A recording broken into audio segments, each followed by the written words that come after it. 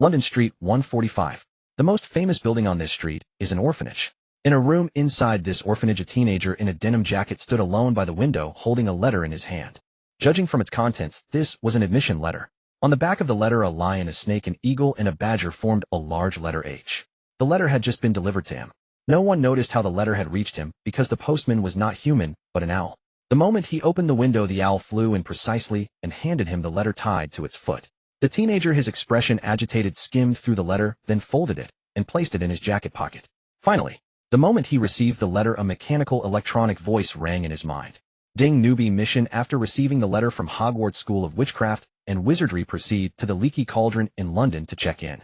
System detection, you have confirmed receipt of the Hogwarts letter. Mission activation conditions met. Please go to the Leaky Cauldron as soon as possible to check in. Completing the mission will grant system rewards.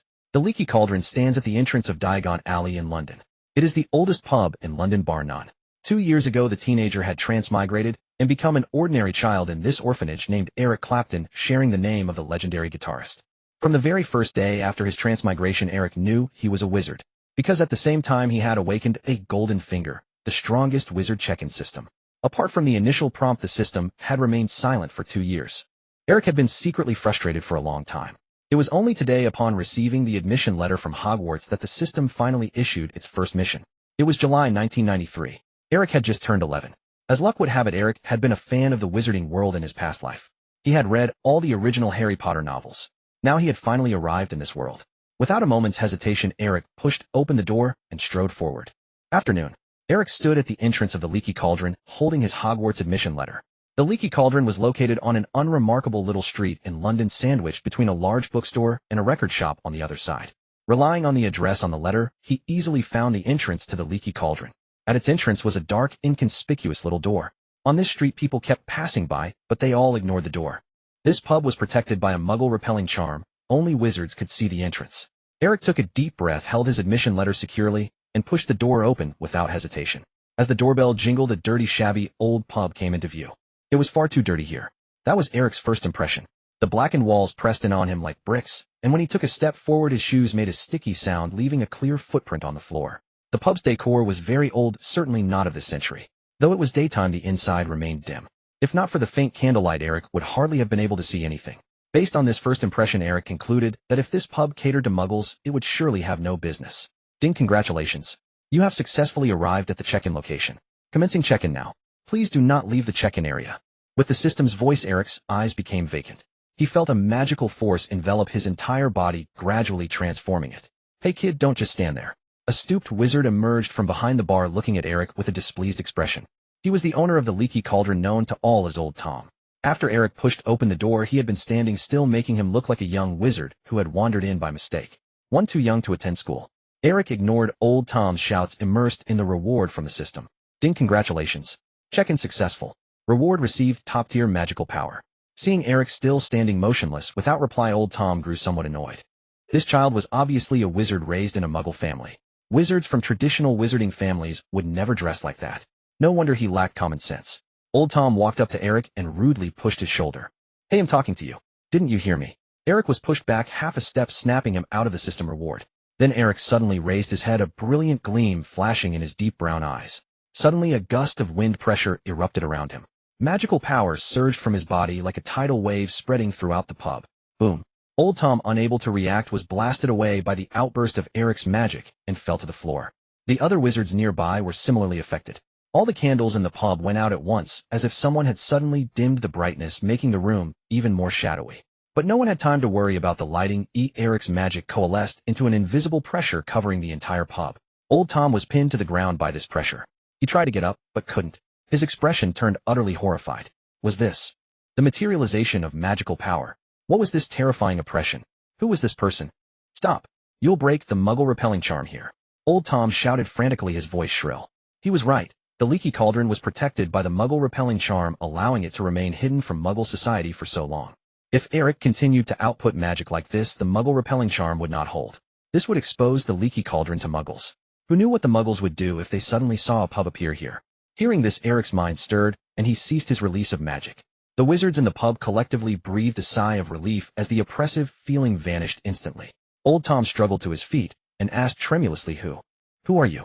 My name is Eric Clapton. I'm a new student at Hogwarts this year. The answer came in a calm, steady voice tinged with the youth's unique warmth. Along with the voice came a smile on Eric's face. Eric's answer made the crowd in the Leaky Cauldron draw in a sharp breath. He was a new student at Hogwarts. Old Tom's eyes widened, staring at Eric in disbelief. If it weren't for his youthful face, Old Tom would have thought Eric was joking. Everyone still felt the lingering dread from the substantial magical power that had erupted from Eric moments ago. Regardless of what others thought, Eric felt wonderful right now. The magic coursed through his entire body, and he was experiencing an unprecedented sense of comfort. A sensation like an electric current passed through his bones and joints, as if giving him a full body massage from the inside. Tingling and numbing, it invigorated Eric completely. Having read the original Harry Potter novels, he was no stranger to the concept of magic power. A wizard is born with magic power. It is instinct, just as ordinary people can run and jump. As long as a wizard lives, his power never depletes. Overusing magic can tire a wizard, but it is physical exhaustion, not magical depletion. To be precise, a wizard's use of magic is an instinct like a human's ability to run and jump. Magic power naturally grows with age. Powerful wizards can materialize and release it to a certain extent, just as Eric did moments ago. What Old Tom and the bar patrons didn't know was that Eric hadn't even used his full strength. If he had released all his power, the entire Leaky Cauldron might have been destroyed, and Eric didn't want to wreck the place. Ding, sign-in task issued. Please go to Diagon Alley within 1 hour to sign in. Completing the task will earn system rewards. At that moment, a new sign-in task arrived. Sensing the system's information, Eric smiled. He was already planning to go to Diagon Alley. After a moment, the residual force of the magic outburst faded. Only Eric, still standing by the door, and Old Tom, lying on the floor, remained in the bar. The other wizards who had witnessed the scene had all fled, too terrified to stay. After waiting for Old Tom's reply in vain, Eric took the initiative to walk over, holding up his admission letter, and said with a smile, "I need to get into Diagon Alley." The shock in Old Tom's eyes had not yet faded. He struggled to his feet, unsure what to say. Only when Eric extended the letter toward him again did Tom snap out of it. He took the letter, checked it repeatedly, and after a long while returned it to Eric. His expression was strange. He still couldn't quite believe Eric's identity. "Please follow me." After a moment's thought, Old Tom said hoarsely. He had no choice but to believe. The admission letter could not be forged. Old Tom clearly sensed the mark of Hogwarts on it. The Leaky Cauldron was an official partner of the Ministry of Magic and a window to the British magical world. Besides being the pub's owner, Old Tom was also responsible for receiving young wizards who were first encountering magic, providing them with necessary help and guidance. This counted as one of the few humanities concerns in the magical world. Old Tom led Eric to the counter, pulled out a thick ledger from underneath, and opened it to the newest page. A quill automatically flew from his breast pocket and hovered above the ledger. Old Tom looked at Eric, thought for a moment, and asked, "Mr. Clapton, where is your guardian?" "I am an orphan. I have no guardian. I found this place from the address on the letter," Eric replied. Old Tom looked at Eric in surprise. He instinctively didn't believe what Eric said. After witnessing Eric's power, he had assumed Eric was the heir to some ancient family. He never expected Eric to claim he was an orphan. Then what about the magic pressure that had almost destroyed the Leaky Cauldron? Looking at Eric's calm face, Old Tom felt an inexplicable fear. This child was too terrifying. He had an inexplicable premonition that this child would probably become a legend in the magical world, just like Harry Potter, who had come here 2 years ago. He had lived many years, but in his memory, he had never seen a new student who could materialize magic power at first meeting, nearly breaking the protective enchantments of the Leaky Cauldron. Old Tom had met many people. He was certain that he had only felt this level of power from highly skilled aurors or some powerful wizards. No matter how many doubts Old Tom had in the magical world, strength reigned supreme. This was an eternal truth in the wizarding world. Thinking this, Old Tom's tone involuntarily became more respectful. "Then do you need to apply for a student loan?" Eric nodded, "Of course." Old Tom forced a calm smile. Without needing his hand, the floating quill next to him automatically wrote in the ledger, "Eric Clapton, enrollment 1993, applying for student loan." After finishing everything, Old Tom took out his wand from the counter, held it in his hand, walked out from behind the bar, and led Eric toward the back door. "Any muggle-born wizard applying for a student loan must be led by me to purchase the necessary school supplies. I will keep the accounts and report them to Hogwarts and the Ministry of Magic. This debt must be repaid within 5 years after graduation, with interest much lower than that of Gringotts. From the day you accept this loan, your name and identity information will be recorded in the ministry. It would be best not to think about defaulting or ignoring this loan. Other than that, you can ask me anything you don't understand," Old Tom explained. Then he took out his wand, and just as Eric remembered, tapped the corresponding brick on the trash can to open the passage to Diagon Alley. The brick wall in front of them suddenly split apart from the middle, revealing an alley that seemed to stretch endlessly. On both sides, rows of shops lined the way with dazzling goods, even spilling onto the road. The late July sunlight hit the street, casting everything in gold. The street was bustling with noise, every shop packed with people. Old Tom extended his arms, slightly bent his back even lower, and said to Eric, "Mr. Clapton, welcome to Diagon Alley." Eric stepped forward. "Ding, congratulations on arriving at the sign-in location. Start signing in now, do not leave the sign-in location halfway. Ding, congratulations, sign-in successful. Reward top-tier mental power and personal panel unlocked." A personal panel. Eric's mind stirred, and instantly a translucent panel unfolded before his eyes, displaying detailed information about Eric along with corresponding ratings. Eric Clapton, magical power supreme. Mental power supreme. Mastered spells, spells none. Curses none. Hexes and jinxes none. Skills, Muggle Studies Ultimate. History of Magic Beginner. System note: all skill levels, including spell proficiency, can be roughly divided into 5 tiers: beginner, intermediate, advanced, supreme, ultimate. Among them, intermediate represents the average level of most individuals. Taking magical power as an example, a student graduating from Hogwarts with standard grades would typically have a magical power rating between beginner and intermediate. The above is a rough assessment by the system based on the host's current skill level. For reference only, all matters are subject to actual conditions. Quickly scanning the panel, Eric first noticed his magical power and mental power. Above supreme, there was still an ultimate level. Eric immediately thought of Voldemort and Dumbledore. The two were the pinnacle of combat power in the magical world. In terms of pure magical quality, they undoubtedly stood at the apex of this world. Without the system's prompt, Eric knew that if purely comparing magical power, he was formidable now. But wizard duels weren't solely about magical power. Having magic without knowing spells was futile. For instance, Eric currently didn't know a single spell. If he encountered a battle or a situation requiring magic, he would be utterly helpless. His magical power was immense, but magic couldn't be directly materialized for combat. There was a limit to its output. At most, it could blow old Tom to the ground like before. Spells were the ultimate means of controlling magical output. Eric now had magic, but no spells. Facing a true expert, he might not even have a chance to bluff. And spells were divided into several subcategories based on reality, much like what Eric had seen in the original works. Common spells like the disarming charm and the unlocking charm, which were not intended to harm, were generally considered regular spells. Curses represented those that caused discomfort or minor injury, such as the knockback jinx and the impediment jinx. Further up, hexes and jinxes fell under more harmful dark magic. Of course, in real life, the classification of spells wasn't always so clear-cut. It was common for a single spell to belong to 2 categories. Eric finally focused on his skills column. In Muggle Studies, he had directly achieved an ultimate rating. Perhaps due to his 2 lifetimes of experience, no one in the magical world could surpass his understanding of Muggles. As for the beginner-level history of magic, it was probably because Eric was familiar with the plot. He knew a thing or two about some famous historical events in the magical world, certainly better than Harry Potter, who knew nothing about magic. Seeing Eric standing still, old Tom's heart wavered a little, and he asked, "What's wrong, Mr. Clapton?" Eric quickly snapped back, dismissed the personal panel, and said, "Nothing. Let's go shopping." With that, Eric took out his admission letter and walked toward the nearest shop. Along with the admission letter came a list of items that every student received. This list detailed all the items needed for enrollment. These included a wand, robes, textbooks, and more, all to be purchased. Walking and looking around, Eric noticed that Diagon Alley was a bit different from the scenes he'd seen in the Harry Potter movies. To be precise, the real Diagon Alley seemed much larger, stretching endlessly out of sight. Eric remembered that in the original works, Diagon Alley was just a small commercial street. In the books, there weren't many wizards in all of Britain, so naturally the country's only commercial street wasn't big. But now it didn't seem that way. Just from what Eric could see, Diagon Alley was far more than a single street. Together with several surrounding streets, it formed a bustling commercial hub filled with the clamor of crowds. Eric asked curiously about how many wizards are there in London. Old Tom was taken aback, clearly not expecting such a question from Eric. After a moment's thought, he replied, "No one knows the exact number, not even the ministry. But as far as I know, Hogwarts accepts at least 150 students every year." Old Tom knew this figure well, because every year almost all new students passed through his Leaky Cauldron to enter Diagon Alley for supplies. Even if their parents were wizards, they'd inevitably bring their children to the Leaky Cauldron to learn the way. The Leaky Cauldron wasn't just a hub for external communication, it was also the location of Diagon Alley's Flu network. Every wizard traveling to Diagon Alley via the Flu network would land there. Eric nodded. Indeed, in the real world, the number of wizards differed from what he had known. Hogwarts was a 7-year school accepting about 150 students yearly. That meant Hogwarts had over 1,000 students. Considering the proportion of teenagers in society and the wizard birth rate, Eric roughly calculated that the entire British wizarding population was around 500 to 700. No wonder Diagon Alley was much larger than he had imagined. With Old Tom around, Eric didn't need to worry about trivial matters.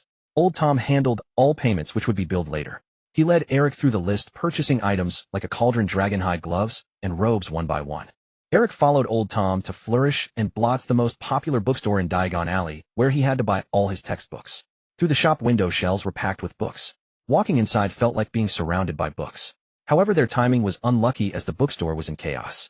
The owner and a few employees stood at the door brandishing feather dusters or other stick-like objects, swinging them wildly. Their targets were some books that moved on their own. Before them, many hairy books flew in the air. Unlike ordinary books, these had 2 rows of sharp teeth. They were biting each other fiercely. Some locked together, others savagely attacking the covers and spines of other books. Shreds of paper flew everywhere, scattering like snow at the entrance of Flourish and Blott's. The books darted around, obsessed with biting, and neither the owner nor the employees could stop them despite repeatedly striking with their sticks. Old Tom and Eric saw the commotion from afar.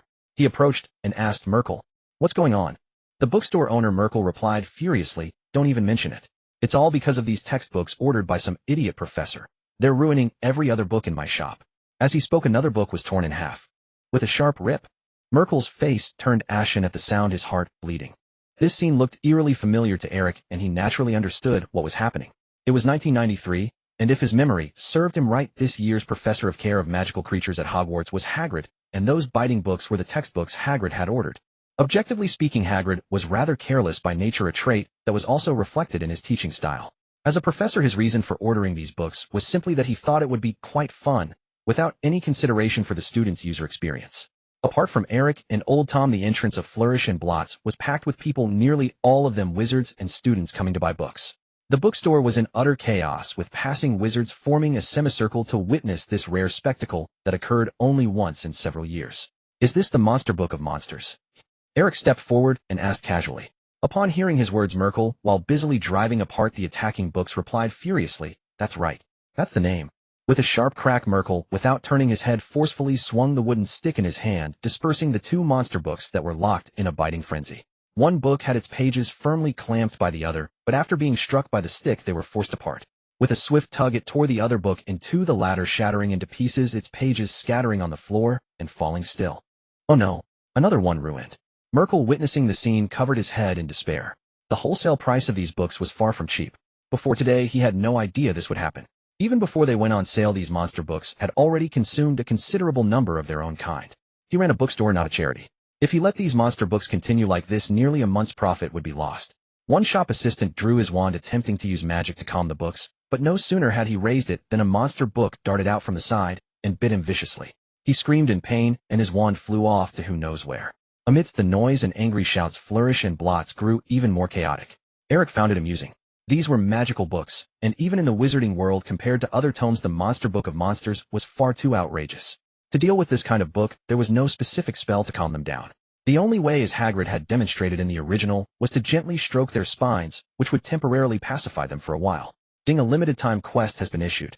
Within 15 minutes, personally help the owner of Flourish and Blott's resolve the chaos caused by the Monster Book of Monsters. Quest reward: freely choose 1 spell and raise its proficiency to intermediate. The system's voice suddenly echoed in Eric's mind. Oh, a quest appeared at this moment as well. Even if the system hadn't made the request, Eric had already intended to step forward and help the bookstore owner solve this trouble. After all, he hadn't forgotten his purpose for being here. It wasn't to watch a battle between people and books, but to prepare the textbooks needed for the term. But now that the system had issued this quest, it perfectly aligned with Eric's own thoughts. He would solve the textbook issue while also claiming the system's reward. "This, Mr. Clapton, why don't we head to Ollivander's to buy a wand first? It looks like this place won't be sorted out anytime soon," Old Tom said, looking at Eric. Eric shook his head and said, "No, don't rush. I think I have a way to calm them down." With that, Eric ignored Old Tom and walked out from the crowd of onlookers, stepping into the scattered book pages. The shop assistants and the owner were too preoccupied to notice Eric's actions, except for Old Tom and a few nearby wizards. "What?" Old Tom, in a daze, thought he had misheard and stared at Eric in bewilderment. By the time he came to his senses, Eric had already passed him. Old Tom hurriedly reached out to stop Eric, but it was too late. He watched helplessly as Eric walked into the midst of the frenzied monster books. One monster book, sensing Eric's presence, opened its massive jaws and lunged at his face. This monster book was covered in scars, with a corner of its cover missing. Its jagged teeth glinted coldly in the sunlight, still bearing remnants of parchment shreds. Clearly, it was one of the victors in this melee. Now it charged straight at Eric. Old Tom was greatly alarmed and shouted, "Come back, Eric." Although he had been startled by Eric's tangible magical power in the pub earlier, over the course of their half-day conversation, Old Tom had quickly grasped Eric's basic situation. Eric didn't yet have his own wand and knew no magic whatsoever. In other words, he was a complete novice. Old Tom couldn't understand where Eric got the confidence to willingly walk up to these unruly books. Hadn't he seen that even several adult wizards were at their wits' end? Who on earth had given him the courage? The Weird Sisters. In the instant that monster book lunged at Eric, Old Tom could already envision the scene of having to accompany Eric to St. Mungo's hospital for treatment a few hours later. Arrogant little brat. Old Tom thought angrily. But in the next second what happened made him refuse to believe his own eyes. Facing the ferociously flying book, Eric remained calm. He sidestepped, narrowly dodging the monster book's attack, just as it was about to bite him. Barely centimeters from his face, the monster book snapped its jaws shut, its upper and lower teeth colliding with a metallic clang. Eric swiftly reached up with his right hand, grabbing the book by its spine and pulling it in front of him. Sensing the wizard's control, the monster book immediately began to struggle, trying to break free from Eric's grip. Eric didn't give it the chance. His prepared left hand quickly stroked down the monster book's spine from top to bottom. The outer skin of the monster book was covered in short, coarse bristles, truly like a legendary monster. Eric felt many uneven bumps and tough hide. Sensing Eric's action, the monster book in his hand instantly shivered and trembled violently twice.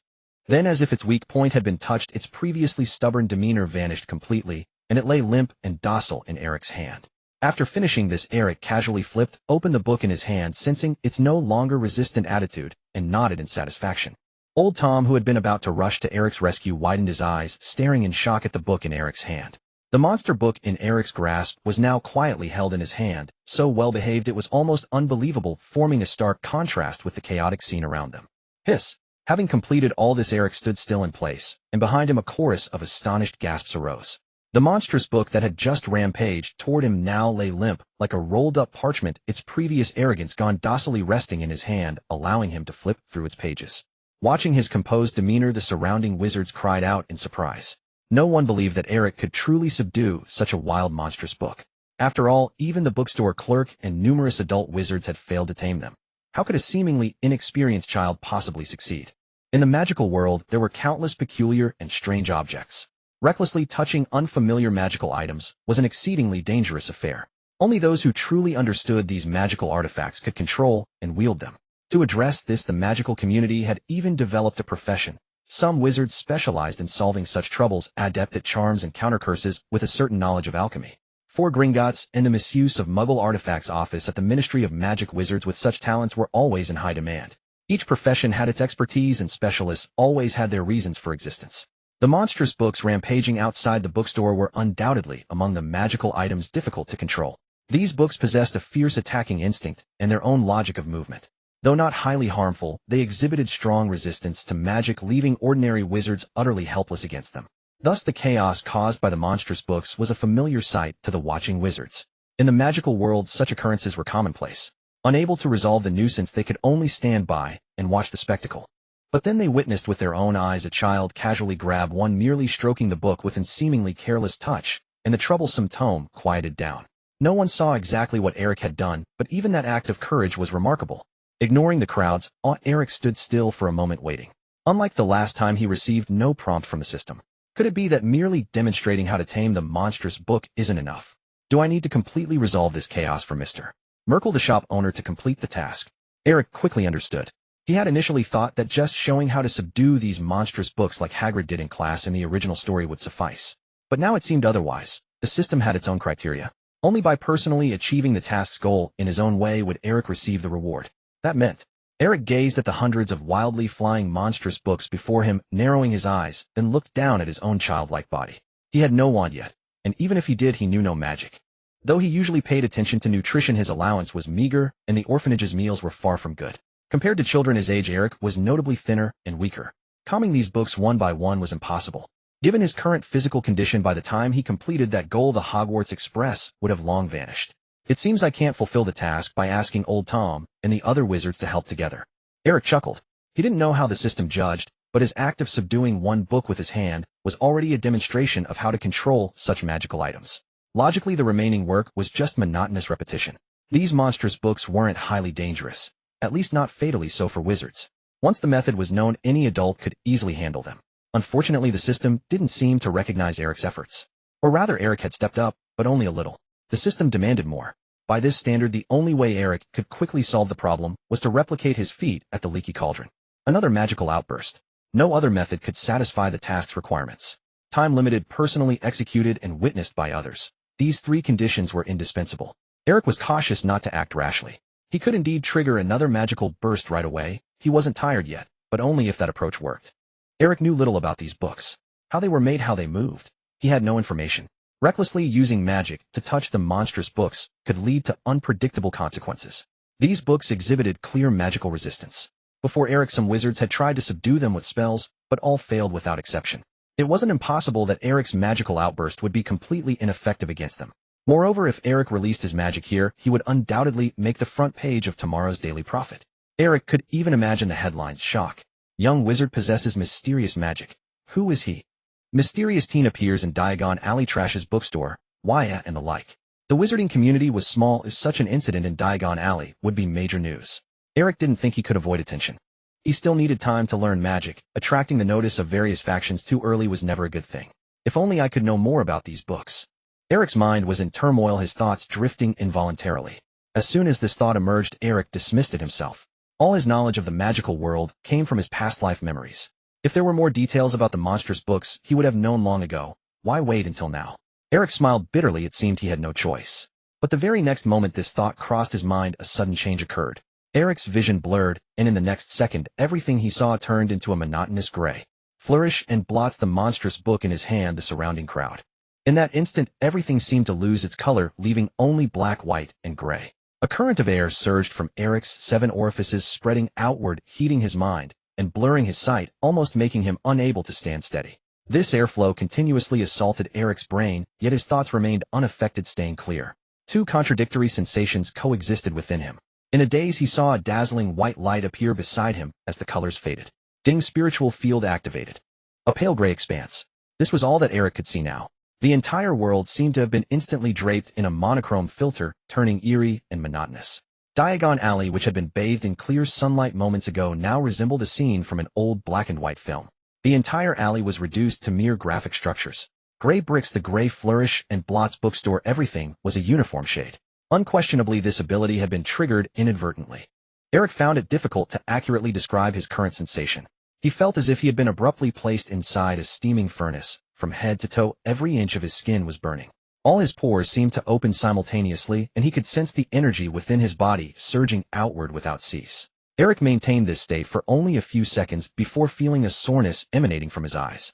He intended to gradually explore the limits of this condition, but as time passed, the soreness in his eyes did not diminish. Instead, it grew increasingly severe. It seemed this state could not last long. Eric glanced around and noticed that no one else perceived anything unusual. More precisely, they failed to detect the anomaly within Eric himself. Time did not halt or slow due to the emergence of the mental stance. It continued to flow steadily. The monster books flying wildly before Eric persisted in their frenzied attacks on everything around them. Had they not seen that Eric had already subdued one of them, they would likely have swarmed him by now. Merkel, the owner of Flourish and Blots, was still wailing Old Tom, and the wizard beside him remained frozen in shock, staring at Eric. Old Tom had not given up, shouting for Eric to retreat into the crowd. These scenes, aside from their uniform transformation into gray and white, were no different from before. Interesting. I was merely thinking about wanting to learn more about this book. Eric chuckled softly. And then this happened.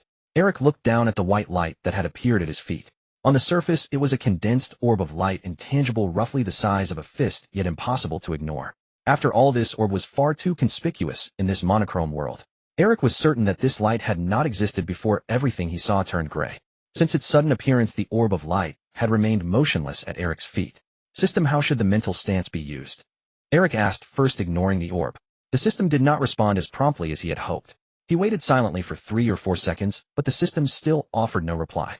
Just as Eric was about to give up on obtaining an answer from the system, it suddenly spoke. Mental stance, an ability possessed by wizards with formidable mental power. It involves concentrating one's mental energy and projecting it through imagination. If one's magical power is sufficiently strong, it is often possible to influence surrounding objects or glean latent information without using incantations. It can serve as an aid in spellcasting. Whether using transfiguration or mental spells, they become more potent when augmented by the mental stance. Note, the mental stance cannot resist the unforgivable curses. The mental stance is merely one manifestation of powerful mental strength. The mental stance was activated by the host independently and is unrelated to this system's mission framework. For specific functions of the mental stance, the host may explore them on their own. So even you, system, weren't prepared for this, Eric laughed.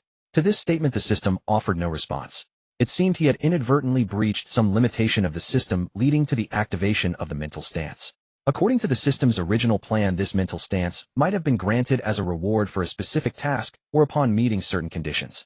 Now Eric had obtained it directly. If the system had followed its usual nature, it would have informed him of the mental stance's details immediately. A wizard's mental power is unlike other forces. It is the most direct manifestation of a wizard's inherent ability.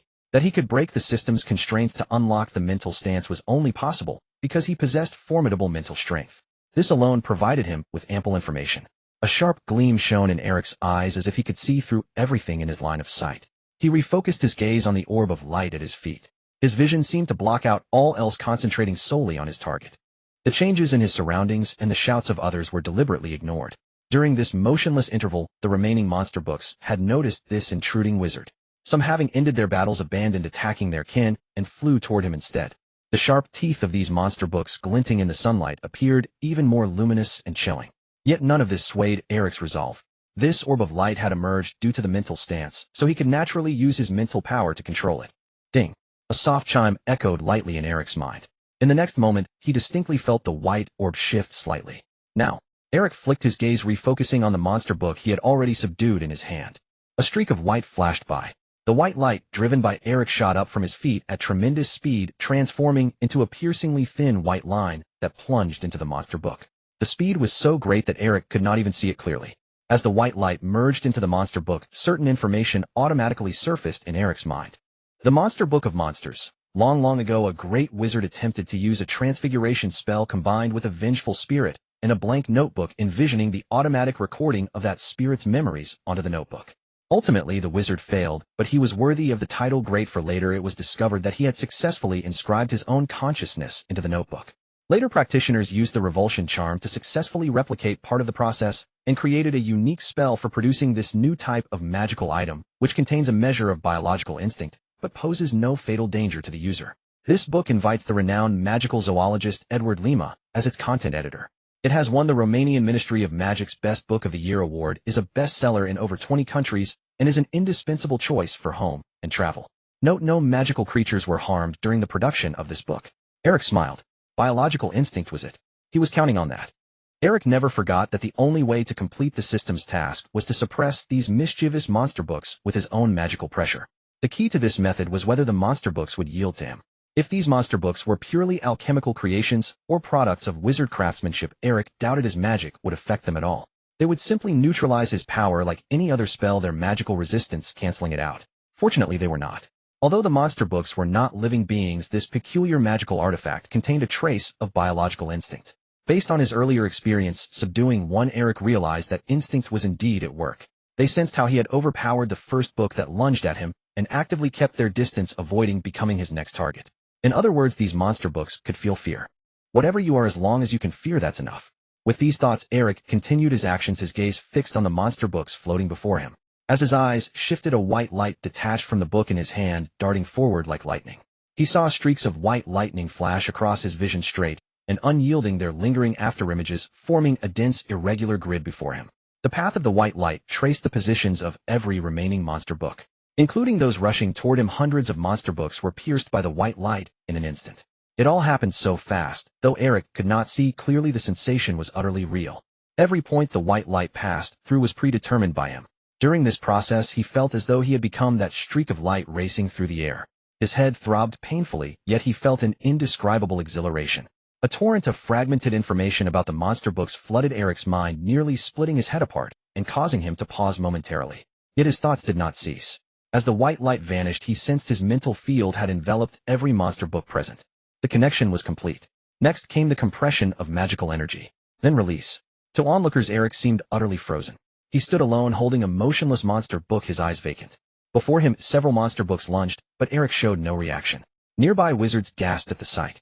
They thought he had been lucky to subdue one book, but now multiple were attacking him, and he did not even have a wand. In such circumstances, they could not imagine how he would escape. Damn it! Old Tom, standing at the edge, grimaced, wishing he could move with the speed of a dueling master and draw his wand. A child yet to attend school, facing several monster books. He had no idea what would happen to Eric, but he knew his own troubles were immense. As the wizard personally guiding young wizards to purchase their school supplies before they entered Hogwarts, Old Tom bore a certain responsibility for their safety. Moreover, a young wizard with magic like Eric's was destined for greatness. Now such a prodigy might perish under Old Tom's watch. Who knew what the Ministry of Magic would think of this? Furious Old Tom had no desire to end up in Azkaban, none at all. He reached for his wand with all the speed he could muster, grabbed its handle, and pulled it from his pocket. Just as he prepared to cast a spell, his hand trembled, and the wand fell to the ground with a sharp crack. No, the wand slipped from his grasp. Old Tom felt a pang of despair, unable to recall the last time he had needed to draw his wand so quickly. His spirit remained undaunted, but his body, long and used to such exertion, betrayed him. Old Tom instinctively crouched to retrieve his wand. He had not given up, he had weathered many trials in his youth, and was not the sort of wizard to surrender easily. As long as there was a glimmer of hope, he would hold on. Almost there, he spotted his wand on the ground. The next second, as he was about to seize it, a gust of wind swept it away, carrying it nearly 10 meters. This time Old Tom did not try to chase it. His legs trembled uncontrollably, sapped of strength. A familiar sensation crept up from behind him. Pale-faced, he realized it was no ordinary wind that had blown his wand away. It was. Old Tom looked up in shock toward Eric. Before he could brace himself, a fierce and overwhelming aura erupted from Eric. Pure magical pressure surged outward without restraint. Like a relentless tide, the magical pressure radiated from Eric as a powerful shockwave. For a moment, all sound seemed to cease, leaving only involuntary screams and the deafening roar of impact. Bricks were torn from the ground, and the monster books still in the air were knocked down. In an instant, the fierce magical pressure swept across an area of dozens of meters around Flourish and Blots. The bookstore's front door was blasted inward, and along with several nearby shops, all their windows were shattered. Old Tom was thrown to the ground the moment the pressure erupted. He was not alone. Everyone present except Eric was caught off guard and fared no better. Lying prone, Old Tom squeezed his eyes shut, feeling as though his heart might burst. This magical surge was on a completely different level from the one he had experienced earlier in the Leaky Cauldron. Old Tom could not decide whether to be grateful that Eric had not unleashed such energy there. His thoughts were utterly scrambled. He opened his mouth wide, wanting to say so much, yet no words came out. He did not know how long he lay there before he dared to open his eyes and look at the only figure still standing at the entrance of Flourish and Blots, a young boy. The storm had subsided without notice. Eric still wore a gentle smile as he looked at Old Tom, his lips moving as if speaking. It took a long while for the words to faintly reach Old Tom's ears. "Sorry, I might have used a bit too much force." Eric chuckled, having closed his mental field, and quietly felt the return of color to the world. What was he saying? Too forceful.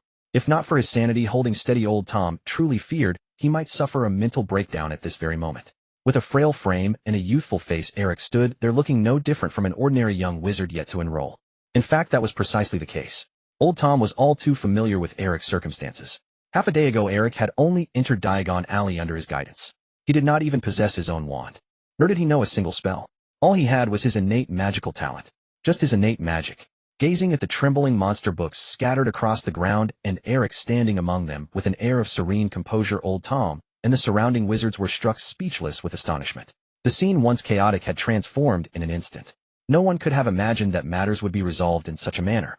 Faced with the rampaging monster books, neither the staff of Flourish and Blots nor the passing adult wizards could do a thing.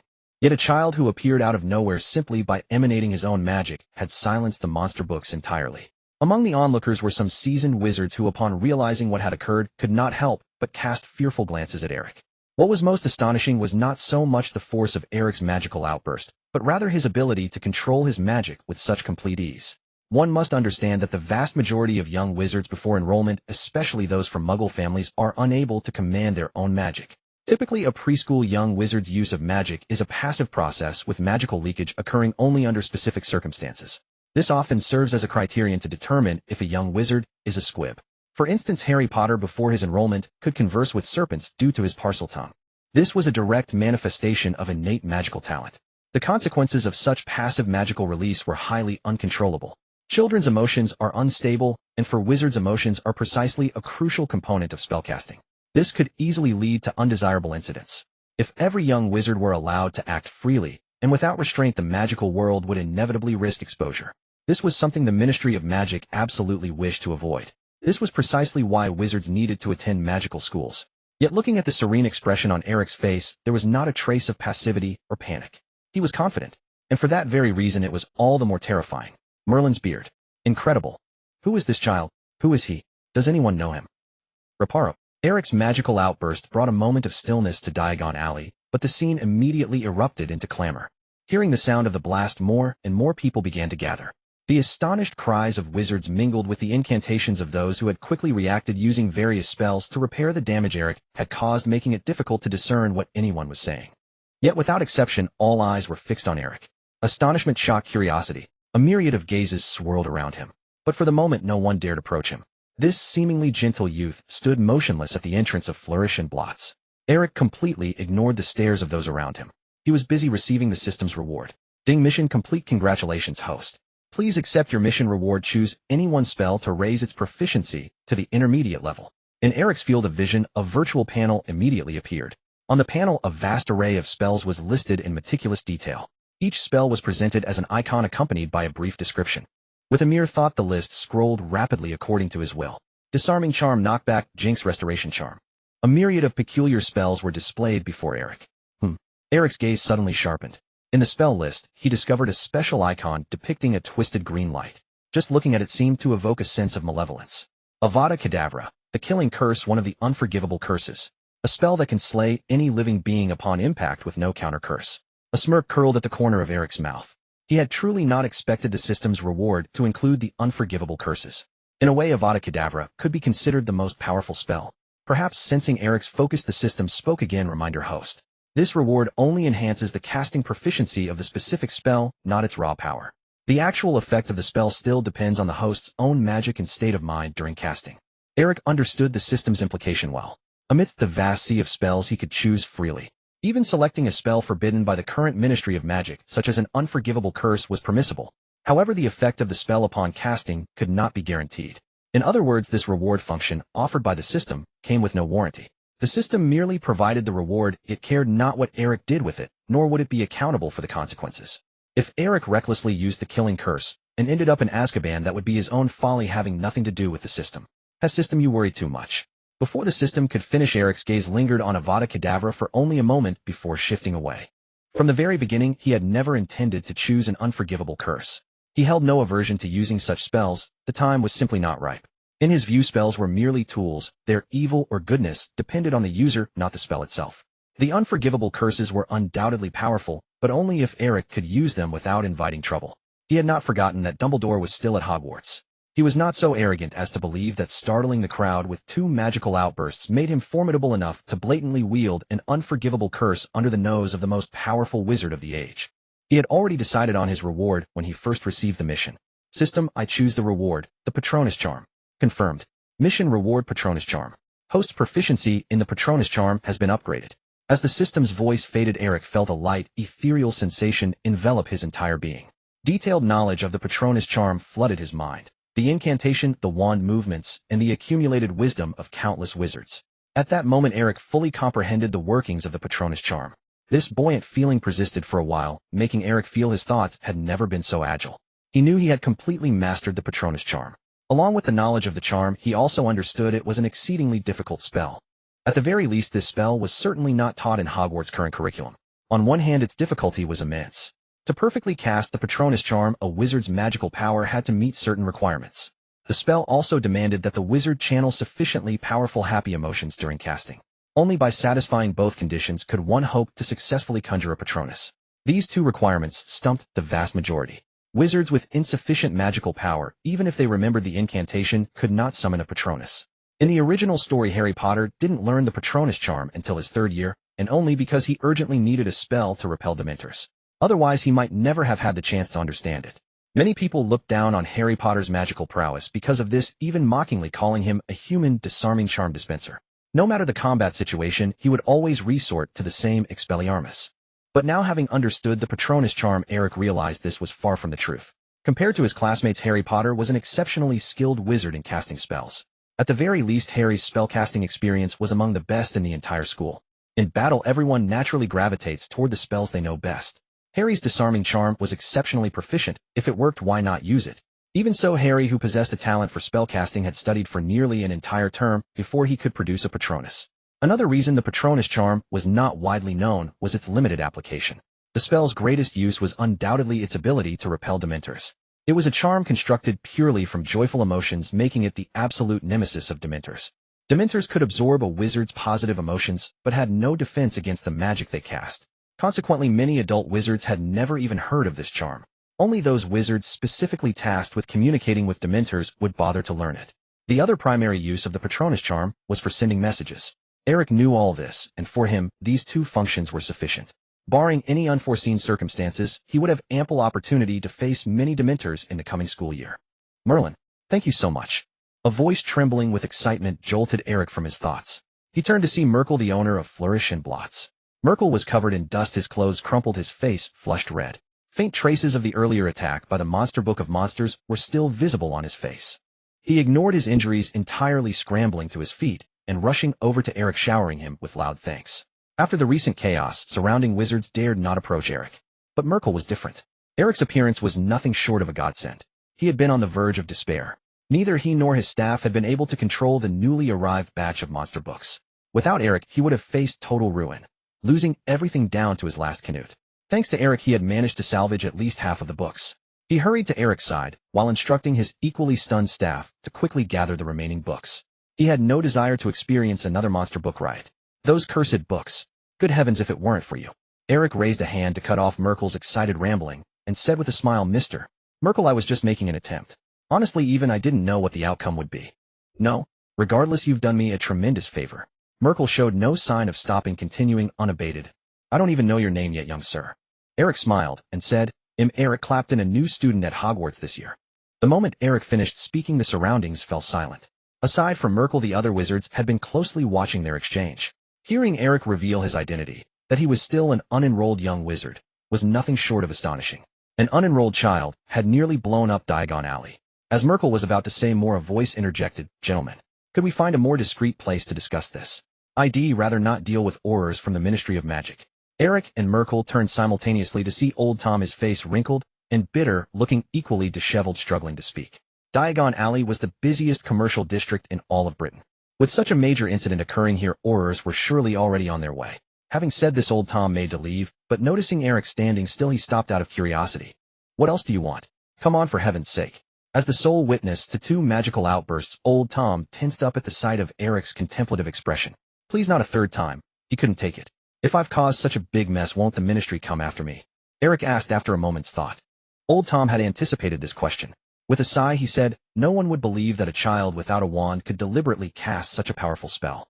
Theoretically, it's normal for children your age to lose control of their magical talents. Well, just tell the Aurors the same story. If anyone is to be held responsible, it won't be you, but your magical guardian. In other words, it's my responsibility. Having said this, old Tom's expression grew even more bitter, as if he had just swallowed a dose of polyjuice potion. Old Tom's concept of the subject was clear. Currently, there was no law in the wizarding world specifically targeting young wizards like Eric, who had yet to enroll. For students who had already begun their studies at magical schools, there were strict regulations. Before graduation, students were not permitted to use magic outside of school. However, for young wizards who had not formally enrolled, such as Eric, now there truly were no restrictions. In fact, it was common every year for young wizards who had awakened their magical talents to cause all sorts of trouble before starting school. Emotions were a vital component in channeling magical power, and children's emotional instability was the norm. They laughed when happy and threw tantrums when displeased. Wizards and muggles were no different in this regard. Troublesome children existed everywhere. If they were to pursue every young wizard who caused such chaos, there would be no end to it. Thus, the Ministry of Magic had an unwritten rule for such situations: do nothing. Moreover, it was simply impossible to manage. Besides, the magical power of most young wizards was very weak. Even if they deliberately caused mischief, they could not create much of a stir. Someone like Voldemort, who could freely use magic in childhood and unleash malice upon those around him without restraint, was an extreme exception. The most severe consequence of this incident would be ministry officials and Hogwarts professors coming directly to talk to him. But as long as Eric insisted it was unintentional, he would bear no responsibility. What else could they do? Break Eric's wand. After all, Eric did not even have a wand yet. They could not expel him either, as he was not yet an official student of Hogwarts. Furthermore, Hogwarts could not refuse Eric's enrollment. For a wizard with Eric's talent, if they denied him entry, who knew if he might become another Obscurial? So ultimately, no one could do anything to Eric. Of course, the most likely outcome was that no one would even come looking for him. For the ministry to officially pursue Eric's liability would be a tremendous headache in itself. For one, simply trying to charge him with a crime would require joint research by various departments for half a month. The commotion Eric had just caused seemed grand, but in reality, no one was injured. Earlier, Eric had used his mental field to target all the monster books, and the magical outburst was primarily directed at them. What old Tom and the others felt was merely the aftermath of the eruption. Indeed, it was only residual power. The buildings affected by the magical surge had only sustained minor impacts easily repaired by the wizards present with a simple reparo charm. After a short, while only faint surface traces remained, making it impossible to tell that a disturbance had occurred there. Moreover, even if someone wanted to sue Eric, no ministry official would want to take on such a case. Eric's identity would be political suicide for any head of the ministry's Department of Magical Law Enforcement. First, he was still a child. Second, he had no wand. Finally, it was unintentional. At least Eric would certainly claim it was. This identity was practically a perfect shield of political correctness. If the ministry dared to punish Eric and the matter escalated, angry parents would likely flood the Department of Magical Law Enforcement. Who didn't have a child at home? I understand. Having listened attentively to Old Tom's explanation of the relevant laws, Eric indicated his comprehension. Merkel also nodded to Eric at the right moment, confirming that Old Tom's words were true. As the owner of Flourish and Blots, he had dealt with the ministry many times and was well acquainted with their attitude of preferring to avoid trouble rather than seek it. So, Old Tom winked at Eric. You get it. Eric smiled and then said with an innocent expression, I have no idea what I just did. I just walked over here and suddenly everyone except me fell down. Old Tom let out a dry laugh, feeling a sudden urge to hit Eric. If only he could, he would have done so. After Eric finished speaking, Merkel quickly interjected, I'm truly sorry, you too. Please follow me to the bookstore so we can discuss this slowly. Rest assured I will take full responsibility for this incident. Any losses to the surrounding shops will be covered by me. He was not blind. He had seen what Eric did before releasing that terrifying magical power, so he certainly did not take Eric's words seriously. Eric thought for a moment and said with a smile, Mr. Merkel, I think there's no need for that. We're in a hurry to purchase supplies for the school term. I was just passing by and lent a small hand. I believe that even without me, you and your bookstore would have overcome this crisis. Eric spoke the truth. In the original story, Flourish and Blots had survived just fine without any major changes. Had Eric not appeared, Flourish and Blots would indeed have suffered some losses from the monster books, but nothing crippling. Now Eric had merely accelerated the process. In the original tale, the bookstore must have resolved the monster book issue by other means. But knowing the truth and expressing it were two different matters. Now a person who had saved your shop stood before you smiling, saying he just helped out casually and was in a rush to go shopping. Would you have the nerve to simply nod and let him leave? Eric did not know about others, but judging by Merkel's demeanor, he was clearly the type who would feel embarrassed to do so. Merkel suddenly realized and said, Mr. Clapton, whatever else you need, please give me a chance to express my gratitude. How about this? You haven't bought your school textbooks yet, have you? Let Flourish and Blots provide them for free. Besides that, whatever else you need, just name it. Merkel waved his hand grandly, called over an employee who was busy organizing the monster books, and instructed them to prepare a complete set of first-year textbooks, pack them in a box, and hand them to Eric. Eric smiled at the scene, not refusing Merkel's goodwill, and nodded, saying, Even if you hadn't offered, Mr. Merkel, I was planning to buy a spell book besides the textbooks. Old Tom looked at Eric in surprise. Eric had claimed to be Muggle-born, so how would he know about any spell book? In response, Eric met his gaze with clear eyes. Those brown pupils were firm and bright, exuding an undeniable authority. Old Tom swallowed his words and wisely remained silent. No problem. What book is it? As long as we have it in stock, Mr. Clapton, you won't need to pay a cent. This is Flourish and Blot's way of thanking you, Merkel said warmly. The Book of Spells by Miranda Goshawk. Merkel's attitude toward Eric could only be described as obsequious. He was almost always ready to grant Eric's requests. The moment Eric spoke, Merkel immediately turned around and led his staff in a thorough search of the store. As the most renowned bookstore in Diagon Alley, Flourish and Blots boasted an impressive collection of books. Soon Merkel emerged from the basement, cradling a beautifully wrapped weighty tome, and presented it to Eric. The book's cover was thick and substantial, exuding a sense of quality even at first glance. Merkel drew his wand, aimed it at the book, and murmured an incantation, casting a spell. With a soft whoosh, a gentle breeze swept through, causing the pages to flip rhythmically, carrying away the dust that had accumulated over the years. After the spell concluded, Merkel conducted another inspection before, satisfied, handing the book over to Eric. The book's cover was now pristine, revealing several gilded characters before Eric's eyes. The Book of Spells by Miranda Goshawk. This is the book you wanted, Mr. Clapton. Please don't be polite. As I said, it's a gift from Flourish and Blots. In that case, I'll accept it, Merkel said. Eric didn't stand on ceremony. He reached out and took the Book of Spells. This book was the true purpose of Eric's visit to Flourish and Blots. He indeed needed a comprehensive spellbook. To be honest, Eric couldn't hold high expectations for the lower grade courses in the coming years. Particularly for first year at Hogwarts, it was primarily meant to help new students adapt to life in the magical world. The spells taught in Charms class were all very basic and simple. Given Eric's current abilities, it simply wasn't worth investing too much effort in these courses. From a perspective of knowing roughly what the future held, this was an extremely inefficient approach. If Eric wanted to deepen his understanding of the magical world, quickly reading was undoubtedly the best method. The sheer number and breadth of spells recorded in this book of spells left a deep impression on Eric. It included spells like the disarming charm, the repairing charm, the levitation charm, and even the Patronus charm he had just learned. Essentially, if Eric could master the entire contents of the book through self-study, it would be equivalent to completing the vast majority of Hogwarts charms curriculum. This was precisely why he was determined to obtain this book by any means necessary. Most importantly, Eric flipped to the last page of the book and unsurprisingly spotted a line of small print indicating the recommended retail price, 31 galleons and 7 sickles. A sum he simply couldn't afford at this stage. For a young witch or wizard yet to enroll, this was a substantial sum. For comparison, the average price of a wand was less than 10 galleons. Eric had no money, and he had little interest in working, scrimping, and saving for over half a month just to buy a book. Now that there was a way to get this spellbook directly, he certainly wouldn't refuse. The only drawback of expensive items was their cost. Besides the book of spells, Merkel also gifted Eric a multitude of other items. This included all the first-year textbooks he would need for the semester, a fine quill, and a leather case to store everything. What surprised Eric the most was the rather unremarkable-looking leather case itself. After witnessing Merkel stuff a stack of books nearly as tall as Eric himself into the case, without any change in its external appearance, Eric realized the case was a magical item enchanted with an undetectable extension charm. The Ministry of Magic strictly regulated the undetectable extension charm, prohibiting its use for personal purposes. Apart from products inspected by the ministry, any item enchanted with this charm was, strictly speaking, considered contraband. The fact that Merkel could openly bring this leather case out of the store indicated it had passed ministry inspection. Such magical items were not cheap. A thought flickered through Eric's mind, and his spiritual sense immediately activated. His vision turned gray once more, and the familiar glaring orb of light reappeared at his feet. Having gained experience from dealing with hundreds of monster books, Eric now found it very easy to open his spiritual sense, encountering almost no resistance. With a mental command, the orb of light merged into the leather case. Falco's travel case. In reality, it's just an ordinary case enchanted with an undetectable extension charm. Nothing special, or so it seems. On the surface, this case is enchanted with an undetectable extension charm capable of holding roughly 10 times the contents of a normal travel case. However, if examined with a powerful detection spell, one would discover a small room inside the case equipped with a semi-permanent life support charm system.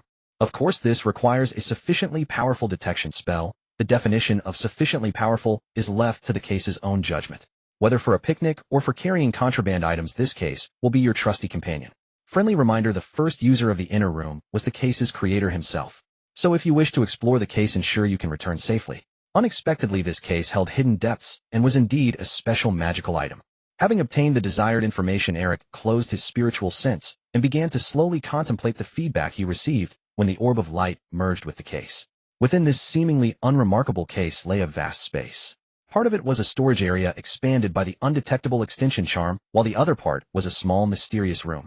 At present, the room was empty, devoid of any objects. According to the conclusions drawn by his spiritual sense, ordinary detection spells were incapable of discovering this additional room.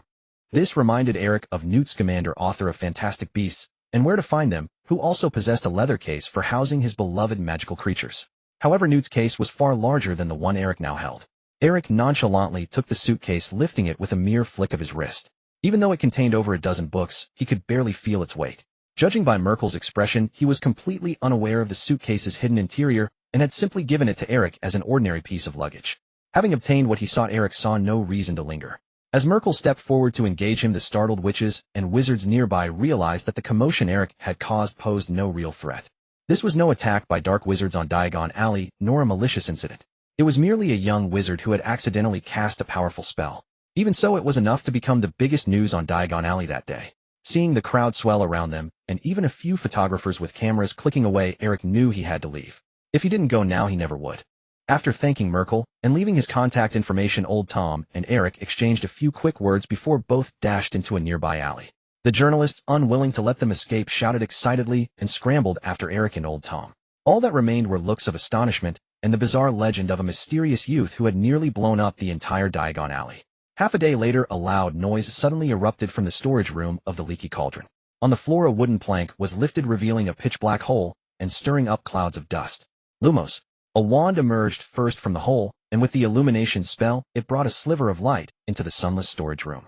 Damn, this place hasn't been used in ages. Old Tom grumbled, brushing dust from his head as he led Eric out. Do you ever clean this pub? Eric asked, frowning at the state of the storage room. Be grateful, the other secret passage is dirtier. That one leads to a toilet. How many secret passages are there in the Leaky Cauldron? I don't know either. Eric chuckled and didn't press further. The existence of secret passages connecting the Leaky Cauldron to its surroundings didn't surprise him. As a hub linking the magical world and Muggle society, Old Tom wouldn't have held his position as owner without some skill. Eric had never underestimated Old Tom. The old man might be aged, but he was experienced and well-connected in both the legitimate and underworld realms. If not for Old Tom's knowledge of Diagon Alley, they wouldn't have shaken off those nosy journalists so easily. Eric followed Old Tom out of the storage room into the familiar pub hall. After their departure, the place had regained its lively atmosphere with witches and wizards sitting around in small groups. "Follow me, Old Tom," said, leading Eric upstairs. As they passed, Old Tom greeted the patrons familiarly, as if nothing had happened. Rumors spread quickly, and Eric could tell that many recognized Old Tom as one of the men who had been at the entrance of Flourish and Blots. And Eric standing beside him perfectly matched the description of the troublemaker. After all, Old Tom was a well-known figure on Diagon Alley. "They've recognized you and me," Eric said with a smile. "I know, but this is my territory. If they don't want to be thrown out, they'd better not be stupid," Old Tom replied nonchalantly. True enough, one or two wizards kept their eyes fixed on them as they passed, looking intrigued, but ultimately made no move to stop Old Tom and Eric. Old Tom showed no reaction, and Eric didn't mind either, both acting as if they hadn't noticed. Eric had considered the consequences when he made his choice, and the current outcome wasn't bad. But he understood that from tomorrow onward his name would inevitably come to the attention of certain people. Old Tom quickly led Eric to a small room on the second floor of the pub. Compared to the grimy, chaotic state of the hall and storage room, this room was clean and tidy. The furniture and decor were simple and the space was small, but at least the floorboards didn't stick to his shoes or creak, and there were no thick cobwebs hanging from the ceiling. "You said you're an orphan, right?" Old Tom turned to Eric. "For the next few days, if you want, you can stay here." Eric surveyed the room and smiled. "I'd be delighted." Old Tom was taken aback by the swift agreement. "You're willing?" Eric put down the suitcase and, acting as if he owned the place, took a seat. "Do I look like I have a home to go to?" "I thought you wouldn't accept." "I think you have many misconceptions about me, Old Tom," Eric said with a laugh, his voice clear and calm. "Under normal circumstances, I'm always happy to solve problems through conversation, and I dislike making enemies. But you obviously couldn't talk a flying aggressive book into behaving, could you? So I chose that method. It was necessary. But overall, I consider myself an easy person to get along with." Hearing this, Old Tom almost lost his composure, his aged face twisting slightly. Possessing such immense magical talent with no inclination to hide it, yet claiming to be easygoing. In Old Tom's eyes, Eric was somewhat unhinged, mentally. Mysterious, direct, confident, and resolute. That was the most immediate impression Eric left on Old Tom. Old Tom looked at the gentle smile on Eric's face and couldn't help but shiver. Eric possessed a terrifying aura that was utterly disproportionate to his age. He swallowed hard, not voicing this feeling. He had a vague sense that Eric didn't care what he thought.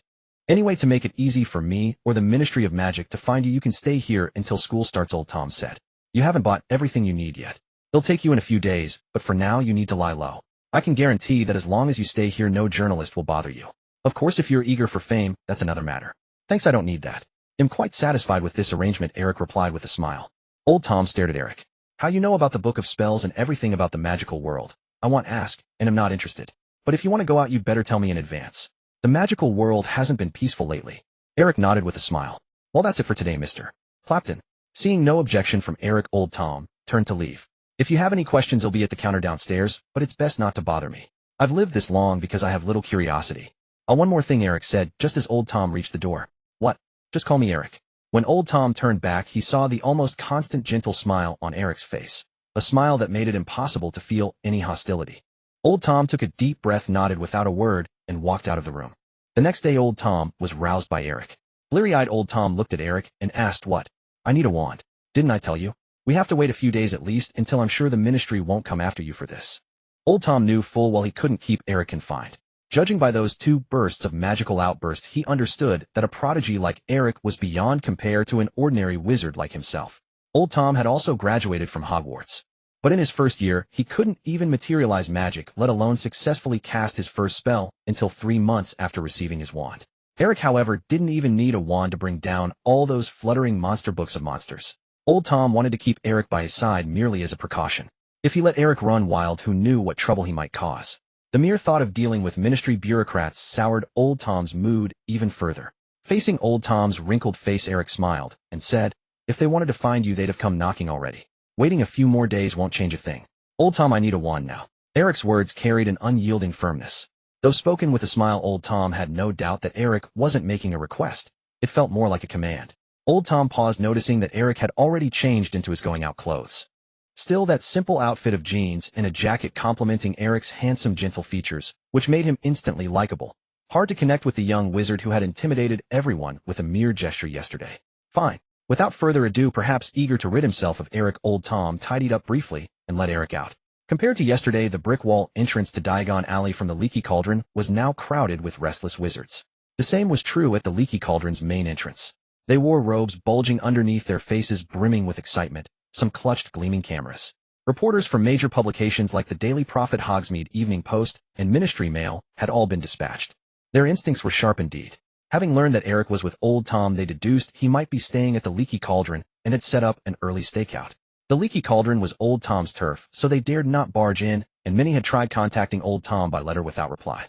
So they could only wait, hoping for a stroke of luck. Moments later, 3 alleys away, Old Tom and Eric emerged from the back door of an abandoned shop. The shop's interior had long been neglected, with only a tunnel leading underground. Without forgetting to restore the secret passage with his wand, Old Tom remained stone-faced, well experienced in shaking off the paparazzi. The reporters lying in wait for Eric remained oblivious, unaware that their target had already left the Leaky Cauldron. How long will they wait before giving up? Eric glanced at the reporters and asked with a smile. Old Tom replied as he walked. Until they get a clear photo of your face and secure an exclusive interview with their paper. Do you know you have a nickname now? What is it? Old Tom cracked a rare smile, saying, the Destroyer of Flourish and Blots, the Conqueror of Monster Books, the Window Breaker of Diagon Alley, and a whole bunch more I can't remember. You're about to become famous, kid. Wizard's creativity never ceases to amaze me. Old Tom retorted sarcastically. Yes, well, my pub certainly can't house that many people. The two soon arrived at Ollivander's wand shop. The shop boasted an elegant decor with a dim overall tone that exuded an air of mystery from inside out. The shop also looked quite shabby, as if wizards cared little for appearances. Much of the outer wall had peeled away, revealing the brickwork beneath. A faded gold-lettered sign hung by the door, Ollivander's makers of fine wands since 382 B.C. All in all, Ollivander's overall appearance was far better than the Leaky Cauldron's. An old man with a white beard sat at the shop entrance, meticulously polishing a wand in his hand. Without waiting for Old Tom to greet him, Eric strode in on his own. The moment he stepped inside, a system chime rang out, ding. Congratulations on arriving at the check-in location, Ollivander's wand shop, within the mission's time limit. Check-in begins now. Please do not leave the check-in location. After a short wait, the system's confirmation sounded again. Congratulations on completing the mission. Arrive at Ollivander's wand shop for check-in before noon. Reward unknown. Reward obtained. Wand compatibility. Wand compatibility. Every wand is crafted from different materials. No two wands in the world are identical. Naturally, each wizard excels with a different wand depending on the compatibility between the wand and the wizard. Used improperly, some wands may even resist their wielder. With wand compatibility, your affinity with any wand you use is enhanced, allowing you to treat every wand as your own. This was why Eric had insisted on dragging Old Tom to buy a wand today. He had accepted this mission just before falling asleep last night, and he hadn't known the reward then, but now it seemed more than worthwhile. Unlike previous check-in missions, this one had a time limit. He had to reach the check-in location before noon today. Considering the midday crowds in Diagon Alley, Eric chose to wake Old Tom and have him accompany him to buy a wand. For now, besides him and Old Tom, there were no other customers in the shop. Thankfully, the plan went without a hitch, and Eric breathed a sigh of relief. Wizards in Diagon Alley might not know who he was, but they all recognized Old Tom. Judging by the reporters gathered at the Leaky Cauldron, both Old Tom and his own reputation were now quite loud. Another young wizard without a wand. Seeing Eric and Old Tom enter, Ollivander immediately dropped his work and greeted Eric. He looked quite aged, but his spirit was undimmed. As long as the topic was wands, he remained in this fervent state. Ollivander hurried over to Eric, chattering, a Hogwarts newbie, right? Several young wizards have already bought their first wands from me these past few days.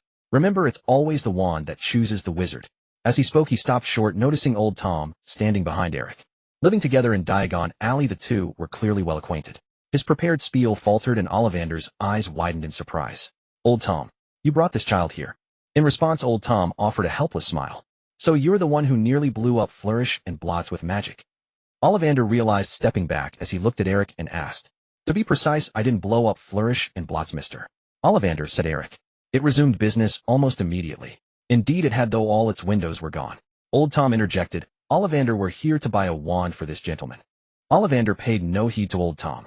He circled Eric twice on his own, clasped his hands together, and gazed at him with shining eyes. Remarkable, truly remarkable. I haven't met a wizard with such talent as yours in a long time, Mr. Krepton. You know my name? Shh. Eric asked. Ollivander let out an exaggerated laugh. Oh, Almost every shop in Diagon Alley knows it by now. For that you must thank Merkel. And of course he must thank you as well. After you left, his shop was absolutely packed. I dare say his takings yesterday exceeded an entire week's worth combined. Eric chuckled. Wizards enjoy a bit of excitement too, don't they, eh? Indeed, indeed. The spell you used was so impactful. I vaguely recall sitting in my shop when a sudden thunderous roar came from afar, nearly affecting my premises as well. Ollivander said with a smile. He stepped forward, naturally taking Eric's arm and guiding him to the counter. Now then, let us get down to business. Choosing a wand suited for a wizard of your unparalleled talent. I dare say this is one of the most important decisions of your life. Which hand do you favor for writing? Ollivander drew his wand and tapped it lightly against the counter. Eric smiled at Ollivander's fussing and raised his right hand. Several long measuring tapes flew out from the counter. Of varying lengths, they danced with Ollivander's wand pressing against Eric's body to automatically measure his arm length and other dimensions. After a moment, as if sensing something, Ollivander turned and strode briskly to the boxes of wands, taking one out. Here we are. Try this one, Mr. Krypton. Oak wood with a unicorn hair core. Common materials, but well suited for connecting with nature. Ollivander handed the wand to Eric, his eyes full of anticipation. Eric took the wand with keen interest and gave it a few experimental waves. The next moment, a wondrous melody suddenly arose, as if chords were being played close to the ear. The shop was filled with notes of varying pitch, the tempo quickening with each sweep of Eric's wand. From the gaps in the wooden floorboards beneath Eric's feet, flower seeds burst forth and sprouted. Faintly from the depths of the shop came the chirping of birds.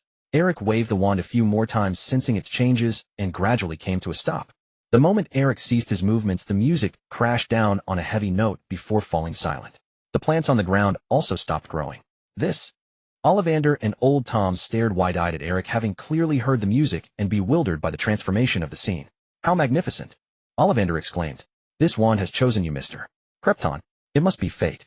I have never seen a wizard find his wand so quickly. He waved his arms as if witnessing a miracle. For him it indeed was a miracle. A stranger walks into his shop, picks a wand at random, and it turns out to be the perfect match. The odds were incredibly slim. Usually when selecting wands for others, he needed at least 3 or 4 attempts to find a precise connection between wand and wizard. Someone like Eric finding the right wand on the very first try was something he had never seen before.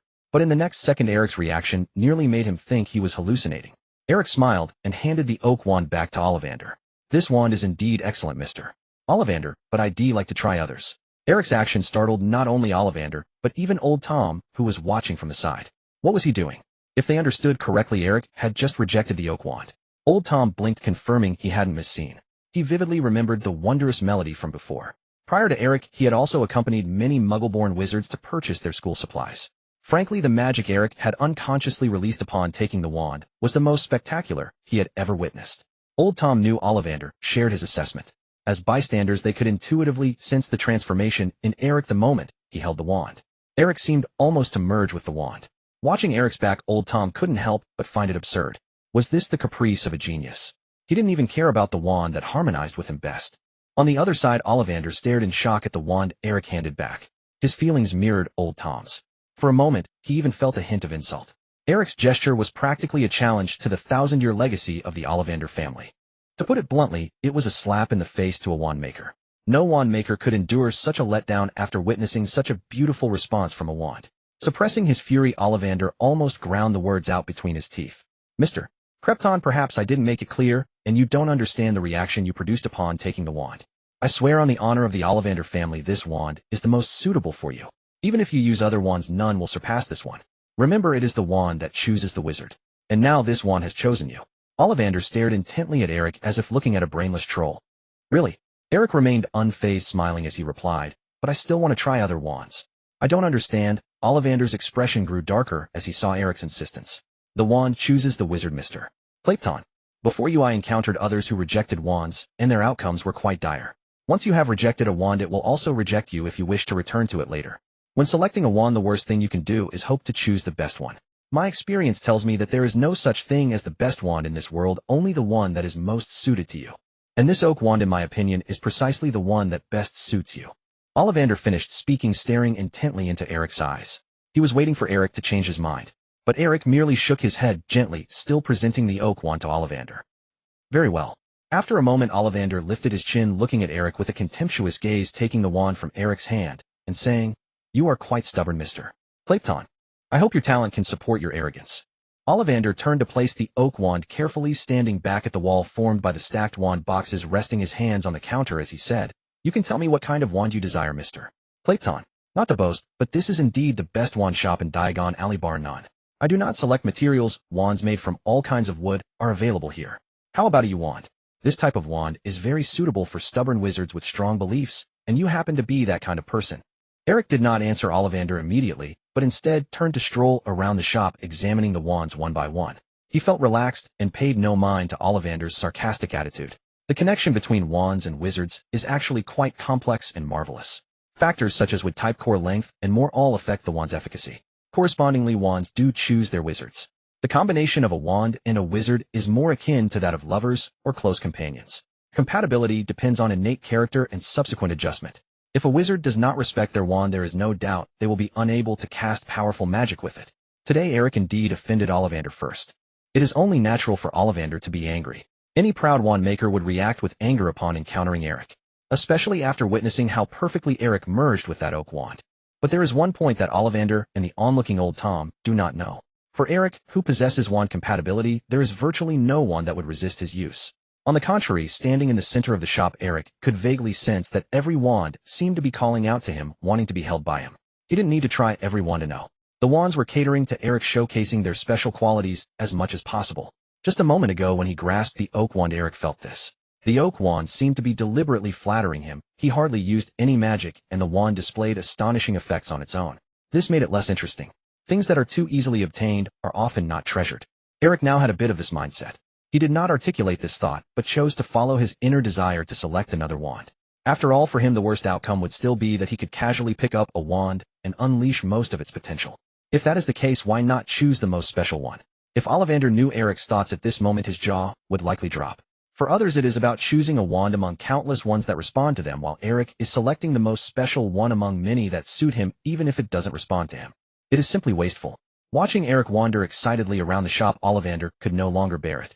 He stepped out from behind the counter and followed Eric, beginning to introduce each wand that caught Eric's eye. This is Hollywood, well-shaped with a phoenix feather core 13 inches long. This one is made of ebony with a composite core made from two materials of rare craftsmanship, but to be honest, it is not as good as the oak wand you just used. Ash. Birch. What kind of wand do you want, Mr. Clayton? After following Eric for more than 10 minutes, Ollivander could no longer hold back and asked. He was nearly out of breath. Except for the first wand, Eric had not picked up any other wand to try waving. Ollivander admitted that compared to his earlier anger, he was now more curious to see what kind of wand Eric would ultimately choose. Well, I can't exactly say. Eric smiled and said, Mr. Ollivander, do you have any that are extremely rare or almost unpopular? Eric was indeed feeling a bit indecisive. Wands differ from magical items. Only by personally handling them can one know if they are suitable to use. Even if Eric activated his mental stance, he could not discern which wands were special. To him, every wand seemed quite fitting. If he were to check each one, using his mental stance, even he could not accept such complicated information all at once. Ollivander was nearly speechless. Had he not truly witnessed Eric's talent earlier, he would have suspected Eric was sent by his rival Drigovich to stir trouble. Mr. Clayton, your thinking is quite extreme. Allow me to say one last time, it is the wand that chooses the wizard, not. Ollivander said helplessly. No, you are wrong, Mr. Ollivander. Eric interrupted him, smiling as he said, to me it is actually I who is choosing the wand. What?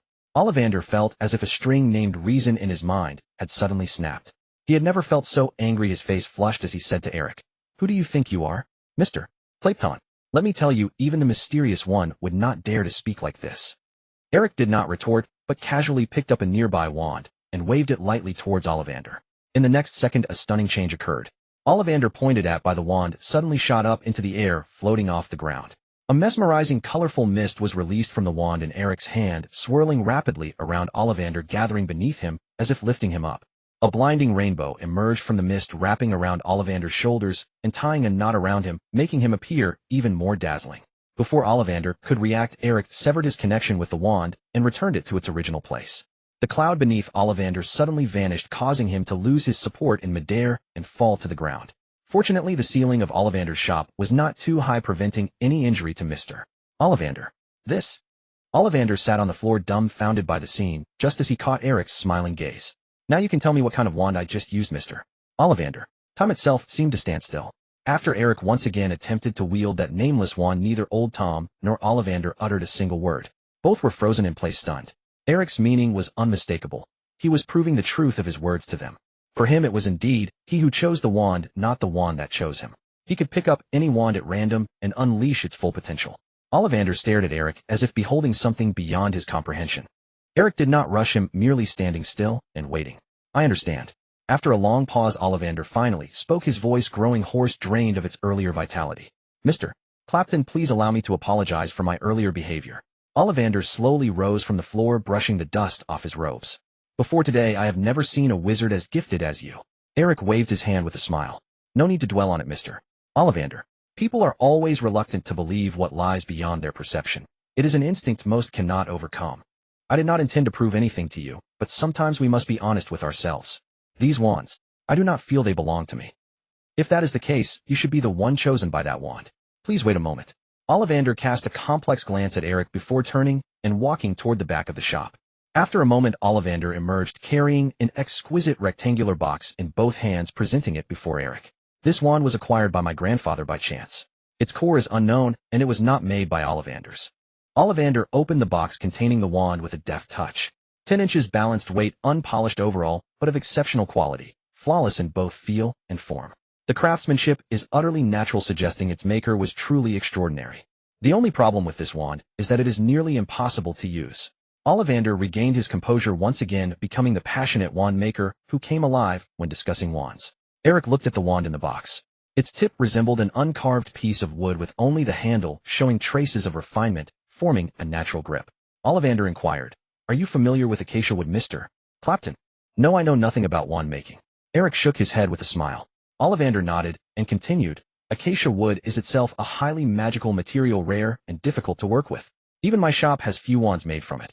Wands made of acacia wood accept only gifted wizards. It is among the finest materials for wand making. But acacia wood has a fatal flaw, though some see it as an asset. Acacia wands refuse to be used by any wizard other than their true master. And this wand happens to be made from the most magical of acacia wood." Ollivander gave Eric a deep look. Eric asked, "Oh, then why do you think I can master this wand?" Ollivander replied bluntly, "Because the wand you wielded earlier was also made of acacia wood. Acacia wood is indeed loyal to its master, but that loyalty takes time to cultivate. Wands made from this would also seek talent and strength. In other words, if you can conquer an acacia wand, it will almost certainly become your perfect match." Ollivander gestured toward the box. "Come, Mr. Clapton, this is what you seek. The most extraordinary wand. Its origin is unknown, but it must be the work of a genius, perhaps one of my ancestors. Its owner is unknown, or it may have had one or none. Its core is also unknown. We have never attempted to dismantle it for inspection, nor could we. Doing so would destroy it. All we can say is that it is not dangerous. Let me be clear, I cannot guarantee this wand will work. At least I cannot use it. I cannot cast even a single spell with it. But perhaps you can. Because you are a truly gifted wizard." Without hesitation, Eric picked up the wand. A chilling sensation seeped into his palm, and faintly he felt a force resisting him. It was the magical fluctuation emanating from the wand itself. This time Eric did not feel the same connection he had with the other wands in the shop.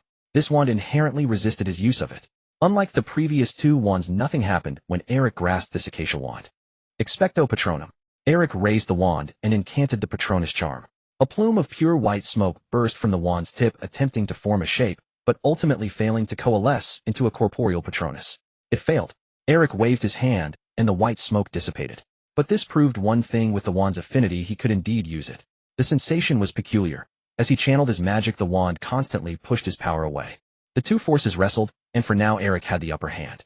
An involuntary laugh escaped him, a surge of pure, heartfelt joy. Meeting the awed gazes of Ollivander and Old Tom, Eric smiled. "This is indeed an excellent wand. He'll take it." Life at the Leaky Cauldron remained unchanged save for an 11-year-old boarder who had taken up residence upstairs. Ever since completing the systems task at Ollivander's, Eric had been staying at the Leaky Cauldron.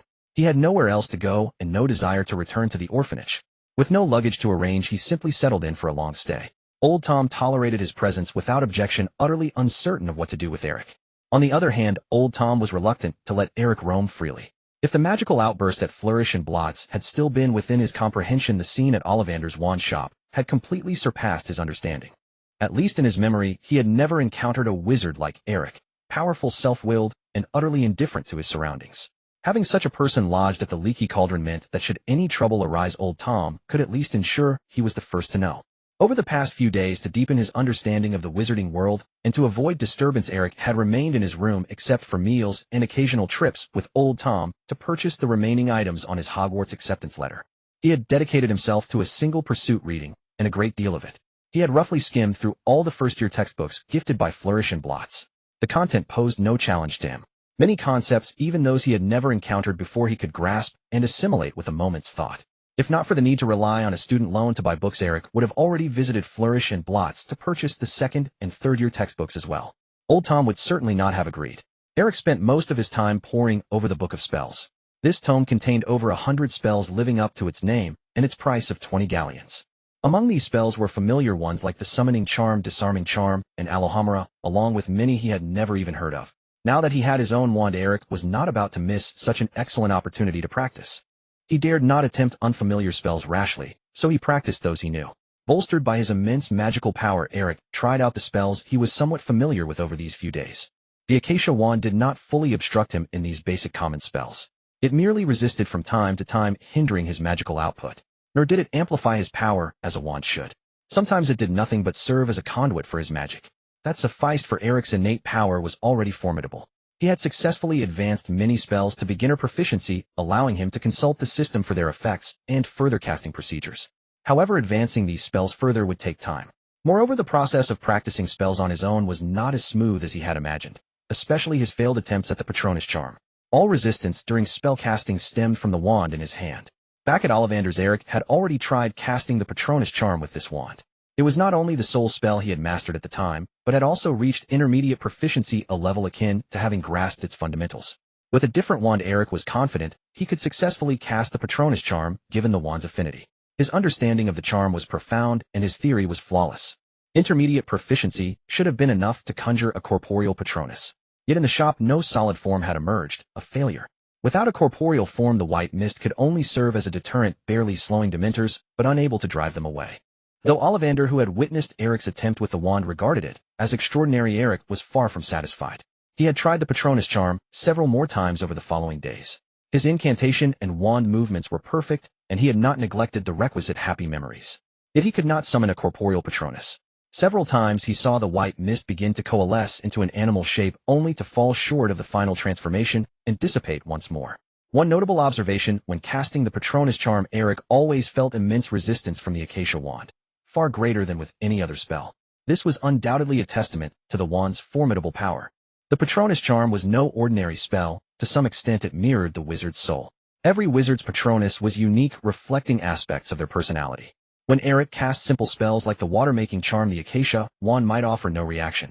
But with the Patronus charm, which touched upon the soul, the wand actively sabotaged him, preventing him from conjuring a corporeal form. Even without an audience, the wand resisted Eric of its own accord. He was not surprised by this discovery. The most likely explanation was that the wand had indeed had a previous master, one it had not yet forsaken. This was why Eric could not cast the Patronus charm with it. On the other hand, he remained convinced he had chosen the right wand. It was powerful and had its own will. In time, if he could earn its allegiance, it would undoubtedly become his greatest asset. Eric deduced that the wand was certainly not masterless. Acacia wands favored talented wizards and were fiercely loyal. The formidable resistance it unconsciously mounted against his magic suggested that its previous master must have been exceptionally powerful. It was likely a legendary wizard, though why they had lost their wand remained unknown. Had its previous master been less gifted, the spiritual power lingering in the wand would have dissipated the moment it sensed Eric's magic. Eric had no qualms about using someone else's wand. For him, any wand would do. If he wanted to achieve the perfect effect, he could simply buy another one at Ollivander's. The ability of wand affinity at least ensured a high baseline when casting spells with a wand. Eric chose this Acacia wood wand simply because it was exceptionally powerful, so powerful that it could even refuse to obey him in certain spells. In other words, this wand had a very low floor, but an extremely high ceiling, which was its fundamental difference from other wands. Any ambitious wizard would not overlook such a formidable wand. Most importantly, after several attempts, Eric accidentally discovered a way to barely control it. When casting directly with the wand, Eric could manage some basic spells, but the results were highly unstable, sometimes effective, sometimes not. On his first try with the Lumos charm, he only managed to produce a tiny spark at the wand's tip. The next two attempts yielded nothing. On the following try, the wand lit up again, emitting a glow akin to a small bulb. Eric paused his attempts, gazing at the books spread open on his desk, and began to ponder. According to the theory of magic, a wand functions as a converter, allowing a wizard's magic to communicate smoothly with the outside world. In ancient times, wizards cast spells without wands, using other methods instead. The shift to wands was not because traditional methods were ineffective, but rather because the wand's design made it the most helpful tool for wizards under equivalent conditions. Theoretically, modern wizards could still revert to chanting lengthy incantations and using staffs as tall as a man to cast spells. However, such methods were not only time-consuming, but also reduced the power of spells. The length of an incantation was not necessarily better. Modern spells simplified the incantation process purely for efficiency. Yet a tool akin to a wand was still necessary for a wizard to release their magic. Releasing magic directly was uncontrollable and dangerous. Eric could perform an outburst of magic purely through his own power, partly because his magic was formidable and partly due to his exceptional mental control. Even so, Eric could not yet manifest spell effects directly with magic. The overall performance of a wand greatly assisted wizards in the casting process. The biggest problem now was how to stabilize this acacia wood wand. If Eric did not understand his goal, he would not know what to do to solve the current problem. Essentially, he just needed to find a way to keep the wand stable so that he could smoothly output his magic. His magic was strong enough to be released without a wand. However, to learn spells with low proficiency, he needed a wand to complete the casting. If his spell proficiency were high enough, Eric believed he could achieve silent casting or even wandless casting, but not yet. After careful thought, he realized he had fallen into a misconception from the start. He did not necessarily need a wand to use spells. If he used an ordinary wand, the wand affinity ability would ensure it did not resist him, allowing smooth spell casting. The casting process could be divided into two parts. First, Eric's own magic output, then the magic passed through the wand and was released. The combination of the two formed a complete spell. The process of magic flowing through the wand could be further divided into two stages: the magic passing through the wand itself, and the wand providing corresponding amplification. In this process, the wand acted as a passive magic corrector, the principle behind modern wizards' reliance on wands for spellcasting. What benefits a wand granted to a wizard depended mainly on the wood and core, as well as the compatibility between wand and wizard. Some wands excelled at transfiguration, others at curses. Wands made of acacia wood were rare, but versatile. If Eric did not need the wand's assistance, and simply wanted to use it as a channel to release his own magic, it should be entirely feasible. For other wizards, this was impossible. Using a wand while rejecting its amplification seemed absurd. But Eric was different. He picked up the wand again, focused his mind, and activated his mental field. In an instant, his world turned gray, making the already dreary Leaky Cauldron feel even colder. The familiar orb of light formed from his mental power reappeared at his feet. This time, Eric directed the orb toward the acacia wood wand. Sensing his intention, the orb instantly merged into the wand.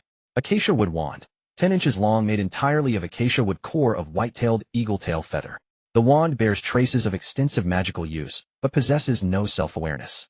As Eric had imagined, the interior of the wand was accustomed to another magic and soul aura, which constantly interfered with his spellcasting.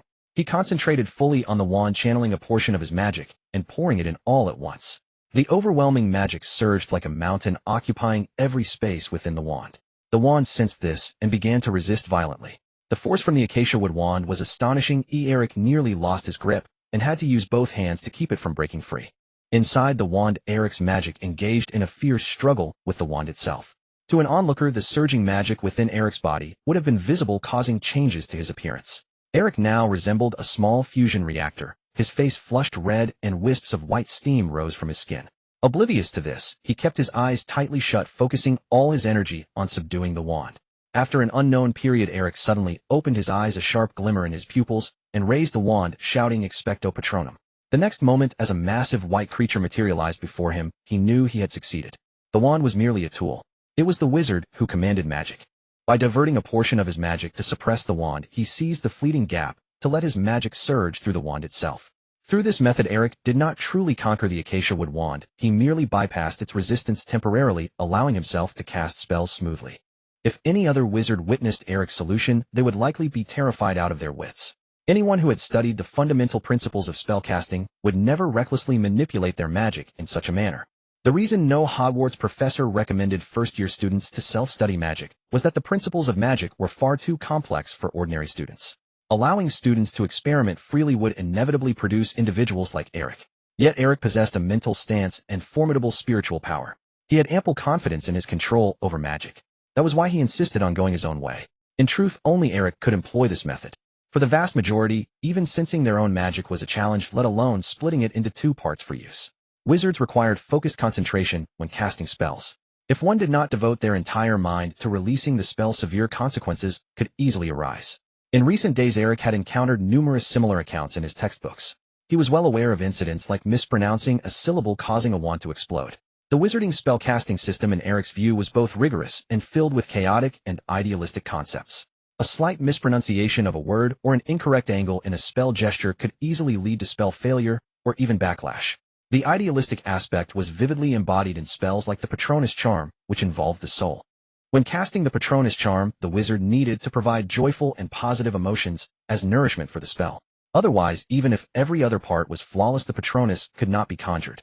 For this reason, many dark wizards were unable to summon their Patronus. Their minds had been severely twisted by dark magic, rendering them utterly unable to adapt to positive spellcasting methods. Eric smiled as he gazed at his Patronus before him.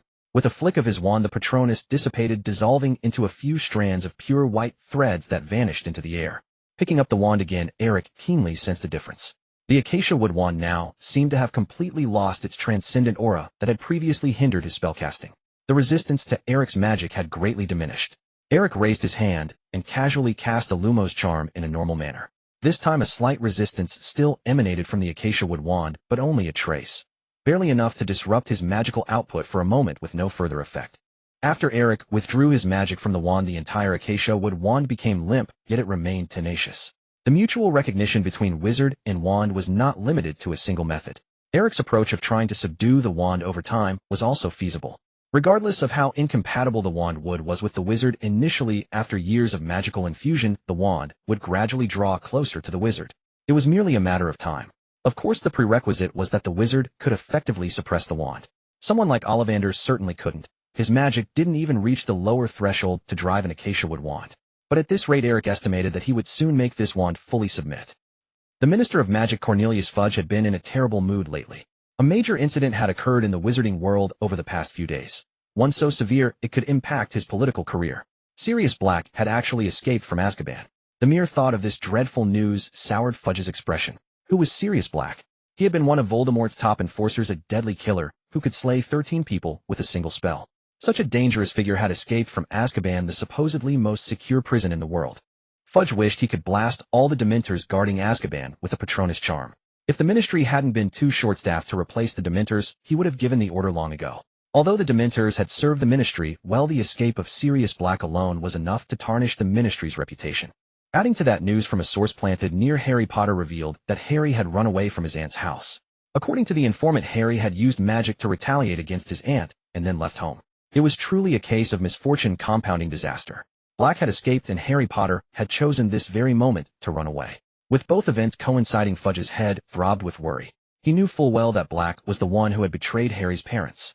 If Black found Harry before the Ministry did, no matter what happened, Fudge would be finished as minister.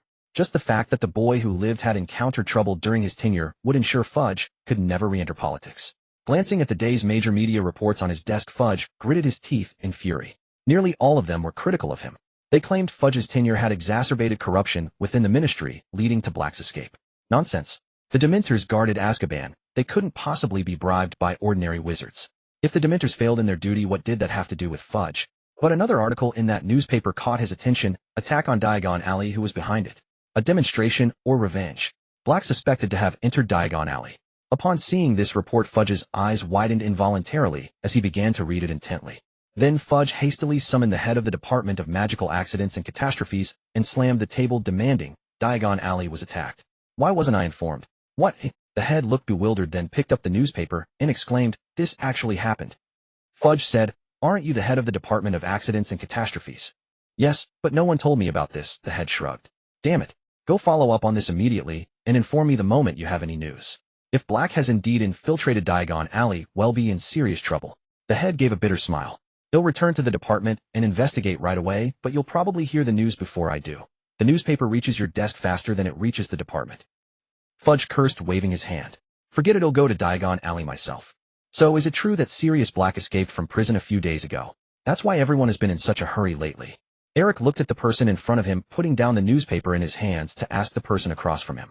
It was already deep into the night. A group of people sat in the common room of the Leaky Cauldron, illuminated by candlelight, the surroundings as dilapidated and messy as ever. Except for Eric, everyone in the bar wore a serious expression on their faces. This made the atmosphere even more grim. Old Tom did not dare to neglect the newcomers, and called for Eric the moment they arrived. Sitting opposite Eric was none other than Cornelius Fudge, the Minister of Magic. Accompanying him was a fully trained squad of aurors. As soon as they stepped inside, the aurors expertly secured the entrances and exits of the Leaky Cauldron, with many of them drawing their wands. Although this action seemed unnecessary upon seeing Eric, who appeared completely harmless and had no connection with Black. The aurors standing around looked weary. Black's escape had subjected them to days of relentless travel and investigation, leaving them exhausted. Those on duty tonight had been hastily taken to Diagon Alley by the minister, supposedly to capture Sirius Black, who might appear there.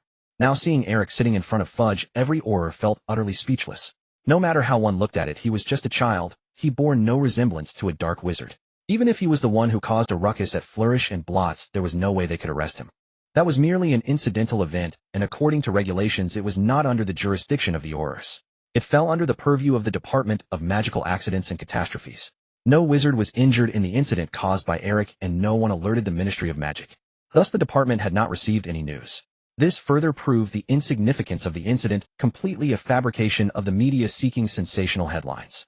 Was Fudge perhaps under the impression that the aurors had so much manpower to deploy at will? Only a possible report published in the newspaper was enough for them to rush to the Leaky Cauldron overnight via the Flu network. He didn't even consider that if the murderous Black were actually here, could they really capture him with just a few aurors? It was more likely that they were delivering themselves to Black. After all, he was a menace capable of blowing up an entire street with a single curse. Hearing Eric's earlier question, Fudge wiped the sweat from his face and said, "Yes, that's right. Anyway, you'll see this news in tomorrow's paper. We don't want to incite public panic, but the news has clearly spread, so there's no need for any further secrecy. Starting tomorrow, the aurors will be stationed in Diagon Alley, hoping to capture him soon." Eric and Fudge sat at the same table, with an auror sitting close to Fudge. Eric smiled and said, "Minister, I'm sure you understand that what happened at Flourish and Blots has nothing to do with Black." Fudge maintained a serious demeanor and replied, "Yes, when I arrived here, Old Tom had already told me everything. It was just a misunderstanding. The department won't take any action against you because of this, Eric. May I call you Eric?" Upon seeing Eric nod, he continued, "We just want to rule out all possibilities, and after all, you understand the situation with Black." "I understand, Minister," Eric smiled. If he remembered correctly, Harry Potter was already inflating his ant at this moment, and was on his way to the Leaky Cauldron alone on the night bus. Fudge's anxiety was clearly not just due to Eric, but also because of Harry Potter. As a wizard, Harry himself might not possess any extraordinary talents, but his reputation was quite valuable in the magical community. Especially for a politician like Fudge, if anything happened to Harry Potter, Fudge would be even more anxious than Dumbledore. "Well then, that's it, Eric. I'm sorry for interrupting your rest." Fudge stood up, dressed in a lavish pinstriped robe, fastening the robe's buttons as he spoke, his gaze completely unfocused on Eric, showing no sign of apology. The auror beside him also stood up. Seeing them about to leave, Eric remained seated, and Fudge looked over in confusion, asking, "Is there anything else, Eric?" Eric smiled and said, "No, Minister, I just have a vague feeling that tonight's events won't be so simple." Fudge twitched his mouth. This kid seemed to think it wasn't chaotic enough, bringing up the wrong topic. He hesitated for a moment, but ultimately suppressed his anger, ignoring Eric, and left with the aurors.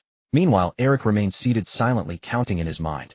Moments later, he was pleased to hear the piercing sound of the night bus brakes and the ensuing commotion at the entrance of the Leaky Cauldron.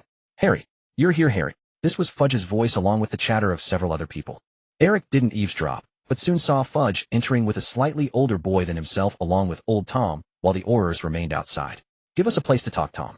Fudge tightly grasped Harry's shoulder as he spoke to Old Tom.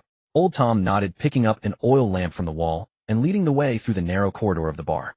"Let's go, Harry," Fudge said. However, Harry did not move, for he saw Eric in the common room, smiling and waving at him and Fudge. This scene felt extremely bizarre to Harry Potter. Harry had a terrible day, unwittingly using magic to inflate his ant, and then leaving home with his luggage, only to be caught at the Leaky Cauldron by the Minister of Magic with someone who seemed to be waiting specifically for him, greeting him without any surprise.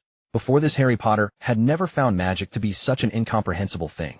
Although it was just a minor incident, Harry did not want to move forward. "How will I be dealt with?" Harry stopped in place, trembling as he asked.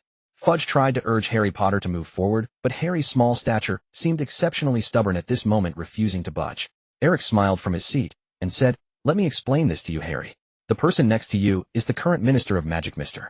Fudge. The reason Mr. Fudge is here is entirely due to the matter of Sirius Black and his concerns for your safety, as it is clear that Mr. Fudge suspects Black is after you." Eric's words made everyone present look at him with complex expressions. Old Tom slapped his forehead, his worst fears finally coming true. If Eric hadn't said something in this situation, he wouldn't be the Eric that old Tom knew. Harry was utterly bewildered. He had been confined by his family at Privet Drive all summer, and aside from Ron and Hermione, he had no other channels of information about the magical world. So he still knew nothing about Black and had no idea what Eric was talking about. Fudge stared intently at Eric, both shocked and furious. He now deeply regretted telling Eric so much about Black earlier, even though without doing so, he might never have had a reason to bring Aurors to Diagon Alley. But at the end of the day, he had never intended for Harry to know about Black. Perhaps Harry would see reports of Black's escape in the newspaper in a few days, but that would at least prevent him from learning about Black's connection to his father. Eric's 2 sentences were practically telling Harry outright that Black had something to do with him. What surprised Fudge was that in his earlier conversation with Eric, he had never mentioned this relationship between Black and Harry. How on earth had Eric connected these 2 things? Fudge couldn't figure it out. The fact that Black and Harry's father James Potter were once close friends was known to very few, mostly those who had lived through the war or had known them during their school days. Given Eric's age, Fudge would never believe that he had experienced the war.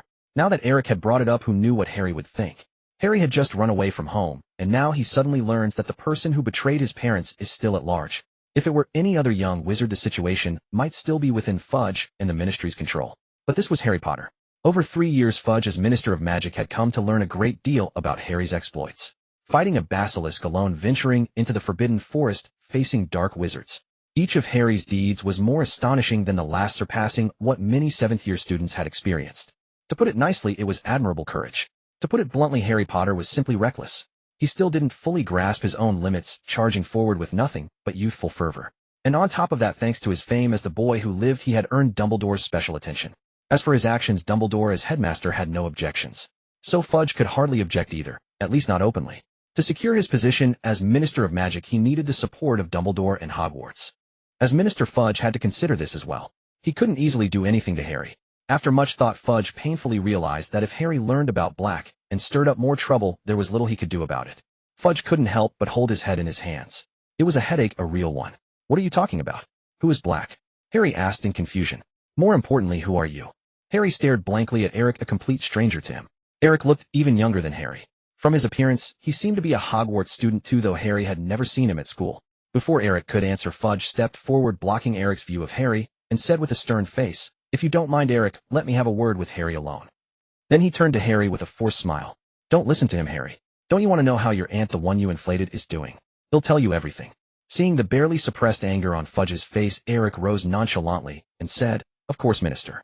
I imagine riding the night bus is never a pleasant experience, especially for a young wizard who's run away from home. Well, good night, Harry." Eric smiled, stepping past their stunned gazes and heading up the stairs, not forgetting to bid old Tom good night at the landing. Fudge's expression darkened. His head throbbed with pain, whether from Eric's attitude or his seemingly casual, yet devastatingly accurate words, he couldn't tell. Fortunately, Harry's shout calling Eric back saved him. Fudge's held breath suddenly released, bringing a wave of relief. Otherwise, he feared he might have exploded on the spot. "Wait, you're Eric, right? How did you know I ran away from home?" Harry called out loudly to Eric, who was halfway up the stairs. Eric stopped and turned around with a smile. "Just simple deduction." "Simple deduction? Who are you?" Harry couldn't hold back any longer. He shook off Fudge's hand, rushed forward, and demanded, "And this Black you mentioned, what does he have to do with me?" Harry wasn't stupid. When he got off the night bus, he hadn't been greeted by just Fudge alone. There were also several wizards in robes behind him. They were Aurors, Harry knew that well. Even a Muggle Prime Minister wouldn't go out alone.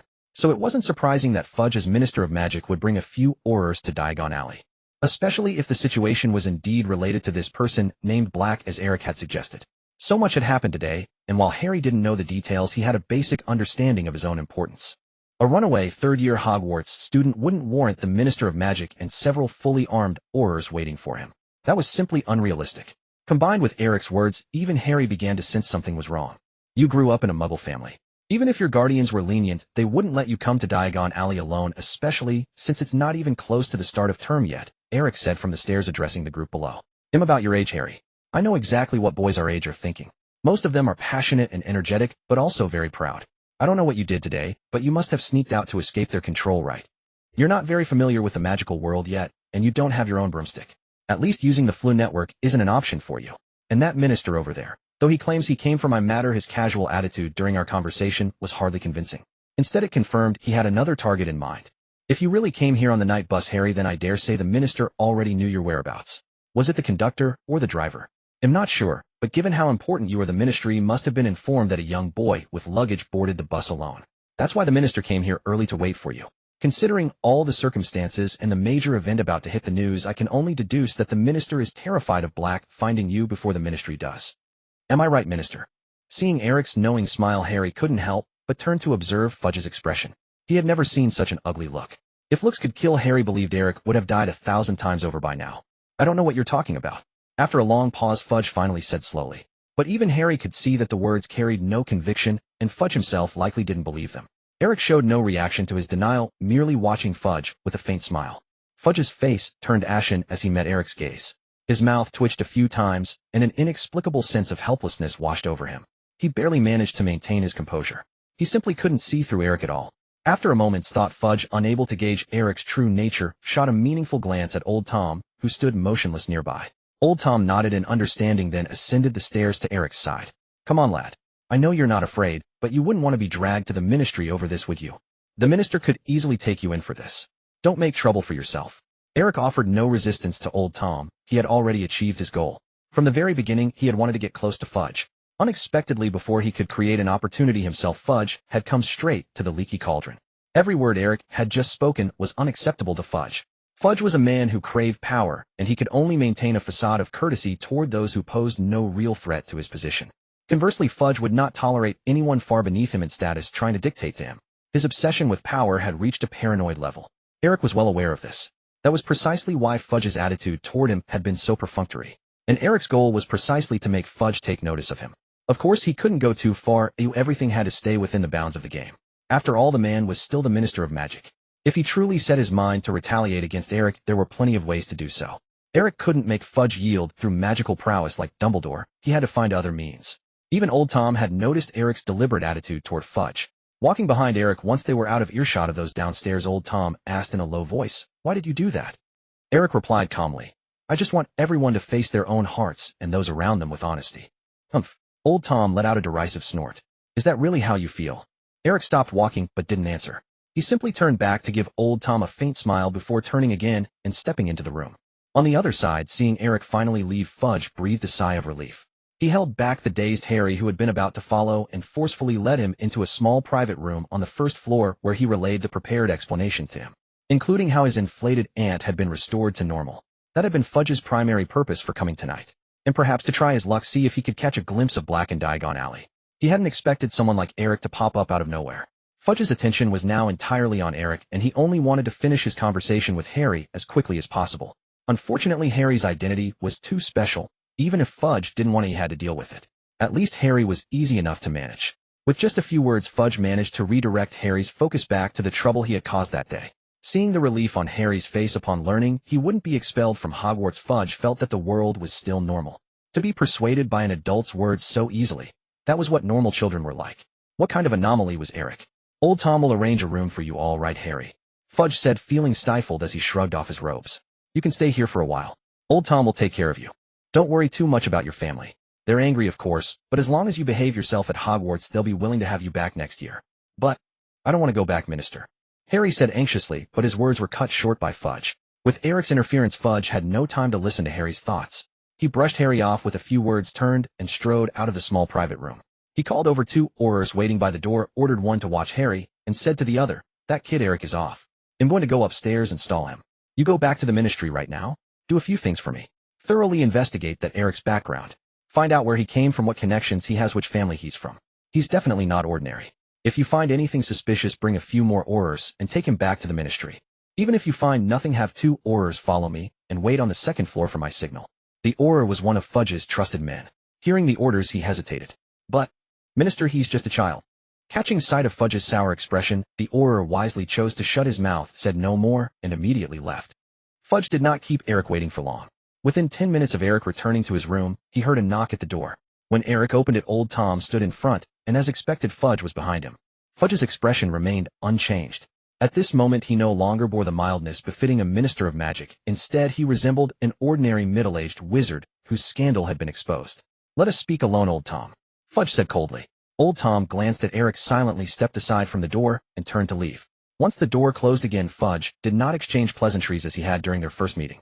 Maintaining an air of superiority, he walked straight to the table, sat down, picked up the black tea on the table, poured himself a cup, and gestured for Eric to sit across from him. He deliberately performed each action with excruciating slowness. Throughout this process, neither Eric nor Fudge spoke a word, and the room fell so silent that even the drop of a pin could be heard. Meanwhile, Eric merely smiled at Fudge, making no move to stop him. It was as if he cared not at all for Fudge's attempt to seize control of the conversation. After waiting a few seconds, and seeing that Eric showed no intention of moving, Fudge let out a cold laugh, and was forced to speak. "Your name is indeed Eric, isn't it? Old Tom just told me your surname is Clapton. Frankly, I have no impression of the Clapton family, and I simply do not believe that an obscure wizarding lineage could produce someone like you. Can you tell me which family you actually hail from?" Eric remained silent. "You don't want to talk. No matter, Eric, we have all the time in the world now. I have met many who sought to ingratiate themselves with Harry Potter, and you are among those hoping to forge a connection with him. I truly do not know what you intend or who sent you, but it is of no consequence. We will uncover the reasons slowly." Perhaps Eric's indifferent response provoked Fudge, for he began to speak in a torrent. As he spoke, his gaze never left Eric. After rambling on for a while, perhaps growing weary, Fudge finally fell silent, and the room once again descended into stillness. Almost the moment Fudge stopped, Eric suddenly uttered a devastating sentence. "I know where Sirius Black is." "What?" Fudge was momentarily stunned, then shot to his feet. His stout frame wobbled, the chair toppled behind him with a clatter, and the teacup on the table shattered on the floor with a crisp sound. Eric's voice remained as gentle and composed as ever, carrying a unique warmth devoid of any aggression. But his words caught Fudge completely off guard. Hearing the commotion, the two Aurors stationed outside hastily knocked and called out, "Minister." "What happened?" Fudge hurriedly steadied his flustered expression and shouted back toward the door, "Nothing. Stay outside." Fudge felt his voice tremble, instantly shattering the persona he had so painstakingly built. Yet hearing that sentence suddenly from Eric was still too shocking. Fudge could scarcely believe his ears. Whether Eric's words were true or not, the direction events were taking was beyond Fudge's imagination. That Sirius Black, who had baffled the entire Ministry of Magic, should have his whereabouts known to Eric. This was enough to make anyone nervous. A mere child knowing where Black was hiding. Had Eric not remained motionless in his spot, Fudge would have nearly called in the two Aurors to immediately apprehend him. The Aurors, hearing Fudge's response, exchanged glances, dared not speak further, and continued their vigil at the door. Fortunately, the Leaky Cauldron had no other guests besides Eric at the time. Otherwise, the earlier commotion would inevitably have stirred up a major scandal. "What do you mean? Explain clearly." Inside the room, Fudge eyed Eric suspiciously and asked. Eric smiled. "Did I not make myself clear enough, Minister? I said I know where Black is." Fudge shuddered at these words and almost immediately retorted, "That's impossible. After Black's escape, so many Aurors and Ministry trackers have failed to find him." Fudge could not bring himself to believe Eric's claims so readily. Indeed, Eric conceded. All those Aurors, skilled trackers, Dementors. None could trace Black's whereabouts. So why can I? There is only one reason, Minister: you did not think, or rather you are incapable of thinking. Eric finished speaking with a smile, then leisurely sat down and drew out his wand. Seeing Eric produce his wand, Fudge flinched and instinctively reached for his own, only to realize that Eric's target was not him. Eric lightly tapped his wand and murmured a spell. The table Fudge had knocked over floated up, then slowly settled back into its original position, perfectly aligned. "A fine levitation charm for someone your age," Fudge muttered in reluctant admiration. Eric's levitation charm, in both its casting speed and overall execution, was impeccably demonstrated. Eric himself was quite pleased. For a charm at the beginner level of proficiency, achieving such an effect was gratifying, and it justified his diligent practice over the past few days. Having shown off slightly, Eric refrained from further magic. Instead, he extended his hand and politely invited Fudge to sit again. "Minister, there is no need for such excessive probing between us," Eric said softly, watching the complex expression on Fudge's face. "Because you do not know me, but I know you very well. I know what you want, and so I intend to make a deal with you. You heard me correctly. Oh, I do know where Sirius Black is, and I am willing to share this information with you." Fudge swallowed hard. Even as obtuse as he was, he now understood. Eric had come prepared tonight, targeting him specifically. Having risen to the position of Minister of Magic, Fudge was far from a fool. If possible, Fudge would have avoided engaging Eric entirely, but the bait Eric dangled was too significant, so crucial that even a sliver of possibility made Fudge gamble. The sole reason for his fervor was that Sirius Black was truly exceptional. In terms of status during wartime, Sirius Black was a linchpin of the Order of the Phoenix. After his defection, he was widely regarded as one of Voldemort's chief lieutenants. Of the other dark wizards in Voldemort's faction, the dead were dead, the fled had fled. None older than Black could match his combat prowess, and those who could best him were already gone. Thus Black was virtually the public's second-in-command among Death Eaters. The only figure of comparable standing was Snape, the potions professor at Hogwarts. Yet Snape was personally vouched for by Dumbledore, a spy who had endured humiliation to infiltrate the Death Eaters, hardly the same as a traitor like Black. Moreover, Black's power was formidable. A single curse could obliterate an entire street. This destruction was no trifling skirmish like Eric's, it was literal, a street demolished by magic with over a dozen lives lost. Such a heinous Death Eater, a menace of the highest order, would grant immense prestige to anyone who captured him. For Ministry officials, it was also a golden opportunity for a power reshuffle. In truth, Fudge's grip on the Ministry was weak. His rise to minister was partly due to elections, but more importantly it stemmed from Dumbledore's support. Among the candidates back then, only Fudge had shown unwavering loyalty to Dumbledore, displaying remarkable sycophantic skills. Not to mention his political success was inseparable from Dumbledore from the start. Consequently, Fudge had few trusted allies in the Ministry, though most of his subordinates were somehow tied to Dumbledore. Within the Ministry, department heads often opposed him. Especially Scrimgeour, head of the Auror Office, widely seen as the next minister after Fudge. If Fudge sought re-election, Scrimgeour would be his direct rival. Fudge later chose Umbridge as his confidant, sending her to Hogwarts as a professor less because she catered to his tastes than because he had no one else. Did Fudge truly not know Umbridge's nature? He was merely picking the best of a bad lot. His other trusted individuals were even worse than Umbridge. Capturing Black would be a potent boost for Fudge, drastically improving his precarious standing in the Ministry. At the same time, Fudge realized Eric wouldn't offer such a favor without reason. Handing over this monumental credit meant Eric wanted far more. But what if Eric was the windfall he seemed? And Eric's expression so calm and indifferent. He was genuinely serious. Fudge suppressed his distaste for Eric's attitude, sat back down and asked, "How can you prove what you're saying is true?" Eric chuckled softly. "Minister, please don't treat me like a child. Proving the source of my information would reveal everything I know. There are too many spells that could trace it back to Black. Such things cannot be disclosed in advance, not even a hint. Your only options are to accept my terms or refuse. Of course, I'm willing to give you time to consider. In fact, the weight itself is the proof I offer." "What do you mean?" Fudge didn't understand. He stared intently at Eric's face, searching for signs of allegiance to some organization or traces of Polyjuice disguise, but found nothing. Eric said calmly, "You won't be able to catch Black before Halloween." Fudge's eyes widened. "Do you realize what you're saying? Halloween? You're dreaming. Are you telling me I have to wait months to get Black's location from you?" "Yes," Eric smiled. "Huh." Fudge laughed bitterly. "You're insane. I tell you, Black may have escaped Azkaban by luck, but he can't survive out there.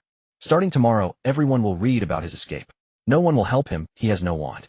Hellface, unprecedented treatment. All Aurors deployed, wanted posters issued, even his face shared with Muggles. We might even send Dementors. They loathe Black and would gladly give him 1,000 kisses. Forget Halloween, in 2 weeks, he'll be back in Azkaban." Eric merely smiled at Fudge's words, offering no rebuttal. Hearing Eric's startling conclusion, Fudge reined himself and eyeing Eric with interest. "I'm curious, where does your confidence come from? I admit you're different from other young wizards, but you're mistaken. You think you know me well, don't you? You're dead wrong. Did you think mentioning Black's name would intimidate me? Then tell me, besides Black, what do I gain from this so-called deal? Why waste my time here?" By the end, perhaps venting the day's pent-up frustration, Fudge grew increasingly agitated. But then he saw Eric mouth a word silently.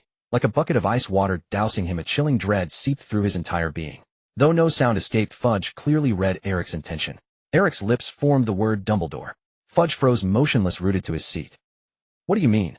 After a long pause, Fudge asked again. Eric's voice seemed to possess a certain magic. His words were light, yet they struck Fudge's ears like thunderclaps. "Black's matter is connected to Dumbledore. If you are willing to accept my terms, then you may have the chance to become the true Minister of Magic." No one understood the emotions simmering within Fudge's heart better than himself. It was an exceedingly complex feeling, woven from threads of respect, fear, humiliation, and helplessness, ultimately crystallizing into a profound dread of Dumbledore. And now this very state of mind was laid bare by Eric, leaving Fudge not a shred of dignity. Before Eric uttered Dumbledore's name, Fudge could never have believed his words. Not even the Minister of Magic himself, nor anyone else in his place, could have been easily swayed by Eric. This was only natural. Who would trust a child they had never met? Though Eric claimed to possess clues about Black, they had yet to be presented before Fudge, had they not. Thus, regardless of what Eric said, Fudge maintained a cautious attitude in their conversation. He could find no reason to trust Eric or to strike a deal, as Eric proposed. Was it merely based on Eric's performance tonight? Eric was indeed different from ordinary people. This was not lost on Fudge. But to claim Eric was exceptionally special, that was not quite the case either. At the very least, he could not convince Fudge of his claims with a single sentence. Yet the moment Eric mentioned Dumbledore's name, everything changed. That Black's matter could involve Dumbledore was something Fudge had never anticipated. Fudge had, of course, never admitted to anyone the fear and envy he harbored toward Dumbledore's power and influence. He had always portrayed himself as Dumbledore's loyal ally. Occasionally, he would use his authority as minister to secure some personal benefits, a practice Fudge deemed justifiable and one Dumbledore tacitly allowed. As long as Fudge remained useful to Dumbledore, Dumbledore would not easily cast him aside. Since entering the Ministry of Magic, Fudge had essentially been elevated by Dumbledore. He was in effect Dumbledore's proxy within the Ministry. Who didn't know that Fudge followed Dumbledore's every word? When Dumbledore said one, Fudge dared not openly say two. But that was in the past. In earlier days, as an ordinary Ministry official, Fudge could unquestioningly obey Dumbledore. Now, however, he was no longer just a Ministry official. He had become Minister of Magic. Power breeds ambition, and it is the most potent of aphrodisiacs. As Minister, Fudge naturally conceived ideas that Dumbledore would not approve of, such as granting more privileges akin to honorary titles to influential wizarding families, or installing more wizards loyal to him within the Wizengamot. Of course, the common thread among all these ideas was galleons. Fudge would never think he had enough galleons. And if Dumbledore were indeed connected to Black's matter, even if only slightly biased in Black's favor, it would severely damage Dumbledore's reputation. In other words, Fudge might have the chance to break free from Dumbledore's shadow, no longer needing to consider Dumbledore's stance in every matter. Eric did not need to spell this out. If Fudge could not grasp it, he would never have become minister. Fudge was greedy, not stupid. He possessed the basic qualities of a minister and had a keen political instinct. What Eric needed was for someone as self-proclaimed clever as Fudge to convince himself. In any case, this might be a golden opportunity for Fudge to realize his ambitions. Gulp. After Eric finished speaking, Fudge stood frozen in place. A moment later, in the silence between them, the sound of swallowing erupted from Fudge's throat. Eric smiled without surprise, knowing he had successfully awakened the greed within Fudge. "I told you we need no excessive probing, Minister," Eric stated calmly. Fudge remained silent for a long time. He now felt utterly transparent before Eric. From the inside out, Eric had seen through him completely. Every little secret, every true concern of his lay exposed before Eric without refuge. This realization filled Fudge with fear, yet it also stirred a hint of excitement. After another deep breath, Fudge relaxed and spoke slowly. "Tell me your origins." Yes, in Fudge's view, Eric was merely a messenger sent to negotiate with him. Having confirmed that Eric wore no magical disguise or potion-altered appearance, this conclusion leaped almost instantly into Fudge's mind. Nor did Eric conceal his intentions. For someone of Eric's age to possess such composure was profoundly counterintuitive. Fudge refused to believe that Eric on his own had decided to use Black's clues to bargain for something. That was simply unmagical. It was no wonder Fudge naturally assumed that behind Eric stood another person, or perhaps an organization. And Eric, of course, had long anticipated this question. After Fudge spoke, Eric rose unhurriedly, took a piece of parchment and a quill from the nearby table, sketched a symbol in a few strokes, and handed the parchment to Fudge. Having done this, Eric sat back down, smiling as he observed Fudge's reaction. To Fudge, Eric's action naturally confirmed his suspicion. Behind Eric lay an organization. Fudge took the parchment from Eric without a word and nearly could not believe his eyes. On the parchment was unmistakably a symbol he had seen before. It was a triangle enclosing an inner circle. At the center of the inner circle, a vertical line ran straight through. Fudge's breath caught in his throat. Others might not recognize it, but he had encountered this symbol in ministry documents and had learned its story and meaning from Dumbledore. It was the mark of Grindelwald. Several hours later, accompanied by Old Tom, Fudge and the Aurors left the Leaky Cauldron, returning to the Ministry of Magic via the temporarily opened Flow network. It was already midnight when Fudge arrived at the Leaky Cauldron, and time had flown so swiftly that now the faint glimmer of dawn could be seen on the horizon. The crisp morning breeze jolted Fudge awake. It was only then that he realized he had actually agreed to Eric's demands in the Leaky Cauldron. The final words Eric had spoken echoed relentlessly in his ears. Never look into Dumbledore's eyes. The strategic vision and perspective Eric had demonstrated were utterly beyond Fudge's imagination. From the very first sentence of their meeting, Fudge could no longer regard Eric as a mere child. Later, the conditions Eric offered were simply impossible for Fudge to refuse. The splendid picture Eric painted struck every single one of Fudge's vulnerabilities. The pinnacle of magical authority, absolute power, a legacy etched in history. When these words spilled from Eric's lips, Fudge was already deeply ensnared. Even without Eric's prompting, hadn't Fudge always yearned to become a minister of magic with genuine authority? Yet he was constrained by Dumbledore, unable to break free. Eric's appearance, along with the deal he proposed, handed Fudge an opportunity. The intimate relationship Eric revealed between Black and Dumbledore, along with Dumbledore's various schemes, including the still secretly active Order of the Phoenix, filled Fudge with trepidation. Moreover, Eric claimed that Black's hiding place was provided by Dumbledore himself, a revelation so alarming that Fudge felt the urge to flee immediately. Sometimes Gilderoy Lockhart's novels require logic, but reality does not. For reality is more absurd than fiction. Fudge understood that these things could be true. He was not naive enough to believe that Dumbledore would trust him completely after elevating him to power. Over the years, Dumbledore must have had contingencies in place just in case. In Fudge's view, all of Dumbledore's maneuvers were preparations to overthrow the Ministry at any moment.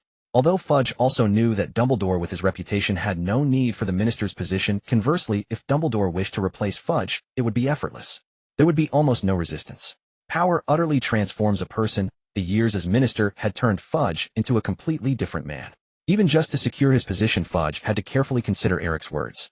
Fudge's allies were mostly powerful figures like the Malfoy family, whose influence within the ministry was not deep. If Dumbledore suddenly struck, they and Fudge would undoubtedly be at a disadvantage. Rationally, Fudge knew that not everything Eric said was necessarily true. Eric must have held something back. But the emblem unique to Grindelwald that Eric revealed made it impossible for Fudge to remain calm. This also explained Eric's origin and his motives. In Fudge's understanding, Eric was precisely the spokesperson put forward by Grindelwald's remnants. No wonder Eric appeared so extraordinary in bearing and talent. Everyone knew that Grindelwald's greatest adversary was Dumbledore. So as a remnant of Grindelwald, wasn't it only natural for Eric and his organization to target Dumbledore? Was there any problem? At least Fudge thought not. Of course, Fudge could not fully align himself with Eric. As Minister of Magic, he still had to maintain the basic order of the magical world. He could not allow Eric to turn the magical world upside down during his tenure. But Eric's stated goal was only Dumbledore. That made things simple. Fudge believed that his interests and Eric's were completely aligned in this regard. Most importantly, the plan Eric proposed required no risk from Fudge. All Fudge had to do was wait quietly for events to unfold without taking any extra action. Eric's plan was straightforward. He knew where Sirius Black was but couldn't tell Fudge yet. When the time was ripe, he would naturally notify Fudge to come and collect him. At the same time, Eric assured that Black's escape would not cause too much upheaval, nor would anyone be harmed. Fudge was quite satisfied with that. In his view, this meant that Eric's organization had already taken control of Sirius Black, though he had some qualms about such blatant illegality. But considering the immense benefits he could gain later, he could tolerate it. The most crucial point was Eric's claim that Sirius Black was not actually a Death Eater. Fudge could not afford to dismiss this possibility. Fudge had no interest in exposing the truth, but when that truth involved Dumbledore, it became a different matter. If reality was as Eric described, this truth could become a sword aimed at Dumbledore and the Order of the Phoenix. The power vacuum left by Dumbledore's disgraced fall would be quite natural for Fudge to fill. Of course, if something went wrong, Fudge's political career could end immediately. But Eric also indicated that this was a risk-free endeavor for Fudge. In fact, Fudge didn't need to pay any price. The only thing he had to do was wait until after Halloween. If Black was still not captured by Halloween, then Fudge would know that Eric's words were true. Only then would the deal truly begin. But if Black was caught before Halloween, or even tomorrow, then Fudge could naturally act as if nothing had happened. At that point, Fudge might even immediately move against Eric. Eric had tacitly accepted this. By appearing openly and speaking with Fudge, he was somewhat acting as a hostage. What kind of person was Grindelwald? He was the first Dark Lord capable of silencing crying children. Before the wizarding world spoke in hushed tones of Voldemort, everyone trembled at the name of Grindelwald. Capturing a remnant of Grindelwald would be a remarkable achievement for Fudge. Now, carefully recalling Eric's words, Fudge found he could not identify any obvious flaw. The only troublesome aspect was that it required time to prove. But Fudge could afford to wait. All Eric truly desired was but a single condition: that Fudge must, when necessary, assist Eric in entering the Ministry of Magic, grant him a legitimate identity, and provide funding for his subsequent actions. To Fudge, this condition seemed exceedingly generous. He speculated privately that Eric might wish to covertly infiltrate the Ministry to retrieve some contraband item requiring the Minister's authority, or that Eric was laying groundwork for a future political career, embedding himself as a pawn within the Ministry for his organization. Fudge merely guessed, but naturally kept his thoughts to himself. All these things he could grant, and he cared little about them. As for the substantial galleons he might need to provide Eric, they were public funds anyway, not Fudge's own money. As long as Fudge's position remained secure, Eric could have as many galleons as he desired. What did the Ministry's losses have to do with the Minister of Magic? Beyond the names of Dumbledore and Grindelwald, what finally convinced Fudge was the wealth of the Black family, as revealed by Eric.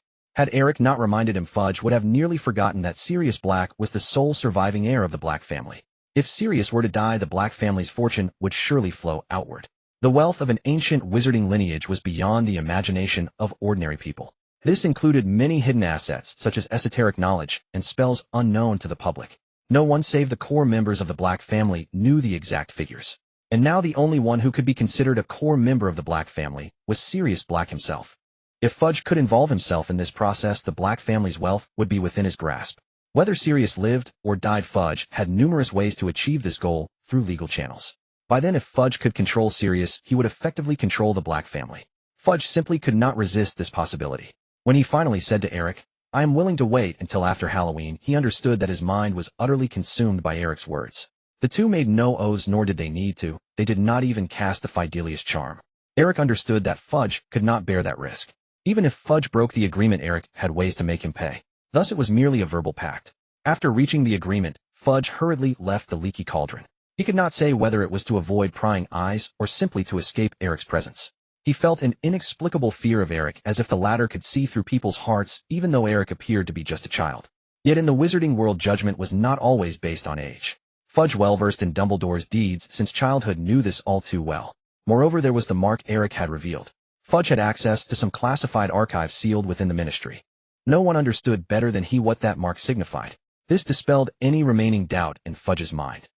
In Eric's room, after Fudge left, silence fell completely. It was now deep into the night. Within the Leaky Cauldron, aside from Old Tom on night duty, there was no other sound. Harry Potter had been arranged by Old Tom to stay in the room next to Eric's. Exhausted from the day, Harry had already fallen asleep, utterly oblivious to what had transpired in the adjacent room. After Fudge's departure, Eric resumed his daily practice of spells to tame the wand in his hand. The secret conversation with Fudge seemed to have left no impact on him. Compared to before Fudge's arrival, only one thing in the room had changed. A fresh piece of parchment lay spread flat on the desk, bearing a figure Eric had just drawn. It was a rectangular pattern with a sinuous snake emblem at its center, resembling a locket. This locket-like figure was circled by Eric and marked with a large cross. It was one of Voldemort's 7 Horcruxes. As for the parchment bearing Grindelwald's mark, Eric had already destroyed it. That identity was of course false. But whether false or not, it did not affect its weight in Fudge's eyes. As long as it worked on Fudge, that sufficed. Whether Eric believed it or not, Fudge certainly did. Besides, without fabricating this identity to create an air of mystery, how could he have won Fudge's trust? Eric did not consider Fudge a fool. All was done so that when necessary he could obtain desired information through Fudge's channels and exert influence. Eric, of course, would not truly entrust Sirius Black's life or death to Fudge's hands. All of this was merely for the greater good. After arriving at the Leaky Cauldron, Harry Potter experienced a freedom he had never known before. No one told him when to sleep nor restricted what he could or could not eat. He could wander Diagon Alley every day as long as he returned to the pub before midnight. Harry was absolutely overjoyed. How could he have ever imagined such a life before? Until he was 11, he had slept in the cupboard under the stairs at the Dursleys, sharing it with geckos and mice. Had his cousin Dudley not acquired a new room, he would not even have had a bed of his own in that house. Now Harry finally had freedom, albeit temporarily. Seizing the rare opportunity, he tried every novelty he had never experienced before. He bought piles of sweets and snacks, wrote his holiday homework while eating ice cream at Florian Fortescue's ice cream parlor, and even saw the latest broomstick, the Firebolt. Apart from often not seeing Eric, Harry had no complaints. As the only person in the pub who had voluntarily spoken to him, Eric naturally became Harry's friend, the only one he could talk to there. The day after Fudge left, Harry saw in the newspaper the reports about Black that both Eric and Fudge had mentioned. Then Black's affair shook the entire wizarding world. The labels of a heinous murderer, a traitor, and a Death Eater instantly formed the image of Black in Harry's mind. Seeing Black's photograph in the paper, that disheveled face, those yellowed teeth, Harry felt an instinctive revulsion.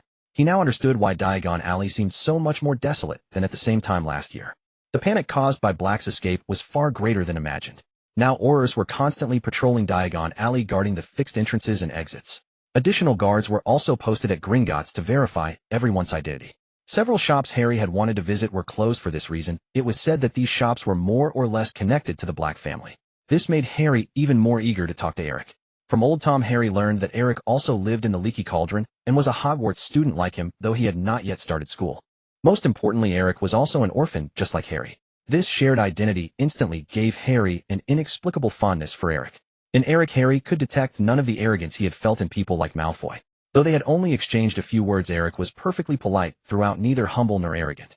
From his speech, Harry could tell that Eric's knowledge of the wizarding world far surpassed his own, especially about Black. Eric must have known the inside story of Black's escape, the kind that never made it into the newspapers.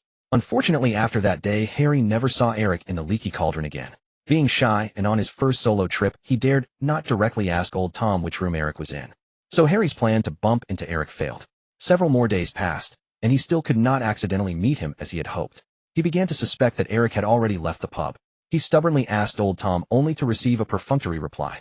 Annoyed by Harry's persistence, Old Tom finally revealed Eric's room number. Harry ran to knock on Eric's door, but got no response. This discouraged him further, and he dejectedly concluded that Eric had already left. What Harry did not know was that Eric was indeed still living in the Leaky Cauldron. Old Tom had not lied. However, Eric's schedule was different from Harry's. Sometimes he even stayed out all night. If Black's exposure had brought any benefit to Eric, it was that the annoying reporters lingering at the Leaky Cauldron's entrance had finally disappeared. Compared to Black, Eric's news value had instantly faded. So those reporters turned to harass anyone connected to the Black family. Eric's name was not among them, and he could once again swagger in and out of the Leaky Cauldron.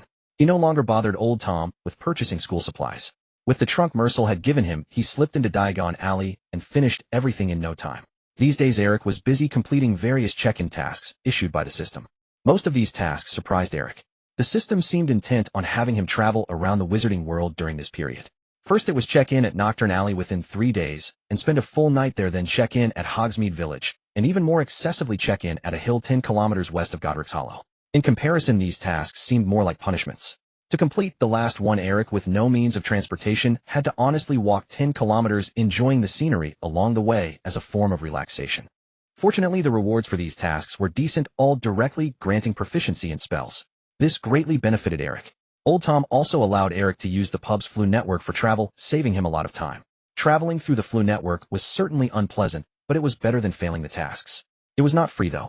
Old Tom directly added the cost of Flu powder to Eric's student loan along with the room charges. But thankfully Eric did not spend a single galleon on those seemingly expensive textbooks, leaving him with plenty of surplus from his loan. These galleons naturally became Eric's pocket money. After Fudge left, Eric ran around under Old Tom's nose, who watched, but never interfered, as he was only responsible for looking after Harry. At some point an unspoken understanding had developed between Eric and Old Tom, but clearly Old Tom did not care much about Eric's safety. One afternoon after returning to the Leaky Cauldron following a few days' absence, Eric sat at a table in the main hall engrossed in his system's task bar unlimited time task check-in at Hogwarts. Reward Soul Barrier. And his personal panel, Eric Clapton. Magic Power Supreme, progress to next level distant, about as likely as the host becoming Minister of Magic now. Spiritual Power Supreme. Known spells arranged by proficiency highest to lowest. Spells: Patronus Charm Intermediate, Disarming Charm Intermediate, Levitation Charm Intermediate, and 11 other spells. Jinxes: Knockback Jinx Beginner, Impediment Jinx Beginner, and 4 other Jinxes. Hexes and Curses: none. Skills: Muggle Studies Mastery. Charms Beginner. History of Magic Beginner. Among them the proficiency of Knockback Jinx, Impediment Jinx, and Disarming Charm reaching Intermediate was a reward from system tasks. Yes, that was the check-in task that had forced Eric to walk 10 kilometers. The remaining spells were the fruits of his practice during this period. The Acacia Wand was now increasingly attuned to Eric's touch, no longer hindering him when casting these basic spells. Just as Eric was lost in thought, a voice suddenly interrupted him. "Eric, I finally found you." The train of thought abruptly broken, Eric withdrew from the system without showing any displeasure. Closing the personal panel, Eric turned around and saw Harry rushing over to him, sweating profusely, waving from a distance. Though they had only met once before, Harry's familiarity might have made others think they were close friends. Upon seeing Eric, Harry felt a great weight lift from his heart. Harry knew almost nothing about this classmate who, like him, resided at the Leaky Cauldron. Layers of mist shrouded Eric, rendering him utterly opaque to Harry's understanding. That was precisely why he sought Eric out, to ask him directly. "Harry, is there something you need from me? After I left that day, what else did the minister discuss with you?" Eric asked, first a gentle smile gracing his lips. His inquiry instantly warmed Harry's heart. Since running away from home and arriving in Diagon Alley, this was the first time anyone had cared about his feelings. No one knew how much grievance he had swallowed over these days, forced to digest it all alone. Ill-fed and ill-clad, he had boarded the mysterious night bus by himself adrift until he reached the Leaky Cauldron. Now reminded by Eric, Harry relived the impulse that had driven him from his home. A tumult of resentment, bewilderment, and fury churned within him, leaving his heart a tangled mess. Struggling to maintain a smile, he said, "It's nothing now, Eric. The minister told me everything that day. I won't be expelled from Hogwarts, you know. That's brilliant, just brilliant. But unfortunately, I'll still have to go back to my aunt and uncle's house next year." Despite Eric's concern changing nothing, Harry's heart still felt a warm glow. After all, this was the only person in days who had tried to show him any kindness. Among those he had encountered, Fudge and Old Tom were strictly businesslike.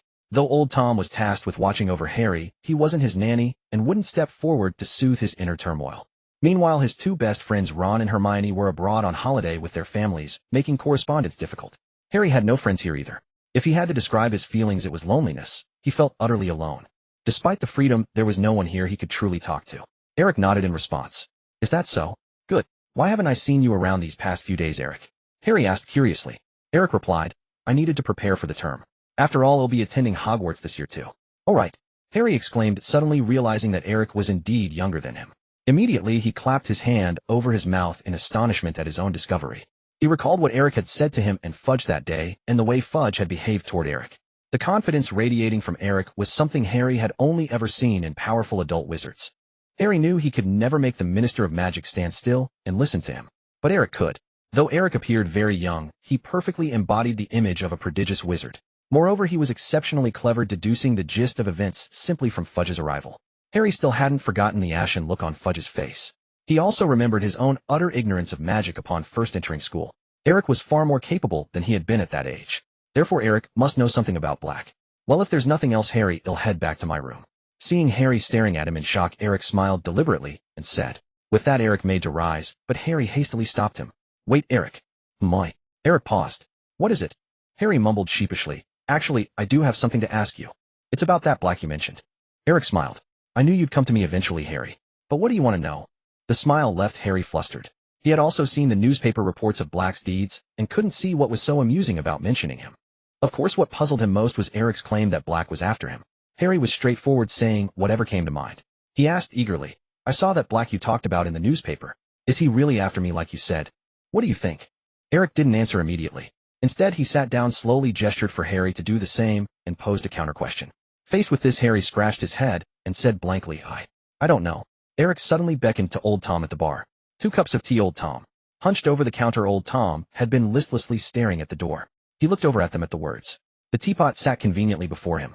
Harry waved his hands in refusal, but before he could protest, 2 cups of tea flew across the pub to their table with a flick of Old Tom's wand.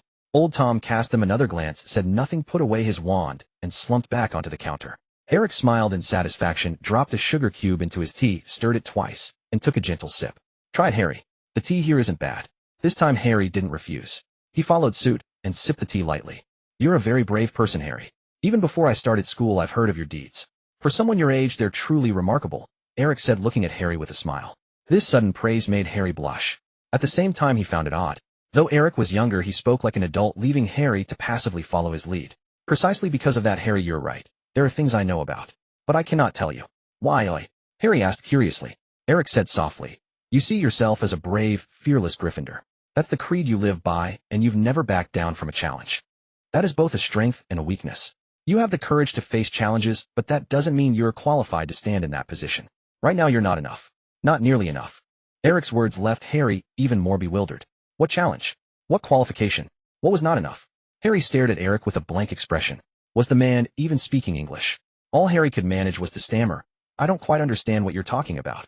Eric paid no heed and continued with a smile. Sorry, Harry, Old Tom asked me a similar question the other day.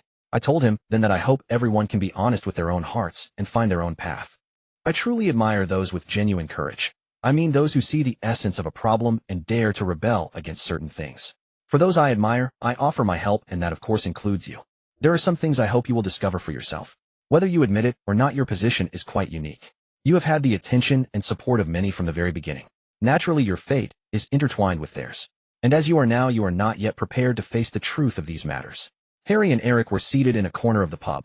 It was the hottest part of the day, and sunlight streamed through the narrow window, striking Eric's back and forming a dazzling halo around his head, casting his features into deeper shadow and mystery. Harry sat across from Eric. Though the angle was somewhat dazzling, he found himself utterly captivated by Eric's visage. Eric's voice seemed to possess a magic that held Harry's complete attention. He opened his mouth wide, unsure how to respond. Eric's explanation was as tactful as possible, yet it still exceeded Harry's comprehension. In Harry's understanding, his life was still mainly about eating, drinking, and having fun. Though he had done a few things that his classmates considered remarkable, they were rare exceptions. Harry was quite satisfied with his life at Hogwarts, far better than his previous existence at least. The peaceful environment had never given him the chance to ponder such questions. After a long silence, Harry finally managed to squeeze out a question. You mean, my magical ability isn't good enough? That was the only way Harry could interpret it. His first impression of Eric was overwhelmingly positive. When Harry had suddenly found himself in an unfamiliar place, it was Eric who had spoken up to help him, the first to extend a gesture of goodwill. He had never considered the possibility that Eric might refuse to tell him, and this sudden turn left Harry feeling overwhelmed. It's not just about ability. Eric shook his head, tapping a finger to his temple. No one expects a third-year wizard to achieve anything spectacular or be exceptionally powerful. What I mean is your perspective and the way you think. Let me guess. Toward the professors and those who care about you, you've never been willing to doubt them, have you? You can tell who truly means you well and who means you harm. That's a remarkable talent, and I suspect it comes from your upbringing. Raised by people like your aunt and uncle, without such an ability, you might not have made it this far. But what I'm saying is you've never tried to look at things from a more objective standpoint. Some things are not as they appear, and what you see is not always the whole truth. Sometimes you are merely willingly swept away by your own emotions. Those emotions can easily dominate you, drawing you deeper and deeper. Harry said blankly. I don't understand. No matter how great his reputation, Harry was still just a 13-year-old boy. In his usual interactions with friends, he was straightforward, saying whatever came to mind. Now suddenly faced with someone as articulate as Eric, he was completely baffled. Yet Harry felt that despite Eric's long-windedness, what he said made perfect sense and was almost irrefutable. He did tend to act impulsively and do foolish things sometimes. Eric chuckled and continued. Let's imagine a scenario, and you'll immediately understand what I mean. Let's say, Professor Dumbledore knows your background and understands your thoughts, but he has withheld key information from you all along, trying to influence your actions with words to achieve his own goals. That goal might conflict with your values, making you feel betrayed and angry. If you were in such a situation right now, would you still have that confidence? As soon as Eric finished, Harry exclaimed dramatically, That's impossible. How could Professor Dumbledore ever do such a thing? Eric smiled. Don't rush, Harry, we're just hypothesizing. If what I said were true, what could you do to counter such a situation? Let alone resist. You probably wouldn't even want to doubt Professor Dumbledore's feelings for you. Harry's lips moved, ready to speak, but after thinking for a long while he held back. How could that be? Harry thought almost instinctively. In the eyes of nearly every Hogwarts student, Dumbledore was the perfect headmaster. You could question his stance or accuse him of favoring a certain house, but the one thing beyond reproach was his academic and teaching prowess. He was the most powerful wizard of the age, without equal. Many viewed Dumbledore through rose-tinted glasses, and Harry was no exception.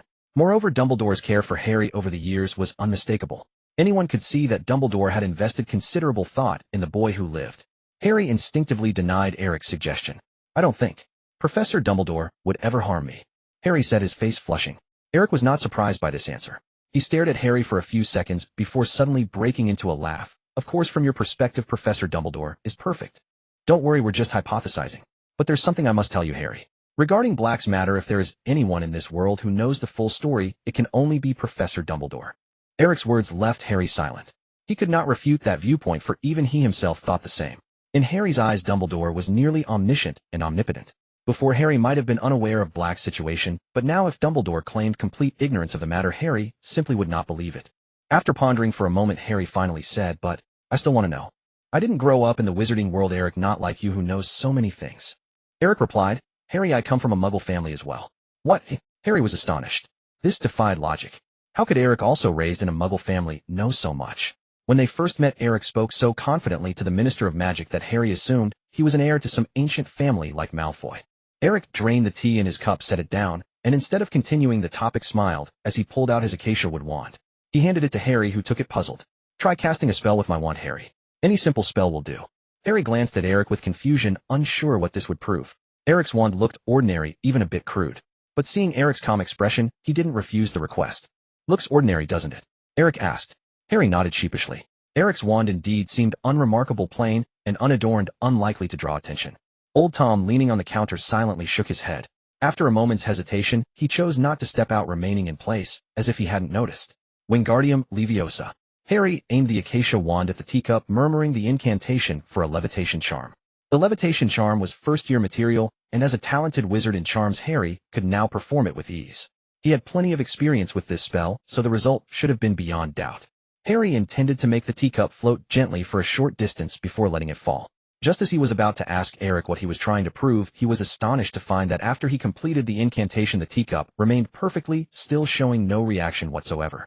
Harry repeated the motion, bewildered, and then quickly realized it wasn't a lapse in memory. His spell had simply failed. His usually reliable levitation charm had malfunctioned. You see, Harry, sometimes appearances can be deceiving. What seems obvious to you may not be so. This wand of mine is rather special. To put it bluntly, if a wizard's talent doesn't earn its approval, it won't serve that wizard. It won't even allow basic spells to work. In other words, it hasn't acknowledged your ability. I'm sorry to say this, but it's the truth. Now, if you still insist on knowing, I'm more than willing to tell you what you want to hear. I'm not trying to stop you, but I hope you understand that when your abilities are too weak, knowing too much can be a burden. Seeing Harry's dazed expression, Eric slowly reached out, took the wand from his hand, and smiled. Harry looked at Eric with a mix of doubt and suspicion, a flood of words caught in his throat. Just as he was about to speak, Eric suddenly flicked the wand sharply, aiming at the counter, and said calmly, Teapot Accio. The next moment the teapot in front of old Tom jerked as if yanked by an invisible force, flying in a straight line across the pub at breakneck speed before Eric caught it firmly in his hand. Whoosh! In the relatively quiet pub, the teapot's piercing sound cut through the air, Eric's magic stirring quite a commotion and drawing everyone's attention. After catching it, Eric swirled the liquid inside and refilled both his and Harry's teacups. Then he gently set the teapot down, picked up his cup, and took a slow, leisurely sip. Harry watched, utterly dumbfounded. Not just him. Other wizards in the pub also gasped in surprise. The summoning charm was not a spell everyone could master, yet here it was cast flawlessly by a mere child. Among the onlookers, a few wizards finally noticed Eric in the corner. They turned to look, recognized his face, and their expressions changed as they hurriedly left the pub. Undoubtedly, these were the unfortunate souls who had witnessed Eric's magical outburst. The sight of his face instantly reminded them of the imposing figure radiating terrifying pressure outside Flourish and Blots. Eric's features were quite distinctive. Young, with shoulder-length hair, fair skin, a handsome face usually adorned with a polite smile, paired with a black jacket and jeans. Those wizards had already made up their minds. Upon seeing such an image, they should flee as far and as fast as possible. Harry, did you see the spell I just used? Harry shook his head blankly. He didn't even know the name of that spell. The summoning charm, it lets you summon objects from a distance. I only learned it a couple of days ago. A couple of days ago. Harry's lips twitched, too shocked to speak. He wanted to argue that it was impossible, but seeing Eric's calm and composed expression, he swallowed his words. The enemies you'll face in the future will be at least of my caliber. They cast spells with precision and without mercy. And black is among the best of them. Harry tried to say something more, but Eric shook his head, as if regretting Harry's decision to stay seated. Then he spoke, his voice sounding surreal, yet piercing directly into Harry's ears. Eric, of course, intended to tell Harry the truth, but not the truth of Black enduring humiliation and eventually hiding in the ancestral home of the Black family. Instead, Eric would reveal the version accepted by the public. That is the so-called truth, that Black had betrayed Dumbledore. Eric knew that even if he didn't say it, Harry would learn it from the Weasleys before school started. But hearing it from Eric versus learning it elsewhere made a fundamental difference. Eric looked straight into Harry's eyes and said slowly, "As far as I know, Sirius Black was your father's schoolmate and his best friend. When Voldemort started the war, Sirius Black stood alongside your parents on the front lines against the Dark Wizards. But they were outnumbered, fighting while hiding. Then one day Sirius Black betrayed your parents. He defected to Voldemort and revealed their hiding place. You already know the outcome. This is the truth that never made it into the papers. The truth about Black you can find elsewhere," Eric said word by word. "And at the same time, he is your godfather." "What are you even saying?" Harry's face turned pale as a sheet, and he couldn't help but ask. On September 1st, the day of school finally arrived. After a long holiday, Harry reunited with his two best friends, Ron and Hermione, at the Leaky Cauldron yesterday. The Weasley family and Hermione had coincidentally come to Diagon Alley the day before school started, spending the final day of the vacation together with Harry. Initially, Harry was thrilled about this. However, after learning about the connection between Black and his parents, he had no heart to listen to their holiday tales. He only managed a few perfunctory responses. Seeing Harry's troubled demeanor, Ron and Hermione refrained from pressing further. The next day, he hastily boarded the Hogwarts Express with the Weasleys and Hermione. Harry had originally wanted to invite Eric along. Despite the unpleasant topics of their conversation, Harry had already come to regard Eric as a friend. But to Harry's surprise, Eric's whereabouts were utterly unpredictable. Even his appearances at the pub were irregular. When he asked old Tom about Eric, he only learned that Eric had already left the pub, leaving no message for Harry. Harry could only force a smile and console himself, thinking perhaps Eric didn't consider him a friend worthy of traveling together. He pushed the matter aside and boarded the train with Ron and Hermione. Every school term, the Hogwarts Express was packed with people. They barely managed to find a compartment with few occupants. A single person sat inside, leaving all other seats empty. That person wore a patched coarse suit, a hat covering their face, and two weathered suitcases resting on their head. The scene was rather eerie, but after exchanging glances, the trio had no choice but to sit down. It had been over 10 days since Harry first met Eric at the Leaky Cauldron. Even now, Harry's heart remained unsettled. That day's conversation with Eric haunted him like a recurring nightmare. Though nearly half a month had passed, Eric's voice still echoed in his ears from time to time. Harry had never felt such intense regret. If he could choose, he would rather have never stepped into the Leaky Cauldron that day. Then he wouldn't have learned that Sirius Black was the true culprit behind his parents' deaths. This truth was too shocking for Harry. He was momentarily at a loss as to how to face it. Eric's expression as he recounted this tale was still etched in Harry's mind alongside his signature gentle smile. Ron and Hermione guided Harry to sit in the compartment. As Harry's mind went blank, he recalled the scene again. After his instinctive question, Eric's lips moved, revealing a horrifying truth he had never imagined. Sirius Black betrayed your parents, Harry. The Ministry of Magic forbade any newspaper from publishing this news, mainly for your safety. Black sided with Voldemort and revealed your parents' hiding place to the Death Eaters. That night Voldemort himself came for your family of 3.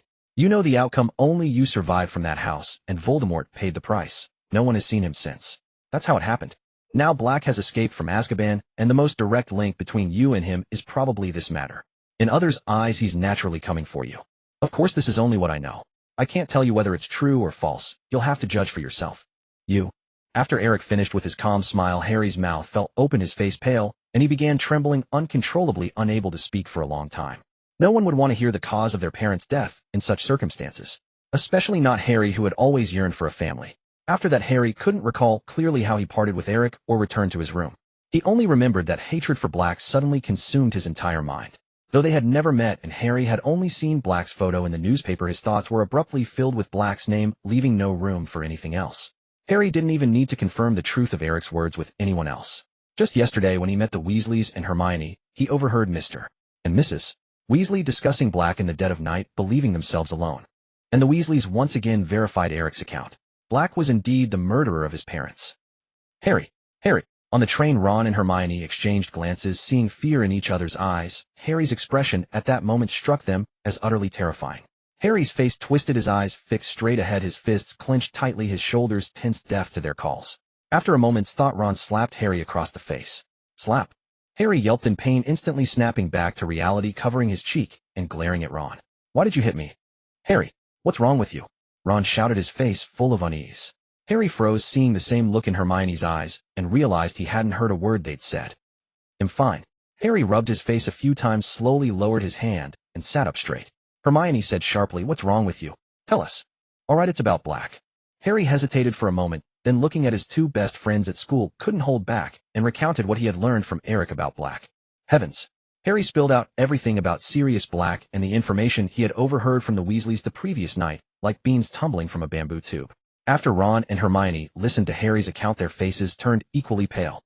Hermione covered her mouth, staring at Harry in disbelief. Are you saying that Black's betrayal over a decade ago ultimately led to your parents being killed by the Dark Lord? Ron murmured. It's so unfair. Dad didn't even tell me. Ron. Hermione cut off Ron's muttering. That's not the point. The point is they clearly didn't want Harry to know about this. Ron flushed, unsure how to respond, and could only nod silently. Hermione shot Ron a glare and asked Harry, besides us, who else knows about this? Everyone who was there knows, Harry said. But I feel like I was the only one kept in the dark from start to finish. They all clearly knew, yet not a single person told me. Harry's voice grew sharp with anger. That's not right, Harry. Eric only just met you. Why would he tell you all this? Hermione was the first to react, retorting. Her question left Harry stumped. In truth, Harry had pondered this himself. But at the time when Eric brought up the matter in the Leaky Cauldron right in front of Fudge, the shock to Harry's psyche was immense. Afterward, Eric never acted against him, and the reactions of those around him seemed to confirm Eric's claims, leading Harry to believe Eric wasn't deceiving him. Fudge's attitude and the protective behavior of the Weasleys and others only indirectly validated Eric's story. Now that Hermione raised this point, Harry was forced to confront the question. As you said, Harry, Eric is just a student you met in the Leaky Cauldron, even younger than us. How could he know about events from over a decade ago? Hermione continued. Ron blurted out, maybe his parents told him. That's impossible. Hermione declared after a moment's thought, her tone resolute. Why? Ron asked, puzzled. Hermione took a deep breath and said, because his name is Eric Gallagher. So what? Have either of you heard the name Gallagher before? Ron and Harry exchanged glances and shook their heads. Exactly. As far as I know, there's no notable family in the wizarding world with the surname Gallagher. I've read the 20th century wizarding family register in the school library, and I don't recall that name. This means Eric either has non-magical parents like me, or it's a fake alias. Even ignoring his name and family, the fact that he could cast a spell in front of Harry is astonishing enough, isn't it? Think back to yourselves in first year. You could barely hold a wand, let alone do magic. Someone like that with an unknown background, yet knowing the inside information adults are desperate to hide, and that Black is your godfather. As she spoke, her pace quickened involuntarily, but her voice suddenly stopped mid-sentence, cut short. Hermione, what's wrong? Harry and Ron, absorbed in her words, looked at her in puzzlement when she paused. Hermione said nothing, her face tense as she shot them a meaningful glance. Harry and Ron then noticed that the male wizard who had been sitting across from them had woken up. From the gap between the hat and collar that had obscured his face, a pair of sharp eyes emerged, fixed intently on them. Their discussion had caught his attention and woken him. Realizing this, neither Harry nor Ron spoke again, and an awkward silence filled the compartment. Don't mind me, children. I just happened to overhear your conversation. Perhaps aware that his gaze was too direct, the man sat up, removing the hat from his face to reveal a chiseled face with a small mustache. He forced a faint smile and spoke. His voice was a bit hoarse, perhaps from just waking up, and he exuded an undeniable weariness. "I believe eavesdropping on others' conversations is not a good habit, sir." Hermione glanced at the other two, her face pale, as she spoke up. The man appeared older, certainly not a student. His presence on the train wasn't unusual. Aside from Hogwarts students, ministry officials, teachers, and even wizards from Hogsmeade occasionally boarded. But they usually didn't enter student compartments. Among the trio, Hermione was undoubtedly the sharpest. She quickly realized he hadn't been woken by the volume of their talk. What caught his attention was the subject matter, specifically the mention of Black's name. But even the most careless Ron noticed the wizard's demeanor at that moment. It was an unmistakable look of scrutiny devoid of trust. All because they had mentioned Black. This made all three stop discussing anything about Black. "I'm truly sorry. I didn't mean to eavesdrop. It's just that you mentioned Black, and that name brought back some memories. And you're Harry, aren't you?" The stranger smiled and spoke again. At this, Hermione and Ron both turned to Harry, whose expression grew odd. "I think one should at least introduce themselves before asking someone else's name." Harry was lost in thought, so Hermione had to respond. "All right, I almost forgot. The stranger began, but before he could finish, the compartment door suddenly slid open. The newcomer entered calmly without waiting for a reaction, and a voice Harry found all too familiar rang out. "He is Remus Lupin, the new Defense Against the Dark Arts professor this year." Eric. With Harry's exclamation of surprise, the occupants of the compartment instantly recognized the intruder. It was none other than the Eric Harry had mentioned. Having been absent for several days, Eric had changed his attire, carrying only an unremarkable suitcase. He had already donned his school robes, but the chest area remained bare, devoid of any house crest, looking conspicuously empty. Beneath the robes, he wore a white shirt and a matching tie, presenting an overall air of casual nonchalance. "Long time no see, Harry." Eric smiled, unsurprised to find the trio and a wary Lupin in the compartment. His arrival instantly dispelled the stifling atmosphere. Harry rose with delight and began introducing everyone. This was also Eric's first encounter with the trio. Ron possessed the signature red hair of the Weasley family, his thoughts seemingly transparent. Hermione, however, fixed her gaze on Eric from the moment he entered. In the dim light of the compartment, her face was cast at a perfect angle, the tip of her nose slightly flushed, making her appear exceptionally endearing. As for Lupin, even without meeting his eyes, Eric could feel Lupin's wariness. Lupin's gaze was as sharp as a chilling blade sweeping over Eric. Eric understood that look all too well. Lupin had likely learned of Eric's existence from Harry. But Eric had no time to concern himself with Lupin's attitude. Stepping past Harry and Hermione, who were closest, he looked directly at Ron, or more precisely at Ron's chest. In the breast pocket of Ron's shirt, a rat missing a finger lay perfectly still. Eric knew that the rat was far from asleep. After all, the topic of discussion in the compartment had just been the name Black. That rat's terror of the name Black was bone deep. The rat was Peter Pettigrew, the true betrayer of Harry Potter's parents, and the real target of Sirius Black's prison break. Harry's father, James Potter, along with Sirius, Peter, and Lupin, had been close friends during their school years.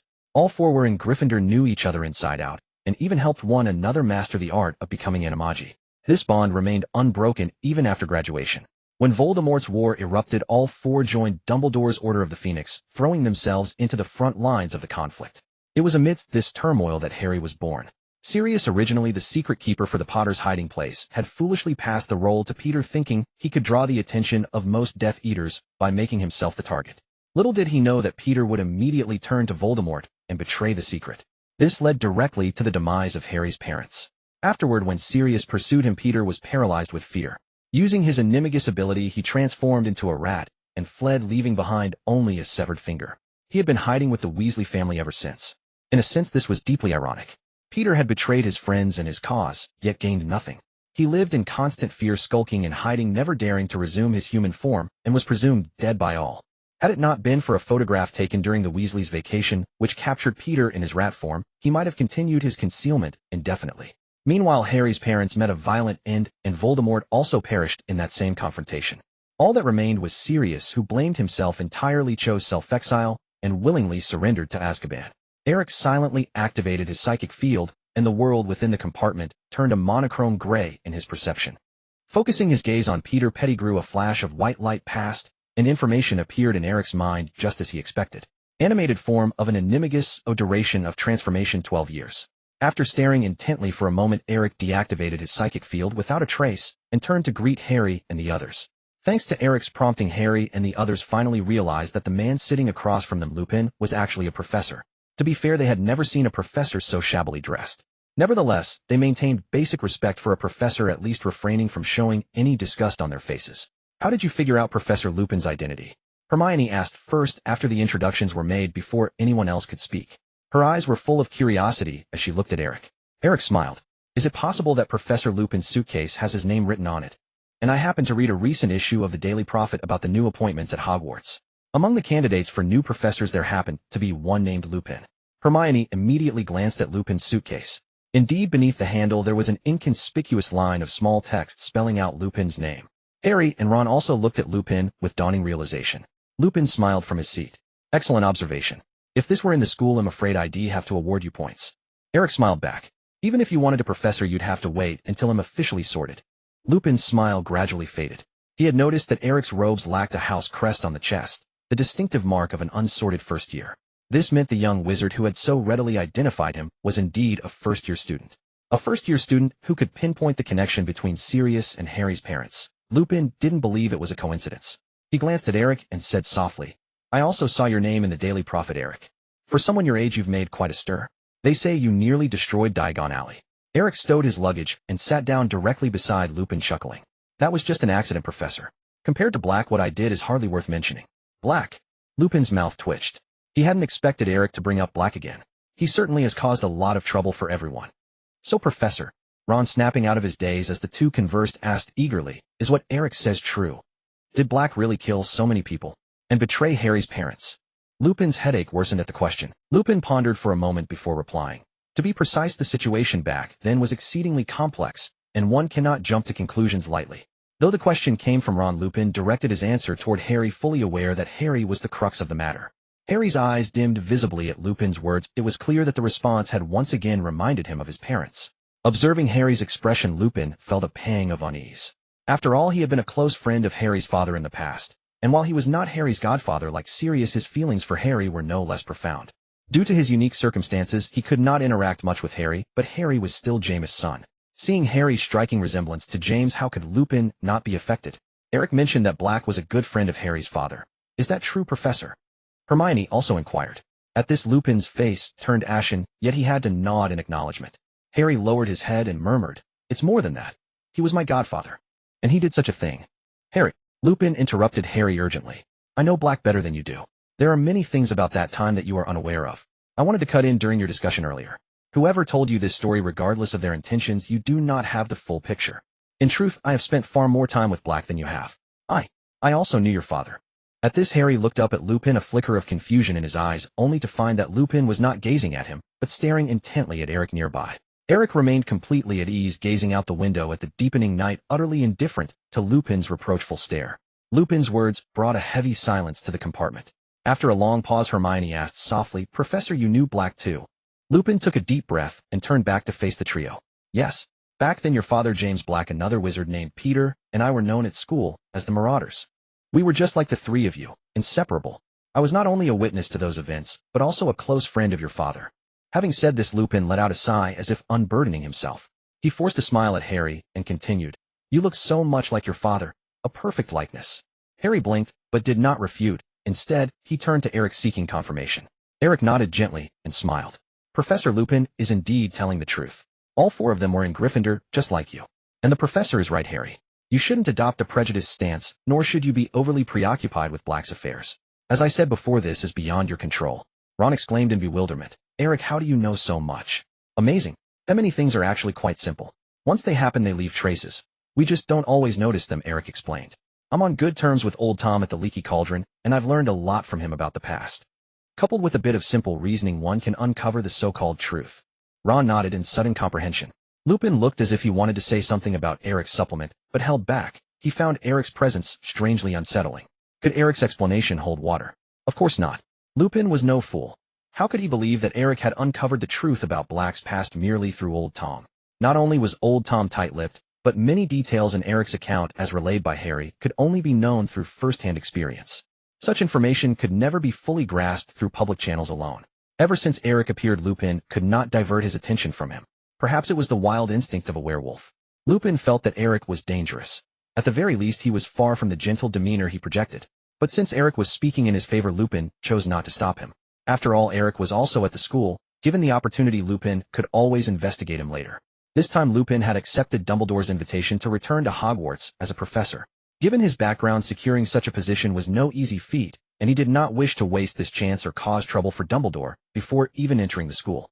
Lupin addressed Harry. Harry, I only want to say this, it's all in the past. Black will be captured soon. Eric is right. You shouldn't dwell on this any longer. Then what should I do? Harry suddenly growled, his eyes reddening imperceptibly, his voice turning shrill.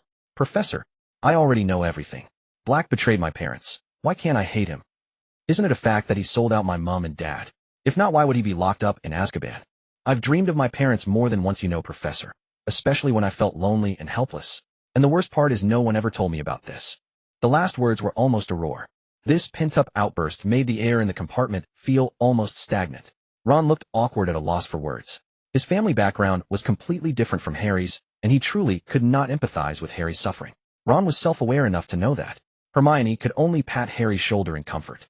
Lupin, however, gazed at Harry's face in helpless bewilderment. He wished he could defend Sirius, but faced with Harry's attitude, he didn't know where to begin. Everyone sees things from a different perspective. Lupin certainly did not believe the matter was as straightforward as it appeared. He was one of those who knew Sirius best, understanding his character deeply. If anyone claimed Sirius would betray James, Lupin would be the last to believe it. Yet based on the available evidence, Sirius' betrayal seemed to be fact. Moreover, Peter was gone without a trace, leaving Lupin unable to confront Sirius directly or overturn the case with evidence. During his trial, Sirius had admitted his guilt before being sent to Azkaban. Even Dumbledore could not save him. But Lupin still felt that things could not be that simple, which was why he personally disagreed with the notion of Sirius' guilt. Over the years, as a werewolf subjected to widespread discrimination in the wizarding world, he had struggled to find work while reinvestigating the incident, only to find nothing. However, he now realized that this very attitude had caused him to overlook Harry's feelings. Harry's underlying message was clear: he simply could not accept Sirius' actions. A child raised in the Dursley household like Harry was prone to sensitivity and low self-esteem. Since childhood, Harry had desperately craved the warmth of a family. What he couldn't get from the Dursleys, he sought elsewhere. Thus, when Harry learned of Sirius, the man who had virtually destroyed his childhood, he immediately placed him on the opposing side. Harry could not bear to hear anyone defend Sirius. After Harry's outburst, the compartment fell silent once more, broken only by Harry's faint, ragged breaths. Lupin reached out a hand toward Harry as if to say something, but ultimately held back. Throughout it all, only Eric showed no reaction to Harry's explosion. He wore a faint, knowing smile as he watched the others, as if he had anticipated this very conversation all along. Watching Hermione and Ron constantly comforting Harry, Lupin felt a sudden heaviness in his heart. Over the years of wandering, he had thought that Dumbledore would take good care of Harry, but it seemed not to be the case. As a werewolf, how could Lupin not understand the feeling of being abandoned, not being accepted, the disdain and wary gazes from others, and even outright expulsion? The status of werewolves in the magical world is almost on par with that of goblins and other magical creatures, even being legally classified as not fully human. The only reason wizards have not completely driven werewolves out is that werewolves possess the means to cause greater chaos. Compared to attacking and expelling them, it is evidently more advantageous for wizards to control the werewolves. There is a natural barrier between wizards and such fundamentally different beings. Moreover, Lupin is unwilling to live among fellow werewolves and cannot integrate into the society of ordinary wizards, leading him to wander alone for many years. In this regard, Lupin's living conditions are not much better than Harry's. They may even be worse. At least Harry has the support of friends at Hogwarts and an accepting environment. If anyone in this carriage can truly empathize with Harry's feelings, it would be Lupin, as well as Eric, who knows everything. Thinking of this, even Lupin felt a surge of resentment towards Dumbledore. He turned to Eric, his face cold, and whispered, "I don't care who you are or how you know about Black, but you shouldn't have told Harry about this, especially since Black is still on the loose." Eric smiled and said, "Really? Professor, do you think Harry has no right to know about the past of his parents? It's not about whether Harry should know or not. You are hurting him," Lupin exclaimed angrily. "Oh, does the professor think that hiding everything from Harry is protecting him?" Eric replied calmly, or rather it's more accurate to describe it as control than protection. This. Lupin was momentarily speechless. Eric ignored Lupin's feelings, looking ahead, and continued, "Professor Lupin, please believe me, I understand your feelings for Harry better than anyone, even though you haven't seen each other for many years. However, I must also say that this feeling is nothing more than a superficial facade, like a tree without roots or a stream without a source. Because all your emotions stem from your relationship with another person, Harry's father, from over a decade ago. I fully understand the desire to care for the kin of an old friend. But you know James Potter, yet you do not understand his son Harry Potter." Lupin retorted angrily, "How dare you say that?" "Why wouldn't I dare?" Eric smiled. "Do you know what kind of environment Harry grew up in? Do you know which Muggle school he attended before coming to Hogwarts? Do you know Harry went without a decent meal at his aunt's house? Did you know that Harry slept in a cupboard with a moldy blanket before he realized he was a wizard? These are the things he personally told me after we met at the Leaky Cauldron. Even someone like me who he had never met before could become a confidant for Harry, and where were you during that time? By the way, the reason Harry came to the Leaky Cauldron alone was that he used magic to attack his muggle aunt, and he did this because the Dursleys insulted his parents. Do you still think you understand, Harry? Eric's tone remained almost unchanged, unusually calm, yet each word struck deeply. Under Eric's barrage of words, Lupin's face turned pale as he found himself at a loss for words. Lupin stared blankly at Harry, only then realizing that the boy before him seemed somewhat frail compared to his peers. Even after 2 years at Hogwarts, the shadows of his previous impoverished life were still visible on his face. Oh my God, I never knew. Lupin looked at Harry in shock. Before Eric could respond, Harry had overheard their conversation. He had calmed down somewhat, his eyes red but exceptionally determined, and hurriedly said, "Professor, that's something I want to understand for myself. Eric means me no harm. Everything was my strong request for him to tell me." Harry. Lupin clenched his fists, unsure of what to say, finally managing to squeeze out, "I'm very sorry." After speaking, Lupin looked at Eric again and said in a voice only they could hear, "We need to talk." Eric remained non-committal, maintaining a gentle smile. Even when refuting Lupin earlier, his demeanor always calm. Only he could sense that in this carriage the temperature of the air had unknowingly grown colder. As the night deepened, the last traces of sunset had completely vanished. After Lupin and Eric ceased their conversation, silence once again settled over the compartment. Harry's spirits were low. Lupin wished to engage him in talk, but having had his thoughts laid bare by Eric, he found himself uncertain how to begin. He could only grasp at trivial topics, yet after exchanging a few words with Harry and Ron, he ultimately abandoned the effort. With Lupin present, Harry could not freely converse with Eric. Thus, he could only murmur with Ron about Quidditch, subjects that held no interest for the others. Hermione, however, kept staring curiously at Eric, who sat with his eyes closed in meditation. The atmosphere in the compartment felt somewhat oppressive. Do you not feel it's getting a bit cold?" After a long while, Ron finally broke the silence, stammering. His words aptly diverted everyone's attention from the dialogue between Eric and Lupin to the temperature. As if in concert with Ron's words, the overhead lamp flickered eerily, emitting a crackling sound. Moments later, before anyone could cast a Lumos charm, the lamp flared back to life, illuminating the compartment once more. This eerie change occurred not only in Eric's compartment, but simultaneously across all compartments of the entire train carriage. The flickering lamps drew startled exclamations from the surroundings, and even Ron and Harry cried out in fright. After the lamps flickered, everyone in the carriage heard the train's whistle sound, followed by the screech of wheels against the tracks. Gradually, the Hogwarts Express came to a complete halt on the rails. This development naturally stirred a wave of panic. "What's going on? We haven't reached the station yet," Ron said, looking around. Faintly from outside the compartment came the voices of prefects trying to maintain order, which only heightened Ron's anxiety. He instinctively glanced at Harry and Hermione, then at Lupin and Eric seated opposite. Several times he rose, wanting to step out and see what had happened, but ultimately, seeing Eric's unruffled demeanor, he sank back into his seat. Lupin's reaction was much like Eric's, as if he had anticipated this change. Hermione suddenly looked up at the lamp and exclaimed in surprise, "What is that?"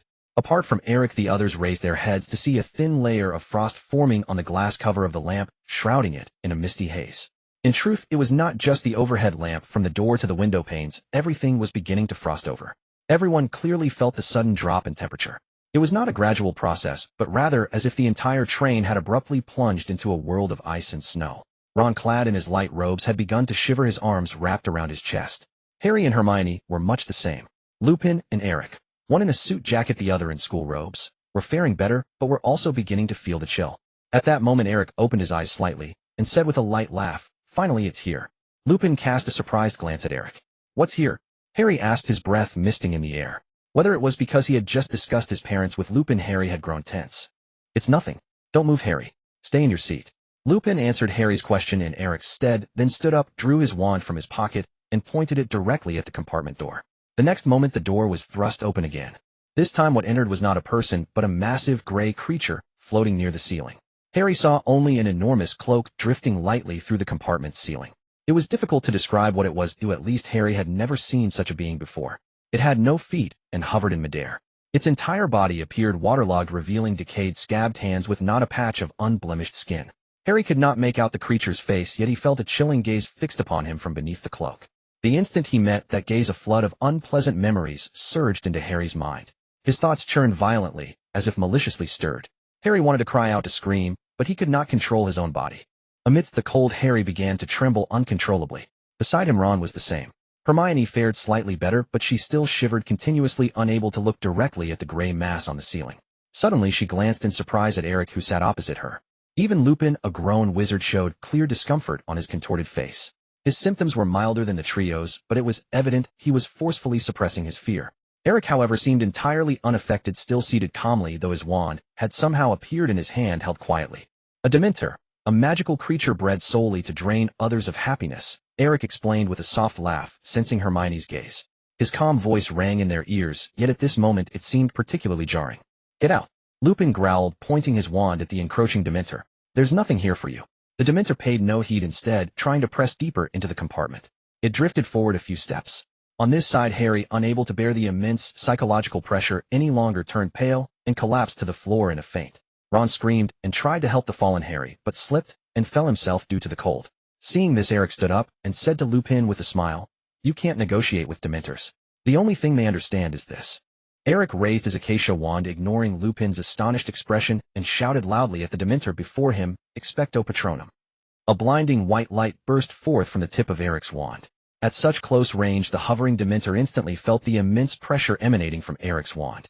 It turned to flee, but it was too late. The white light emitted by Eric took shape, coalescing into wispy strands like smoke, instantly enveloping the Dementor in the compartment. The next moment, the Dementor was struck with tremendous force. Its upper body seemed to be hit heated by a truck, caving inward as it rolled backward, expelled from the compartment. Boom! The Dementor's departure kicked up a gust of wind, forcing Lupin and the others in the compartment to shut their eyes tight, while luggage from the racks scattered across the floor. A piercing shriek following the Dementor's exit echoed through the entire carriage, rattling everyone's nerves. In the chaos, Lupin managed to open his eyes a slit, only to see a pair of enormous white wings occupying the space where the Dementor had been. The shriek had come from the owner of those wings. It was... Lupin's pupils contracted to the utmost, and he stared in utter shock. A massive pure white raptor hovered in midair, maintaining the posture of having driven away the Dementor. Its wings were spread wide, filling the entire compartment. Its sharp eyes gazed down proudly at Eric, who had summoned it. But Eric merely smiled softly and patted the wing of his Patronus. It was a corporeal Patronus. Lupin's mind was shaken beyond words. How old was Eric to have conjured a Patronus charm right before his eyes? When he first heard Eric utter the incantation, Lupin thought he had misheard. To his astonishment, Eric had indeed summoned a Patronus, and a fully formed corporeal one at that. Recalling his own arduous journey mastering the Patronus charm, Lupin couldn't help but shudder. Was this even human? Earlier, when Harry mentioned that Eric had performed the summoning charm in his presence and praised his magical prowess, Lupin had been skeptical. After all, Harry hadn't grown up in the wizarding world and had a rather skewed understanding of magic. There were countless ways to deceive Harry if one were so inclined. Even Lupin himself could easily mimic the effects of the summoning charm with another spell in front of Harry. That was precisely why Lupin had been so wary of Eric from the start. He had no reason to trust someone like Eric, who appeared out of nowhere and claimed to know about Black's situation. But now the Patronus Eric had conjured was undeniable. Its pure white misty texture and the soul-deep magical aura emanating from it proved it was indeed a Patronus summoned by the Patronus charm. It was also a Patronus uniquely Eric's own. Amidst the raging storm, Lupin stood agape, staring in stunned silence. Beside Eric stood a massive raptor, its beak, sharp wings robust, and feathers as keen as steel. It towered over Lupin, exuding an unparalleled aura. No wonder the Dementor that had intruded couldn't withstand a single blow and was driven back instantly. This is your Patronus, Eric," Lupin murmured, dazed. Eric chuckled lightly, unperturbed. "Forgive me, Professor, this is the first time I've seen it too." Not only Lupin, but Hermione and Ron in the compartment also gaped in terror at Eric and the giant eagle beside him. "What is that? Professor, what in Merlin's name is that?" Ron exclaimed, clutching the unconscious Harry. Ignoring their astonishment, Eric smiled at Lupin. "Since I've already cast this spell, leave the outside to me, Professor. Take care of them. He'll go and negotiate with the Dementors." With that, looking at the now chaotic compartment, Eric didn't wait for Lupin's objection. He turned, picked up an item from the floor, and directed his giant eagle Patronus to charge out the door. Lupin panicked, wanting to call Eric back, but after a moment's hesitation, he glanced at the unconscious Harry and refrained. Before boarding the train, Lupin had known the Dementors would conduct a search. Otherwise, he wouldn't have sensed the temperature drop and stood up, wand aimed at the compartment door. The original plan was to let the Dementors board after the train arrived at Hogsmeade Station, ensuring Black hadn't mingled with the crowd. But these Dementors were reckless, daring to halt the Hogwarts Express and forcibly break through barriers to board, using the search for Black as an excuse. Dementors feed on happiness. This train was packed with students eager to return to Hogwarts. Such a tempting target these creatures of little reason couldn't resist. Watching Eric stride off with his Patronus, as if it were the most natural thing, Lupin's mouth twitched. "Negotiate? You call that negotiation? Who brings a Patronus to negotiate with Dementors?" It was too late to stop Eric now. Lupin could only shake his head helplessly and tend to the situation in the compartment. Meanwhile, Eric showed no mercy. Stepping out of the compartment, Eric witnessed a scene that would shame the Ministry of Magic. Their carriage was near the rear, and when the train was stopped by Dementors, it was the first to be invaded. Besides the Dementor that had entered their compartment, several others now roamed the aisles, drifting in and out of compartments. Their target was not Black, but the students. More precisely, the positive emotions radiating from the students. The Dementors dared not physically harm them, or take too much. After all, they were ostensibly Azkaban guards under the Ministry's command. But even just passing by each student was enough to satisfy them. Anyone near a Dementor would have all their happy positive emotions drained instantly. Even without the severity of a Dementor's kiss, victims would quickly fall into deep melancholy. These emotions were a feast for the Dementors, essential for their survival. With an entire trainload of sustenance, how could they not be thrilled? How could they resist? Watching the Dementors drift contentedly in and out of compartments, Eric's lips curled into a faint smile. The giant eagle beside him, sensing its master's mood, grew eager. Go then, crush them. Eric waved his wand, and the pure white eagle shrieked, darting forth like lightning, stirring gales that shattered the windows along its path. For all the Dementors that chose to enter this carriage today was hardly their lucky day. Contrary to their expectations of an infallible inspection, they encountered resistance. Of course, the resistance was not entirely without reason. The Dementors were well aware that such behavior was intolerable to wizards. The Ministry of Magic would certainly not permit them to barge into the Hogwarts Express. However, the Dementors had long been deprived of such fine sustenance. The craving for food is an instinct inherent to all creatures.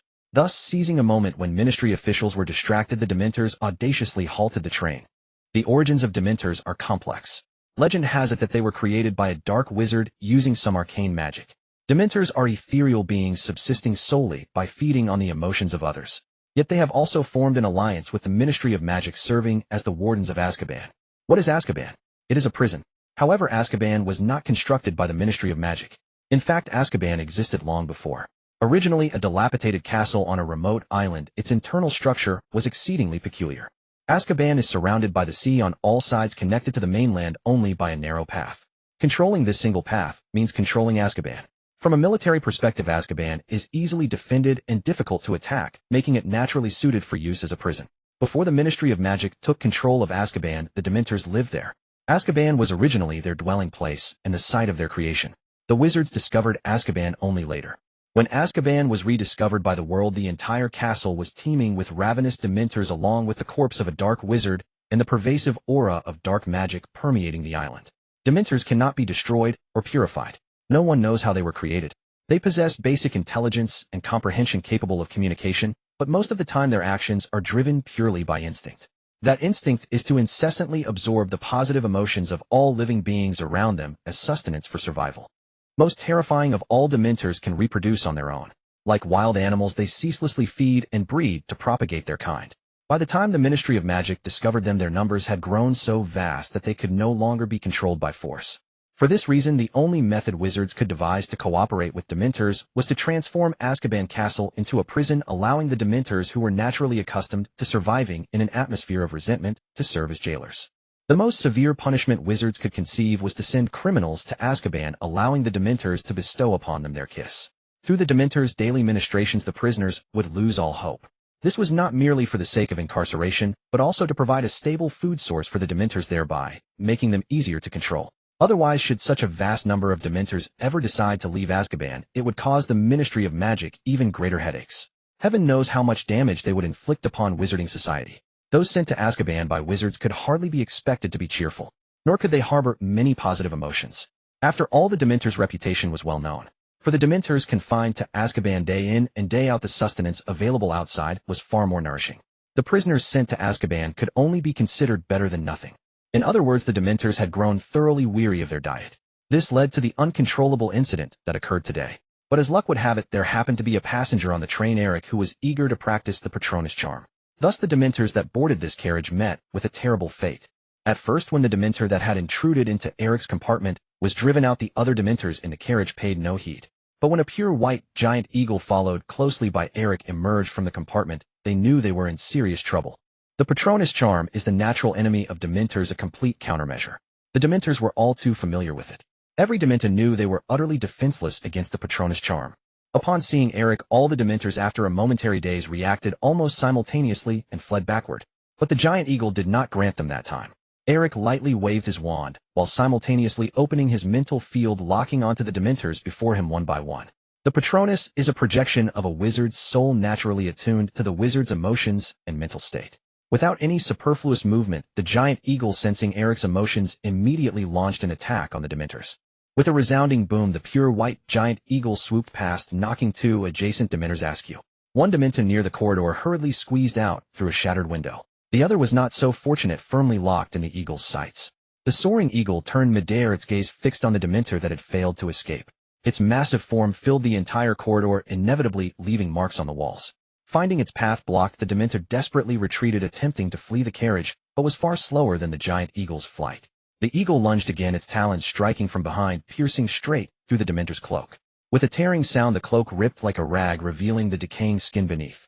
If this Dementor could scream, it would have begged for mercy at the top of its voice. Alas, it could no longer do so. Before the Dementor could react, the eagle's beak snapped down with lightning speed, devouring the Dementor's head whole. The next moment, the Dementor's head, along with its neck, vanished completely. A piercing wail, as if emanating from the depths of its soul, burst forth from the Dementor, causing everyone who witnessed the scene to shudder. Then the watching students marveled as the Dementor's head, devoured by the giant eagle, vaporized instantly. No blood flowed, nor was there the sound of crushing bone. It simply sublimated into gas. Thick gray-black smoke billowed from the eagle's beak, making the pure white eagle appear even more fearsome. A Dementor's body is not flesh, nor does it possess muscle tissue. They are more akin to wraiths or souls. The Patronus is undoubtedly a higher-order soul entity than a Dementor. Now struck by the Patronus' powerful blow, the Dementor's head was devoured by the eagle, and the remaining body also lost its ability to move. Dementors cannot be killed, but that does not mean they cannot be harmed. Their method of energy conversion is unique. They can transform absorbed emotions into the soul energy that sustains their existence. This conversion is straightforward, offering many advantages and facilitating their reproduction. However, it also makes them exceedingly vulnerable. For if they encounter an opponent capable of harming their physical form, any damage inflicted directly affects the very essence that maintains their existence. Just as it happened now. After devouring the Dementor's head, the giant eagle was not satiated. It held the Dementor's remains in its beak, standing proudly, and turned to look at Eric displaying its prize. Students peering out from compartments on both sides of the corridor watched the scene in stunned silence. They had never witnessed such a spectacle. The students who had been trembling in fear of the Dementors now saw that these creatures, whose mere proximity had rendered them powerless and terrified, were being effortlessly overpowered by a mysterious pure white giant eagle. It was a case of one thing conquering another. Meanwhile, as the giant eagle easily dispatched the Dementor, a system notification sounded in Eric's mind. Ding, wand proficiency upgraded. Current wand proficiency beginner. Eric's attention was instantly captivated by the wand in his hand. The acacia wood wand, which had always been unyielding toward him, underwent a subtle, yet wondrous transformation following the system's prompt. A faint, almost invisible crack emerged from the tip of the acacia wand. The wand's previously unremarkable surface appeared as if it had been slit by a severing charm. This fissure snaked downward from the tip, traversing the entire length of the wand, and finally halting at the handle. Simultaneously, Eric keenly sensed that a portion of his magical energy was no longer rebuffed by the wand, but instead seamlessly merged into its core. His control over the Patronus charm had grown markedly more stable. That single crack seemed to have opened a channel for communication with the wand. Lost in thought, Eric leveled the wand and shouted at another Dementor fleeing before him, "Expecto Patronum."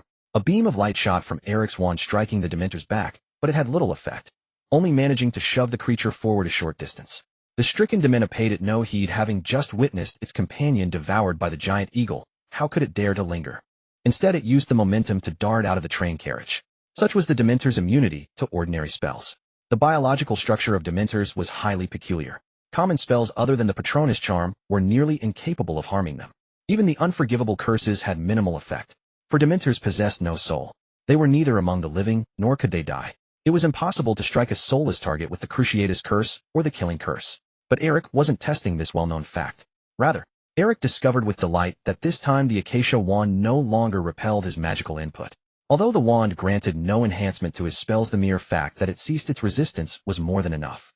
This meant the wand no longer rejected Eric. Previously, despite managing to use it by partitioning his magic, it had been a last resort. Moreover, wielding the wand in that manner carried considerable risk. A single misstep could lead to backlash. Now the problem was resolved. The acacia wand had to some extent finally acknowledged Eric. And all because he had felled a Dementor with the Patronus charm. The Patronus charm was a spell that touched the soul. An ordinary witch or wizard could not even cast basic spells with an acacia wand, let alone the Patronus. Eric's ability to do so already proved he was profoundly different from other common practitioners. And this was precisely the standard by which the Acacia Wand judged a wizard's talent. Eric couldn't help but smile wryly. If he had known he could prove himself this way, why would he have waited until now? But upon reflection, he gradually understood the intricacies and ceased to fret. Even if he had known this before, he could hardly have sought out Dementors in Azkaban himself. And had he not been able to partition his magic to bypass the wand and cast the Patronus, he could never have driven off a Dementor and earned the wand's recognition. Thus it was only at this very moment that he could break through the wand's inherent limitations. With that thought, Eric shook his head and set aside his musings about the wand. Since the issue was resolved, there was no need to dwell on it further. During his brief pause, 2 or 3 Dementors had already escaped this carriage from different angles. Their flight would surely cause greater chaos. Eric needed to act swiftly. Without further hesitation, Eric maintained the ethereal stance and directed the giant eagle to strike at the remaining Dementors that had not yet fled. The eagle let out a fervent cry, abandoning the headless Demento where it lay, and turned to charge at the target Eric had locked onto. The process was too brief to be called a battle. It was pure slaughter. The giant eagle as a Patronus crushed the Dementors with irresistible force and unstoppable momentum. No Dementor could withstand its advance. The eagle's speed far outstripped the Dementors, leaving them utterly defenseless. Once targeted, a Dementor was doomed to lose something. An arm, a leg, or like the first unfortunate, its head pecked off, rendering it immobile and helpless. It was like a wolf among sheep. In the blink of an eye, the giant eagle had scattered the remaining Dementors into disarray. The carriage was filled with grayish-black mist, the remnants of body parts torn from the Dementors by the eagle's assault. A moment later, the pure white giant eagle turned around and returned to Eric's side. By then, no trace of the Dementors remained within the carriage. After the eagle's passage, only a scattering of wood shavings, twisted metal, upturned floorboards, and shattered glass doors and windows were left behind. In short, it was a scene of utter devastation. This horrifying sight silenced the students who had poked their heads out from the neighboring compartments to gawk. Once again, they had never witnessed anything like this before. As the giant eagle passed the Dementor whose head it had pecked off, it did not forget to pick it up again with its beak. As if flaunting its hunting prowess, the giant eagle held the Dementor's tattered cloak and body in its beak, arrogantly swinging its head from side to side in the air. Its gaze was so piercing that any student bold enough to meet its eyes was forced to look away. Excited growls continuously emanated from the giant eagle's beak. With each swing of its head, the Dementor dangling from its beak swayed like a tattered rag stripped of all its terrifying aura. This Dementor was not killed, for Dementors cannot die. Even in this state, if thrown back into Azkaban, it would slowly recover by drawing upon the cold, dark, magical remnants within the fortress. It would merely require time. But for now, it had lost all capacity for movement. At least for the foreseeable 6 months, it would remain in this form akin to a walking corpse. Gazing at his trophy, Eric silently counted to himself, 13. That was the total number of Dementors that had invaded this carriage. Aside from the one captured by the giant eagle, the other Dementors had all fled. However, each of them had lost a portion of the soul energy essential for their survival. At the very least, the loss far exceeded the total energy they had drained from boarding this train. Presumably, they would relay this information to the Dementors in the other carriages. The corridor and walls of the carriage were now utterly disfigured, littered with scattered wood shavings and glass fragments, while deep scratches marred the walls. These were all marks left by the giant eagle's brutal slaughter of the Dementors. Nonetheless, the oppressive chill that had permeated this carriage had completely vanished. The temperature within had returned to a comfortable level. Yet still no one dared to speak. Almost everyone who had witnessed the giant eagle Eric summoned now looked at him with obvious fear in their eyes. Alongside that fear, there was also an undeniable respect. That was their unanimous sentiment. Prior to this, few students had ever had the chance to encounter Dementors. Even fewer knew how to deal with them. The mere approach of these creatures laden with ill omen had already stripped them of any will to resist. If any Dementor had inadvertently given a student the Dementor's kiss, the consequences would have been dire. Eric's subsequent intervention undoubtedly saved them. At the very least, the giant eagle he summoned was even more awe-inspiring than the Dementors themselves. In the wizarding world, power ultimately commands respect. Those with ability earn admiration wherever they go. As a first-year student, Eric had accomplished what they could not. How could they not be impressed? Eric glanced around with a smile. Among the onlookers, a young girl from a lower grade blushed deeply after meeting his eyes on the verge of tears. Having confirmed no other targets remained, Eric chuckled nonchalantly and said to the giant eagle, "This is the last one. Bring it back." With that, Eric opened the item he had deliberately brought along when leaving the compartment and laid it on the floor. It was an ordinary-looking travel trunk, the gift he had received from Merkel, the owner of Flourish and Blots. Falco's travel trunk. When he had summoned the Patronus inside the compartment, the ensuing commotion had blown the trunk to his feet. One must understand that Dementors are rare creatures to encounter. They spend almost all their time in Azkaban. Under normal circumstances, the Ministry of Magic would never permit Dementors to leave Azkaban without authorization. Moreover, their numbers are strictly regulated by the Ministry. Every single Dementor is registered and tightly controlled. Ordinarily, the unexplained disappearance of a Dementor would certainly alert the Ministry. Eric could hardly travel to Azkaban specifically to capture Dementors. But the situation was different now. The Dementors had taken the initiative to intercept the Hogwarts Express. This was undoubtedly enough to enrage the Ministry. Only in such chaos could Eric gain direct access to defenseless Dementors and capture them without drawing the Ministry's attention. After all, the Dementors had brought this upon themselves. Under these circumstances, it was only natural that one or two might go missing. Not to mention the Dementors' peculiar mode of existence and physical structure, their mysterious origins alone piqued Eric's interest.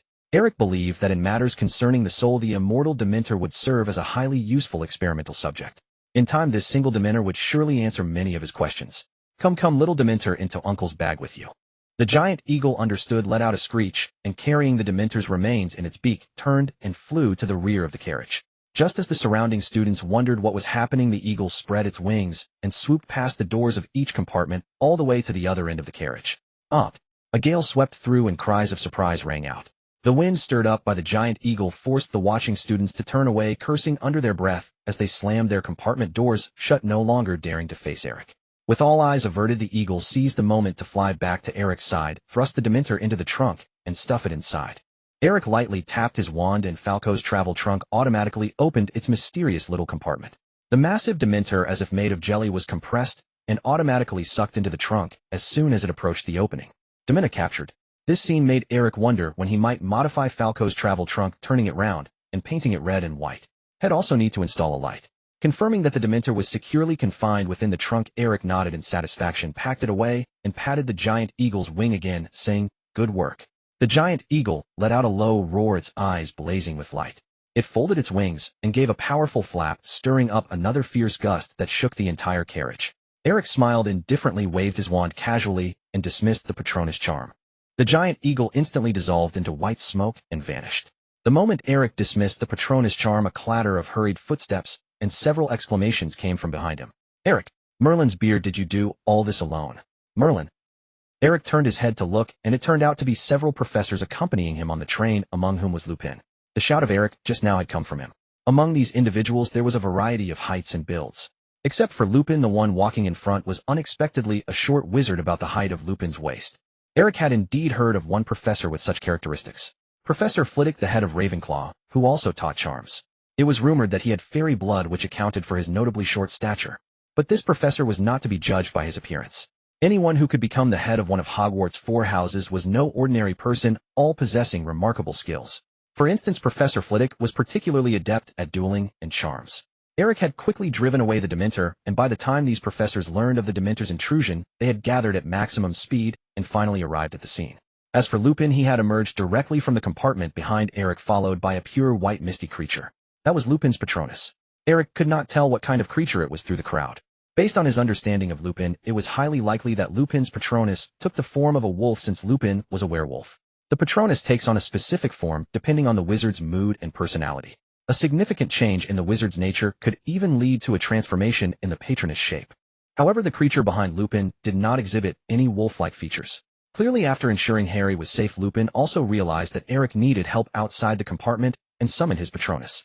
Yet Lupin was even more surprised that the battle outside had ended so quickly. Taking advantage of the stunned moment of the teachers rushing from other carriages, Lupin waved his hand to dismiss his Patronus, pretending as if nothing had happened, and urgently asked Eric, "Are you hurt?"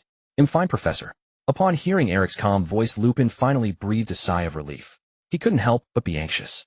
With him present, Eric, a first-year student who had not yet been sorted, had summoned a Patronus and had recklessly charged out of the compartment to confront the Dementor. What kind of situation was this?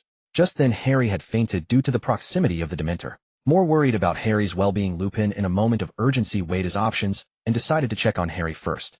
On one hand, it was unlikely that Eric, who could summon a Patronus and was exceptionally powerful, would be attacked by a Dementor again. The Patronus, being the natural enemy of Dementors, was no joke. Moreover, Harry was James's son. Even without considering Lupin's relationship with Harry's father James, it was only natural for him to prioritize Harry's safety, with Ron and Hermione still in the compartment. Another reason was that Lupin had already been aware that Dementors would appear on the train. The Dementors were supposed to conduct checks on the train, which was an arrangement agreed upon by the Ministry of Magic in Hogwarts. However, the procedure had deviated slightly. In the original plan, the Dementors were supposed to board the train for searches only after the students had disembarked. Even Lupin did not expect that the Dementors would take the initiative to stop the Hogwarts Express. To search for the trace of Black, the Ministry of Magic would later have the Dementors stationed to guard the entrances and exits of Hogwarts. On this basis, knowing that the Dementors were still under the Ministry's control, Lupin naturally understood that they would not dare to harm the students. That was why he stayed in the compartment. But as a werewolf with a hidden identity, Lupin always cherished the job opportunities he could obtain. Receiving the invitation to become the defense against the dark arts professor from Dumbledore was a delightful surprise. If on the first day of work Dumbledore found out that a first-year student had recklessly confronted a Dementor in his presence, it was something Lupin would not want to see either. Thus, after confirming that Harry was fine, Lupin immediately summoned his Patronus and rushed out. But to his surprise, Eric had single-handedly resolved the situation with the Dementor. Lupin wore a strange expression looking at the messy compartment and the smiling Eric standing before him, falling into silence. The other professors following him were similarly shocked. They had been notified that a Dementor had invaded the train and had hurriedly gathered to drive it away. But now where was the Dementor? Before them stood only a lower-year student and a compartment resembling a disaster scene. Where had the Dementor gone? The professors were a bit disoriented. Flitwick was the first to recover. He cast a suspicious glance at Lupin and then addressed Eric, saying, "Student, who are you? Did you see the Dementor?" Eric smiled, but remained silent, instead turning to look at Lupin. Seeing this, Flitwick also looked at Lupin. Lupin, helpless, saw everyone staring at him and could only steel himself to say, "Professor Flitwick, this is Eric Clapton, a first-year student. And as for the Dementor, I believe it has already been driven away by him alone." As soon as he finished speaking, the originally noisy atmosphere in the compartment became eerily silent. Some professors initially did not respond, simply nodding in agreement with Lupin's statement out of habit. They also knew Lupin. Two of the professors were even classmates from his student days. It was not until they fully comprehended what Lupin had just said that everyone turned in unanimous alarm toward Eric. What had he just said? Was Lupin serious? This little child had actually driven away the Dementor that intruded into the compartment, and had left the compartment in this state. Anticipating their reaction, Eric had long been prepared and did not leave merely standing quietly with a smile. Flitwick, feeling incredulous about Lupin's statement, instinctively turned to a Ravenclaw student peeking out from the adjacent compartment to watch the commotion and asked, "Is what Professor Lupin said true?" Besides Lupin, the other professors also looked toward the Ravenclaw student. The student had a strange expression and felt overwhelmed, but in the face of the head's inquiry, still slowly nodded in agreement. For a moment, the compartment was utterly silent, with only the professor's hurried breaths remaining. Upon receiving the definitive answer, Flitwick was evidently at a loss as to how to handle Eric. This is truly, I have never encountered such a situation before." Professor Flitwick, more in awe than flustered, addressed Eric. "You have done exceptionally well, Eric. I dare say you are the most outstanding student I have encountered in my decades of teaching." Eric replied courteously, "Thank you, Professor." Flitwick gave a wry smile and said, "That is not entirely a compliment, especially after what you have done to the train." He then gestured toward the half-carriage behind Eric, which resembled a scene of devastation. As Eric was about to respond, a section of the ceiling suddenly crashed to the floor with a loud bang, raising a cloud of dust and eliciting gasps from those nearby.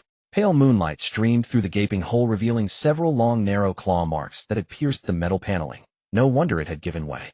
Eric could only offer an awkward smile to Flitwick and the other professors. "Though I did not witness it myself, your Patronus must have been quite formidable," Flitwick remarked with a hint of amusement.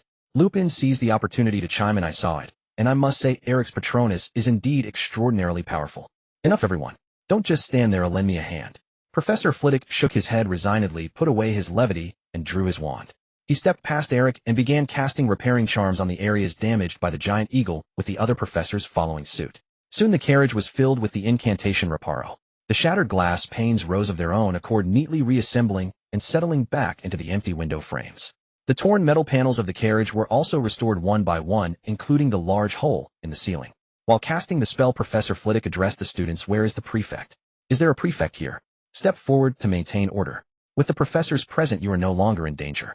The prefect of that carriage immediately stepped forward to assist the professors in managing the situation, a sixth-year Slytherin student. His expression was somewhat sheepish, having hidden in a nearby compartment during the Dementor attack and not emerged afterward. Yet he could hardly be blamed. No one can force a student to confront a Dementor. Even the vast majority of adult wizards cannot manage it, let alone a student. Among Hogwarts students, only a very few are familiar with the Patronus charm. Even fewer can practice it regularly and cast it in a moment of crisis. Most of those students come from families with Auror or Ministry backgrounds. The Slytherin prefect in this carriage clearly was not among them. "Professor Lupin, do you have any chocolate? Please distribute it to those in need," Professor Flitwick said, turning to Lupin. Lupin, not one to refuse such a request in a time of need, nodded and handed out small pieces of chocolate to everyone in the carriage. Without further instructions from Flitwick, the professors who had accompanied him began to act on their own initiative. Some students, overwhelmed by the Dementor attack, needed to be taken to the train's first aid station for examination. Others went to inform passengers in other carriages about the incident on the Hogwarts Express and prepare them for what lay ahead. Beyond the human toll, the structure of the carriage had been somewhat loosened by Eric's giant eagle's rampage. All these issues needed to be resolved by the professors before reaching their destination. Under Flitwick's leadership, the Hogwarts faculty swiftly regained control of the situation. After completing all this, Flitwick pulled Eric and Lupin aside and said to Eric, "Eric, don't worry. You did nothing wrong. No one could have anticipated that those Dementors would be so audacious as to board the train. You must have your own secrets to be able to cast the Patronus charm at your age." "I want pride," Flitwick said with a meaningful smile. Eric, catching his drift, chuckled in understanding. After his laughter subsided, Flitwick's expression turned serious. "However, we still need to communicate with the Ministry of Magic through official channels regarding how to handle this matter. I will also inform the headmaster and the Board of Governors, merely to notify them. You will not face any punishment for this, I assure you. Hogwarts has no precedent for punishing a student for protecting themselves from harm. We have always believed that if a student must step forward in the face of danger, it is because we have failed in our duties." Eric nodded in agreement. He shared Flitwick's perspective on this matter. It was fortunate that Flitwick was in charge of the train's operation this year.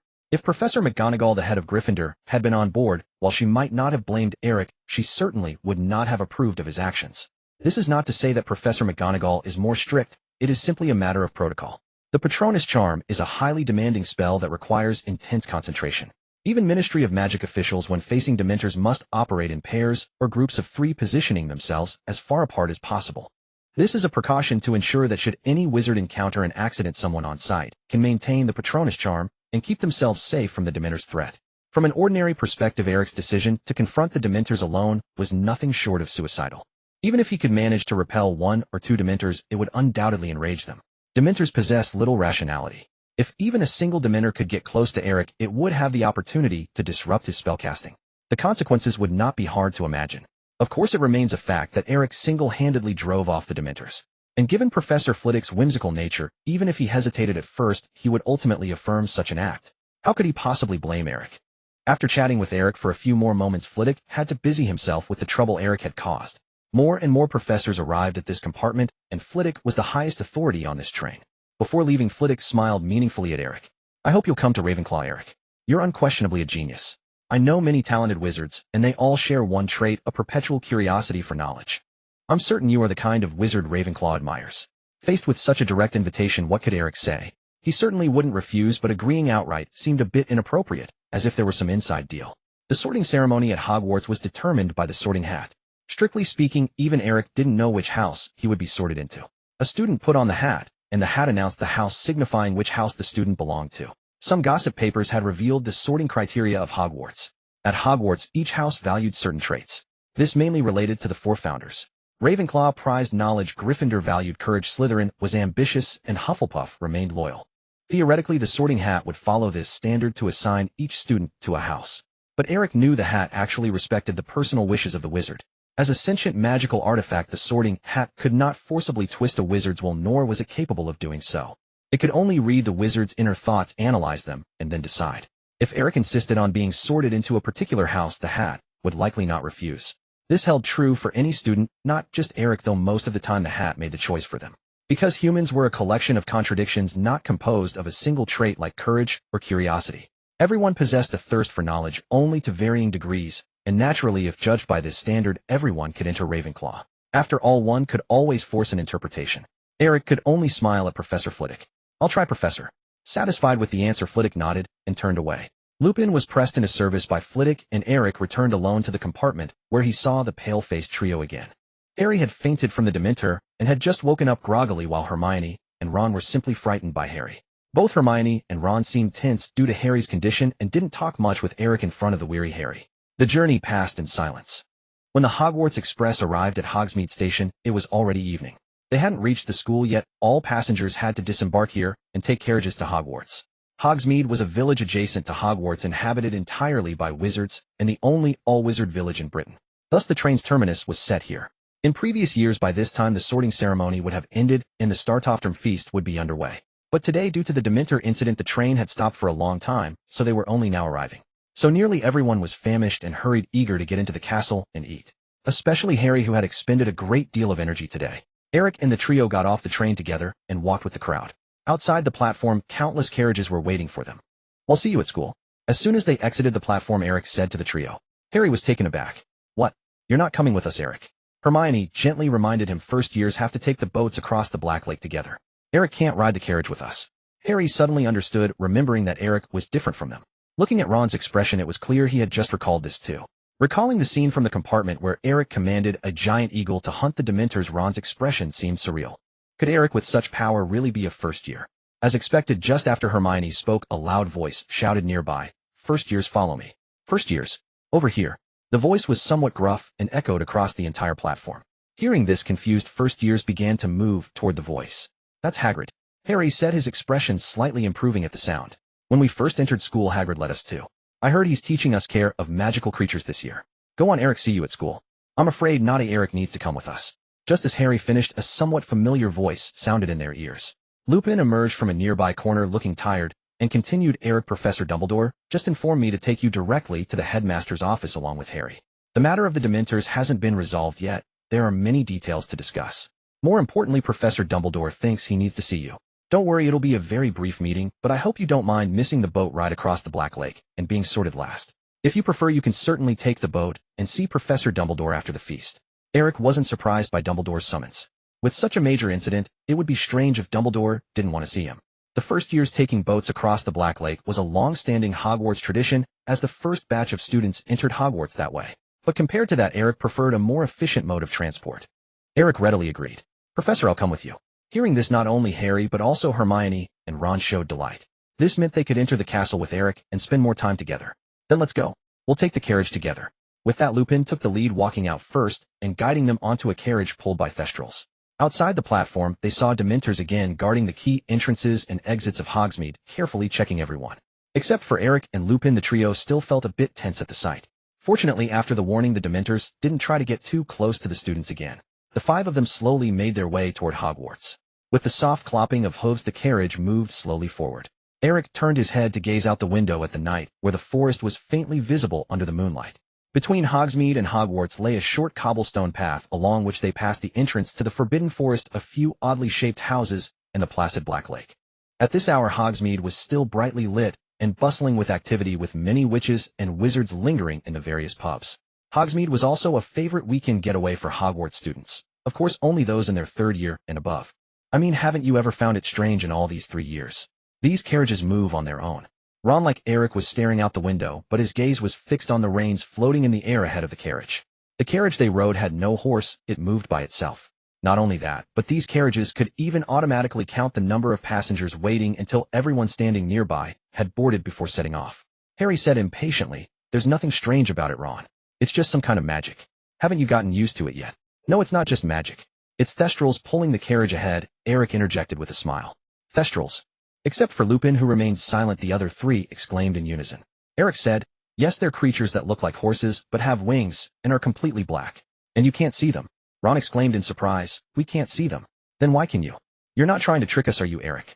Lupin, who had been sitting with his eyes closed, leaning back in his seat, uninterested in the children's chatter, suddenly spoke up. "Only those who have witnessed death can see Thestrals. Eric isn't lying to you."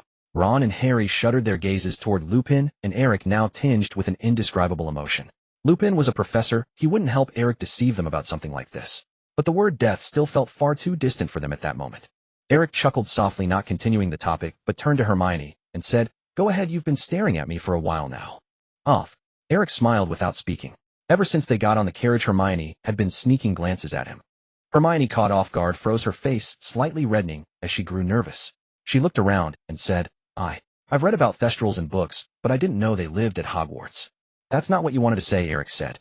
Hermione stared intently at the floor, as if she had never ridden in a carriage before. After a moment, she finally said, "Eric, you seem to know everything. I just want to know, what was the spell you used on the Hogwarts Express called?" Eric laughed. He knew that wasn't what Hermione truly wanted to say either, but he didn't call her out on it again. Looking carelessly out the window, he replied, "That was the Patronus Charm, a spell specifically used to ward off Dementors. Very few people know about this spell because it's not only difficult, but also has limited uses. It's only good for repelling Dementors." Hermione asked, "Is it taught in the upper years?"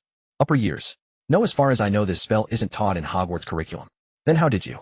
Eric simply smiled again, not answering the question, and said, if you want to learn it, I can teach you. Hermione was delighted. Really? I really want to learn that spell? If I learn it, can I summon a giant eagle like you did? No, everyone's Patronus is different. It depends on you. In this carriage, no one doubted Eric's ability. He had already proven himself through his actions.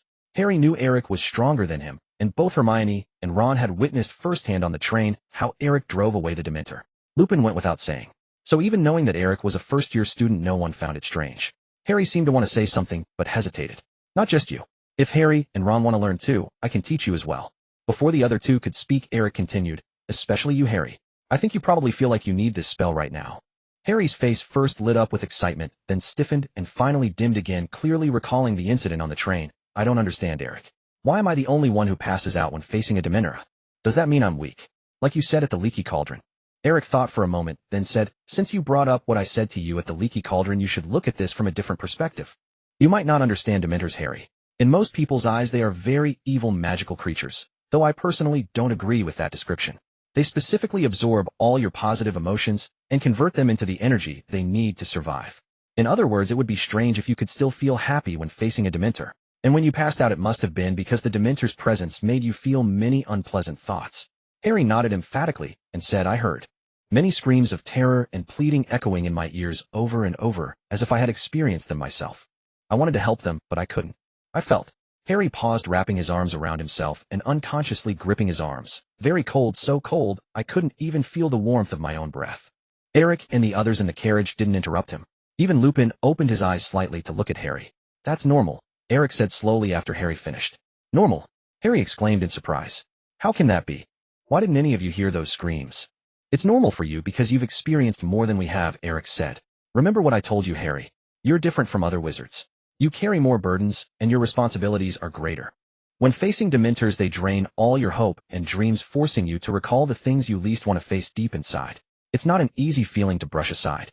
You must have recalled something from the depths of your heart, something you've always avoided facing, but it's buried deep in your subconscious. At that moment, it surged back. Losing your resistance in the face of such pain is nothing to be ashamed of, Harry. Others didn't pass out simply because they haven't been through what you have. It's not because their hearts are stronger than yours. On the contrary, I believe this makes your feelings more real. And that feeling is the key to learning the Patronus charm. Only by truly wanting to overcome that emotion, by sincerely wanting to protect what you hold dear, can you unleash an unprecedented power. That is the essence of the Patronus charm. Eric finished with a smile, and his words left Harry and everyone present spellbound. Harry stared at Eric blankly, his heart surging like ocean waves, shaken by Eric's confidence and the earnest sincerity in his guiding words. Though Eric had spoken at length, almost every word struck a chord deep within Harry. He not only understood Harry's thoughts, but also genuinely cared about him. To be honest, Harry had never met such an outstanding person his age. Among the trio, Hermione had the broadest knowledge, but even she was far behind Eric. For his age, Eric's understanding of magic was remarkably profound. Most importantly, Eric was not only powerful, but also never condescending, always treating Harry with respect. If it hadn't been for Lupin's presence, Harry might have nearly cried. He felt a surge of loyalty, as if he would do anything for a kindred spirit. Seeing Harry like this, Lupin shook his head helplessly and said, You really don't hold back, do you? Eric chuckled. Professor, I've never felt there's anything I need to conceal.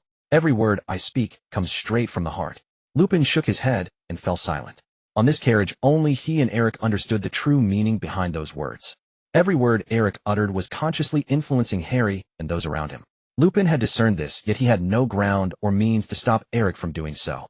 Thus he could only remain silent, for Eric indeed bore no ill will toward Harry. Ron exclaimed in astonishment. Eric, where on earth did you learn so much? You're amazing. You'll definitely be sorted into Ravenclaw. They're all brilliant there. Harry objected. What nonsense are you talking, Ron? Don't you want Eric to join us in Gryffindor? Of course I do, but it's not up to me. Ron stammered. Eric shook his head with a smile. I have no idea which house he'll be sorted into either. Well, as long as it's not Slytherin, Ron said. Oh, why? Why? Ron cried out. Everyone in Slytherin is bad. Do I even need to say it? Almost all dark wizards come from Slytherin, and that insufferable Malfoy, his whole family, is Slytherin too. They're all rotten to the core, Eric. With all you know, you shouldn't be mingling with them. Eric looked at Ron's indignant expression and found the situation intriguing. He said, It's true that many dark wizards hail from Slytherin. I can't deny that. But you yourself said almost all, not all. Some people from other houses can also do detestable things. Ron retorted stubbornly, but Slytherins are always insufferable. That's beyond doubt. So you think Slytherin means bad and Gryffindor means good? Eric asked curiously. Of course. And what if I ended up in Slytherin? At this, the atmosphere in the carriage turned tense. Ron flushed, staring at Eric in disbelief. Harry did the same. Eric's calm demeanor suggested he was far from joking. He had genuinely considered going to Slytherin. You can't be serious? Harry asked cautiously. Eric replied, I have indeed thought about asking the Sorting Hat to place me in Slytherin. I don't believe a house defines a person. Besides, I don't despise Slytherin. Why shouldn't I? Ron finally burst out angrily. How can you defend Slytherin, Eric? Just thinking about Malfoy's face makes me sick and you want to join them. Harry stammered. Maybe Eric doesn't mean it that way, Ron. Then what does he mean? He means a house doesn't define one's stance. Even if he goes to Slytherin, he'd still be our friend, Hermione interjected coldly. Ron and Harry turned to her. Her face was pale and expressionless, her eyes full of disapproval. Seeing Hermione like that, Ron could only sulkily shut his mouth. He lacked the courage to provoke both Eric and Hermione simultaneously. That would spell doom for his homework this term. Eric chuckled, not refuting Hermione, but continued. Ron, do you know which house Sirius Black was in? He was a Gryffindor, a classmate of Harry's father and Professor Lupin. This left Ron utterly speechless. He could only slump back in his seat, pouting in silence. How could that be? Harry murmured, lost in thought. Now it was Eric's turn to be exasperated. Don't any of you read the papers? The Daily Prophet dug up Black's entire life story ages ago. Harry scratched his head sheepishly. He had subscribed to the Daily Prophet like everyone else, but rarely read it. Eric said, background can determine one's stance, but people change, Harry. You can stubbornly believe that a house represents a part of someone's character, but reality will teach you that's impossible. Casually slapping a self-made label on someone you don't know. Frankly, that's quite foolish. In short, remember, Harry, think more. Seeing isn't always believing, even with people you think you know well. Harry and Hermione were lost in thought when Lupin suddenly sighed and interrupted, we've arrived. As if on cue, the carriage rounded a dense grove of trees and came to a gentle halt before a stone bridge. Not only their carriage, but all the surrounding ones did the same. Peering through the windows, they saw a majestic castle with its surrounding towers and buildings appear before them. The castle was ablaze with lights, shining even more brilliantly against the night. That was Hogwarts. The group alighted before the stone bridge and traversed it amidst the throng, stepping through the gates of Hogwarts. Beyond the gates lay the entrance hall, its doors wide open with people bustling to and fro. Eric followed Lupin as they proceeded forward. Apart from Eric, the other first-year students were still crossing the Black Lake by boat, barely halfway through their journey. Along the way, many cast sidelong glances at Eric. Among the students, all wore their school robes, but only Eric's chest was bare, devoid of any house crest. Moreover, Eric appeared exceedingly young. First years were not permitted to ride the carriages, so they were intensely curious about him. Among them, quite a few recognized Eric's identity immediately. They had been present when he drove away the Dementor on the train earlier today. With such conspicuous traits, how could they fail to recognize him? Those who noticed their companions' reactions were startled and hastily warned them not to overstep. After all, he was a monster unafraid of Dementors. Yet this warning only had the opposite effect, drawing even more attention to Eric. Everyone yearned to see the face of the one who had single-handedly driven off a Dementor. As they moved through the crowd, those around them instinctively formed a circle, enclosing Eric and his group in the center. The gazes of curiosity multiplied. Ron and Harry had never witnessed such a scene. Their faces turned even paler than when they had encountered the Dementor. What are they staring at? Ron asked. Hermione, walking alongside, retorted irritably. It's certainly not you anyway. Eric, however, remained unfazed, his expression composed. As they stepped into the entrance hall, numerous professors were already waiting there, guiding the students to disperse and proceed to the great hall for seating. The prefects from the 4 houses also stepped forward to assist the professors in maintaining order. A familiar electronic chime sounded in Eric's mind as expected. Ding detected that the host has arrived at Hogwarts. Congratulations, you have reached the check-in location. Begin check-in immediately. Do not exit midway. Ding, check-in successful. Reward obtained, soul barrier. Eric's spirits lifted instantly. He quickly opened his personal panel to examine his newly acquired ability. Soul barrier, a special application of the mental stance. When activating the mental stance, channel the spiritual energy to stabilize it upon oneself, forming a membrane of high-intensity soul energy, the soul barrier. When the soul barrier is activated, it grants immunity to the effects of mind control magic. A fine acquisition. After reading the description of the soul barrier ability, Eric appeared calm on the surface, but inwardly he was exhilarated. This was precisely the capability he needed at this moment. The reason he had chosen to ride the carriage and later attend the sorting ceremony was solely because Dumbledore wished to see him now. Given Eric's current state, meeting Dumbledore was rather risky. For Dumbledore was the foremost master of legilimency in the world. Though he had never claimed to use the magic of legilimency, others might be unaware, but Eric knew it well. In the realm of legilimency, Dumbledore's mastery could truly be considered the greatest of the age. For someone like Eric who had appeared out of nowhere and claimed knowledge of the relationship between Black and James, how could Dumbledore not harbor suspicions about Eric's motives and identity? Dumbledore was no fool. Eric could not be certain that Dumbledore would use legilimency on him, but the probability was high. The terror of legilimency lay in its ability to penetrate the mind and read memories and emotions. If one so desired, a single glance could suffice to read your memories. Such was its dreadfulness. Moreover, the spell's invocation was not complex. With Dumbledore's power, it could be executed without leaving a trace. Silently and imperceptibly, it could uncover all secrets. Of course, the success of legilimency still depended on the contest of wills between the two parties. Eric's spiritual energy was formidable, which gave him some confidence. He could not guarantee complete immunity, but he could resist for a brief moment. Nevertheless, if he could achieve full defense, he would never wish to take the risk. After all, he harbored too many secrets. And the soul barrier was precisely a complete defensive skill. Its description of resisting mind control magic encompassed not only legilimency, but also the Imperius curse and a series of control spells. That said, since legilimency was so potent, why was Eric not worried that Fudge might slip up before Dumbledore? There were many reasons. First, although legilimency was astonishingly effective, it could not accurately retrieve memories from a specific time period. It was like reviewing surveillance footage. You could watch, but you could not pinpoint a moment precisely. Moreover, the timeline of this surveillance was random and disordered, unless you already knew the time period you wished to examine. Second, legilimency required a necessary condition for its release: eye contact. And Eric had already warned Fudge never to lock eyes with Dumbledore. As long as Fudge did not act too recklessly, Dumbledore would have no reason to suspect that Fudge was scheming behind his back. Even if he did suspect, he could not know who Fudge was cooperating with, or when he had done what. In other words, as long as Fudge did not court disaster, Eric would be safe. Legilimency was fearsome, but if one understood how it operated, even with inferior strength, there were still methods to offer some resistance. The tangled thoughts lasted only an instant. After clearly reading the skill description, Eric rejoiced inwardly. He contemplated many things, but to Hermione and the others it seemed as though Eric had merely paused upon entering the hall, as if awestruck by Hogwarts' magnificent entrance. No one found this unusual. Hogwarts itself was an extensive castle complex. A millennium of history had made Hogwarts a cultural landmark, not merely a geographical one. In fact, it would be strange for anyone visiting Hogwarts for the first time not to be astonished. Harry proudly smiled at Eric and said, "Welcome to Hogwarts, Eric." Eric naturally returned the smile. Then Harry, Ron, and Hermione reluctantly parted ways, with Eric and Lupin turning toward the Great Hall.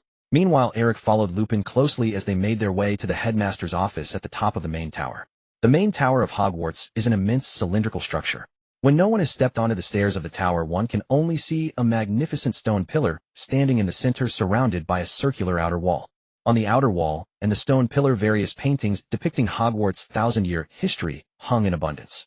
As Eric and Lupin continued to ascend stairs constantly transformed from the stone pillar, as if these stairs had a consciousness of their own, understanding how to timely lay out paths for the wizards. Even Lupin, who hadn't returned to Hogwarts for a long time, felt a sense of nostalgia for everything around him. He led Eric effortlessly to the 8th floor where the headmaster's office was located. In front of an ugly stone monster, Lupin quietly spoke the command to the creature Roach Heap. The previously motionless stone monster suddenly moved, nodding in satisfaction, and then turned around, spiraling upwards to clear the way to the headmaster's office. A white-bearded old man in a splendid robe had been waiting there with a beaming smile. Without needing an introduction, Eric naturally recognized the identity of the white-bearded old man. Albus Dumbledore, the most powerful wizard of the time. Even though he had grown old, no one could shake his prestige. Not Fudge, nor Voldemort. "You must be Eric, right?"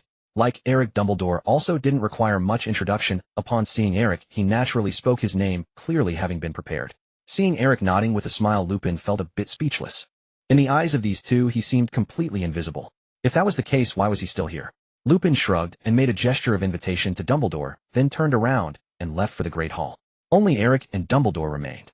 From the moment Eric first laid eyes on Dumbledore, he opened his mental stance. In the grayish-white world, Eric concentrated the white light, representing his mental power, around himself, forming a thin membrane. The soul barrier is activated.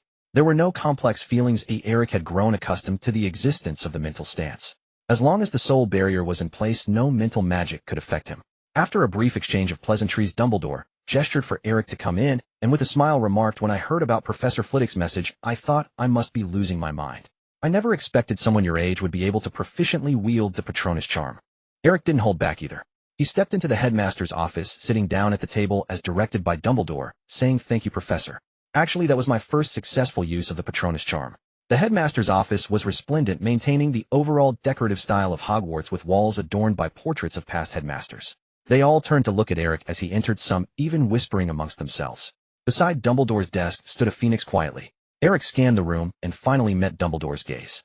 He did not shy away, but instead met Dumbledore's eyes with determination. Dumbledore remarked with delight, "I am truly pleased that Hogwarts has a talented student like you this year. I heard you come from a Muggle background." "Yes, that's truly astonishing, Eric. Can you tell me where you learned magic?" "Here it comes." Sure enough, Dumbledore dove straight into the topic from the outset. Eric chuckled. "Of course, actually I was already exposed to magic before enrolling. It was during my time at the Leaky Cauldron when I got a spell book. The magic recorded in it was quite detailed, including the Patronus charm. I also experienced 2 instances of magical surges in Diagon Alley. After that I realized I seemed to have a bit of a knack for magic, and once I acquired my own wand I began practicing on my own. That's why I was able to use the Patronus charm. I feel rather fortunate." After finishing, Eric looked at Dumbledore with a beaming smile. Dumbledore, sitting opposite him, smiled even more brightly. Regardless of the truth of other matters, Eric's claim about the source of the Patronus charm was indeed true. The spellbook, gifted to Eric by Merkle, did contain the Patronus charm.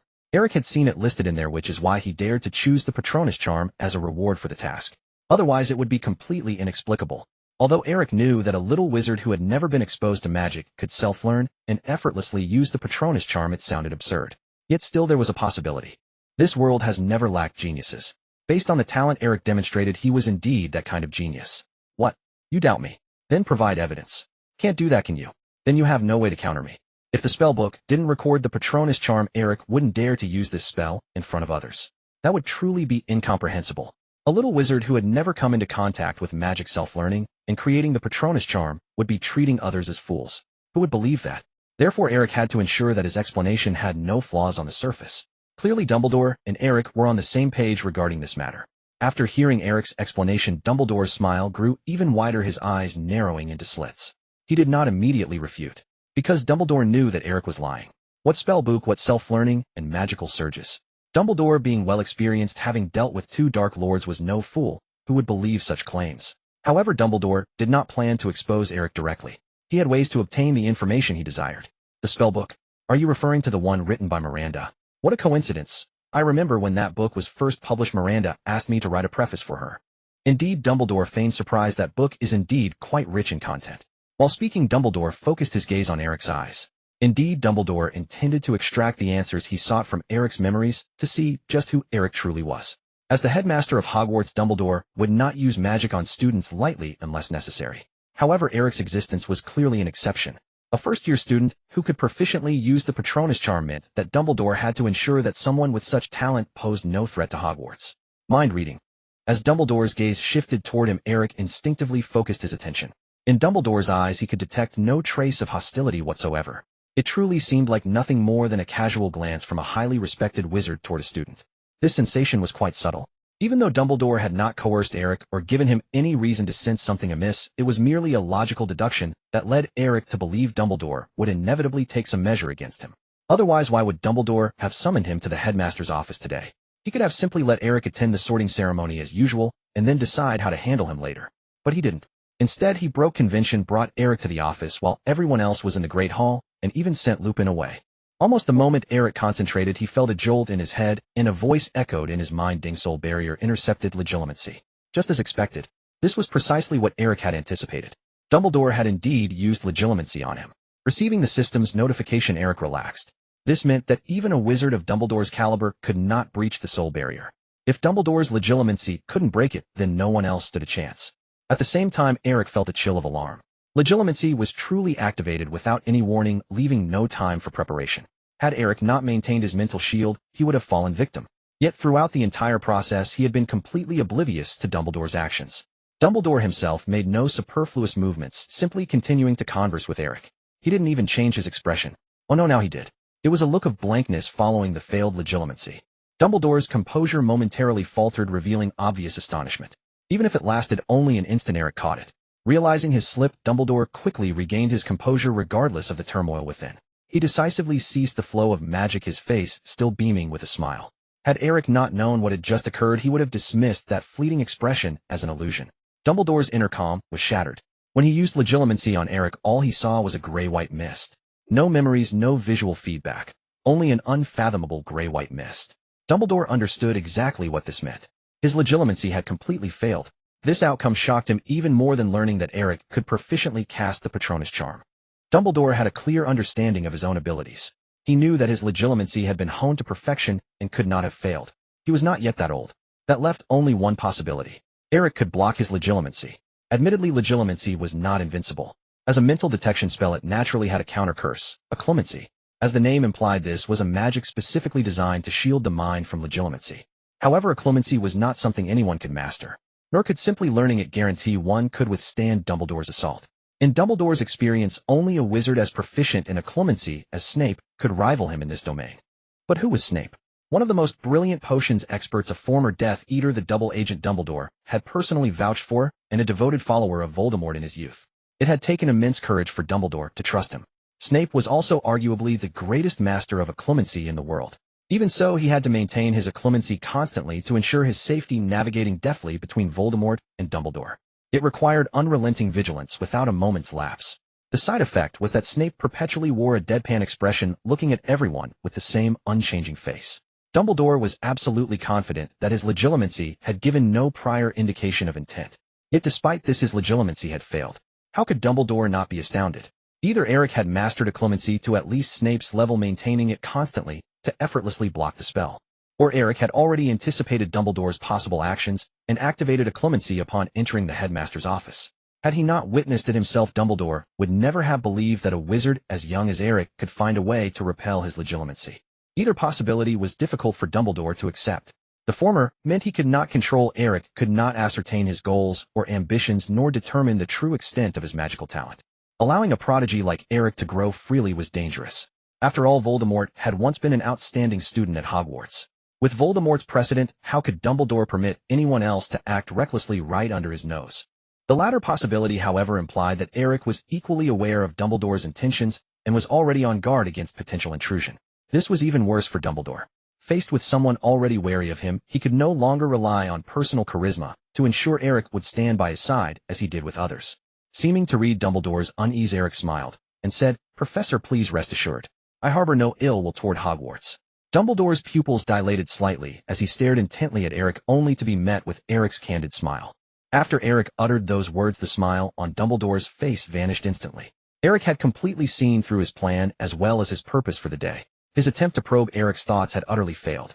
Today, Dumbledore found himself unable to gain any advantage over the prepared Eric.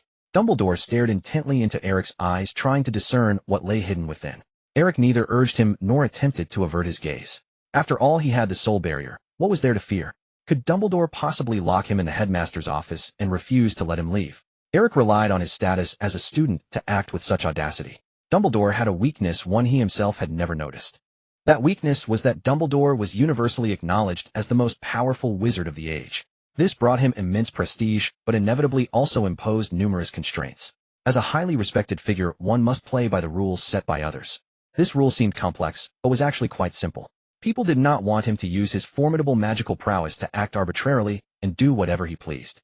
Only then would the Ministry of Magic, the ancient families with their proud pureblood lineages, and various non-human races be willing to engage in the game of power with Dumbledore. They acknowledged Dumbledore's dominance, and on that basis they strived to advance their own interests. Otherwise, if refusing to heed his advice meant annihilation, who would bother with him? In this regard, the magical society was no different from the Muggle one. One must respect the demands of others to gain their recognition. Voldemort failed to understand this, and thus he perished while Dumbledore lived.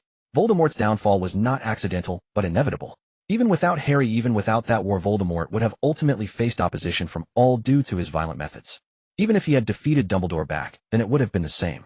So if Dumbledore wished to accept this reputation, he had to forego certain things. This included using his magical power to forcibly suppress Eric and compel him to reveal the information Dumbledore desired. Today, of course, he could do it. After legitimacy failed, he could resort to physical force in the headmaster's office. The Imperius Curse Veritaserum memory extraction. If Dumbledore so wished, he had countless methods to achieve his goal. But if he could do it today, what about the future? Would he have to subdue every opponent by force? Who then was the true Dark Wizard? Dumbledore could not do this simply because he was not Voldemort. Fortunately, Dumbledore was also content to accept these limitations. The two stared at each other for a long time, as if lightning crackled incessantly between them. During this time, their spiritual senses tacitly interwove. Each seemed to understand the other's thoughts, yet they could not reach a consensus. Finally, it was Dumbledore who yielded first. Adjusting his half-moon spectacles, he said, "You are frank, Eric. This compels me to think positively.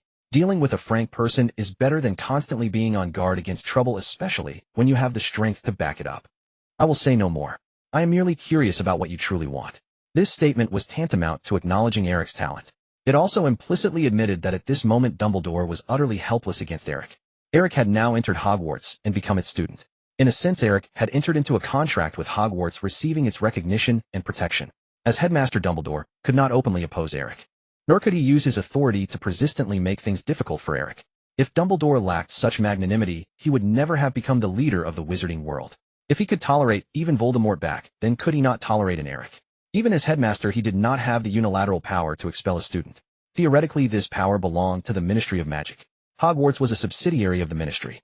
Every headmaster was elected jointly by the Ministry and the Board of Governors. Thus, only the Ministry and the Board of Governors had the authority to dismiss a headmaster and decide on personnel appointments. Although given Dumbledore's standing, he could have Fudge expel Eric through the Ministry. Or even more extreme, if legitimacy failed, he could use force to subdue Eric. He could certainly do it. In terms of personal combat power, no one could stop him. But again, if Dumbledore acted in this way, he would not be Dumbledore, and he would never have attained his current status. A man as astute as Dumbledore could see that the situation was nearly unsolvable for him. His only lawful and completely risk-free method, undetectable by anyone other than Eric, was legitimacy. Before today, Dumbledore could never have imagined that his legitimacy would fail against Eric. Regardless if Eric was unwilling, Dumbledore would not get a single truthful word from him today. Having realized this, Dumbledore somewhat gave up. Dumbledore regained his previous gentle and slightly mischievous smile. Before Eric could answer, he said candidly, "Although we have never met before, I feel you harbor some misunderstandings about me, Eric. Let us clear them all up today, shall we?" "No problem, Professor. But you should know better than I what the prerequisite for frankness is. I have already said that I bear no ill will towards Hogwarts or you, but I will not accept conversing under those circumstances." Eric met Dumbledore's gaze. "What circumstances?" Dumbledore asked, feigning ignorance. Eric chuckled lightly and did not continue. He could not give Dumbledore any pretext to claim that he knew Dumbledore was using legitimacy. "You say he invaded your mind. Show me the evidence." "What? No evidence." "Then how do you know?" The confrontation between Eric and Dumbledore could only be waged in secret with mutual understanding. Dumbledore could not admit to using legitimacy on Eric, and Eric could not admit that he had detected it. Then Eric noticed that Dumbledore had suddenly fallen silent, staring at him.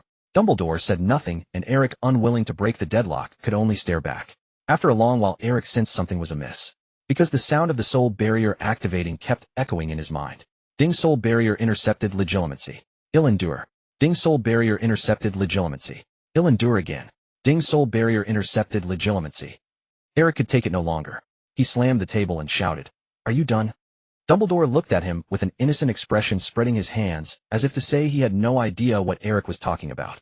Eric was exasperated. He had been on the verge of seizing the initiative in the conversation, only to have Dumbledore shatter it with this almost roguish tactic. Was there no mistake? The strongest white wizard of the age, headmaster of Hogwarts, the one who defeated Voldemort. After being exposed, he shamelessly kept using legitimacy on him, without even trying to hide it. The mischievous grin on Dumbledore's face made it clear he was doing it on purpose. Dumbledore obviously knew that Eric could sense his legitimacy, yet he found himself unable to do anything about Eric.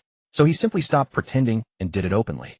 One could only say it was typical of Dumbledore. After detecting Eric's anomaly, he chose a response that left Eric most helpless. This was simply Dumbledore's nature. When the greater scheme was not at stake, despite his immense magical power, he never hesitated to indulge in a little jest with others. This was evident from the password to the headmaster's office. Which respectable headmaster would set their password to cockroach cluster? His behavior inexplicably reminded Eric of those mischievous children who go around ringing doorbells. If he didn't know better, he'd ask, were all white-beard old men so childish? Ding, soul barrier intercepted. Eric pointed a finger at Dumbledore and said stop. Dumbledore chuckled and finally ceased his actions. "Isn't this just highlighting your excellent clemency?" Dumbledore said, his face devoid of any guilt. The phoenix, who had been silently observing their exchange, opened its beak and squinted its eyes as if it were laughing. Eric was speechless. Was there no one normal in this headmaster's office? Fawkes the Phoenix was Dumbledore's familiar, sharing a mental connection with him, so it naturally understood what had just transpired. Even the Phoenix was mocking him. Did they truly think he was powerless against them? On second thought, it seemed he really was. Dumbledore was after all Dumbledore. Even when he resorted to being unreasonable, he was not someone Eric could easily handle. He could do nothing to Eric, but conversely Eric could not do anything to Dumbledore either. Both knew the other held secrets, yet both were constrained by their respective identities, forcing them to maintain this delicate balance.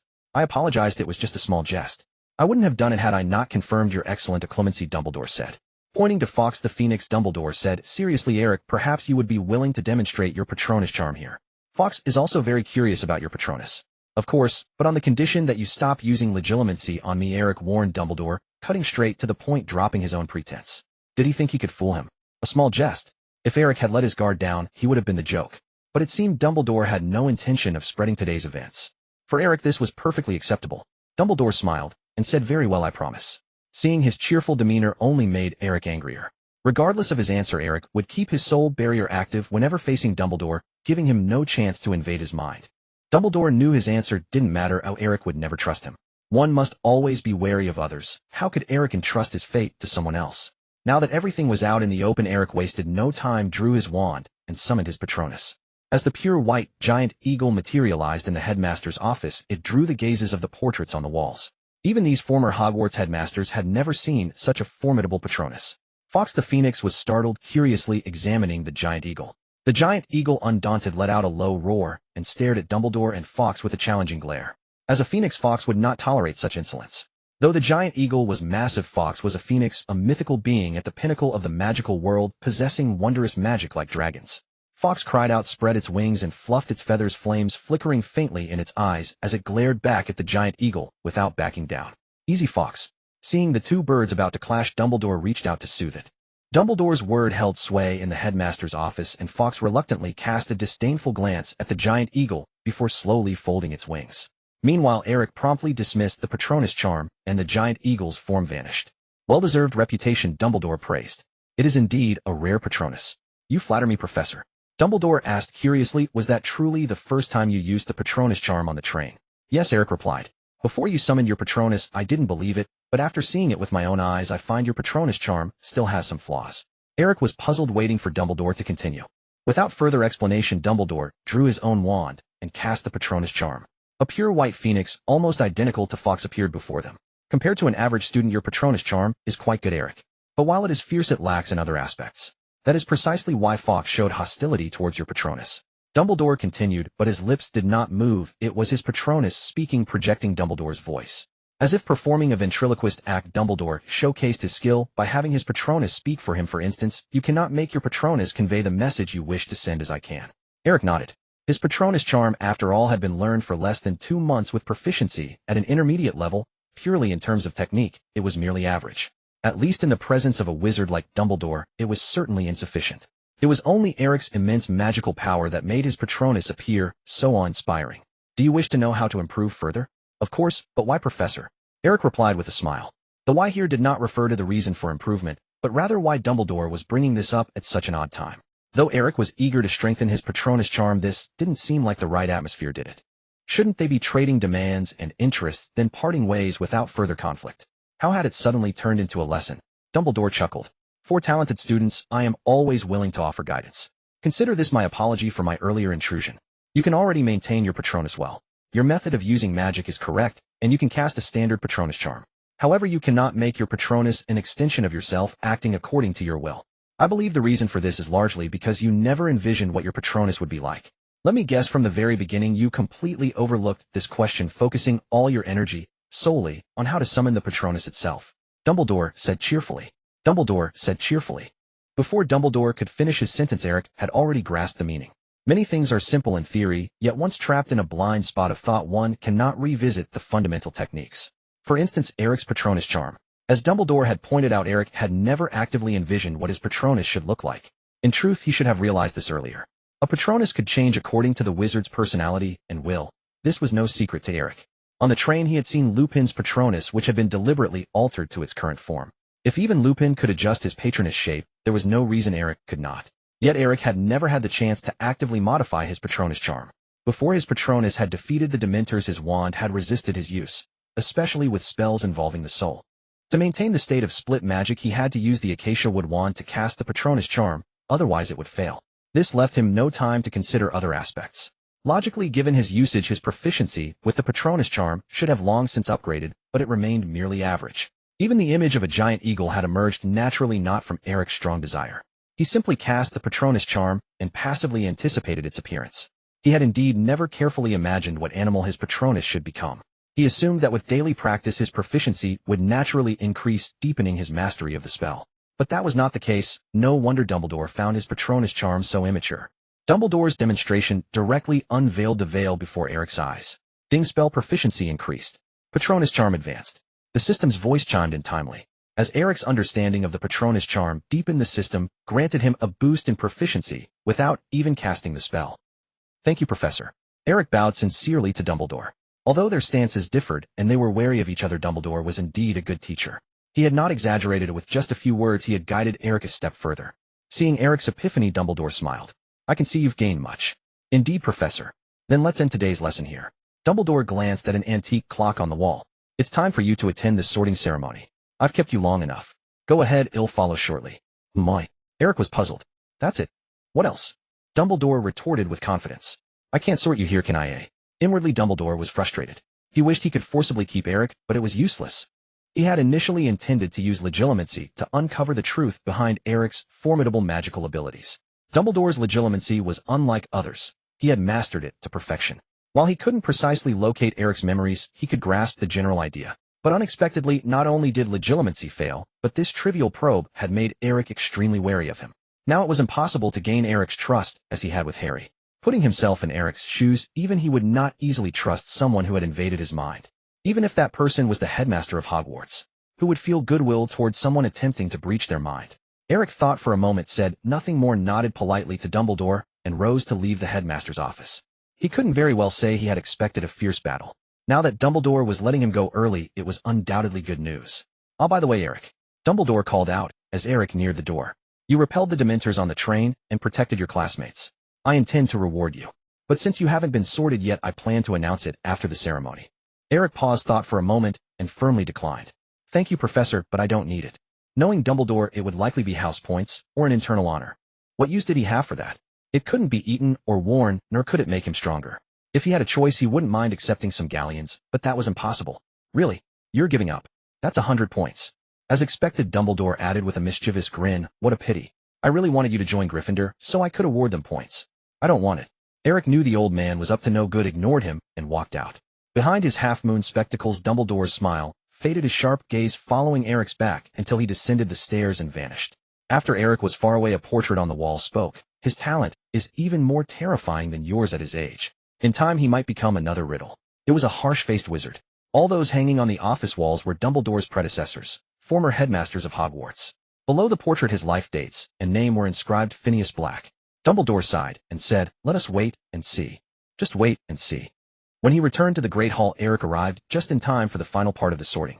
The long tables were filled with students divided into 4 groups by house. Each house had its own representative colors. Gryffindor was crimson adorned with gold, Ravenclaw was sky blue and bright yellow, Hufflepuff represented steady brown and orange, and Slytherin was its eternal pale green. Whenever a student was sorted into a house, that house erupted with warm applause to welcome the new member. At the Gryffindor table, Eric spotted Harry and the trio frantically waving at him. Eric was the last to arrive, and as Dumbledore had instructed, he was placed at the end. As soon as he put on the sorting hat, he heard it whisper, the last student of the year, ah, truly remarkable. You have ambition, and also... Stop. Eric, too impatient to listen to the hat's rambling, interrupted. I'm hungry. Just assign me to any house. The sorting hat, likely never having encountered such directness, was stunned speechless. It had prepared a whole speech describing Eric's traits, attempting to prove he was suitable for any house, and finally letting him choose. Of course it said this to nearly every student. After all, truly worthless individuals were rare. The sorting hat repeated that same spiel year after year, and had indeed fooled many students. Unexpectedly, Eric didn't care about the hat's opinion, he just wanted the sorting to end quickly. Eric genuinely didn't care. His attitude toward houses had been clear since the carriage ride. Someone like Eric didn't believe any group could represent him, much less treat a house as his home to defend after joining. What interested him was magic itself, not the ethereal concept of inter-house competition. So it didn't matter which house he ended up in. What did you say? Anything. After a moment the hat recovered, and exclaimed angrily, please respect my work. I am the sorting hat of Hogwarts, created to assign each person the right house. How can this be arbitrary? I haven't finished yet. You have ambition, remarkable talent, excellent courage, and you treat everyone equally. Ignoring Eric, the hat continued on its own. Ah, you've truly stumped me. What are you thinking? I want to eat. Eric replied expressionlessly. The hat persisted. Besides eating, what else are you thinking? Eric could only respond helplessly. Find him thinking about what your internal structure looks like after you're dismantled, who made you, and how many spells were cast on you. Before he could finish, the sorting hat, as if relieved, raised its head and shouted Ravenclaw. It turned out Eric had underestimated Dumbledore. The next morning, lying in the Ravenclaw dormitory, Eric wasn't fully awake when his roommate Lando shouted vigorously, "Gosh, Eric, you're in the Daily Prophet." Eric's first thought was, oh, the Daily Prophet, not the first time. Wait, what? Slightly dazed, he came to his senses. Why was he in the newspaper again? He hadn't done anything. Oh no, he had fought off Dementors on the train yesterday. But that was a Spuro-Thement action, and besides, there couldn't possibly be a reporter hiding on the Hogwarts Express, could there? He grabbed the newspaper and saw the headline on the third page, clearly Mysterious Youth of Diagon Alley Strikes Again, Dementors Get Their Comeuppance and Take Flight. Good heavens, it was even quite catchy. The report not only detailed Eric's name, but also included a moving photo of Eric commanding a giant eagle to hunt Dementors. The article was signed by Rita Skeeter. Eric understood what was going on. Rita Skeeter was a special correspondent for the Daily Prophet, the most famous kind, and also had ties to the Ministry of Magic, serving as a mouthpiece. She was somewhat part of Dumbledore's network, mutually benefiting through Fudge's channels. Rita Skeeter was also an unregistered animagus who could transform into a beetle, using this ability to dig up news. On the train, Eric had confirmed through his mental field that Rita Skeeter was definitely not present at the time, and she had no reason to board that train. This report, along with those clear on-site photos, must have been provided to Rita Skeeter by someone. After thinking it over, it could only be that shameless Dumbledore.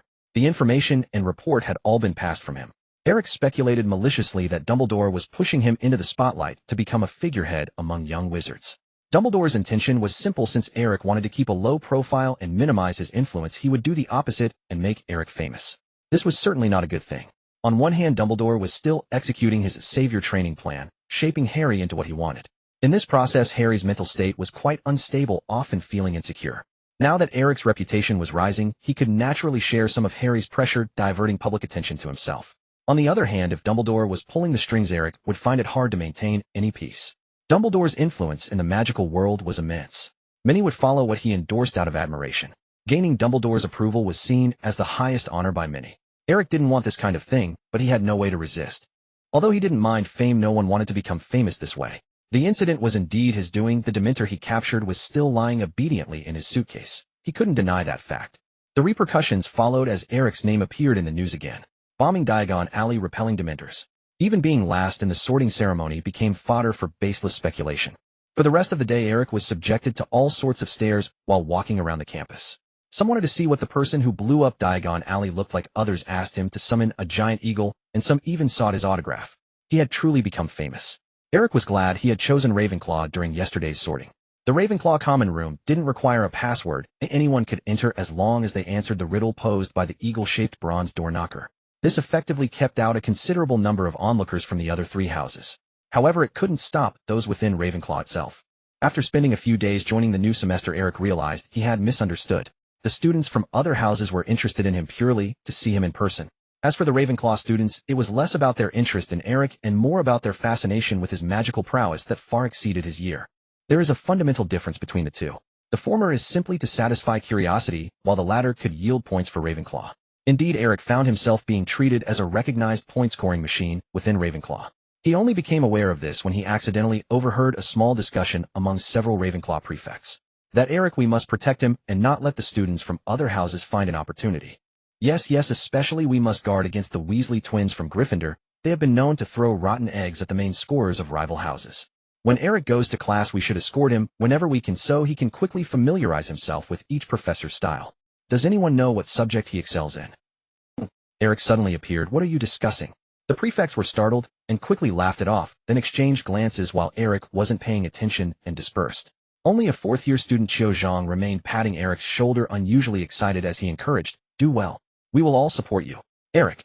The prefects couldn't help but pay attention. At Hogwarts, there are two trophies awarded each year, the Quidditch Cup and the House Cup. The Quidditch Cup is awarded to the house team that performs best in Quidditch each year. Ravenclaw's strength in Quidditch can't be said to be insignificant, but it's at least negligible. Looking at the whole team, the only competent player is Qiu Zhang the Seeker. The competitiveness of the other positions is weak. They have been consistently at the bottom, occasionally second to last. Therefore, Ravenclaw students do not fantasize about winning the Quidditch Cup. Such things are best left to dreams. In reality, one should not expect them. But the House Cup is different. The competition for the House Cup mainly comes from students' performances within the school with points added and deducted, and by the end of the term the house, with the highest score, naturally takes home the House Cup. The most common way to earn points is by answering the professor's questions in class. This is where Ravenclaw excels. Whether for the House Cup or the Quidditch Cup, Ravenclaw has not had a taste of success for over a decade. The champions of the last 2 years for the House Cup have been Gryffindor, while Slytherin previously had a 7-year streak. As a person, one must hold on to hope, right? And now isn't hope here. In the days following the start of school, Ravenclaw's points surged rapidly. In just a few days, they had pulled ahead of the other 3 houses by over 20 points. And this was all thanks to Eric. Before the school started, Eric had already read all the textbooks. With his extraordinary mental strength, he could almost memorize the contents at a glance. No matter what class Eric attended, as long as he was present, the other houses would hardly have a chance. Often when a professor posed a question, Eric would calmly answer while others pondered, and then the professor would award Ravenclaw points. Each professor could see that Eric's level was far beyond that of a first-year student, and based on this consideration, they didn't want to give him too many points. For others, answering a question might earn them 5 or 10 points, but for Eric it became 1 or 2 points. Although the points awarded were fewer, they added up due to the frequency. Whenever a professor asked a question, Eric would respond. Sometimes, even if the professor didn't call on him, Eric would take the initiative to speak up. It was simply because he was bored and found the class too dull. Besides having given the correct answer, how could the professor not award points? And yet they could indeed forego the points. For example, Snape, who teaches potions, simply does not award points. In his class, only Slytherin can earn points, because he is the head of Slytherin House. The other 3 houses are left to fend for themselves. Not losing points would be good enough. Expecting to earn points is a tall order. However, Snape ultimately does not affect the overall picture. Bad news, Snape doesn't give points. Good news, there's only one Snape. With magical skills far exceeding first-year standards both in theory and practice, Eric easily monopolized all the points in class except for Snape's potions class. There was simply no competition for Eric in his year. If Eric were the same age as Harry, perhaps there would be a Hermione to compete with him. But Eric is 2 years younger than Harry, and students of different years cannot attend the same classes, and Hermione has heavier coursework. Moreover, points are not something Hermione can accumulate just because she wants to. Although she studies excellently and earns points in class comparable to Eric, the other Gryffindor students do not make it easy for her. If Hermione earns 10 points for answering a question today, tomorrow Ron's 2 brothers George and Fred can deduct 20 points for violating school rules. Back and forth, Gryffindor ends up losing 10 points. On the other hand, Gryffindor has been the champion of the House Cup for the past 2 years, and they have grown somewhat fatigued with the honor, while Ravenclaw, having not received this recognition for a long time, has united in the face of this rare opportunity. In comparison, Ravenclaw's points have soared ahead. Even though Snape tirelessly awards points to Slytherin every day, they are still far behind. As the head of Ravenclaw, Professor Flitwick was moved to tears witnessing this scene. After years of being the underdog, Ravenclaw finally stood up. In recent days, when he spoke to Professor McGonagall, the head of Gryffindor, he found he no longer had to strain his back or ache in his legs. Even during meals, he could boast about finishing 3 servings of fish and chips in one go. As for all this, Eric could only watch it unfold. Until a new sign-in task was released. Ding, sign-in task, please go to the Shrieking Shack in Hogsmeade to sign in. Reward, unbreakable vow. With the arrival of new tasks, the Ravenclaw students had barely enjoyed their substantial lead in points before they suddenly realized that the other houses were slowly catching up. The reason was that Eric's point earning had ground to an abrupt halt.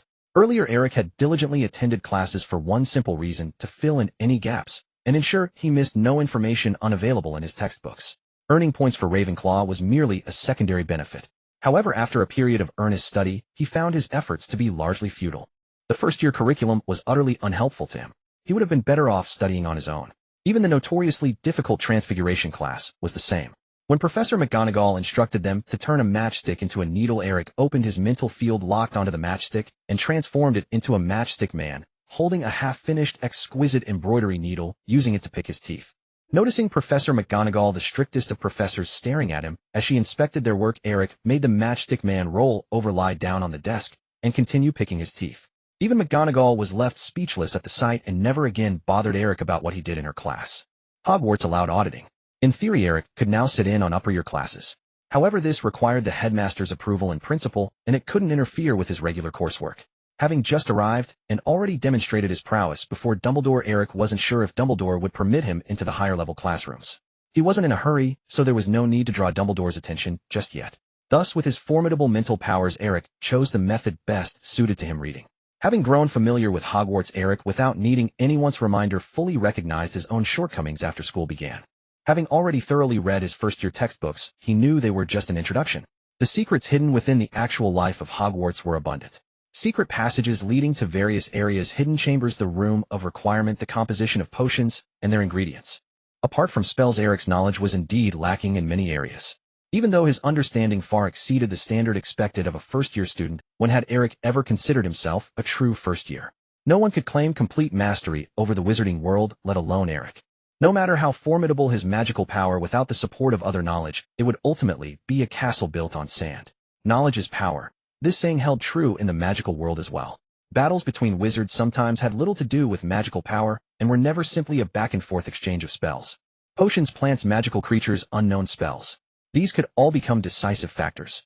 At that point, the contest was one of a wizard's overall capability. For instance, if an opponent used an unfamiliar dark spell and you didn't know the counter curse, then, bam, you'd be off to meet Merlin. Such situations were common. Without wasting a single moment, Eric's understanding of magic began to grow at an incomprehensible pace, much like the Ravenclaw points had earlier. No one felt this more keenly than Cho Chang, a fellow Ravenclaw. Cho Chang had become the captain of the Ravenclaw Quidditch team this year, and was a well-known figure in the house. With the start of the new term and the graduation of many veteran players, the Ravenclaw team had officially become the weakest. They used to be able to compete with Hufflepuff, but now they couldn't even beat them. So for the past couple of days, a stressed Cho Chang had been hanging around the common room looking for fresh talent for the team. That was where she saw Eric, also looking troubled, sitting on the common room's sofa, wand in his right hand and a book in his left, his brow furrowed. Cho Chang asked curiously, "What are you doing?" "I found a spell I'm quite interested in." "What is it?" Cho Chang looked at the book Eric had borrowed from the library, Advanced Magic Compendium, which was open to a page detailing the binding curse. The text was dense, and even looking at it made Cho Chang dizzy. "If I remember correctly, isn't this a supplementary reference book for 6th years?" Cho Chang thought for a moment, puzzled. "Yes," Eric nodded. Cho Chang sat down, patted Eric on the shoulder, and said seriously, "Eric, I know we've put too much pressure on you, but you really don't need to do this." Eric put down his book and looked at Cho Chang with a questioning expression. "You don't need to take the point so seriously. It's not your responsibility alone. Trying to learn such a difficult spell to skip grades. The professors won't give you extra points for it, and Hogwarts doesn't encourage students to do so," Cho Chang explained. "It's good for young people to have ambition. You're a recognized genius, but understanding 6th-year material right now is impossible. It's normal that you can't grasp it." A strange expression crossed Eric's face. He said nothing, but simply raised his wand and quietly uttered an incantation. In the next instant, the curtain behind Cho Chang shot up, tore into strips, and bound her tightly from head to toe. Startled, Cho Chang instinctively reached for her wand, but found her upper body immobile. She struggled and fell back onto the common room sofa. "I'm trying to figure out what the counter curse for this spell is." "It's not written here," Eric said, holding up the book. Cho Chang's face flushed red. The common room wasn't empty. There were others watching. "Untie me," Cho Chang said urgently. Eric shrugged helplessly. "I really don't know." "All right, let me try." Finite incantatum. The curtain around Cho Chang loosened only slightly. Finite incantatum was clearly not the dedicated counter curse for this spell, but as a general-purpose basic counter, it had some effect. And so that afternoon, everyone in the Ravenclaw common room witnessed the peculiar scene of their Quidditch captain Cho Chang tied up like a dumpling with a first-year student beside her, casting finite incantatum over a dozen times. Truly befitting a Quidditch captain, she managed to maintain her composure. By the weekend before Halloween, Eric had finally settled everything. He needed to prepare for a trip to Hogsmeade. Before taking action, he had to ensure he could protect himself. It was already late October. His life had been remarkably simple during this period. In the first week of school, he maintained the image of a point-grabbing maniac, then slipped into an obsessive reading state, devouring everything about magic. First-year courses were light, at least for Eric. Homework posed no challenge, leaving ample free time for his own pursuits. Compared to his former self, Eric had undergone a significant transformation. He had elevated his core subjects like potions and transfiguration to an intermediate level according to the system, and mastered nearly every spell in the Book of Spells. This wasn't solely through self-study. He could consult the professors for many spells. Dumbledore's attitude remained ambiguous, and Eric wouldn't seek his guidance on common spells, though he believed Dumbledore would be willing. But Dumbledore undoubtedly had his own motives. Lupin seemed to be avoiding Eric. Several times Eric noticed Lupin deliberately steering clear of him. Eric had to look elsewhere. Fortunately, Ravenclaw had a ready-made dueling master Flitwick. As the charms professor, Flitwick's expertise was unquestionable, and he was more than qualified to guide Eric. Flitwick was delighted to see a true genius in Ravenclaw. In his classes, Eric was undoubtedly the most outstanding.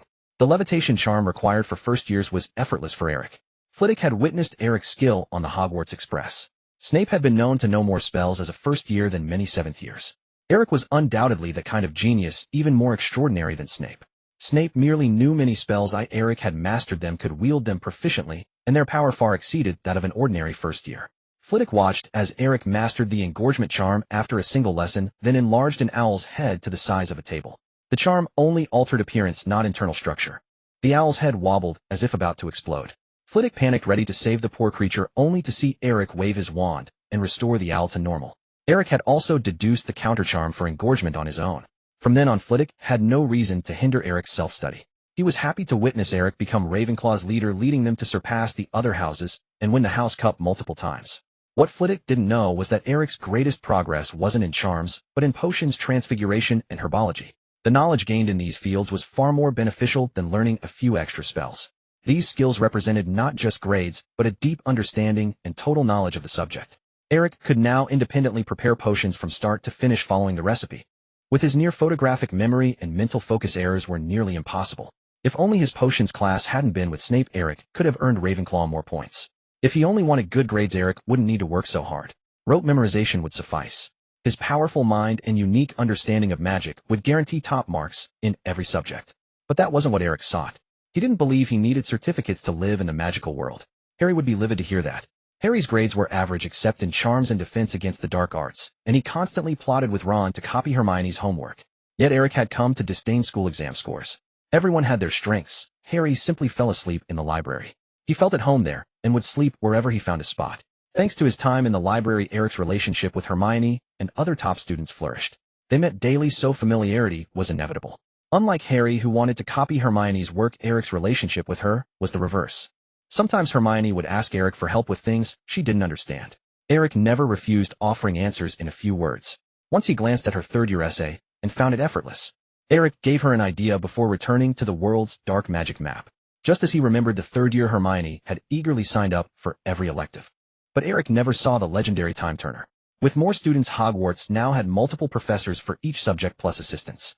Hermione's schedule was packed, leaving no free time, but without conflicts. After all, if the country's only magic school couldn't solve scheduling conflicts, Eric would have to question Wizards' intelligence. For relaxation, he explored Hogwarts' famous landmarks. These included the Ollery, the mysterious room on the 4th floor once guarded by the three-headed dog Fluffy, and of course the Room of Requirement. But Eric wasn't the only one who knew of it. At least 3 professors knew of its existence. Even more students knew of the secret room. How else could it be filled with unwanted items? It would take years of accumulation to pile discarded junk as high as a hill. So the Room of Requirement wasn't that hidden. Eric had once failed to open it. After pacing 3 times before the tapestry of Barnabas the Barmy, the room didn't respond. After waiting a moment, the door opened, and a pair of embarrassed 5th-year lovers emerged. They all stared at each other awkwardly, and Eric turned away. He couldn't exactly say well done. The Room of Requirement often had scheduling conflicts. Fortunately, Eric had a truly hidden base known only to himself. Falco's traveling trunk. He had now mastered the skill of entering and exiting the trunk with ease. When he needed solitude, Eric would slip into his small trunk and also check on the Dementor he had captured on the train. Before departing for Hogsmeade, he once again ducked inside the trunk, intending to observe how the Dementor he had caught was recovering. A Dementor was a creature that could not be killed. It had been created. From the very beginning, it was not truly alive, so naturally it could not die. Thus, as long as it did not sustain continuous harm, a Dementor would slowly recover. The flesh on their bodies was merely an external manifestation. They possessed no real muscle tissue and could not truly die. Given time, they would gradually restore themselves to their original form. Back then, the giant eagle Eric had summoned, due to the advantage of elemental affinity, forcibly devoured the Dementor's head, but it did not completely kill it. Eric speculated that this process was akin to a Patronus melting parts of a Dementor's body. Just as water evaporates upon meeting fire when a Dementor faced the attack of its natural enemy, the Patronus, and due to Eric's immense magical power, it was directly judged to have lost that portion of its manifested strength. After several weeks, the Dementor Eric had captured had now grown a lower jaw, though it still could not move. Its appearance remained as hideous as ever. A tall, slender frame draped in a large cloak with rotting gray-black flesh exposed its entire body, as if soaked in water, covered in ulcerated muscle tissue everywhere. This visage made one question the mental state of whoever originally created such a creature. In comparison, a headless Dementor was easier on the eyes. At least it was bearable to look at. Eric levitated the Dementor into the air with a floating charm and circled around it, observing it closely. At this rate of recovery, given another 2 months, it should regain its mobility.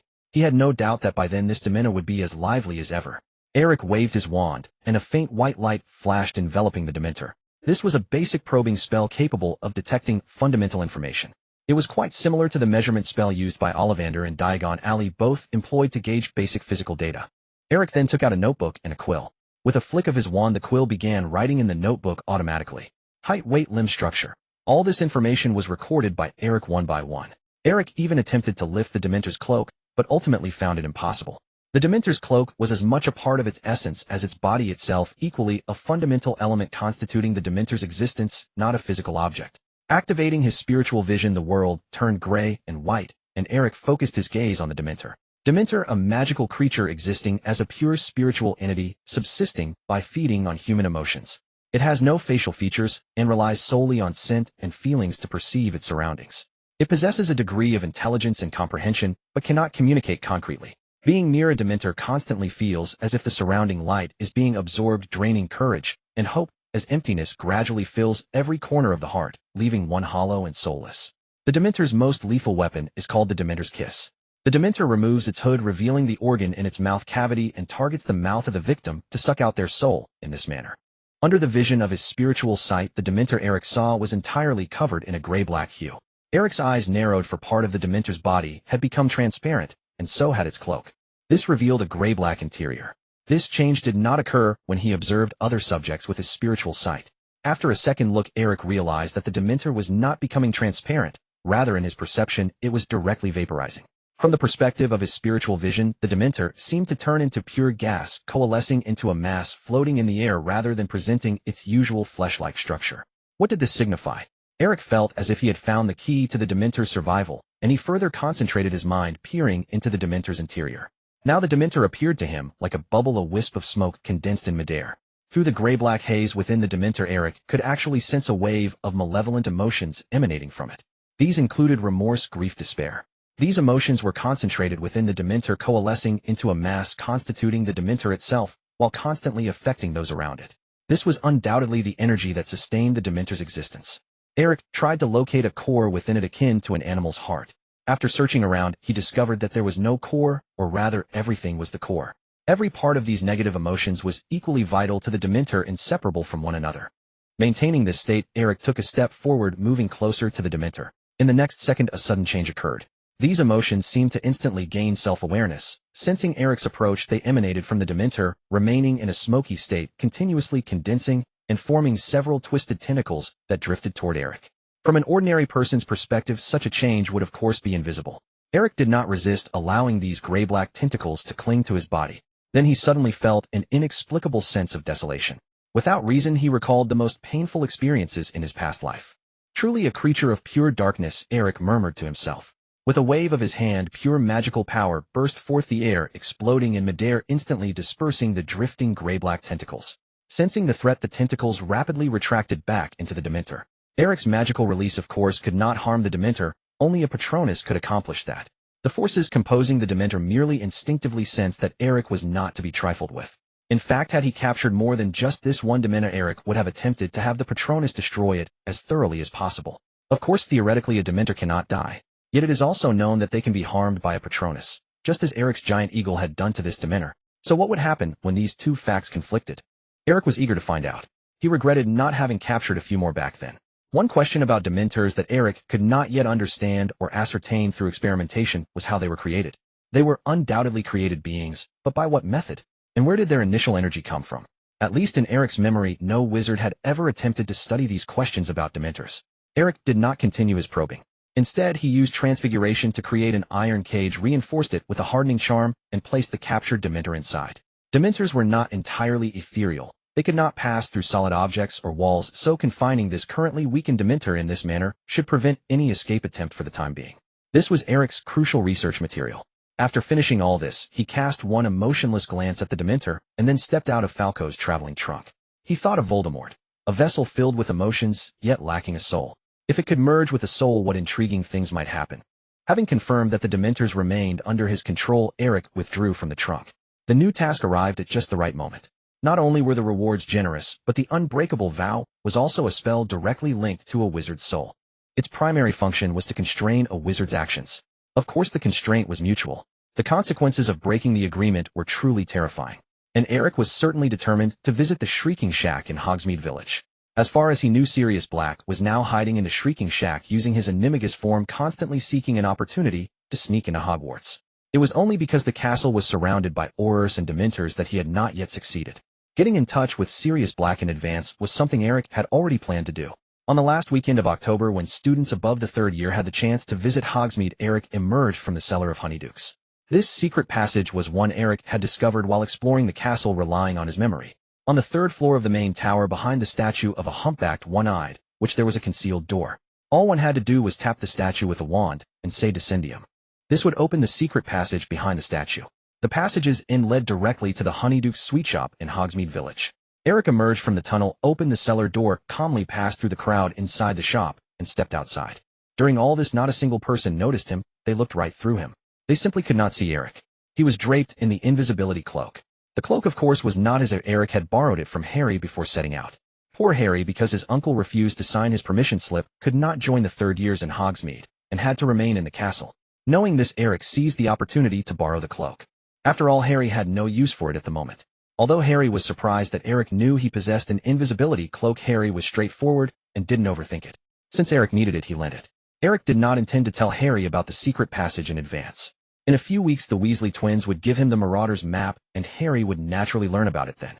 Eric walked out of Honeydukes, got his bearings, and turned towards the Shrieking Shack on the outskirts of Hogsmeade. Barring any unexpected events at this very moment, a large black dog, named Sirius Black, should be inside the Shrieking Shack, plotting how to infiltrate Hogwarts. Hogsmeade was not large. Avoiding the students who were letting loose for the weekend, Eric soon arrived at the Shrieking Shack on foot. It was a dilapidated, ramshackle wooden house, its windows and door boarded up with planks, standing utterly alone. Legend had it that the residents of Hogsmeade would hear inexplicable screams coming from this house at night. Believing it to be haunted, the name Shrieking Shack spread. In reality, the noise was caused by Lupin during his school days. Every full moon, as a werewolf, he would, with the help of his 3 best friends, use another secret passage guarded by the Whomping Willow to come to the Shrieking Shack and transform. Lupin's howling was naturally mistaken by the Hogsmeade residents for haunting. Dumbledore, who had arranged for Lupin to use the Shrieking Shack for his transformations, learned of this, but did not actively correct the residents' belief. It was better that way. No one would approach the house, making it convenient for Lupin. Of course, Dumbledore never dreamed that Lupin was never truly alone. The simple wooden planks nailed across the doors and windows were no obstacle for Eric. Eric looked around, activated his mental field, and confirming no one was nearby, took off the invisibility cloak. With a spell, he blasted the door and planks apart, then stepped inside. Ding. Detected host has arrived at the Shrieking Shack. Congratulations, you have reached the check-in location. Check-in will commence immediately. Please do not exit midway. Ding. Check-in successful. Reward received, Unbreakable Vow. Eric felt a wave of relief wash over him. His mind stirred slightly as he learned another advanced spell. The Unbreakable Vow, like the Patronus Charm, was another spell that touched the soul. Its main effect was to establish a contract between 2 people where wizards swore upon their very souls to fulfill an agreed-upon task. Failure to do so would result in consequences far more terrible than death. The difficulty of this spell was immense. It was absolutely not taught at Hogwarts. Learning it required an extremely firm conviction. It was generally only needed by wizards aiming for a career in law or those working for the Wisengamot. Apart from Eric, the Shrieking Shack was empty. All he could see were piles of broken furniture and moldy wooden structures, as if no one had lived there for a long time. It seemed Sirius Black was not here at the moment. Thud! Just as Eric was about to withdraw, a sound came from behind him. A large, emaciated black dog appeared not far from the entrance, staring intently at Eric with a few wild berries clutched in its mouth. It truly comes effortlessly. Without needing to open his mental stance, Eric already knows who this big black dog is. It is none other than Sirius Black, who learned to transform into an animagus and escaped from Azkaban as a large black dog. Seeing that Eric had noticed him, the big black dog curled his lips into a snarl, his eyes narrowing, as he emitted a warning growl, trying to intimidate Eric into retreating. He had been staying in Hogsmeade lately, spending his nights in the uninhabited Shrieking Shack. The infamous Shrieking Shack has one downside: there are always a few mischievous students who wish to come and explore. However, as long as he displays a fierce demeanor, those students are quick to back off. In the eyes of Sirius Black, transformed into a black dog, Eric was no different from the students who fled upon seeing him. Eric's reaction was not unexpected. He was astonished, just a student who had strayed from his group to explore alone with only a few spells under his belt. How could he possibly stand against this fierce-looking black dog? Watching Eric instinctively begin to fear, breaking into a cold sweat, the big black dog pressed closer. As he advanced, he kept pawing the ground and growling ominously as if about to pounce at any moment. Eric grew increasingly anxious, wondering if his bright future was about to end here. He hurriedly rummaged through his pocket, finally pulling out a large piece of apple pie wrapped in oil paper. A proud product of the Hogwarts cafeteria, it was Eric's dinner for the day.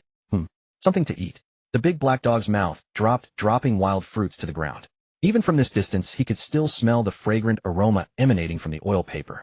For the past few months, he had been living off scavenged scraps, and now as a dog the scent of grease and flaky crust had long since penetrated his mind. The big black dog let out a furious howl. Eric quickly placed the apple pie on the ground in front of the shrieking shack and ran away in fear. The big black dog smirked, thinking another foolish student, not even glancing at Eric as he stepped forward to snatch the apple pie. Is this not far better than the sour and bitter fruits? However, the next moment, the apple pie suddenly burst open the wrapping paper, tearing into strips that recklessly released a magical aura binding the big black dog tightly. What the hell? What is happening? The big black dog's eyes widened in shock. Accompanying this was a flash of red and white light. Stupefied. With a bang, Eric once again blasted open the door of the shrieking shack, stepping inside. His wand held high, maintaining a horizontal position, pointing behind him. Following him was a big black dog, tightly bound, controlled by Eric with the levitation charm, floating in the air and unable to move. The big black dog was completely wrapped up, with only its eyes exposed, glaring fiercely at Eric's back. Eric's stunning spell wasn't strong, and coupled with the Animagus form's extra resistance to magic, the big black dog quickly regained consciousness. However, he could do nothing. He couldn't even revert to human form. If he had his wand, he would fight with all his might, making Eric understand he was not to be trifled with, but alas, he did not. If he could transform back into Sirius Black, he could make Eric regret his actions today, but sadly he was just as incapable. The spell Eric used to control him was no ordinary charm. It was a binding curse. Sirius was all too familiar with this spell, having used it frequently himself. Back in school, he often clashed with James and Snape, frequently ending up in fights upon meeting. James would handle the frontal assault, while he would provide cover using binding curses and other spells to bombard Snape. These spells wouldn't kill and had weak power, but the psychological damage was immense. Especially in front of the girl he liked, getting hit by such spells could lead to a permanent loss of romantic prospects. Snape had certainly suffered a lot in this regard. Later, Snape became quite apathetic. As long as he wasn't interested in romance, the gazes of women couldn't hurt him. Indeed, he remained single to this day. The characteristic of the binding curse is its unexpected nature, bestowing magic upon surrounding objects to make them move and act against the opponent. When the opponent is caught off guard, a sudden strike is guaranteed. What shocked Sirius was that if a normal wizard used the binding curse on him, he could still manage to break free to some extent. But now, facing Eric's binding curse, he found himself utterly helpless. The strips of wrapping paper that were binding him appeared to be merely torn into thin strips, yet they clung to his body like iron chains, rendering him immobile. Without his wand relying solely on his own magical power, he truly couldn't break this spell. Thus, the only thing Sirius could do at this moment was to attempt to kill Eric with his glare. Floating in the air, his eyes aflame, he directed a deadly gaze, wishing for Merlin to grant him extraordinary power to eliminate this pest. Is there no sense of decency anymore? Has the academic atmosphere at Hogwarts deteriorated to this extent? Eric's frightened appearance had seemed rather genuine, yet it turned out to be a trap. Who suddenly ties someone up without saying a word? The young man does not adhere to the rules of dueling, trying to deceive and ambush this old veteran. Sirius was almost driven mad with rage. Eric brought the big black dog to the second floor of the shrieking shack, directly lifting the levitation charm and placing the big black dog on the ground. The big black dog remained bound, silently glaring at Eric. After I release the spell, you stay put and do not move, understood? Eric said with a smile. Without waiting for the big black dog to react, Eric waved his wand lightly, dispelling the binding curse. The next moment, the big black dog, already primed to spring, suddenly leaped up from the ground and lunged straight at Eric. Incarcerus. Prepared, Eric pointed his wand, and the big black dog was suspended upside down in midair before it could cover half the distance. What the hell? The big black dog, furious and embarrassed, shouted and barked foul language. The bell drops. With a bang, the big black dog was slammed to the ground by Eric. This time Eric showed no mercy. After all, it wasn't him who would be left dazed. The big black dog remained stubborn, still attempting to rise, but having been tormented in Azkaban for over 10 years and surviving on scavenged food to reach Hogsmeade, his physique was no longer what it once was. Not to mention, even if he had his wand, he would not be a match for Eric. His Animagus form was already his strongest fighting shape. Thus, it was only natural that Eric completely controlled Sirius Black, transformed into a black dog. I will say it again: after I dispel the spell, you must not move. Using his wand to lift the big black dog into the air and letting it drop repeatedly after several cycles, Eric remained calm, smiling as he spoke. This time the big black dog finally behaved. Of course, it might also be due to exhaustion. Sirius Black lay prostrate on the ground like a dead dog, gasping for breath, able only to glare at Eric's feet with the corner of his eye, lacking even the strength to stand upright. He felt an excruciating ache throughout his entire body. The slightest movement sent piercing pain through his joints. Possessing the willpower to escape Azkaban, he was hardly one to yield easily before Eric. Thus, whenever Eric relaxed his grip, he would attempt to launch an attack. Alas, all efforts were futile. Eric's spells were not only potent, but also remarkably precise. Though Sirius was swift, it seemed as if Eric had him locked in his sights at all times.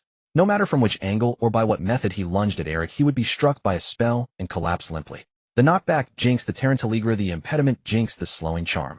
Within a mere 10 minutes, Sirius had tasted them all. Sirius lay on the ground, panting heavily, his teeth nearly ground to dust. Damn it all, there was even the disarming charm. He now held no weapon, so the disarming charm was naturally ineffective. However, he could not withstand the force that accompanied the spell. Eric's magical power was immense. A single disarming charm could send Sirius flying across the room, crashing heavily into the wall. Satisfied, Eric chuckled, looking at Sirius sprawled like a dead dog. Want to continue? Sirius lay on the ground, without responding. I am a dog. I don't understand what you're saying. I know you understand. Eric's words startled Sirius. Only then did he recall the oddity of the entire affair. From the very beginning, Eric had clearly come prepared, whether it was the trap set with the binding curse or his composed demeanor. All pointed to one truth: Eric knew who he was.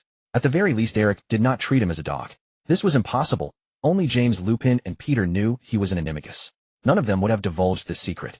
Sirius was fraught with suspicion and uncertainty, but Eric wasted no words.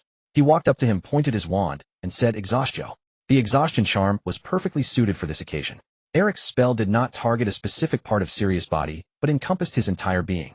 Suddenly, Sirius felt his strength rapidly draining away. Panic seized him. He had not expected Eric to be so cautious. He had indeed reserved some energy for a final counterattack. Yet under this curse, his power flowed away like water, incessantly seeping out from within. What Sirius dreaded most was the gradual fading of his black fur. Animagi are wizards who can transform into animals without a wand. However, not everyone can master this art, for this spell demands a tremendous amount of physical strength. Once exhausted, one loses the ability to maintain the transformation. After holding out for a while, Sirius found he could no longer sustain his animagus form, slowly reverting from a large black dog to human shape. A hint of despair crept into Sirius' eyes. The worst scenario he could imagine was unfolding. It was now the end of October. He had escaped Azkaban during the summer break, and by now everyone must have seen his photograph. Even he himself had. While wandering the streets, he had often spotted his own wanted posters. How could he not know he was a fugitive of the Ministry of Magic? Even if Eric were an oddball who never read newspapers and didn't recognize his face, encountering an illegal animagus was still shocking. Such a thing could not be concealed. Moreover, Eric had come prepared. He had no idea what Eric would do to him. Though he desperately tried to maintain his black dog form, his current state was too dire. He could only watch helplessly as his shape gradually returned to normal. First the hind legs. The black fur receded, revealing human ankles. Then came the waist, followed by the neck, the head. Before Eric stood Sirius, black, emaciated to the extreme, clad in Azkaban prison robes, sallow-faced, bloodshot eyes, and disheveled hair. He looked like a Dementor in human form, utterly terrifying. Years of relentless torment had severely diminished his physical stamina. The harm inflicted by Dementors could not be erased overnight. They fed on prisoners' emotions, which greatly affected Sirius' magical power. Having lost most of his joy and happiness, Sirius found himself unable to cast certain spells. The Patronus charm, for instance. Now, whenever he thought of happy memories, he would instinctively recall the Dementors, and the fear etched deep into his soul. Sirius lay on the ground, trying to transform back into a dog, but only felt a sharp pain in his chest, forcing him to frown and clench his teeth to stifle a cry. He simply lacked the strength to transform again. It was over. He was far too exhausted. Sirius Black closed his eyes in agony, his heart aching. Hogwarts was so close, yet he would never reach it. He was at another's mercy. Despite his resilience, he could only submit. Want to enter Hogwarts? I can help you. Seeing Sirius in such a pitiful state, Eric was not surprised and spoke with a grin. Sirius thought he had misheard. Only when Eric repeated himself did he snap to attention, lifting his head to stare at Eric in shock. Want to enter Hogwarts? I can help you. Eric's innocent smile now seemed far from amusing to Sirius. It appeared increasingly sinister. Who are you? Sirius asked, lying on the ground in pain. I'm just an ordinary student at Hogwarts. You can call me Eric. An ordinary student? Sirius Black's eyes twitched. Do I look like a soul-sucking Dementor to you? If you are an ordinary student, then what am I? A defenseless house elf? Sirius was filled with questions, just as he was engulfed in doubt. A ceramic jar was pulled from Eric's pocket and thrown in front of Sirius. Confused, Sirius picked it up and opened it. Inside was a viscous light green potion, emitting a scent unique to the white fresh. He was very familiar with this smell. The invigorating potion. It could temporarily restore a wizard's energy and also had pain-relieving effects. When injured, anyone would wish for a bottle. Sirius shot Eric a cold glance. Without hesitation or further questions, he tilted his head and gulped it down. Eric smiled at this scene and said, You have guts. No wonder you're someone who could escape from Azkaban. Sirius was not surprised that Eric recognized him. He wiped his mouth and replied, "If you wanted to kill me, I would have already been dead just now." Those who survived from the war had rich combat experience. Not to mention someone like Sirius, a wizard. The way Eric toyed with him using spells was still fresh in his mind. How could he not feel it? At this moment, even with a wand, he would likely not be a match for Eric. Moreover, Eric had not lowered his wand, still pointing it at him. To be honest, this conclusion filled him with fear. Eric's magical prowess was absolutely unmatched for his age. So whatever Eric intended to do, his only choice was to drink the potion offered. If it truly was an invigorating potion restoring his strength, would be a good thing. Whether he wished to resist or escape later, he'd have more confidence. If it was not, it couldn't be worse than being handed over to the Ministry of Magic and the Dementors by Eric. He would rather die than return to Azkaban. Feeling the power within him restore, Sirius struggled to stand up. Eric had developed much faster than his peers, but Sirius was still taller by a head. With his gaunt physique and pale face, Sirius Black looked particularly eerie at this moment. Feeling stronger. "Then come with me," Eric said. "Where to?" "Hogwarts." There were no further explanations, nor did he waste time checking on Sirius' condition. After finishing his words, Eric turned around, without even glancing at Sirius, leading the way downstairs. However, Sirius did not move, staring at Eric's back in surprise. What was going on? Upon reaching the stairs, Eric turned around again, questioning, "Is there a problem?" What problem could there be? Eric and Sirius exchanged confused glances, both thinking the other must be insane. Sirius stood his ground, angrily saying, "Why humiliate me like this? You might as well hand me over to the Dementors." Eric was taken aback. How did he not know that Sirius had a masochistic tendency? Had this person been driven mad by the Dementor's kiss? Sirius continued angrily, "Aren't you just planning to hand me over at Hogwarts? Why go through all this trouble? There are Dementors and Ministry people in Hogsmeade. Are you out of your mind?" Eric retorted, choosing not to waste more words. He pointed his wand at Sirius, saying, "Transform into a dog and follow me. We'll take the secret passage from Honeydukes. That route is still safe." "You're the dog." Sirius snapped. A warrior can be killed, but not insulted. How could he take such verbal abuse? "Transform into a dog and come with me, or I'll knock you out and cover you with the invisibility cloak to send you to Hogwarts. You pick one." Eric pulled out the invisibility cloak and shook it in front of Sirius, proving he wasn't lying. Sirius fell silent, his eyes widening. "Why does this invisibility cloak look familiar?" Eric replied, "This is Harry Potter's invisibility cloak." How could it not look familiar? Sirius had often worn this cloak while sneaking out at night with Harry's father. After Jameis' death, the cloak was taken by Dumbledore and now was in Harry's possession. Sirius was stunned. Eric's magical strength was formidable, and he knew about Honeyduke's secret passage plus possessed Harry's invisibility cloak. What was his background? Now he wanted to take him back to Hogwarts. After being subdued by Eric, it was the first time Sirius felt the entire process seemed so unreal. "What exactly do you want? Since you know who I am, why do you want to let me into Hogwarts?" Sirius asked. "Let me confirm again, you do know who I am, right?" Of course, Sirius Black, the #1 wanted criminal of the Ministry of Magic. "Then why?" Eric replied nonchalantly. "If you're asking for a reason, perhaps it's because I want to see how much potential a person can unleash from the deep-seated pain within them." "What do you mean?" Sirius asked, confused. Eric continued, "Aren't you curious how I recognized you?" Sirius' expression turned serious. His life and death were now in Eric's hands. He was not Peter. Once defeated, he wouldn't beg for mercy nor waste words. This time he had indeed fallen hard. How Eric identified him was something he would naturally say if he wanted to. If he didn't, that was also normal. He was certainly curious about the reason, but he dared not ask. Sirius had personally encountered those hopeless dark wizards and knew their ways well. Of course, he had also killed quite a few. He could not judge whether Eric was one of them. If Eric were to become displeased and cast the Dementor's curse on him, who would he go to for reasoning? "I have some rather unique magical talents that allow me to see through transfiguration," Eric said. "Most importantly, I can see through animagi." Eric gazed deeply at Sirius, causing him to feel a prickling on his back, a chilling sensation enveloping him. The moment Eric averted his gaze, that feeling vanished. Eric continued, "Sirius Black, the wanted criminal of the Ministry of Magic, the #2 among the Death Eaters, a ruthless killer. This is your current image in the public eye. That was also my prior understanding of you. But coincidentally, in this period, I have discovered more than one illegal animagus. Before you, I found another illegal animagus at Hogwarts, a person who should have been dead long ago. It was this discovery that made me realize it might be more interesting to send you to Hogwarts. The name of that illegal animagus is..." Sirius' eyes widened in sudden realization, his fists unconsciously clenching, tightly trembling, as he awaited Eric to utter that person's name. "Peter Pettigrew. Where is he?" Upon hearing that name, Sirius Black couldn't help but roar involuntarily. His magical powers surged with fury, lifting the floor and nearly destroying the second floor of the Shrieking Shack. Eric gently pressed his palm downward, and in the next moment the magical pressure emanating from Sirius vanished without a trace. "Want to know? Then come with me." Eric said with a smile, his bright eyes appearing even more profound and enchanting under the moonlight. Half a day later, the entire Hogwarts knew that a momentous event had transpired within the castle. Sirius Black, the Ministry of Magic's most wanted fugitive, had somehow infiltrated Hogwarts.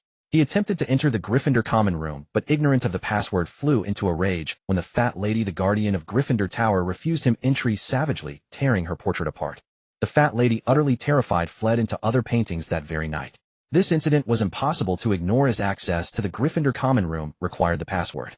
With the guardian portrait vacant, it meant no one could enter the common room at all. Once this news spread, it sent shockwaves through nearly the entire school. No one could believe their ears. How could Black have infiltrated the school under such stringent security? After all, Dementors were still guarding the very entrance gates of Hogwarts. No one knew how Black had evaded them. After the commotion erupted, prefects at the professor's behest began scurrying about, relaying messages ceaselessly throughout the castle. They were accompanied by a variety of messengers, ghosts, owls, and house elves. At this moment, Hogwarts demonstrated its superior organizational capabilities. The entire student body was assembled. Tonight, all students would sleep in the Great Hall. This, of course, included Eric. All classrooms and dormitories were placed under strict lockdown. Professors maintaining combat readiness would lead the prefects in a full-scale search of the castle. Fortunately, the Great Hall was vast enough to accommodate all the students. As night fell, nearly 1,000 sleeping bags crammed the hall, filling it to the brim. It was a first-time experience for all students. Huddled together like a camping trip, it somewhat diluted the terror brought on by Black's intrusion. Eric! Eric! Hearing his name called, Eric poked his head out of his sleeping bag to find Harry, Ron, and Hermione had somehow moved their bags right next to his, just one row above. Harry and Ron looked at him anxiously while Hermione appeared resigned beside them. Though professors and prefects were present to maintain order, whispered conversations were hardly something that could be controlled. In areas beyond the prefect's sight, familiar groups huddling together for secret chats was a common occurrence. As long as it wasn't too excessive, the prefects generally turned a blind eye. Only Percy Weasley, the head boy, took this duty with extraordinary seriousness, as if executing some solemn mission. Dumbledore had entrusted him with maintaining order.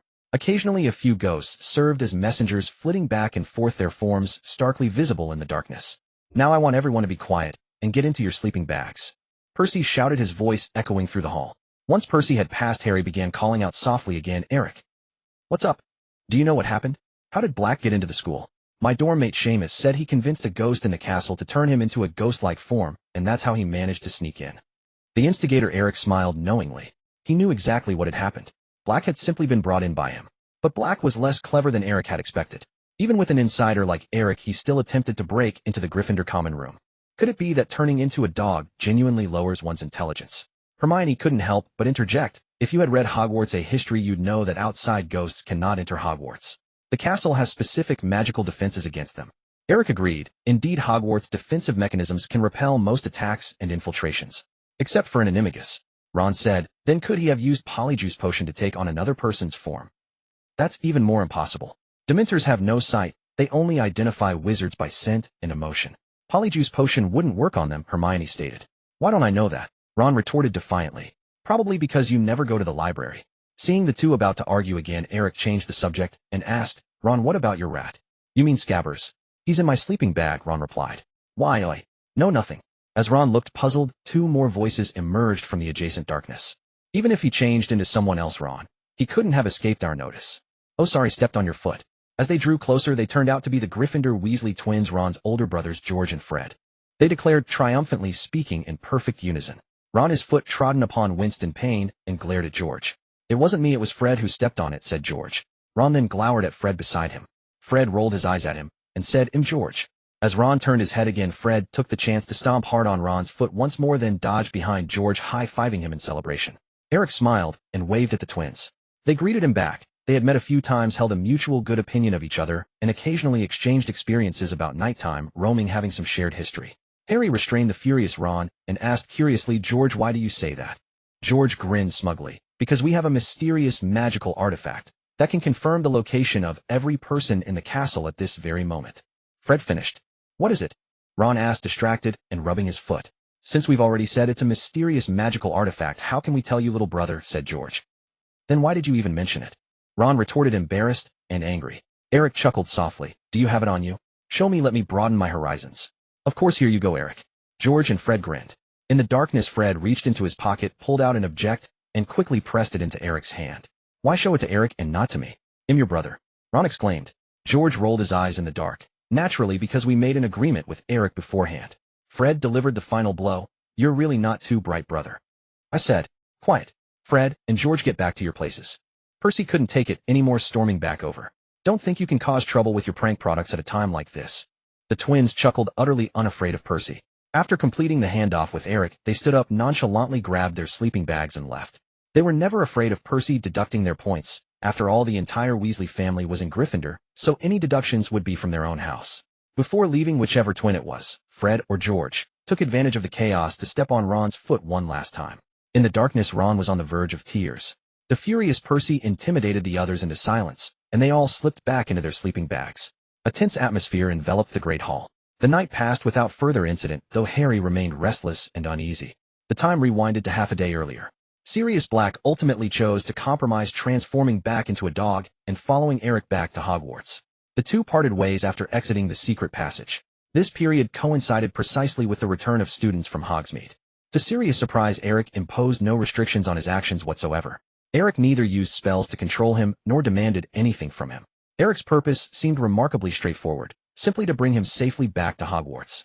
As for what happened afterward, Eric cared not in the slightest. In fact, Eric even voluntarily provided Black with information about Peter. Peter Pettigrew had transformed into a rat and was hiding beside Harry's good friend Ron Weasley. Upon learning this, Sirius, after exiting the secret passage, impatiently shook off Eric and charged toward Gryffindor Tower with a murderous glint in his eyes. He was far more familiar with Hogwarts than Eric and could navigate it without getting lost, even with his eyes closed.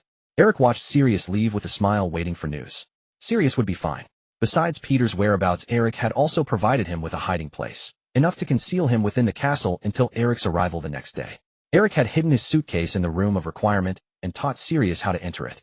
The Room of Requirement was not entirely hidden, but most who knew of it only noticed the surface, never imagining that someone might create an additional space within it. By placing his suitcase inside, Eric added another layer of protection, ensuring that Sirius would not be found for at least a short time. All Eric needed was for Sirius to return to Hogwarts and create enough chaos. Only in murky waters could one fish in clear water, or under Dumbledore's watchful gaze Eric would gain nothing. Watching Sirius leave, Eric calculated the time. There was still a while before Sirius caused a commotion. He turned and headed to the Ollery outside the castle. He intended to send a letter using the school's communal owls, addressed to Minister of Magic Fudge. After all, the students spent a night in the Great Hall the next day. When Lupin saw Eric waiting outside his office, he felt somewhat dazed. Eric carried an ordinary little suitcase containing the Ministry's fugitive Sirius Black and a headless Dementor. Lupin knew nothing of its contents. He merely found Eric's appearance deeply unsettling. Travel? Unlikely. A gift? Even more absurd.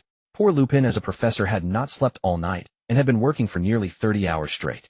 The previous night, with the combined efforts of the professors, they had thoroughly searched the entire castle. They reached one conclusion: they could not find the infiltrated Black. They had searched every corner of the castle and reconfirmed all defensive enchantments, finding no trace of a breach. Had Black not foolishly attempted to enter Gryffindor's common room, no one might have noticed his infiltration. Upon learning this, the Dementors outside the castle grew impatient. They pleaded with Dumbledore for permission to enter and search, believing they might find what the professors could not. But Dumbledore refused, steadfastly maintaining his principle that Dementors were not allowed on school grounds. With Black unfound, the castle's restrictions were lifted and students resumed classes. At Dumbledore's instruction, the professors flexibly regrouped and adjusted schedules, maintaining an outwardly relaxed but inwardly vigilant state, waiting for Black to reappear. Of course, if all involved in the search knew that Sirius was hiding in Eric's suitcase within the Room of Requirement, they would likely be furious. Who could possibly find that? Lupin's awkward expression was not solely due to this. It was also because he held a paper bag containing a stack of parchment, all materials about Eric collected by his friends at the Ministry. Reports on Eric, his experiences in Diagon Alley, his background. The more Lupin read, the more alarmed he became. Eric's demeanor practically declared that all information about him was false. Muggle-born and orphan with no magical background. Could such a person conjure a Patronus in his first year during a Dementor attack? And master so many spells through self-study? Lupin refused to believe it. This completely severed any desire for close contact with Eric. Eric was undoubtedly problematic, though Lupin could not yet articulate how. Lupin also wanted Harry to stay away from Eric, whose ambition for magic was never concealed. A quick inquiry revealed that aside from the first few days after term started, Eric maintained a routine of 3 locations: the library, the common room and dormitory, and the classroom. He scarcely left these 3 places except for personal hygiene and meals. This was the most terrifying aspect. In Eric, Lupin saw none of the recklessness typical of a first-year student. Eric resembled a veteran utterly familiar with magic, improving himself at an astonishing pace. Yet he was still Harry's close friend. Lupin feared that one day Harry might be sold out by Eric and even count the money for him. Regardless, letting the subject know he was under investigation was hardly commendable, especially when Eric was a student and Lupin a professor. Lupin had a hunch that Eric likely did not care about his actions. This made Eric even more inscrutable. Lupin instinctively sensed danger in Eric, dangerous to both Harry and Hogwarts. Thus he wished to avoid close contact, yet felt compelled to investigate from the sidelines. But now Eric had come to him. Lupin sighed, and without evasion welcomed Eric into his office. Pleasantries were unnecessary, neither cared. Upon entering, Eric immediately noticed a flask of pitch-black potion on the table, emitting an unpleasant odor. Activating his spiritual sense, Eric scanned the potion. Wolfsbane potion. When taken in the week before the full moon, it allows a werewolf to retain rationality during transformation. Bitter viscous, adding sugar renders it ineffective. Lupin sat across the table watching Eric warily and asked, "What do you want from me?" Eric placed his suitcase beside Lupin's desk, sat down, and said with a smile, "There's no need to be so guarded, Professor. I've never done anything to harm Harry, have I?" "Not yet, but only for now," Lupin said. "Don't think I don't know what you're up to. Harry is naive. Having someone like you as his friend is no good for him." Eric did not refute this, but pointed at the Wolfsbane potion on Lupin's table. "Is it difficult to brew such a potion?" "What do you mean?" "I'm only saying that someone who can't even reveal his true identity is hardly qualified to teach me how to treat friends." Lupin was startled and instinctively drew his wand at Eric, but stopped at the last moment. Because Eric was faster. Eric, smiling, was already prepared. He had concealed his wand in his other sleeve before entering. Lupin's attention was drawn to the suitcase, and he missed Eric's hidden hand. With a mere lift of his hand, Eric aimed his wand at Lupin, the tip, faintly glowing, poised to strike. Having witnessed Eric's Patronus charm, Lupin dared not act rashly. Cold sweat trickled down his spine. On the Hogwarts Express, he knew Eric was reckless, but he never imagined Eric lacked the restraint he had assumed. Confronting a professor with a wand in his office. Though Lupin had drawn first still. Was he insane? What student would do such a thing? Lupin cursed inwardly. "What exactly do you want?" he finally asked after a long pause. Eric sighed. "I merely hope, Professor, that you won't be so impulsive. You see, you know nothing about me, but I know you quite well. Professor, unless necessary, I truly don't wish to converse with you this way." A student and professor brawling in the office. "You wouldn't want Professor Dumbledore to know about this, would you, Moony?" Lupin's heart was shaken beyond measure. He never dreamed he would hear the name Moony from Eric's lips. It was simply too bizarre. "How do you know that?" Lupin lowered his wand, his voice hoarse and trembling as he asked. The nickname Moony was, if anything, his greatest secret. As the name implied, it referred to Lupin's werewolf identity. The moon could transform a werewolf. It was a moniker given to him by James, Sirius, and Peter during their school days. No one else knew this name besides those three. Now Peter and James were dead, and Sirius had escaped from Azkaban. In theory, this nickname should never have been known to an outsider. Lupin gazed at Eric's still smiling face as if he were looking at a demon who knew everything and tempted the soul. He was terrified that Eric would continue revealing all that he held dear, yet he also yearned to know what Eric didn't know. These conflicting mindsets clashed within Lupin, nearly driving him mad. Seeing this, Eric withdrew his wand and sat down opposite Lupin, casually tossing aside the files Lupin had placed on the table about himself without a glance. "I recognize this potion," Eric said. "Since I know its effects and name, it's only natural to deduce your identity. Only one kind of person needs to take Wolfsbane potion. Moreover, from Harry and Hermione, I heard that during class, Professor, you encountered a boggart, and your greatest fear turned out to be the moon. Combining these two facts, the answer is obvious, Professor Lupin. You are a werewolf. Based on my understanding of the headmaster, since he allowed you into the school, it means he has communicated with and convinced most of the teachers. So rest assured, I won't speak of this. As for the rest, I won't elaborate. You know I understand you well, and naturally I understand James, Peter, and Black as well as the deeds of you four."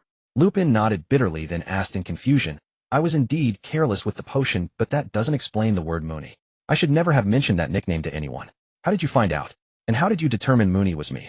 "Actually, the answer is already in your heart, Professor, but you simply refuse to acknowledge it," Eric said with a smile. "Prawns, Padfoot, Wormtail, and Moony. These are nicknames known only to you four. Naturally, the only ones who could have leaked them are also you four." "No." Lupin's face filled with terror as he connected to a horrifying truth. Unfazed by Lupin's expression, Eric continued, "Among them, James died, then Peter, he died too. Of the four marauders, only you and Black are still alive. Since you, Professor, didn't reveal this, the only possibility is..." Lupin's face turned pale, his heart ashen. "I have seen Black." Eric calmly spoke the answer Lupin least wanted to hear. In Lupin's office, it became so quiet that one could hear a pin drop. He didn't doubt whether Eric's words were true or false. Because there was no need. As Eric said, only the four marauders knew the name Moony. Of these four besides himself, the only one still alive was Sirius Black. So Eric's words couldn't be false. He had no reason to lie either. Compared to doubt, the mere mention of Black's name from Eric's lips struck Lupin with greater force. He had participated in the search for Black, who had infiltrated the school just yesterday, only to find nothing. Yet now Eric told him he had already met Black. What did this mean? Were Eric and Black in league? Was the only reason Black evaded the search because Eric had hidden him? Lupin couldn't help but think so. If that were true, the consequences would be too dire. At the very least, Hogwarts itself was no longer safe. Lupin's expression grew stern as he stared intently at Eric. Lupin struggled to digest Eric's claim that he had seen Black, suppressing his rising anger as he murmured, "You must know the entire school is searching for Black's whereabouts." Eric nodded lightly. Lupin pressed on, "Where did you encounter him?" "I can't say, Professor." Lupin was almost amused by the defiance. "You know he's on the Ministry's wanted list, don't you?" "Yes." "So what? So what?" Lupin's voice suddenly sharpened. "I don't know what he told you, but do you really think I have no recourse against you? Eric, don't forget the headmaster of this school is still Dumbledore. If I walk out that door and tell Dumbledore about this, both you and Black are finished." Eric interjected coolly. "Oh, is that so? Then how will you explain to Dumbledore that you knew all along Black was an animagus and could slip into Hogwarts that way yet remained silent?" Lupin's face turned ashen. Faced with someone who has just seen Black and holds the power to ruin you, the best solution you can think of is to tell Dumbledore. Eric sneered.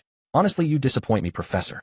Cowardly, conservative, wavering. Dumbledore gave you trusted job and support for your life, yet you dare not tell him that Black is an animagus. How can I take your ridiculous threat seriously?" Frankly, that wasn't even a threat. Eric had long seen that Lupin would never report what happened here to Dumbledore. He was merely bluffing, not only because of his past relationship with Black. More importantly for Lupin, he had no motive to expose Black as an animagus. This was a secret known only to the four of them. Sirius and James had initially learned animagus transformation to help Lupin the werewolf find stability. It all began because of Lupin. Even Peter had been reluctantly pushed into learning it under their insistence. It was fortunate that Peter had some talent in transfiguration and was accustomed to yielding in their little group, or he might have revealed the secret long ago. Lupin had few friends, and precisely because of that he treasured them deeply. By his nature, he could never betray a friend, nor allow himself to do so. Telling Dumbledore that Black was an animagus would not only mean failing Dumbledore, but also betraying the other three. For Lupin, that was worse than death. "Professor, you dare not, and you will not speak of this." Telling Dumbledore would mean you failed him in your school days, that you admitted it was because of you that the three of them learned to become animagi. You won't do it, Professor, because it would also mean losing everything you cherish now. You're like a child holding a deadly weapon caught between Black and Dumbledore, unable to decide whom to strike. Little do you realize that keeping that weapon in hand is constantly hurting everyone else and yourself. You're too greedy, Professor. You want it all to have the best of both worlds, but in the end you'll gain nothing. Eric spoke slowly, each word piercing Lupin's heart, draining the color from his face. Lupin wanted to refute Eric, but found no ground to counter. Was Eric wrong? He was too right. Over the years, if Lupin hadn't been so plagued by indecision, perhaps none of this would have happened. If Lupin had stopped James and Sirius from learning animagus transformation from the start, the subsequent chain of events might never have occurred. Even Lupin had to admit he had silently reveled in the thrill of adventuring with his friends. That thrill finally backfired with Eric's intervention. Seeing Lupin silent for so long, Eric chuckled and pulled something from his pocket, offering it to Lupin. It was a worn piece of parchment, ordinary and unremarkable. Eric tapped it lightly with his wand and said, "I solemnly swear that I am up to no good." Instantly, as if soaked in ink, a detailed map of Hogwarts emerged on the parchment. The map outlined every corner of Hogwarts with fine lines marking many known secret passages leading outside. Around the map, a small inscription read, "Messrs. Moony, Wormtail, Padfoot, and Prongs proudly present the Marauders map." Lupin's eyes widened in shock. He never imagined Eric had obtained this map. It was the Marauders map, the magical artifact he and James and the others had created during their school days. "How did you get this?" Lupin asked, hastily forgetting all else. Eric chuckled. How did he get it? He had borrowed it from the Weasley twins. Eric had a good relationship with them, and when he heard they were short on funds for their nocturnal adventures, he gave them several dozen galleons in exchange for temporary use of the map, plus a promise to play a prank on Filch, the castle caretaker. The twins had handed it over to Eric in the Great Hall the previous day. They had already memorized every detail of the Marauders map, so holding on to it offered no further benefit. The twins had discovered the map in Filch's office during their first year. According to Fred, they believed that in the spirit of pure exploration and enterprise, any unclaimed item found in Filch's room rightfully belonged to the first person to find it. So they had discovered the map from Filch. If Eric hadn't asked, they would have given it to Harry, who couldn't visit Hogsmeade. The map recorded many secret passages, including the one Eric used to reach Honeydukes. Now Eric promised to return it after a while, which delighted them. George even toyed with the idea of starting a business renting out the Marauders map, Eric had to remind him of Filch to dissuade him. Don't ask why Eric was so flush with cash.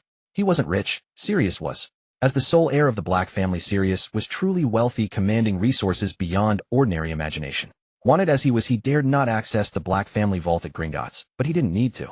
Besides Gringotts, the Black family had numerous secret caches across the country, holding even more wealth than the vault. Would the illustrious Black family not have savings? Sirius was even planning to gift Harry a firebolt soon. A few dozen galleons meant nothing. Though Eric didn't know why nighttime adventures needed funding, he didn't ask, and George and Fred didn't explain. One dared to give, the other dared to take. In return, they didn't ask how Eric knew the map was with them. Nighttime adventures were just their excuse. They were busy developing their own prank products, and their fledgling business had hit a funding crunch. For those few dozen galleons, Eric was practically their savior. It was more than the pocket money they had saved for years. Truly timely help revealed true friendship. Both brothers marveled that Eric, who seemed so upright, was actually so progressive in thought. Definitely someone to collaborate with more in the future. Then they went back to tinkering with their prank products. Of course, the main reason Eric dared to mention the Marauder's map to the twins while Sirius was still in the castle was that the map wasn't Alpawerful. The Marauder's map didn't show the room of requirement. Although many had discovered it, Lupin and his friends were not among them. So as long as Sirius obediently stayed in the room of requirement, as Eric instructed, the map wouldn't reveal him. If he wandered around, however, he would have only himself to blame. Eric couldn't save him then. Ignoring Lupin's puzzled inquiry, Eric tapped the Marauder's map lightly with his wand before Lupin's eyes. In addition to the map of Hogwarts, dense clusters of tiny black dots appeared on the Marauder's map. Each one represented a wizard. Within the boundaries of Hogwarts, every person was displayed as a dot on the map labeled with their names. This map actively revealed the movements of everyone nearby, making it an excellent tool for nighttime mischief and troublemaking. No wonder the twins were so enamored with this magical artifact. As its creator, Lupin was all too familiar with the Marauder's map's functions. Instinctively, he directed his gaze to his own office on the map, this very location.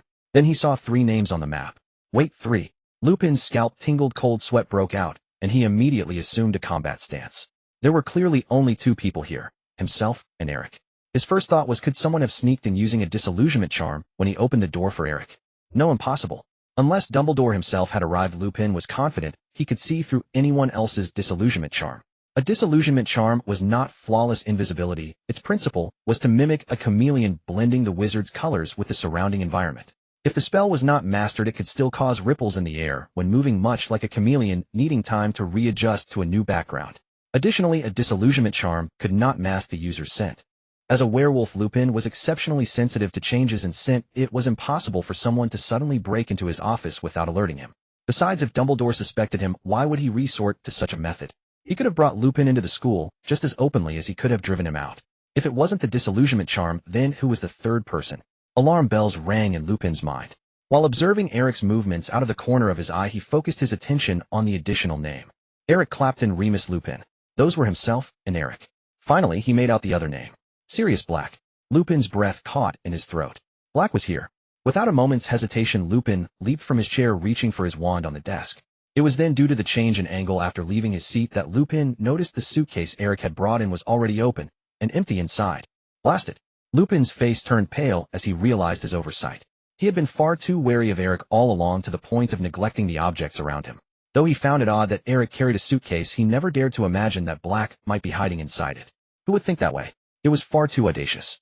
Lupin moved with all the speed he could muster, trying to salvage the situation. His hand had already grasped his wand. If only he had a little more time. Unfortunately, Eric was faster. By the time Lupin sprang up, Eric had already raised his wand to Lupin's face, magical energy poised, and shouted, "Will you betray your friend too, Lupin? He is no longer my friend." Lupin halted, not because of Eric's words, but because of his wand and the terrifying power emanating from it. Don't ask me, ask yourself. The glow from Eric's wand intensified. Even in its charging state, Lupin felt himself firmly locked onto. The overwhelming pressure forced Lupin to pause. Eric was serious. This was no joke.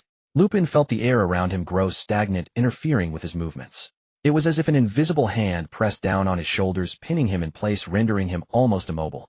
Cold sweat drenched Lupin's back. He could scarcely believe the formidable aura emanating from Eric. For a seasoned combatant like Lupin to feel threatened, this was the presence of an absolute powerhouse. At the very least, Eric was not inferior to him. He had no doubt that if he so much as twitched, Eric's spell would be unleashed without hesitation. With anyone else, Lupin might have tried to defuse the situation using his professor's authority. But facing Eric, such a thought never crossed his mind. After all, compared to Eric, he could not afford the consequences of this situation. Do you really think that Black would betray James and Lily? Eric continued to ask, do you truly believe that Peter's death was just a simple accident? Did he really deserve to have Black personally sent to kill him? Is your suspicion over the years really insignificant? Were your feelings back then all fake? Remus Lupin, what are you truly afraid of? Eric's questioning struck Remus hard, like a heavy hammer, leaving him dumbfounded. Remus was well aware that there were oddities surrounding Black's incident back then. How could Sirius, who had fought alongside them, choose to betray them after Voldemort's death and kill Peter? Anyone who knew Sirius would never believe he could do such a thing, let alone Remus, who had spent every day with him.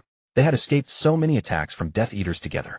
Even if Sirius had always been a servant of Voldemort, why would he betray them at the last moment? He could have stood boldly by Voldemort's side at the peak of his power. Such a blow would only be greater for Remus and the others. Someone like Snape, who was directly protected by Dumbledore, is one thing. He was an ordered undercover agent. At the time, Dumbledore's Order of the Phoenix was suppressed by the Death Eaters, and even important figures like James had to hide constantly. The situation for other members was obviously much worse. In such circumstances, Snape going undercover was entirely justifiable. But why would Sirius turn around and go undercover? What was the point? Especially after Voldemort's death, that made even less sense. Yet Remus still couldn't convince himself that Sirius was innocent. Because the truth is the truth, and Sirius himself has admitted to the crime. Remus couldn't find any evidence to prove that Sirius was innocent. Even after all these years silently investigating the events of that time, he couldn't find anything to convince himself or anyone else. But when Eric brought the question up again, Remus realized it wasn't that he didn't want to seek out the truth from back then. It was that he had been avoiding it all along. Despite his frantic searching deep down, he truly didn't have the faith to believe in Sirius. Just like his life over the past decade, wandering everywhere without a stable home. Most of the time, he was just living an ordinary life, forced to wait for the end to come. By the time Eric finished speaking, Remus' courage had nearly vanished. Eric was not surprised. If Remus wanted to expose him and Sirius, he wouldn't have wasted so many words with him. When he mentioned Sirius earlier, Remus had already notified Dumbledore. He was anxious due to his concerns. Remus was indeed a person full of concerns. He was smart, excelled in his studies, and was the backbone of the Marauders. It was precisely because of him that the four of them had formed a group. But it was also because of his intelligence that he overthought things and hesitated. Remus had spent nearly his entire life battling his own inferiority and timidity. He was fortunate to have met 3 good friends during his student days along with Dumbledore, who supported him from behind. After losing his friends, he began to wander and fell into the lowest point of his life. In the original story, he ultimately died on the battlefield fighting against Voldemort. Now that Eric was here, how could he let him repeat the same mistakes? Ignoring Remus' pale complexion, Eric continued, Professor, why don't you first listen to what we have to say? You have no choice now. Oh, if anyone finds out that Black is in your office, you will lose your position, and everything you have in Black will be arrested again. People would be shocked to discover that a werewolf actually became a professor at Hogwarts. The most important thing is that this matter affects not just you, but Professor Dumbledore as well. Do you want Dumbledore to be disappointed in you? Eric's words were like the whispers of a demon circling in Remus' ears, subtly guiding him to confront his innermost true choices. Upon hearing Dumbledore's name, Remus slowly closed his eyes. What Eric said was indeed the truth. If someone were to discover Black's presence in his office, Remus' career in the magical world would undoubtedly be ruined. Even Dumbledore would be implicated. And involving Dumbledore was what Remus dreaded the most. Remus knew his situation better than anyone. He was nearly left with nothing. Remus struggled to ask, where is he? As soon as he finished speaking, a tall, thin, disheveled figure emerged from the shadows behind Remus. It's been a long time. Remus, Sirius said. Even after so many years, Remus instantly recognized Sirius' voice. With Eric's wand in front and Sirius behind, Remus knew he had no chance of winning. The current situation was completely under Eric's control. If they wished, they could silently kill him right here. Remus was all too familiar with Sirius and knew he had that capability. How he infiltrated Hogwarts, Remus could guess. Of course, by using the Animagus form. Back in their student days, they discovered that Hogwarts' defense system was useless against animals.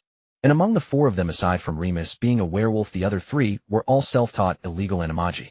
They were also well-versed in the secret passages throughout the school. To sneak into the school would probably be easier than eating. Even putting aside Sirius, just one word from him wouldn't make Remus submit so easily. But he was brought in by Eric. After the earlier confrontation, Remus realized that his assessment of Eric's strength on the Hogwarts Express was significantly flawed. Eric was indeed the strongest person in this office. His level of danger was even higher than Sirius. Faced with either of them, Remus couldn't claim he would win. And now he was up against both. Moreover, Remus hadn't even drawn his wand. Slowly raising his hands, Remus cautiously refrained from moving his wand, and said, What do you want? Calm down, Remus. Sirius reached over to grab Remus' wand from the table, walked up to him, pointed at the Marauder's map, and said, My only requirement is that you remain calm. This is good for both of us. Then I want to show you a name you absolutely wouldn't expect. You will soon believe us. Remus glanced at Sirius, pointing at the corner of the Marauders' map. From the Defense Against the Dark Arts office they were in to the main tower, the stone bridge, and finally landing on the Gryffindor Tower's boys' dormitory. What do you mean? Remus asked sarcastically, looking at Sirius' actions, and then turning to Eric. What do you want to show me? Eric smiled. Don't look at us, Professor, look at the map. Right, look at the map. Sirius heavily tapped the map with Remus' wand, his expression fierce, and said. Remus hesitantly shifted his gaze to the Marauders' map. Then he saw a name on it. He could hardly believe his eyes. This was indeed a name he did not expect. Peter Pettigrew. Peter. A man whom Lupin had long believed to be dead. Now he was in the boys' dormitory of Gryffindor Tower, with them right inside Hogwarts. Lupin rubbed his eyes, carelessly shaking off Sirius, rushed to his desk, lowered his head, and checked again. That was indeed Peter Pettigrew. The Marauders' map never lied. Lupin stared at the map in disbelief, remaining silent for a long time. In that instant, all his doubts about Sirius were answered. Betrayal, pursuit, a whole street blown up, and innocent victims caught in the blast.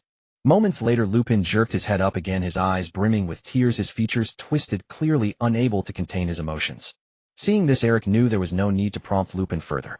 From Lupin's perspective, he was one of the few who trusted Sirius the most. Suddenly seeing Peter's name, how could he not realize that the events of that year were a colossal misunderstanding? Eric deftly put away his wand and sat back down, speaking calmly. Professor, at first I couldn't believe it either, that the secret keeper for James and Lily was Peter. The one who betrayed Harry's parents was him, not Sirius.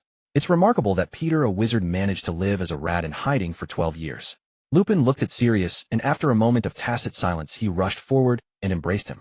Without Eric's explanation, he already understood what had happened. Peter's name appearing in Hogwarts was evidence too clear to ignore. 12 years of suffocation and repression were released in that single moment. Even Lupin, usually so composed, could not restrain his inner impulse. Ahem.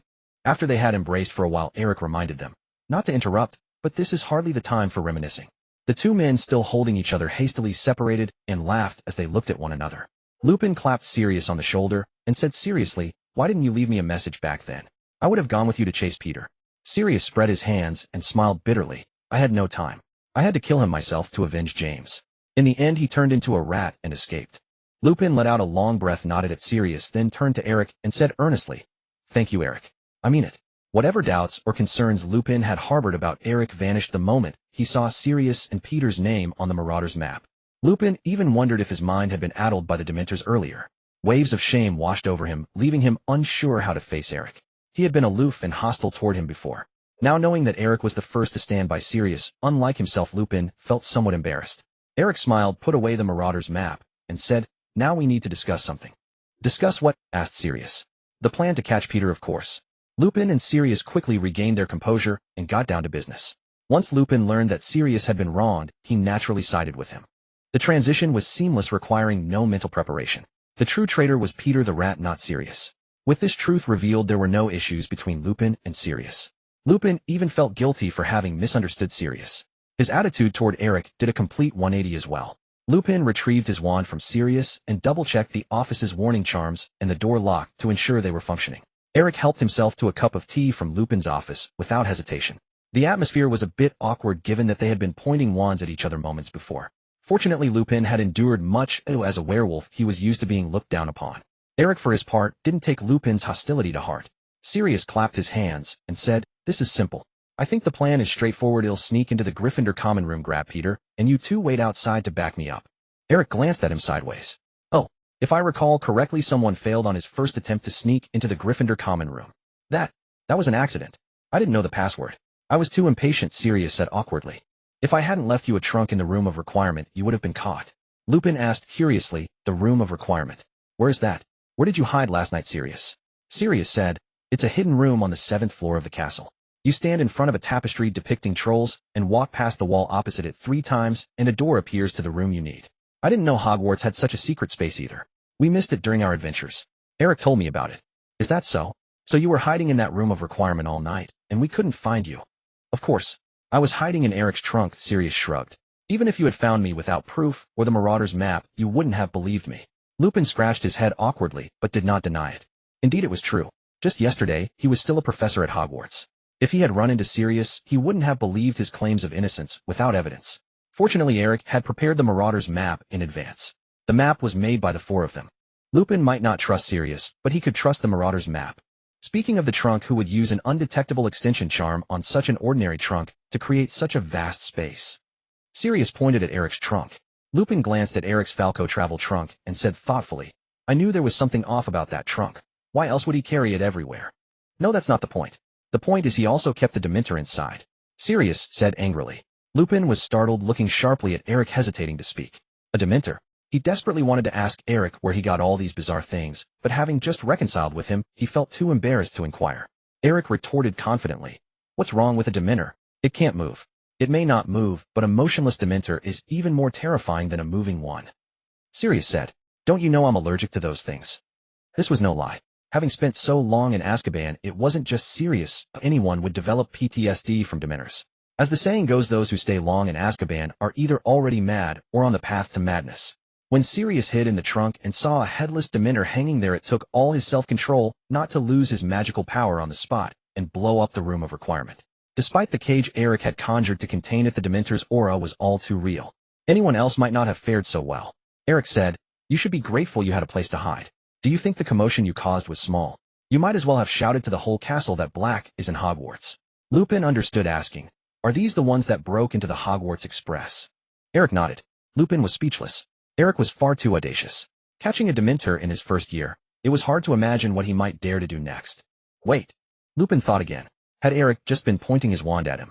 If he dared to confront a professor with his wand, then catching a few Dementors seemed trivial, right? While thinking about it that way, Lupin felt much more at ease. Let's forget about Eric's trunk for now. Your plan won't work, Sirius, Lupin said. No, you don't even have a plan. You're still the same, acting purely on instinct. Sirius said coldly. I don't believe you could hold back if you were in my shoes and suddenly learned that Peter was in Hogwarts. Lupin shook his head. Of course I would go after him too, but first we need to be prepared. At the very least we should inform Dumbledore. Sirius said indignantly. We can inform Dumbledore after we catch Peter. Lupin, Dumbledore isn't you. He won't immediately believe the Marauder's map. Just yesterday, he was planning to have you capture me. That's because you're still a wanted fugitive. He has no choice. If we tell Dumbledore the truth, he will believe you. Eric interrupted their discussion with a smile. Forgive me for saying this, but I'm afraid things aren't that simple. Both turned to look at Eric. Eric said, I agree that Dumbledore would be willing to believe Sirius. No matter what, you'll find a way to make him understand the truth of what happened back then. That's not difficult. But the issue lies in what Dumbledore should do after he learns the truth. Sirius didn't understand. What do you mean? Dumbledore would certainly agree to send Peter to Azkaban. Eric shook his head. You're oversimplifying things, Sirius. Suppose he agrees to make the whole truth public and clear your name. That would inevitably require a process. Sirius still didn't get it. Dumbledore could just issue a statement. With his reputation, it would be simple. But Lupin suddenly realized, you mean the Ministry of Magic? Exactly, Eric nodded. Dumbledore is the headmaster of Hogwarts. Theoretically, he holds no real power within the Ministry. To overturn your conviction, his stance is important, but ultimately, it needs the Ministry's endorsement. Dumbledore may not care, but the Ministry, as the party responsible for sending you to Azkaban, will naturally be unwilling to admit their mistake. That's the difference between Dumbledore and the Ministry. Dumbledore does not represent the Ministry. On the contrary, he often has to cover up some of the Ministry's misdeeds. Whether it's the brutal attacks from over a decade ago, or the fact that Peter is an unregistered animagus, making these public would severely damage the Ministry's reputation. Sirius asked in confusion, so what? You're not part of the Ministry, Eric. Lupin reminded him, the current Minister Fudge is one of Dumbledore's men. It wasn't that Sirius didn't understand. When he was imprisoned, the war wasn't over yet, and Fudge was just a mid to high-ranking official, not the minister. After Sirius was imprisoned, Voldemort fell, and the Order of the Phoenix, which Dumbledore had founded to fight him, ceased its activities. But Lupin, as a core member of the Order, often communicated with Dumbledore, so he was well informed. Moreover, Lupin's thinking was more nuanced than Sirius. With just a slight hint from Eric, he understood the complexities. Indeed, Sirius' case seemed straightforward, but to handle it perfectly and achieve their desired outcome, they couldn't just rashly present it to Dumbledore. Because officially Dumbledore was unaware that Sirius was innocent. Doing so would force Dumbledore to act immediately to restore Sirius' reputation. He would have no choice. A loyal former Order member had been wrongfully imprisoned. Now appearing before him, Dumbledore certainly wouldn't abandon Sirius. And this would essentially be passing the buck to the Ministry, or more directly, putting the Ministry in a hot seat. Over the past few months, with the Ministry's backing, the reports about Sirius had been overwhelming. Not exactly known to everyone, but certainly household news. In the papers, Sirius had been portrayed entirely negatively. Murderer, Death Eater, Dark Wizard. As terrifying as could be. Now for a complete reversal of public opinion. Not to mention anything else, the Ministry would certainly lose face. And it would be a severe humiliation trampled upon. Although Sirius' wrongful imprisonment was neither a small nor a huge matter. On a smaller scale it happened during the tenure of previous ministers, and during wartime, the responsibility could hardly be placed on the current minister Fudge. But if it blew up, it would be a devastating blow to the ministry's prestige. Fudge might even be forced to resign over it. Public opinion can sometimes be terrifying. Even if they are forced by public opinion to admit that you Sirius are innocent, dealing with you afterwards will be an immense challenge, Eric said. The ministry locked you up for 12 years. Should they compensate you? If so, how would they negotiate the terms and duration of the compensation? These are all problems. Of course, the most critical thing is that we absolutely cannot let the news leak out prematurely. Don't forget this is a school. If we request a meeting with Dumbledore, the news won't stay hidden. And Peter knows Lupin. He knows Lupin is at the school now. You failed to break into Gryffindor's common room earlier, Sirius, and now Lupin is rushing to find Dumbledore. Peter will certainly become wary. He escaped from you once, Sirius. Peter may lack other virtues, but he is certainly adept at fleeing. He is a rat after all. Sirius, growing impatient, said. In short, you mean we can't present this problem to Dumbledore right now, can we? Lupin thought for a moment and nodded in agreement. Eric is right. We were indeed a bit hasty before. We should catch Peter first, and then inform Dumbledore. Eric shook his head again and smiled. No, if it were before Sirius broke into Gryffindor we could have done that, but now there's no need. What do you mean? Lupin asked. Eric explained, neither of you realizes that compared to Peter we have a huge advantage. He doesn't know we've allied to catch him. Apart from us, everyone believes Sirius escaped from Azkaban to kill Harry. Peter of course knows Sirius is after him for revenge, but he doesn't know he's been exposed. On the contrary, to desperately hide his existence from today onward, Peter will never easily leave Ron's side. Only by staying close to Ron is he safe. After all, we can't demand his pet in front of Ron, nor do we have a reason to do so. We are in the shadows, Peter is in the light, and we have the Marauder's map. Considering all the troubles I've mentioned, we actually don't need to rush. We can wait for the right moment to solve all problems at once. It just means Sirius will have to endure being in my trunk for a while. Lupin and Sirius fell into silence. Sirius was now closer to Peter than ever, yet he was being asked to stop and wait. Eric's analysis, though against common sense, was flawless. Indeed, after Sirius' commotion, Peter would never show himself easily again. Catching him without drawing attention was quite difficult. On the other hand, Peter staying fixed in one spot saved them time locating him. Besides, with the Marauder's map in Eric's hands, they could find Peter anytime as long as he remained at Hogwarts. Peter had already hidden with the Weasley family for 12 years. 12 years is a long time, enough to form a strong mental habit. Changing a familiar routine requires great courage. Another person in this situation might choose to sneak away, but not Peter. Peter was inherently timid, always reliant on others with almost no initiative. In school he clung to James, Sirius, and Lupin. After graduation to Dumbledore, and when Voldemort rose he defected to him. Throughout his life he had rarely made decisions on his own. He always drifted with the current, following the strong. As a student, he learned to become an animagus largely because he didn't want to be excluded from the trio of James, Sirius, and Lupin. Compared to the three, Peter's grades and appearance were unremarkable except for some talent and transfiguration. James and Sirius were the center of their peers, always the focus of attention. James was even head boy.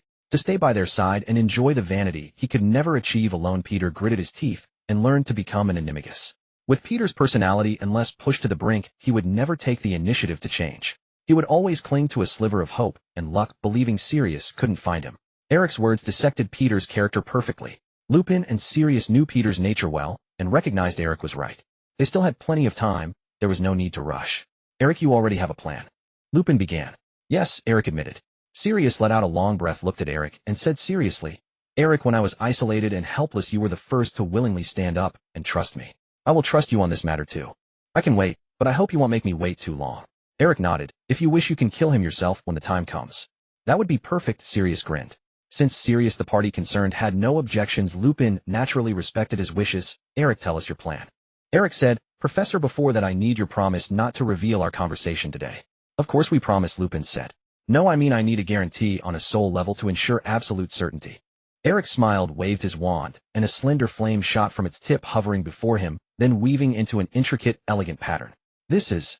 Lupin and Sirius recognized the spell in astonishment. This was the unbreakable vow. What do you mean? Lupin exclaimed in astonishment. Eric actually demanded that an unbreakable vow be established between them. This was no laughing matter. Lupin eyed Eric warily. His first instinct was that Eric was trying to conceal his true intentions. If Eric's plan had no issues, why resort to such a curse? The function of the unbreakable vow was as straightforward as its name. Unbreakable meant it could not be violated, not even a single thought of transgression was permitted. Many spells allowed a wizard to bypass verbal and physical constraints, transmitting information through mere thought. Thus the unbreakable vow imposed restrictions on this as well. After taking the vow, one could not even harbor the thought of breaking it. This curse, like the Patronus charm, resonated with the wizard's soul. It left a mark deep within the soul, constantly monitoring the one who made the vow. To be honest, unless forced by circumstance, no one would appreciate such a feeling. Let alone Lupin, who had only just begun to change his opinion of Eric. "Don't be nervous, Professor," Eric said with a smile. "This is merely a precautionary measure." Lupin's expression had already turned grim. A precautionary measure. There was no stricter guarantee than this curse. The unbreakable vow had always been a controversial curse. Its effects were exceedingly potent. It could constrain a wizard's actions. But its supporters had a straightforward argument. For the unbreakable vow to take effect, the participating wizards had to willingly acknowledge and accept it. Coercive methods like the Imperius curse or love potion could not force someone into an unbreakable vow. Naturally, such means could not be used to pry into others' secrets. The controversy lay in the immense cost of breaking the vow once it was made. Death was merely one of the lesser penalties. In the face of a curse that directly affected the soul, dying swiftly was, in a sense, even something to be grateful for. Lupin was undoubtedly an opponent of this curse. He disliked the feeling of his soul being confined and constrained.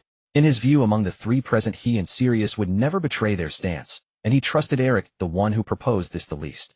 Lupin turned, intending to join Sirius in rejecting Eric's proposal, only to find Sirius looking back at him. "No way," Lupin said in surprise. "You're not actually considering accepting this curse, are you?" Sirius knew what Lupin was thinking. His gaze was deep as he stared at Lupin and asked, "Why not?" Lupin said, "I should be asking why you'd agree. Why are you willing to accept Eric's terms?" Lupin calmed down. "Don't overreact. Eric just wants us to keep today's secret," Sirius said calmly. "You won't lose anything." His expression was utterly unreadable, as if the person who had just flown into a rage over Peter was not him. Eric could see that beneath Sirius' calm facade, he was suppressing extreme fury and sorrow. Lupin knew, of course, that Eric's request was not unreasonable. Whether it was Sirius' existence or Peter, everything they discussed today could not be made public. Making an unbreakable vow would also be safer for Sirius. At the very least, they wouldn't have to constantly worry about Eric betraying them. But asking someone to accept this curse was in itself an impolite gesture. It almost directly indicated that Eric did not trust them. A mere verbal assurance would not satisfy Eric. At the same time, Lupin vaguely felt that he was being led by the nose by Eric. "Sirius, we don't need anyone else's help. We can catch Peter ourselves. I trust you completely," Lupin pleaded. "I trust you too, Lupin, but I once trusted Peter just the same." Sirius' expression was eerily calm as he recounted the painful memory. This left Lupin speechless. He had no grounds to criticize Sirius' wariness of others, even if the object of that wariness was him. Anyone who suffered betrayal leading to the death of their closest friend would become like Sirius. Not to mention that Jameis' death was directly linked to Sirius. The idea of changing the secret keeper for the Potter's residence was Sirius' own suggestion. Sirius had learned a great deal from Jameis' death.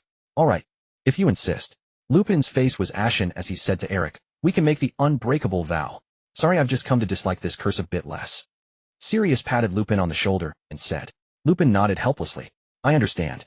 Eric smiled and waved his wand again. The fiery mark that had been floating before him transformed into a tongue of flame wrapping around his right hand. Eric extended his palm flat toward Lupin and Sirius. Lupin and Sirius each placed their hands over Eric's, clasping them tightly together. Once the other two hands were on top, Eric held his wand in his left hand and touched it to their joined hands. The unbreakable vow had two forms. One was a unilateral vow made between two individuals requiring a witness. The other form, like what Eric was doing, involved all participants present, including himself, jointly making a single vow. "I swear that I will never reveal to anyone or in any form anything I have seen or heard in this office today," Eric declared. "Repeat after me." Lupin and Sirius followed Eric and recited the words. As their words faded, as if in response, the tip of Eric's wand suddenly blazed with brilliant light, then shot out another slender tongue of flame. It coiled around their three intertwined hands, forming a unique mark on each of their hands. All three felt a jolt in their hearts.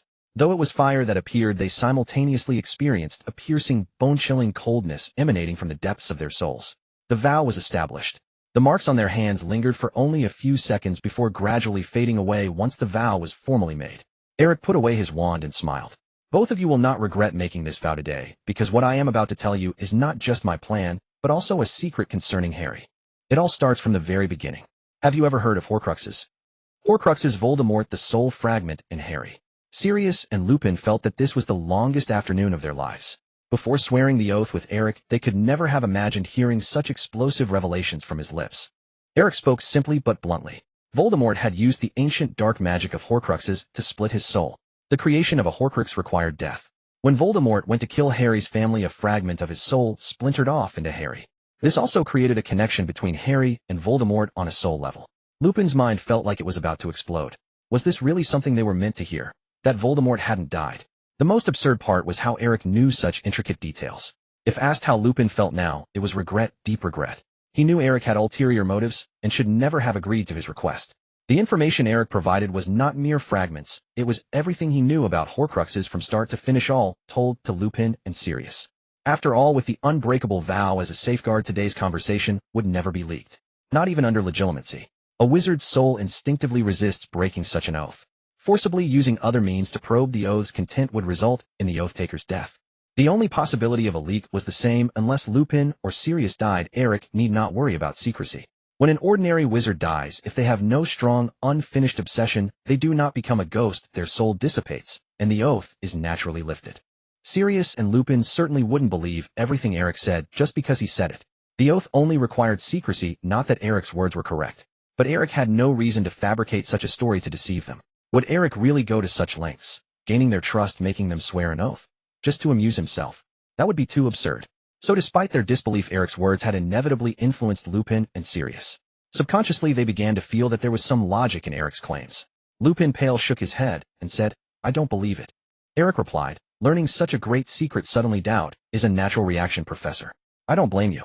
Sirius' expression darkened further. "What proof do you have that what you're saying is true?" Eric calmly said, "Harry saw Voldemort in his first year when Voldemort was possessing a professor named Quirrell, reduced to a mere remnant of a soul. Professor Dumbledore knows about this too. He set up a trial for Harry to face Voldemort and Quirrell. Besides, do you truly believe that a legendary dark wizard like Voldemort, someone who could stand against Dumbledore, would die so easily? There are many other clues, including Dumbledore's excessive attention to Harry. Professor Lupin, you've interacted with Harry. Do you think he has any special qualities compared to his peers? Extraordinary talent? Or unusually powerful magic? Given Dumbledore's character, do you think he would favor Harry just because he's the boy who lived and treat him specially?" Lupin was reluctant to react, but seeing Sirius looking at him with questioning eyes, he finally shook his head. Setting aside his special feelings for Jameis' son and the trauma of Harry's childhood, in his view, Harry was just an ordinary student. Harry was neither particularly special nor academically outstanding. He was decisive and had some talent in spells, but he was certainly not a genius like Eric. Lupin knew Dumbledore's character better. The title of the boy who lived would hold no sway with Dumbledore. Dumbledore had seen countless talented wizards, though none as talented as himself. Moreover, he himself had once been the savior of the wizarding world. Dumbledore's greatest trait was his fairness, treating everyone around him equally. He had never shown even a hint of discrimination against Lupin, a werewolf, so why would he favor Harry, just because Harry killed Voldemort? Eric continued, "The biggest proof is that Harry is a Parselmouth. He can speak to snakes. Parseltongue is a hereditary magical ability passed only through bloodlines to descendants of the Slytherin family. The Potter family has no connection to Slytherin whatsoever. Neither Harry's father nor his ancestors were Parselmouths. Yet Harry is a Parselmouth. And as everyone knows, the most infamous Parselmouth is named Voldemort." Eric paused, then smiled as he delivered his final conclusion. "This can only be explained by a soul connection between Voldemort and Harry." Sirius' face was almost drained of color. He asked, "Dumbledore knows about this, doesn't he?" "Yes. But Dumbledore has no solution either." "Right. Yes." Receiving two affirmative answers, Sirius continued, "To destroy Voldemort, we must destroy the Horcruxes, and killing Voldemort means killing Harry, doesn't it?" "Yes." Eric's reply was devoid of emotion, yet it nearly shattered Sirius. He was Harry's godfather, and learning of Harry's condition, how could he remain calm? Sirius had spent 12 years in Azkaban, and unlike Lupin, had not adapted to a peaceful life. His thought processes were still somewhat stuck in the time before his imprisonment. Sirius believed Eric's descriptions of Voldemort and the dark magic of Horcruxes, because Voldemort was indeed capable of such things. "Sirius, we'll find a way," Lupin comforted him. But Sirius did not reply. He lowered his head in defeat, his fists clenched tightly. Lupin gritted his teeth and turned to Eric, saying, "I don't believe what you said about Horcruxes and Voldemort, but I swore not to tell anyone what I heard today. Stop beating around the bush. What exactly do you want us to do? I hope you two will exercise restraint in dealing with Peter. Let me capture him. I promise Sirius will get what he wants. But before that, there are some preparations to make." "Then why did you tell us about Harry?" Eric showed his signature smile, genuine and heartfelt. "Because I hope to gain your assistance in attempting to remove the soul fragment from Harry. I want to try to transform a soul. I will turn Peter into a nail to help us pin down Voldemort's location. When necessary, I will capture Peter, and then inform Minister of Magic Fudge, forcing him to face the fact that Peter is the traitor. This will bypass the troubles of the normal process." Presenting the ministry with undeniable truth is the best approach. We must leave them no choice. You know I can contact the minister, Professor Lupin. That information must be in the files on your desk. Eric pointed to the comprehensive investigation dossier on himself on the table outlining his plan. Lupin was no fool. Eric's targeted intent was all too obvious, though he had never concealed it. Eric had come precisely to persuade him, and Sirius. Lupin knew Eric was not loyal to Dumbledore. His initial wariness of Eric stemmed from this. Lupin had assumed Eric's goal today was to gain control of Sirius, the epicenter of the coming storm, before Dumbledore could. This would sever their ties with Dumbledore. Controlling Sirius would naturally restrict Lupin's actions, as he had to consider Sirius' feelings. Unexpectedly, Eric's plan surprised him, presenting a bold gambit. Hearing about Horcruxes suddenly would shake anyone's composure. At the same time, Eric did not deny his intention to divide Sirius and Lupin. But Lupin was mistaken on one point. Eric did not oppose Dumbledore, nor did he care how others viewed him. He simply disagreed with Dumbledore's methods. There was a significant difference. Lupin saw no issue with the plan to capture Peter. But now Lupin looked at Eric as if he were a madman. Do you hear what you're saying? Transform a soul. Lupin wanted to ask Eric if he should fix his mind first. If not for being a gentleman who had just sworn an oath, he would have shouted. Calm, don't argue with a madman. Lupin breathed deeply. Sirius asked, bewildered, remove the soul fragment from Harry. How?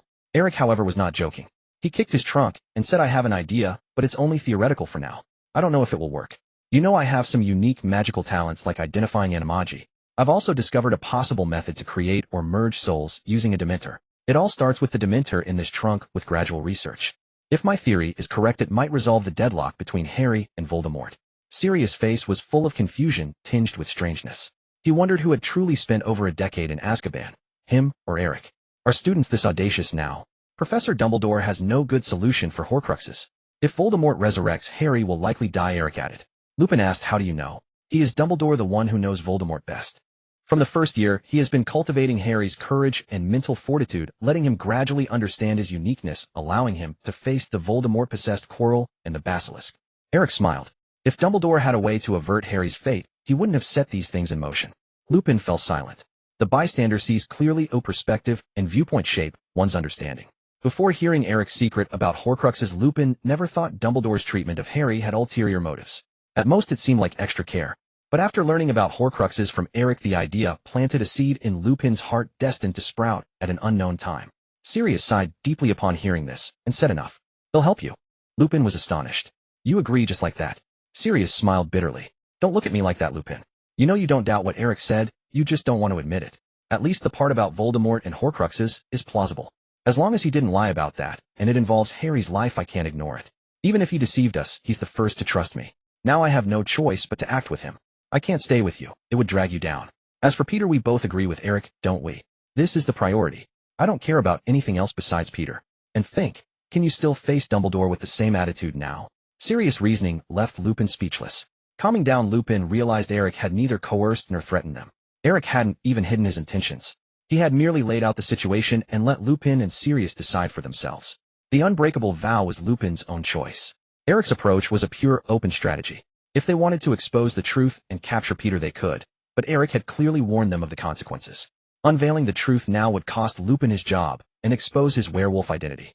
Lupin could sacrifice his professorship, but not Sirius, who was also an illegal animagus. Exposing Peter would inevitably affect Sirius. What? Peter is an animagus who hid as a rat for 12 years. Well, how do you know? Lupin couldn't fabricate a claim like Eric's to detect animagi. From Sirius' perspective, keeping the secret was far more beneficial. Alone, Lupin and Sirius couldn't handle Peter's situation perfectly. They couldn't even seek Dumbledore's help. Lupin had never told Dumbledore that Sirius was an animagus, and now it was impossible. Sirius couldn't even show himself before Dumbledore. So choosing Eric's method to report directly to Minister Fudge was the better option. Moreover, due to the vow's restrictions, they couldn't verify the Horcrux claims with Dumbledore. They had to find their own proof of Eric's truthfulness.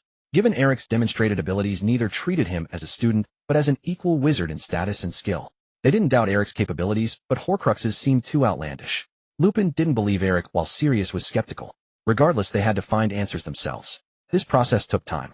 Staying by Eric's side was undoubtedly Sirius' best choice, convenient for monitoring both Eric and Peter. For now, Lupin could do nothing against Eric. Their interests aligned, and Eric had done no real harm to Hogwarts. As for the wand confrontation with Lupin, that was for Sirius' sake, and Lupin could endure it. Having made his decision, Sirius sighed. Lupin, I truly had no choice. Eric smiled. You always have a choice, Sirius. In my view, you've just made the decision closest to your heart. Professor, since you have no objections to my plan, please sign these for me. Eric pulled a stack of slips from his trunk and handed them to Lupin. What are these? Lupin examined them. All were requests for the restricted section. Potent potions, common dark magic of the 18th century, curses of the soul. Don't tell me you intend to read all these. Lupin asked. Eric chuckled. With your permission, borrowing books is easier. Using disillusionment charms to sneak into the restricted section is a waste of time. Lupin and Sirius were profoundly shaken that afternoon. Eric had achieved his goal. To make Sirius and Lupin instantly doubt Dumbledore's trustworthiness was unrealistic. For now, binding these two men to himself was already a significant gain for Eric. Having said all that needed to be said, Eric gathered his personal belongings and took the stack of signed borrowing applications from Lupin.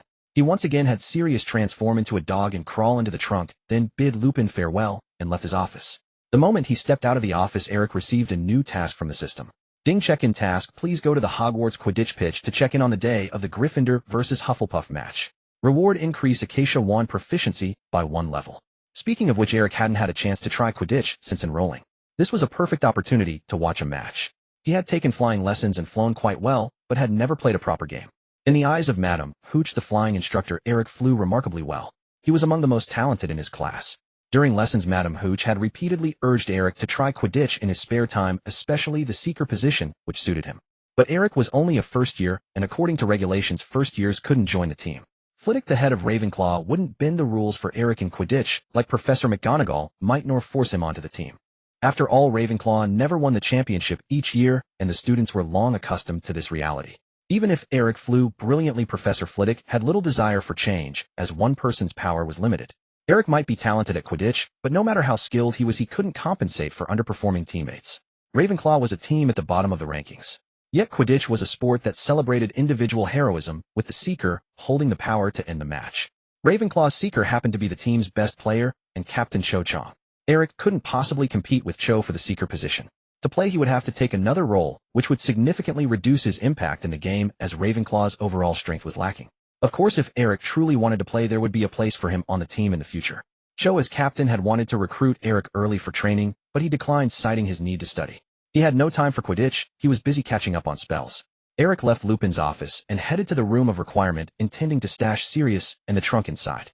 The trunk was empty now, containing only Sirius and the Headless Dementor. Sirius could have followed Eric around in his dog form, but unfortunately in that form he was too large, about the size of a wolf. He wasn't an ordinary dog you'd see, and even in the magical world, he was far too conspicuous. Moreover, after his escape, he had secretly visited Harry. Harry recognized the big black dog and thought it was an omen of doom. So Sirius couldn't show himself in the castle. Now Sirius could hide in the room of requirement unseen by others. When someone was inside the room of requirement, no one outside could open it unless they sought the same room. Even if there were another school-wide search, Sirius would be safe hiding there. Eric certainly wasn't going to leave Sirius in the room of requirement doing nothing. Such a golden opportunity couldn't be wasted. Passing the library, he made a detour to the restricted section. With Lupin's signed borrowing slip, he could now enter the restricted section openly without obstruction. After borrowing several books from the restricted section, Eric returned to the room of requirement fully loaded. Inside, Sirius had just emerged from the trunk and immediately sensed the change in surroundings. Eric had requested a room specifically for brewing potions. The room of requirement faithfully displayed its magic, transforming the entire space. The room was small, simply divided into 2 areas. One side held various cauldrons and potion tools, while the other had easily accessible potion ingredients and plants. What's this? Sirius asked, turning back into human form, puzzled. Eric tossed him a copy of powerful potions. Sirius caught it awkwardly. We need some potions, so this task falls to you, Eric said with a smile. Sirius' mouth twitched. He wanted to say something, but held back. So he was just free labor.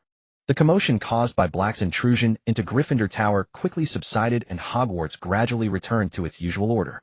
At least no significant changes occurred within the castle walls. The professors could not find Sirius Black and had no better recourse. They could only wait for Sirius to show himself again. Meanwhile, the fugitive himself was brewing potions in the room of requirement on the 7th floor. His sole companion was a Dementor confined to a crate. Fortunately, Sirius did not grow bored. While concocting the potions Eric had requested, he also kept watch over the Marauder's map.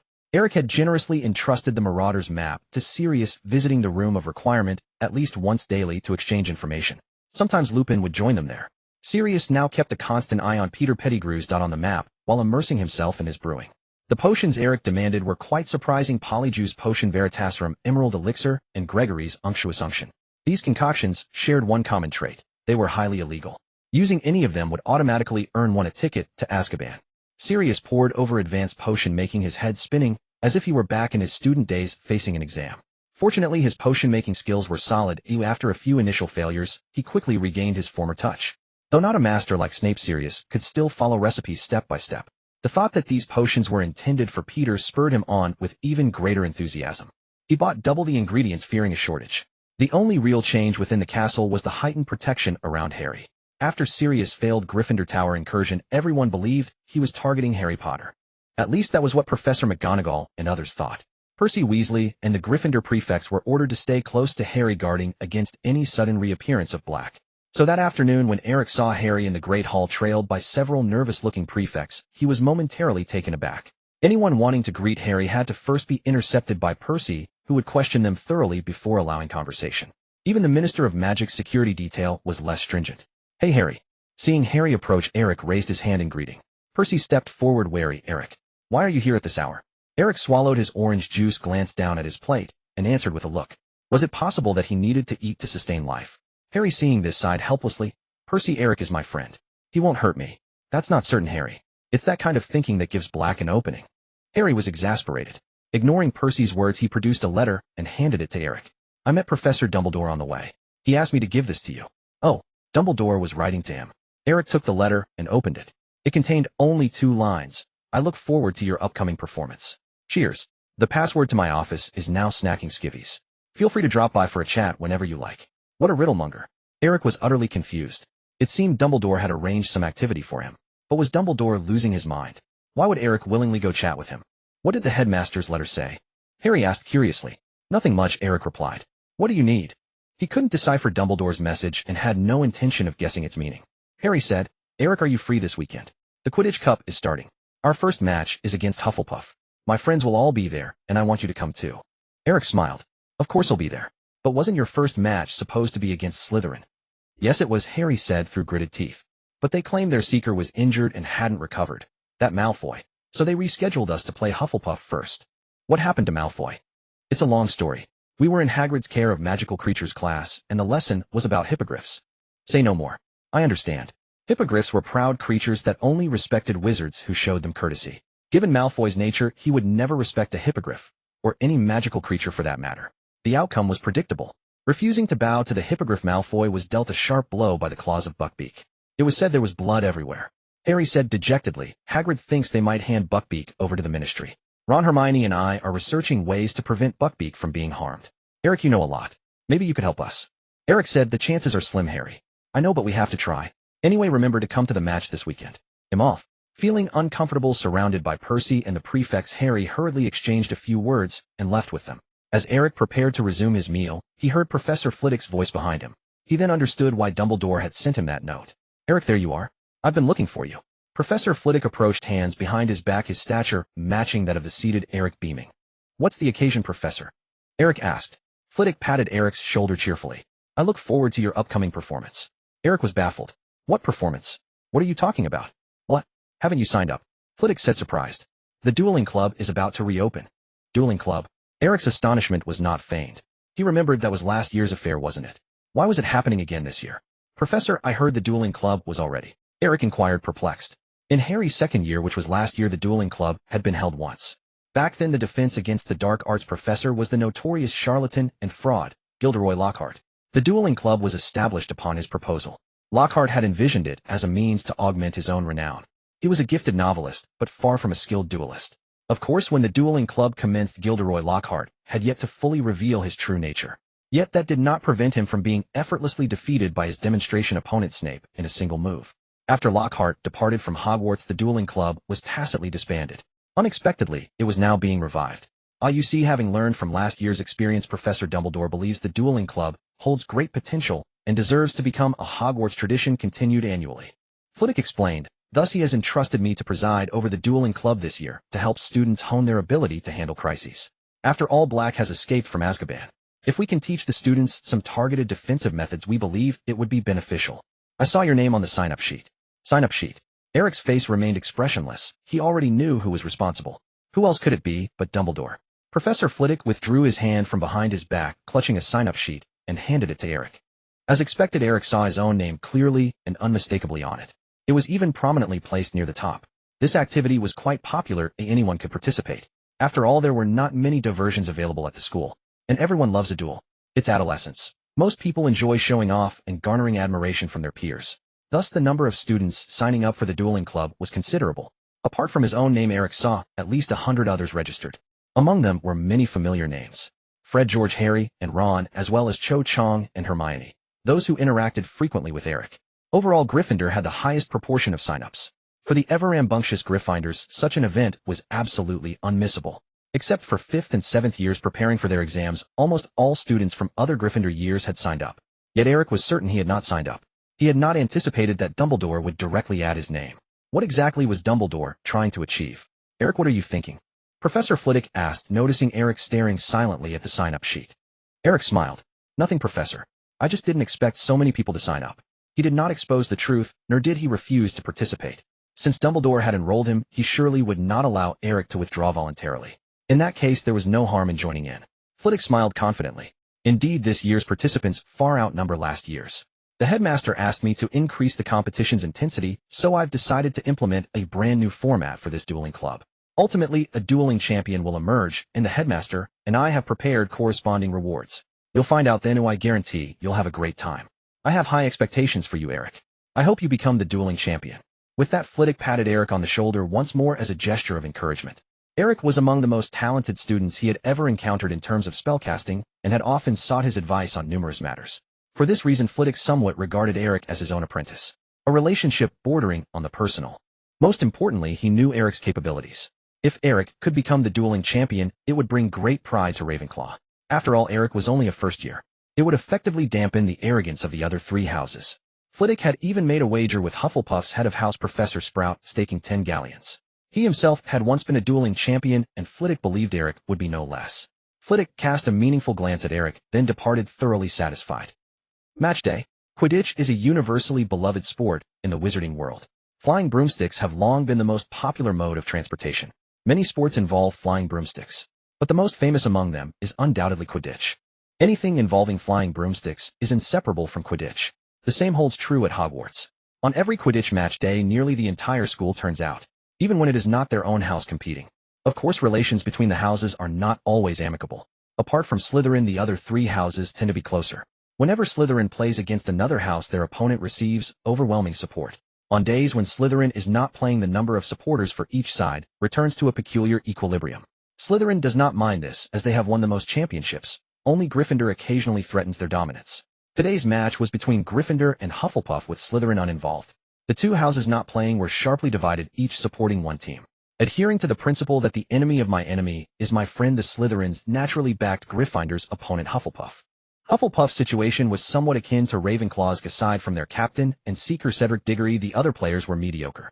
But the difference between Cedric and Cho Chang was that he was stronger. He almost single-handedly transformed the team. Under his leadership, Hufflepuff had subtly become a disruptor in the competition between Slytherin and Gryffindor. Originally, Hufflepuff, like Ravenclaw, had been a lackluster team. Thus, the disgruntled Ravenclaws flocked to support Gryffindor.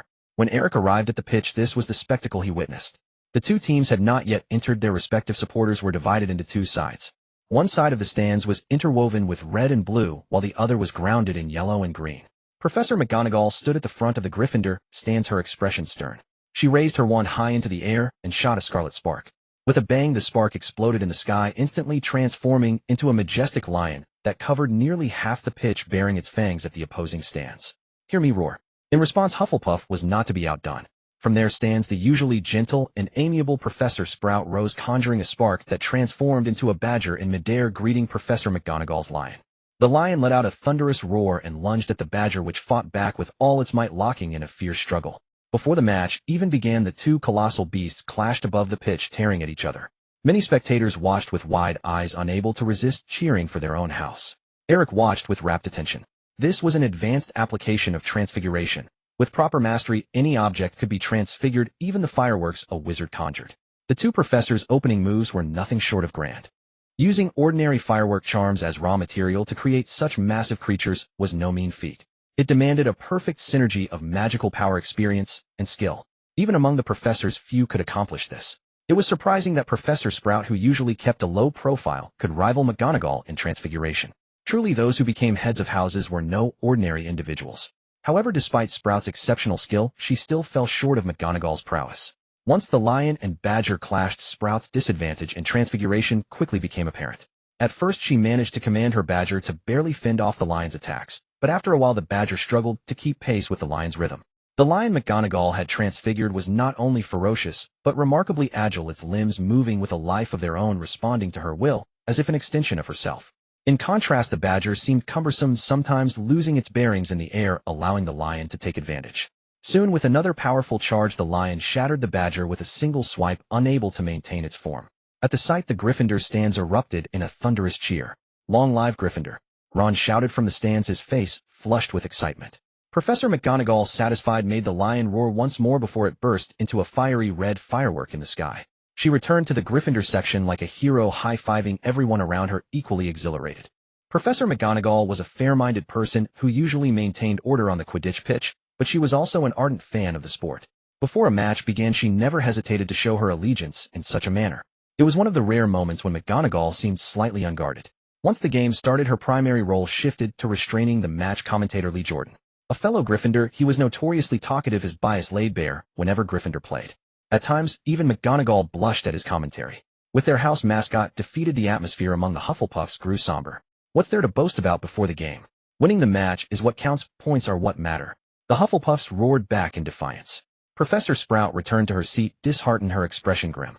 Although losing to McGonagall in Transfiguration was no disgrace, as head of house, she had still dampened her students' morale. With Gryffindor's lion's spectacular display, the match's excitement quickly soared. A light drizzle began to fall from the sky, but no one cared, all cheering fervently for their teams. Amid the lively uproar, as Eric stepped onto the pitch, he heard the system's voice. "Ding, detected. Host has arrived at the Quidditch pitch on time. Congratulations, you have reached the check-in location. Begin check-in immediately. Do not exit midway. Ding, check-in successful. Reward wand proficiency upgraded to intermediate." Eric drew his wand and activated his mental field. Since the last unlocking of his wand's proficiency, it had transformed once more. On the wand's surface, a second crack appeared, perfectly symmetrical to the first. In his gray-white field of vision, he could clearly see faint ripples of magical energy around the wand. It seemed as though an unending heat radiated from within the wand, distorting the air around it. This phenomenon lasted only a brief moment. Eric focused, silently channeling his magic to steady the wand, then continued walking nonchalantly toward the Gryffindor stands. Hermione and Ron had saved him a seat not far from the Gryffindor team's rest area. Beside their stand stood a tent housing all the Gryffindor players. At that moment, the entire team was inside for their final pre-match huddle. Eric approached, sat down next to Hermione, and held a bucket of popcorn. "What's a game without popcorn?" "What's that?" Ron asked, eyeing Eric's popcorn curiously. Hermione's eyes lit up as she grabbed a few kernels and popped them into her mouth. "Popcorn, a Muggle snack. It's delicious." "Eric, where did you get this?" "I've never seen it at school." With a crunch, Hermione munched on the popcorn, her eyes narrowing in satisfaction. Ron, tempted, took a few kernels and tentatively tried them, his face lighting up with the same delight. "Delicious." Eric smiled. "I made it myself." Adding the ingredients and applying high heat was quite simple. The only difference from ordinary popcorn was that Eric had used a cauldron. In the distance, Sirius, in dog form, having just left the room of requirement, couldn't help but sneeze. Why was there a lingering aroma in the room of requirement? Was he hallucinating from brewing potions? Eric and his companions were chatting and eating when a massive lion head leaned in curiously and asked, "Eric, who do you think will win this match?" Ron was startled. Had Professor McGonagall's lion come to life? Upon closer inspection, it was Luna Lovegood from Ravenclaw. She was a year above Eric, wearing an enormous lion headpiece, so lifelike that her face peeked out from the lion's mouth. She appeared top-heavy, swaying unsteadily. "I believe Gryffindor has a strong chance of winning, but Hufflepuff's odds are not insignificant either. If Hufflepuff seizes the opportunity, they could prevail, but that depends on whether Gryffindor allows it. All things considered, I still think Hufflepuff will take victory, though Gryffindor's probability of winning is also considerable." Eric replied. Luna nodded earnestly. "I analyzed before the match too. It's either Gryffindor or Hufflepuff." "Your analysis is excellent, Eric. After hearing it, I've decided to do my own analysis." Ron and Hermione were astounded. How did these two manage to hold a conversation? Luna chuckled, tapping her lion headpiece with her wand. The lion's head shuddered violently and let out a roar, startling everyone except Eric. Luna raised her arm and shouted, "Gryffindor." Had it not been for the Ravenclaw crest on her robe, onlookers might have mistaken her for a Gryffindor. Eric drew his wand. "Let me help you." He tapped Luna's head with his wand. He had learned this trick from Professor McGonagall moments earlier. The next second, Luna's lion head twisted, opened its mouth wide, and began singing loudly on its own, Gryffindor, Gryffindor, Gryffindor. Occasionally the lion let out a howl. The lion swayed, its head, eyes closed, belting out the song with abandon, causing Luna to lose her balance completely. She let out a yelp, dropped her wand, and frantically steadied her lion headpiece, swaying left and right to the lion's rhythm. Gryffindor. As she swayed, Luna seemed to find her groove, muttering along and singing loudly in her favorite melody. Her singing began to infect those around her. Ron, already excited, refused to be outdone when he saw a Ravenclaw cheering and singing. He joined in loudly. Others in the stands, thinking it was a prearranged cheer, unknowingly followed suit. After all, Luna with her giant lion head was quite conspicuous in the crowd. The lion's rhythmic chant of Gryffindor was impossible to ignore. It was utterly catchy. Yawning is contagious, and so is singing. Gradually the entire stand where Eric sat erupted into song with only one repeated lyric, Gryffindor, Gryffindor, Gryffindor. The melodies were far from unified, creating a chaotic cacophony that resembled a wild revel. Luna stood up, moved to the front row, swayed her head, and waved her wand through the air, attempting to conduct the crowd. At an emotional moment, the lion on her head hit a high note with perfect head resonance, sparking another wave of enthusiastic cheers. The rain grew heavier, but it could not dampen their spirits. Hermione, unable to bear it, covered her face. A group of Gryffindors led by 2 Ravenclaws cheering. What was this world coming to? Across the field, Professor Sprout watched in shock, gasping inwardly. Gryffindor was well prepared, truly a formidable opponent. The commotion in the stands startled the players as they emerged. Madame Hooch, the referee, checked the time, flew to the center of the pitch, and blew her whistle, signaling the teams to line up.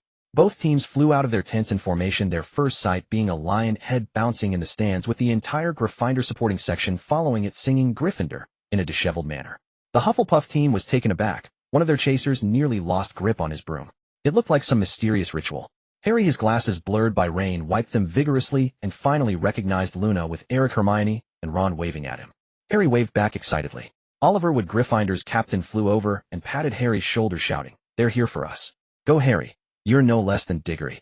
Harry forced a smile. "I'll try. The rain's too heavy, I can't see the golden snitch at all." Wood gritted his teeth. "The rain affects both sides. If you can't see, neither can Diggory. Well, crush them before you catch it." Wood flew off as Madame Hooch called for the captains to greet each other. "Harry, Harry." Hearing Hermione calling from the stands, Harry seized the last moment before the match, flying over to ask, "What's up?" "Give me your glasses." Hermione took Harry's glasses, tapped them with her wand, and chanted, "Impervious," before handing them back. With the charm, Harry could finally see clearly. Full of confidence, he brushed back his wet hair and exclaimed, "That's a huge help. They'll catch the snitch." Eric approached. "Come on, Harry, let me give you a blessing too." Seeing Eric, Harry was startled. Now that his vision was restored, he noticed that Eric, Hermione, and the others looked different from the crowd. Everyone else, including Harry, was drenched, but these few remained dry and pristine. "It's a variation of the water-repelling charm. Just a slight change in casting state and target," Eric explained with a smile, casting several spells on Harry. Eric had cast the same charm on Hermione and the others. Harry immediately felt a warm glow. Raindrops landed on him without leaving a trace, and a warm air enveloped his clothes, banishing the cold. The contact point between his palm and broom became smooth again, allowing better control. A whistle sounded from above. Madame Hooch signaled the start of the match. Harry spun joyfully in the air, shouting, "Thank you, Eric. I'm off." Without waiting for a reply, Harry pulled his broom upwards, soaring into the sky with incredible speed, like a crimson lightning bolt streaking across the horizon. Today is truly not a good day to be outdoors. At least for both teams playing on the field, it certainly feels that way. The rain, which was already considerable, intensified almost instantly as the match commenced.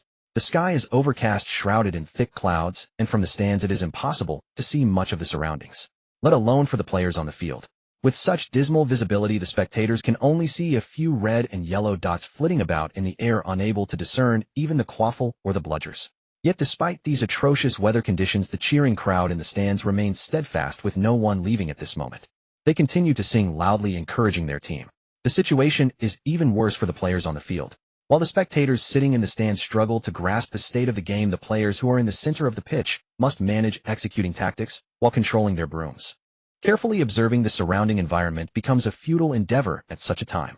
The visibility is far too low. The relentless downpour mercilessly douses all pre-planned strategies. Now they are merely relying on their individual abilities to play, all while praying not to be struck by a suddenly appearing bludger. In such weather, it is challenging to accurately observe the trajectory of the bludgers. Of course, aside from the batters wielding their bats, others seem overly concerned. Even the batters struggle to locate the bludgers. When they do spot one, a swing of the bat sends the ball flying, but they have no idea where it goes nor whether they hit their target. The Weasley twins from Gryffindor are the batters on the team. Their twin bond allows them to perform slightly better than the batters from Hufflepuff. However, due to the weather conditions, their advantage is limited.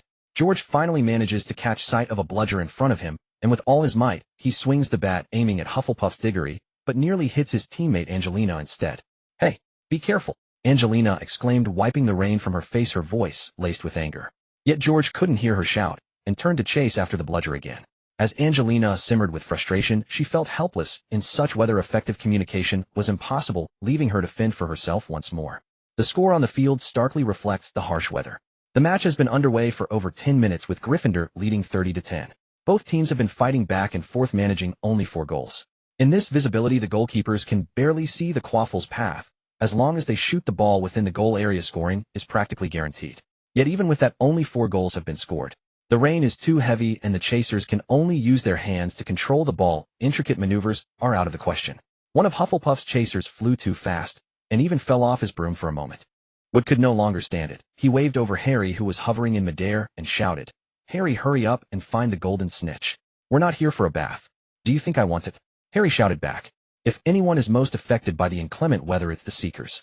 According to Quidditch rules, catching the golden snitch earns a team 150 points and ends the match. Given the current scoring pace, whoever catches the golden snitch is likely to win the game.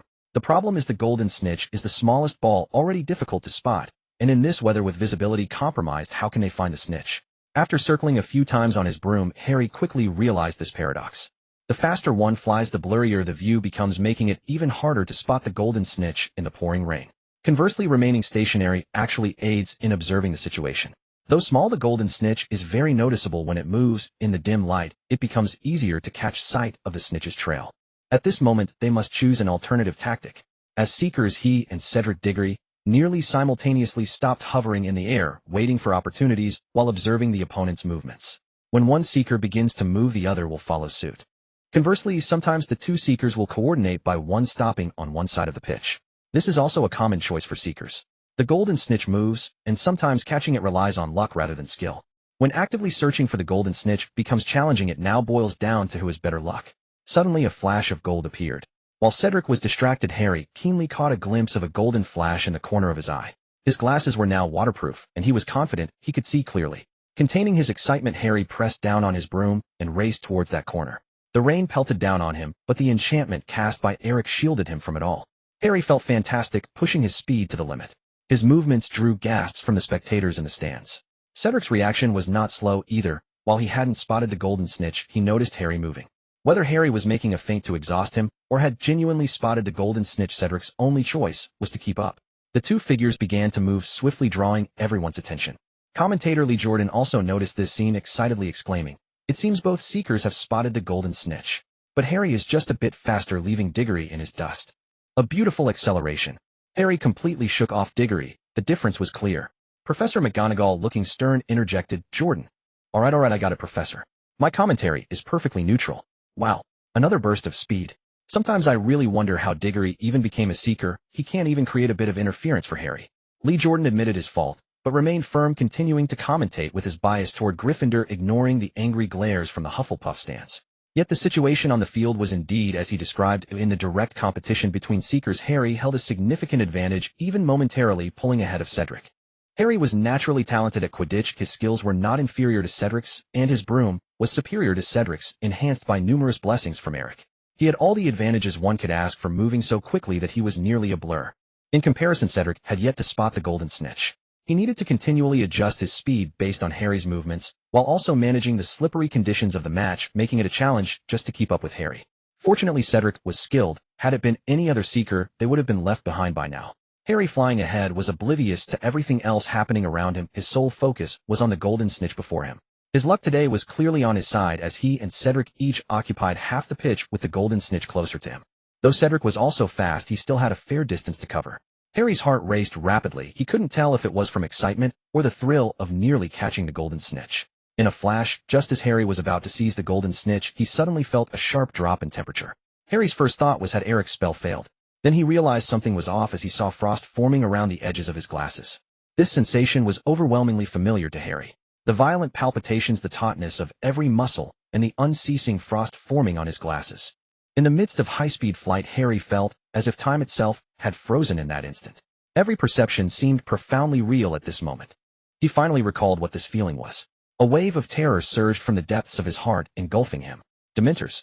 Just as the word crossed his mind, he heard the agonizing screams erupting once more from the depths of his consciousness. It was exactly as it had been on the train. A sharp constricting pain instantly coiled around Harry's entire being. His face turned deathly pale in a flash. His fingers clenched the broomstick tightly as he crouched low, pressing himself against it, barely maintaining his balance. The golden snitch was right before him, darting away at high speed. But Harry felt he could no longer grasp it. He had completely lost control of his broom, wobbling in the air until he was forced to come to a halt. With a gasp, tension and fear intertwined, Harry involuntarily began to breathe deeply, watching plumes of white vapor escape his lips. Following the mist, he noticed a massive cluster of darkness had materialized above the pitch. That was not only Harry, but soon everyone present noticed the great dark mass that had suddenly descended over the pitch. To be precise, it was not a shadow, but a swarm of Dementors interwoven and clustering together. They were unnaturally excited, breaking into the pitch from outside in droves. Everyone felt an immense pressure compressing the air above them. Like a plague, as the Dementors drew near, joy drained swiftly from the crowd. Many students who had encountered Dementors on the train, those with weaker mental fortitude, could no longer hold back their tears. The cheers faded. Lee Jordan's eyes went wide instinctively, trying to say something through the microphone, but his mouth opened without a sound. Wood Gryffindor's keeper stared at the scene in disbelief, not even noticing when Hufflepuff broke through his defense to score. While Harry was stunned, Cedric sped past him, casting a curious glance before snatching the golden snitch. He couldn't fathom why Harry, with such a lead, had suddenly given up. Instinct outran thought, and Cedric simply chose to seize victory. Their eyes met. Cedric wanted to say something, feeling his win was unearned. Harry had merely surrendered the chance. It was then he noticed Harry's distress and the arrival of the Dementors. Then Harry's vision went black, and he plummeted straight down before Cedric. A gasp from the stands followed Harry's fall. Everyone watched in stunned silence as Harry, who had been fine moments ago, dropped from the sky like a broken kite. Cedric's face twisted in shock. Closest to him, he dove downward on his broom, fumbling for his wand to save Harry. But Harry's free fall was too swift. He was about to hit the ground as Cedric barely gripped his wand. Arresto momentum. In the nick of time, a transparent magical pulse shot from the Gryffindor stands, enveloping Harry. Under the spell's force, the space around Harry lost its forward inertia, freezing his descent midair. He halted abruptly a few feet from the ground, suspended for a moment before the cushioning charm faded, and he softly landed. The pitch's soil was soft and waterlogged like a spongy bed that caught the unconscious Harry. A cushioning charm. Who cast it? Cedric arrived, belatedly dismounting and rushing to Harry's side. Having witnessed the spell save Harry, he checked for injuries, then turned toward the spell's origin. The crowd in the stands also looked that way. Eric waved to Cedric from where he stood, flanked by a frantic Ron and Hermione, and Luna wearing a giant lion head. Eric Clapton. Cedric's realization dawned. Eric had become quite famous at school recently, and he recognized him. He had wondered who possessed such sharp decisiveness. If it were Eric, it made sense. That cushioning charm had impeccable timing. After all, the cushioning charm is typically used at close range on oneself to maximize its effect. Casting it from a distance requires a wizard's full confidence in their spellcasting, as well as accounting for the target's trajectory. It can't be too slow or too fast, as the charm's effect lasts only a brief moment. Eric's cushioning charm was calculated perfectly, saving Harry. Cedric's expression grew solemn. He nodded gratefully to Eric, then bent down to examine Harry's condition. Eric, meanwhile, looked up toward the Dementors, muttering to himself, "You're in for it now." The Dementors remained unaware of what was about to unfold. They were capable of limited communication with wizards, but most of the time they merely acted on instinct akin to wild beasts. The instinct of a Dementor was to ceaselessly drain the emotional energy from living beings around them, thereby strengthening themselves. They could not comprehend why such behavior was met with such resistance from wizards. Naturally, they also failed to grasp the fury of the wizards. From the Dementors' perspective, they were simply satiating their hunger. Today was the Quidditch match day, and an atmosphere of fervor and mirth had persisted since the game commenced. This atmosphere for others was utterly ordinary. Yet for the Dementors, it was fatal, a fatal temptation. The entire circular Quidditch pitch in the eyes of the Dementors resembled a vast round cauldron. It brimmed with the sustenance they craved most. And so they came. There was no need to notify the Ministry of Magic, nor to seek permission. No Dementor could resist such an allure. They had been famished for far too long since leaving Azkaban. The moment the Dementors descended upon the pitch, Eric had activated his psychic field. Through this field, all things manifested as forms of energy, including the bodies of the Dementors and the magical power of other wizards. In Eric's vision, a colossal surge of magical power began to coalesce and concentrate from the stands opposite him, the section where the professors and staff were seated. This was also why Eric felt a pang of pity for the Dementors. Eric could clearly perceive the materialization of magic, witnessing for the first time the release of pure magical energy from another person. Even from a distance, he could sense a terrifying pressure emanating from that location. It was not merely a gaseous manifestation, but something akin to a gelatinous substance enveloping a single figure. Such a concentration of magic, if unleashed uncontrollably, could obliterate half the pitch. Under Eric's gaze, a wizard clad in white robes rose slowly, his expression blank, his pupils filled with undisguised disgust. Dumbledore. Perhaps the most powerful wizard of the age, he was unequivocally enraged by the Dementors' uninvited arrival. Unlike Eric's reckless exploits in Diagon Alley, Dumbledore cautiously gathered his magic around himself, careful not to harm the other professors nearby. But the professors were no fools. Sensing the danger, they rose and retreated, forming a circle around Dumbledore. "Begone!" Dumbledore murmured, uttering the words in a casual tone, yet his voice boomed across the entire pitch. Deafening. He raised his wand and pointed it directly at the cluster of Dementors. In the next instant, the vast magical power he had amassed radiated outward in a semi-arc shape, blanketing the entire sky above the pitch. And the target was the Dementors in the air. Bang! The eruption of Dumbledore's magic even produced a muffled thunderclap in midair, and the residual waves of power spread across the entire stadium. The torrential rain solidified before him, then propelled by the magical surge, swept in the opposite direction, forming a breathtaking hemispherical mist of water. A gale howled, scattering the mist in all directions, creating a brief vacuum around Dumbledore. Every stand began to tremble uncontrollably, and many students who were standing lost their balance and fell. The moment Dumbledore's magic struck the first Dementor, a grating, jarring sound erupted from its body. The Dementor, as if hit heat by the Hogwarts Express at full speed, was hurled uncontrollably in the same direction as the magical blast, just like the raindrops moments before. Simultaneously, the parts of the Dementor that came into contact with the magic began to dissipate and crumble piece by piece.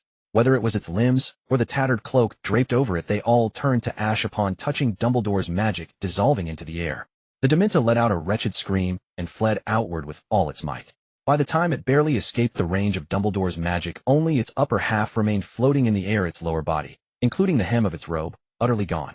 This Dementor was visibly weakened, identical to the one whose head had been devoured by the Patronus Eric had summoned. Witnessing their comrade's fate, the remaining Dementors snapped to their senses and turned to flee. They were as desperate in their flight as they had been ravenous upon arrival. But Dumbledore had no intention of letting them off. In the process, nearly half of the Dementors were caught in the blast of his magic. Some, like the first, lost the parts of their bodies directly struck, others suffered only minor injuries. Yet without exception, they all strove to put as much distance as possible between themselves and Dumbledore. The stand where the professors sat was near the Hufflepuff and Slytherin sections, directly opposite Eric and his companions. Many Dementors, panicking, charged toward the Gryffindor stand. Everyone present was stunned into silence, gazing at the spectacle. The magical power radiating from Dumbledore had become so dense that it was visible to the naked eye even without a psychic field. In Ron's eyes, for instance, he could clearly see that Dumbledore's action had been so powerful it caused vibrations in the air.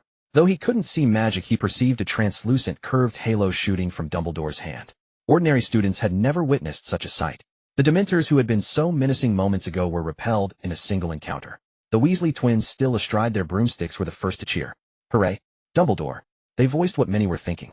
Led by the Gryffindor students, most turned their fervent gazes toward Dumbledore's towering figure. Dumbledore, too, had been a Gryffindor. As Gryffindor students, they had never felt prouder. Truly, he was the most powerful wizard of the age. Yet among them, only Eric sensed something amiss. How could a mere burst of magical power harm Dementors? He had tried casting spells at Dementors before. Dementors possessed an extraordinary resistance to all spells except the Patronus charm. In some ways, they were even harder to harm with magic than dragons. And spells were merely a manifestation of magic. Spells were released through specific incantations, gestures, and the wizard's conviction. At their core, they were still a transformation of the wizard's inner magic. Just as he pondered this, Eric noticed Dumbledore turn his head, casting a brief glance in his direction before looking away. Eric was startled. Dumbledore's action was subtle, but through his psychic field, he sensed that Dumbledore had indeed looked at him. He had thought it was an illusion. What was Dumbledore trying to convey? Eric focused his mind, scanning the entire pitch. Some of the Dementors, repelled by Dumbledore, were fleeing recklessly toward Eric's stand. Through his psychic field, Eric finally detected a clue. On the broken edges of the wounds of the Dementors struck by Dumbledore, faint, glaring white smoke flickered. Eric was all too familiar with this phenomenon. The white smoke burned like flames, ceaselessly searing the Dementors' bodies, which were composed of emotional energy. These white trails were the remnants of the Patronus charm. Eric found the same traces in the residual magical waves lingering in the air. Dumbledore's magical outburst had been infused with the Patronus charm. Indeed, Dumbledore's magical eruption was truly imbued with the Patronus charm. Eric confirmed it once more, ensuring he had not misjudged. This understanding of the spell completely deviated from conventional usage. Eric had never imagined the Patronus charm could be employed in such a manner. Regard the Patronus as a part of yourself, allowing it to act according to your will. The form of the Patronus is not fixed. Dumbledore's words in the headmaster's office echoed once again in Eric's ears. Ding, spell proficiency increased. Patronus charm mastery. The system's voice chimed in at the opportune moment. After analyzing Dumbledore's comprehension of the Patronus charm, Eric's proficiency in the spell had directly elevated by an entire tier. In Eric's mind, all the nuances regarding the Patronus charm were now connected by a single clear thread. Whether it was the emotional sustenance required to cast the spell or the form of the Patronus during the conversation in the headmaster's office, Dumbledore had directly illuminated the doubts lingering in Eric's heart about the Patronus charm. Now he was demonstrating it directly for Eric. The Patronus is the embodiment of a wizard's inner will. Its form has never been fixed. It can be altered at any time, as long as you will it. Eric's confidence in the Patronus charm had never been so profound. The proficiency of a spell becomes increasingly difficult to advance at higher levels. Dumbledore's 2 instances of guidance had allowed Eric's understanding of the Patronus charm to formally step into the realm of mastery. A wizard's comprehension of magic directly influences their combat prowess. The same spell in Dumbledore's hands versus in ordinary students would undoubtedly yield different effects. A sense of clarity dawned upon Eric, leaving him feeling utterly at ease as a faint elusive thought brushed through his mind. He did not let this sensation slip away. The Dementors, repelled by Dumbledore, were heading directly toward Eric and his companions. Terrified, the Dementors had lost all desire to prey on the students, their only thought being escape. Yet they were still Dementors. Their sheer massive forms alone provided ample intimidation. Many younger students, frightened into tears, turned and fled the stadium. As the people around Eric gradually scattered, much like the professors had evaded the enraged Dumbledore moments before their departure, highlighted Eric forming a semicircle around him. Luna let out a gasp. Run. With a soft cry, she turned and leapt over several steps, intending to pull Eric along with the fleeing crowd, but was stopped by Hermione, who had been standing beside Eric. Confused, Luna met Hermione's resolute gaze and asked in bewilderment, "Come on, let's go together." "No, there's no need." Hermione shook her head, firmly pulling Luna to stand beside Eric. Just as Luna was about to ask why, she noticed that even Ron, who had fallen to the ground in fright moments ago, had not left, instead trying his best to hide behind Eric. Ron's face was pale, yet his eyes held little fear of the Dementors. Eric turned to Luna with a smile. "Stay by my side, and you'll be fine." With that, Eric, imitating Dumbledore's gesture, raised his wand high, aimed it at the Dementors charging toward them, and began to gather his magical energy. Luna instinctively held her breath, staring at Eric in astonishment. His movements were nearly identical to Dumbledore's moments ago. From Eric, an overwhelming sense of pressure, no less formidable than Dumbledore's, erupted. Luna watched as the air around Eric began to warp and distort. Amidst the heavy rain, the spot where Eric stood seemed to radiate heat, as if it would incinerate everything around it. Luna instinctively covered her ears, bracing for the impending impact. But at that moment, Eric suddenly stopped. Contrary to everyone's expectations, he turned back and smiled at Hermione beside him. "Would you like to give it a try, Hermione?" "Off." Hermione was stunned. "I know you've been secretly practicing this spell," Eric said with a gentle smile, as if the approaching Dementors did not exist. "Go ahead, give it a try. Real combat is always the best teacher. You know the incantation." Hermione's face flushed crimson. She bit her lip, nodded nervously, and stepped forward, raising her wand. "Expecto Patronum," she shouted. A puff of white smoke shot from the tip of her wand, coalescing into a vague, animal-like form. Just as it was about to take shape, it failed to sustain itself and dissipated into the air. I asked the professor how to use this spell, but I've never actually tried it," Hermione said in a fluster. "It's all right, that was very good," Eric replied, his warm smile unwavering as he comforted her. "You will succeed. I believe in you because I see something most precious within you. But for now, leave this to me." Without waiting for Hermione's response, Eric turned back to face the dozen or so Dementors that had already reached the edge of the stands. "Disperse," he murmured softly. The next moment, Eric gave a gentle flick of his wand without uttering the incantation for the Patronus charm and directly detonated the magical energy he had just gathered. In the distance, Dumbledore looked toward Eric's position in astonishment. Boom! A blinding white light burst forth. It was another immense shockwave, but compared to Dumbledore's earlier spell, Eric's Patronus charm was far more incisive and concentrated in its range. After all, he did not need to contend with the Dementors spreading across the entire stadium, only the small cluster before him. For the Dementors fleeing toward Eric, it was as if they had beheld the sun. Nonverbal incantation. Eric's understanding of the Patronus charm had ascended to a higher level. He had reached a point where he could cast the spell without uttering the incantation. Simultaneously, like Albus Dumbledore, he infused the Patronus charm into the magical energy he released. The sensation was extraordinary. For the first time, Eric felt so directly that the Patronus he summoned had synchronized its senses with his own to a certain degree. It was as if he could inhabit the Patronus perspective, coming into close contact with the Dementors before him. Eric did not conjure a corporeal Patronus in the conventional manner. Instead, he compressed and flattened the Patronus, shaping it into a vast net woven from its essence. This time, Eric did not divert his attention to attempt altering or controlling the acacia wand in his hand. He knew with absolute clarity that the wand in his hand would no longer hinder him. The flow of his magical power was unprecedentedly smooth. His magic seemed to be actively drawn into the wand, seeping through the cracks on its surface and penetrating its core in a wondrous form. Then compression, superposition, and then release. Of course, to the ordinary eye, this concept was incomprehensible. Even the older students familiar with the Patronus charm could never have conceived of such a method to wield it. This did not diminish the terror the Dementors felt towards the young wizard before them. They sensed upon Eric the very same aura as Dumbledore's. It was an aura that promised utter annihilation. Eric twisted the summoned Patronus, attaching it to the magic he unleashed, concealing it within.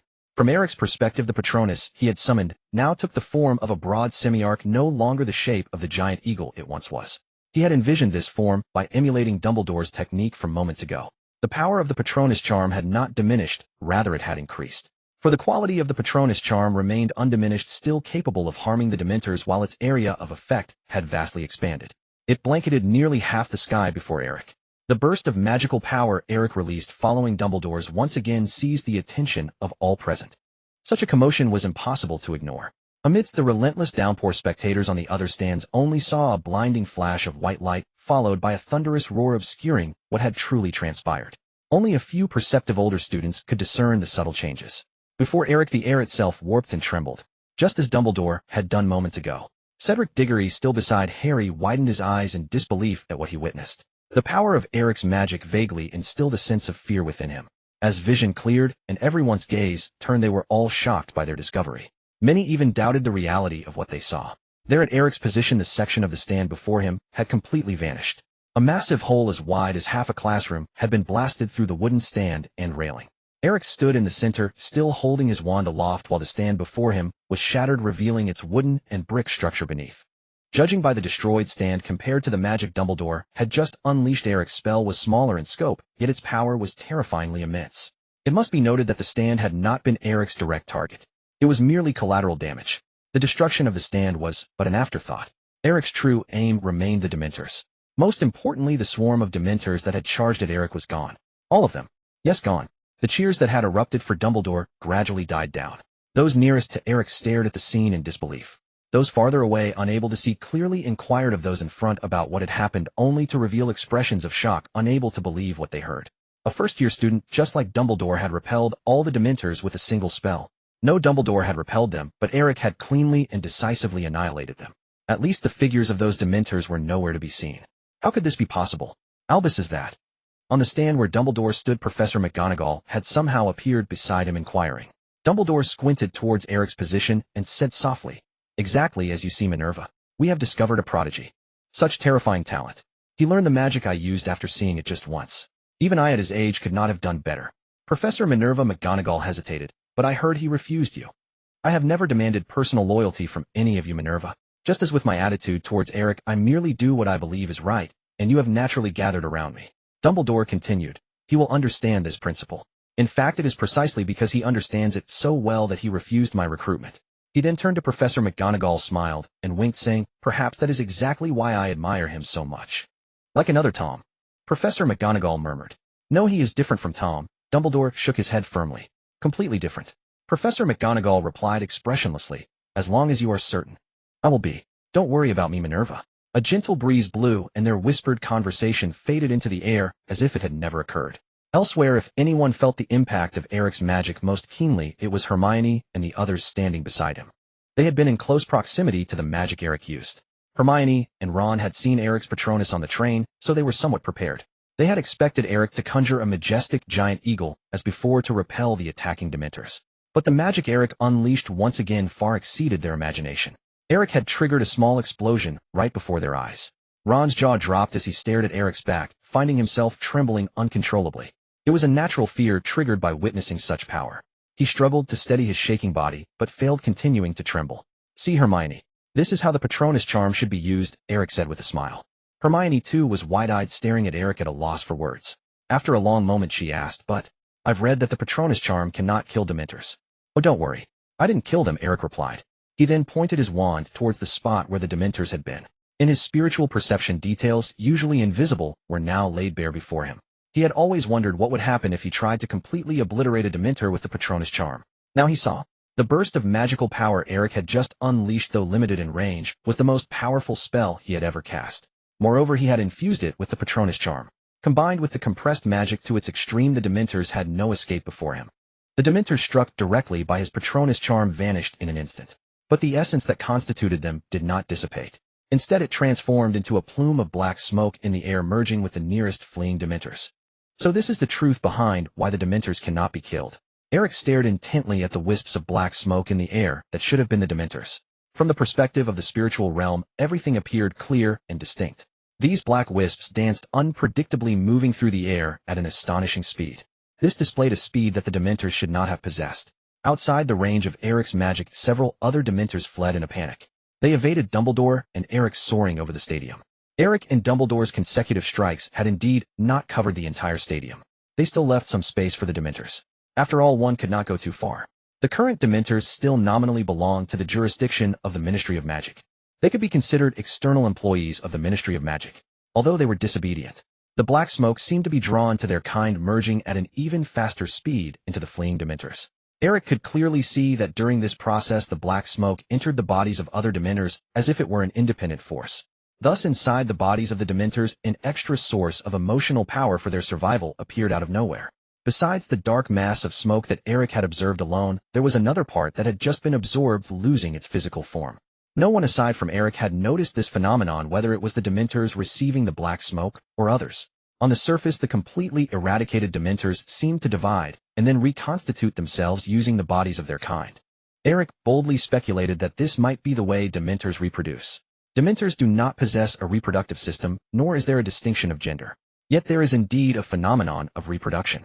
Since their inception, they have continuously expanded their population through a method akin to asexual reproduction. No one has ever witnessed how Dementors reproduce, as no one is willing to come too close to them. Their home Azkaban is far too dreary for anyone to venture deep inside. People only know that at some unknown moment the number of Dementors suddenly increases.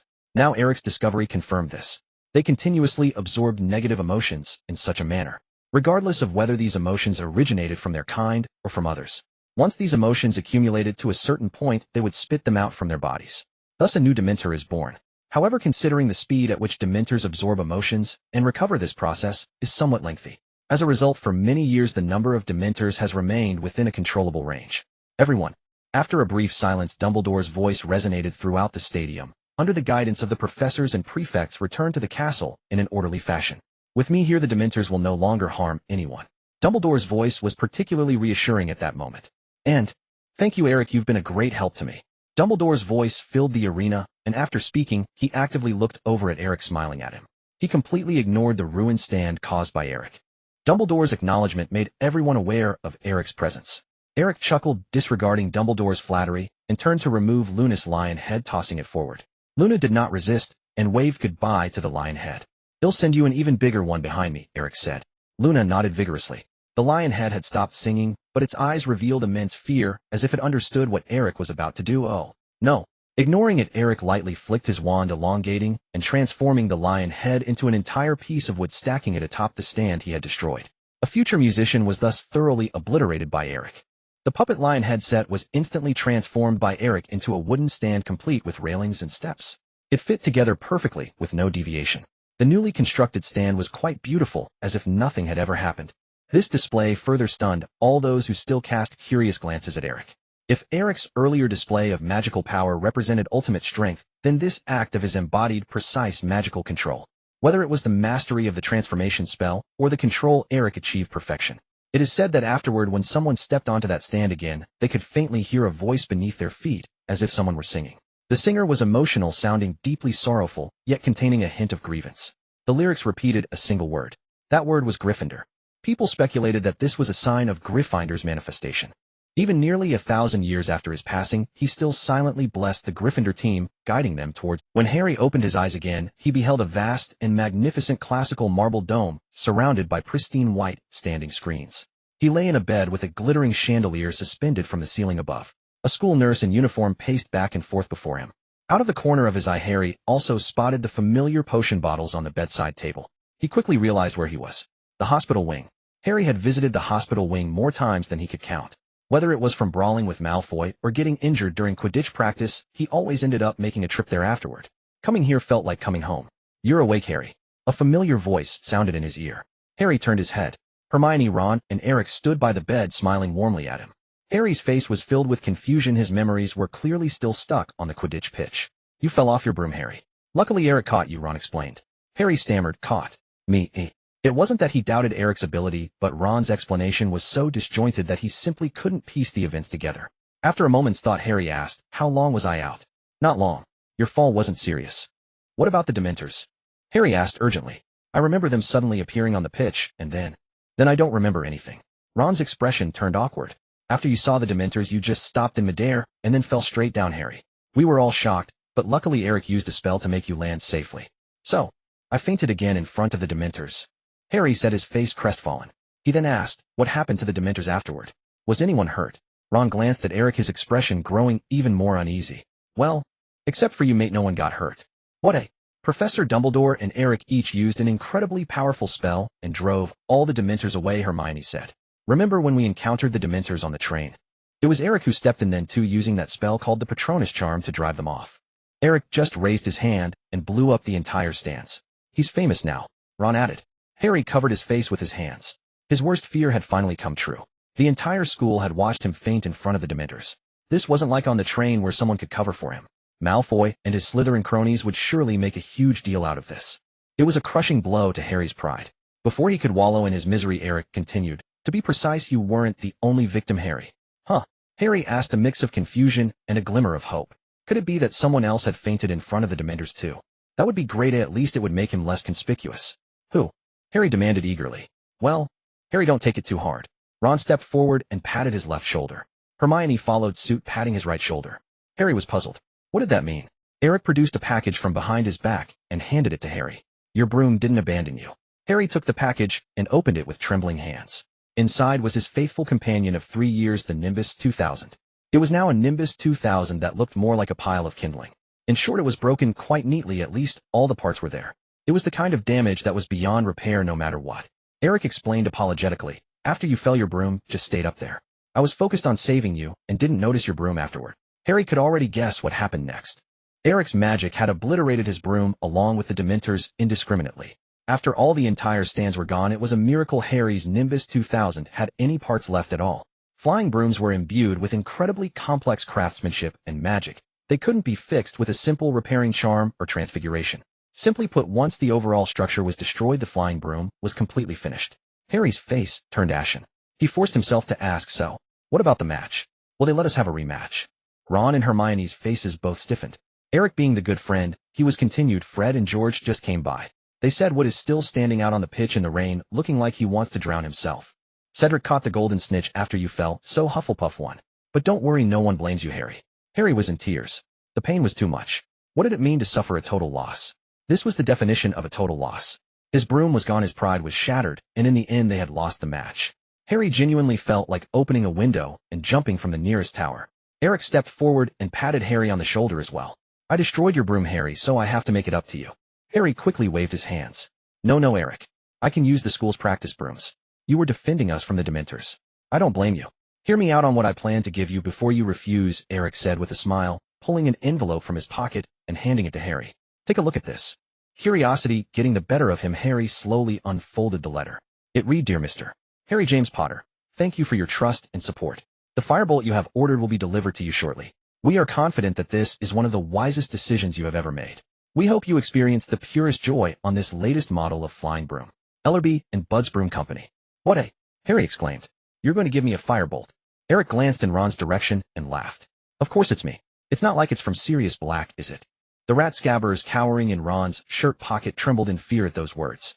Hermione and Ron, seeing Harry's reaction, exclaimed in astonishment, "A firebolt? Everyone knew what a firebolt was. Even Hermione, who never played Quidditch, knew. The firebolt was a revolutionary broomstick launched this year unparalleled in both speed and maneuverability. Other brooms, including Harry's previous Nimbus series, were utterly incomparable to the firebolt. Ron, incredulous, snatched the letter from Harry's hand and scrutinized every word. Hermione turned to Eric, startled. Where did you get so much money? Eric remained composed. To be honest, I have a wealthy relative who is a scout for the Puddlemere United team. He happened to see Harry play so. Ron's eyes lit up with understanding. This is an early signing. Some teams use this method to build connections with promising players in advance. Now they've set their sights on Harry. With that, Ron slapped Harry on the shoulder, exclaiming excitedly, "Brilliant, Harry. You've caught the attention of a professional team." Harry winced from Ron's slap, but was equally thrilled. Hermione looked skeptical. "I recall you said your parents were Muggles, Eric. Where does this wealthy relative come from?" Eric corrected, "I'm an orphan. I was raised in the Muggle world. I don't know if my parents were wizards. When you're famous, you attract trouble. After appearing in the Daily Prophet several times, relatives I never knew about have come forward asking for my help." Hermione remained unconvinced. Eric smiled. "Don't worry, Hermione. It's not my money anyway." Of course it wasn't his money. Who else could be the generous benefactor but Sirius Black? During Harry's match, he had sneaked out in his dog form to watch from the stands, supposedly to meet his godson. Naturally, he also witnessed the Domination shattering along with Harry's broom. Seeing Harry plummet from the sky nearly gave him a heart attack. Thanks to Eric, who saved Harry, Sirius barely managed to calm down. Afterward, determined to help Harry excel in Quidditch, he decisively decided to gift Harry a firebolt. In Sirius' words, Harry flying in the air bore a striking resemblance to his father. Such a small sum was mere pocket change for the Black family. That was Sirius' nature when it came to those he cared about. Money meant nothing. He would spend any amount for Harry. Harry's face radiated excitement. He had never received such a precious gift. Yet he refused. "Thank you, Eric. I know I'm not that exceptional. It's all because of you. But I can't accept this firebolt. It's too valuable." Ron retorted, "Nonsense. You're the best flyer." Harry said dejectedly, "If I were truly that good, Gryffindor would have won this match."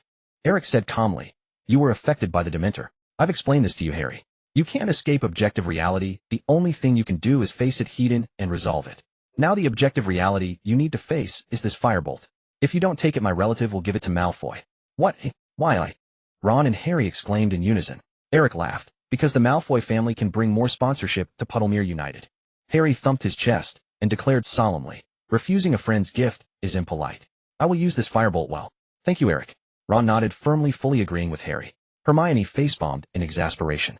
Eric had effortlessly steered Ron and Harry with just a slight turn of phrase. Those two would never see trouble coming until it was too late. Hermione sighed. "Don't get too carried away, Harry. You still have a problem to solve." "What?" Hermione pointed at Eric. "Learn the Patronus charm from Eric." Harry's expression froze instantly. "What's wrong?" Hermione put her hands on her hips. "We've discussed this with Eric, and he's willing to teach you. If anyone needs to learn the Patronus charm, it's you, Harry. Don't tell me you think asking Eric for help is beneath you. He'll be blunt, he's stronger than many older students." Harry stammered. "No, that's not it. I'm just worried I won't be able to learn it." Eric suddenly smiled. "Harry, if you doubt your talent before even starting, you'll never master any new magic." "Ron, give me Scabbers." Ron, puzzled, pulled the rat Scabbers from his pocket and handed it to Eric. "What's up?" Eric took Scabbers and smiled. "To cast the Patronus charm, there's a prerequisite. You must have something you want to protect. That something can be a person, an object, or even a pet. Let's use Scabbers as an example.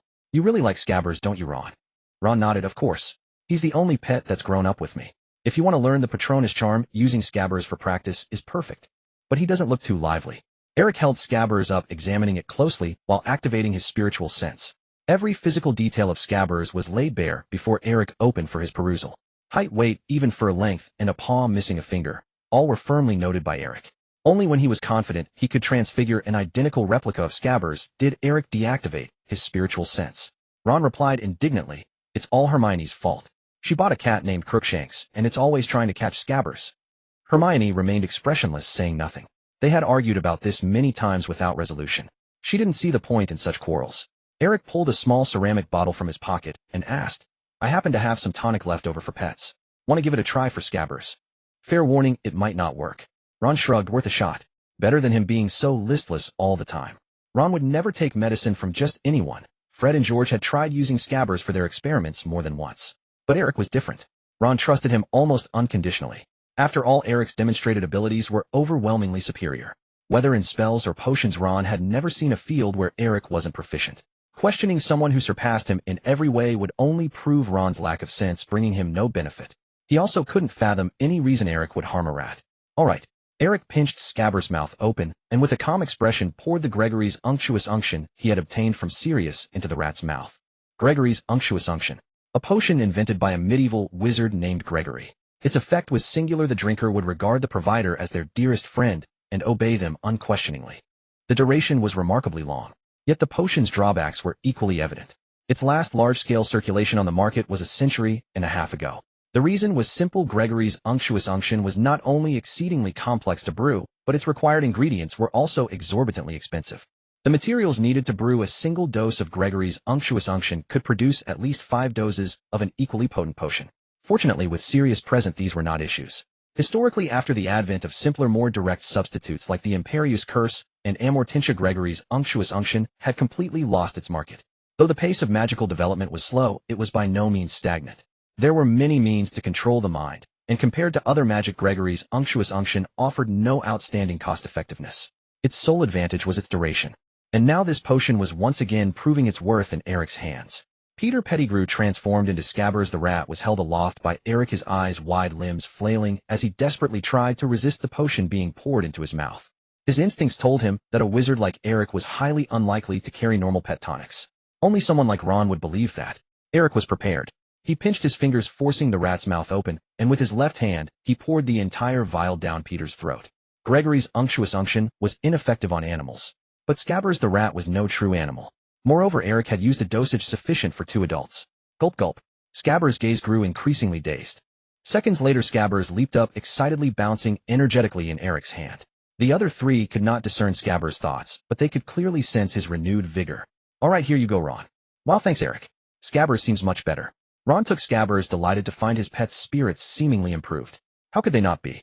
A rat's body had ingested a dose meant for 2 humans. With the potion administered, Eric no longer feared Peter slipping from his grasp. He could deal with Peter at his leisure.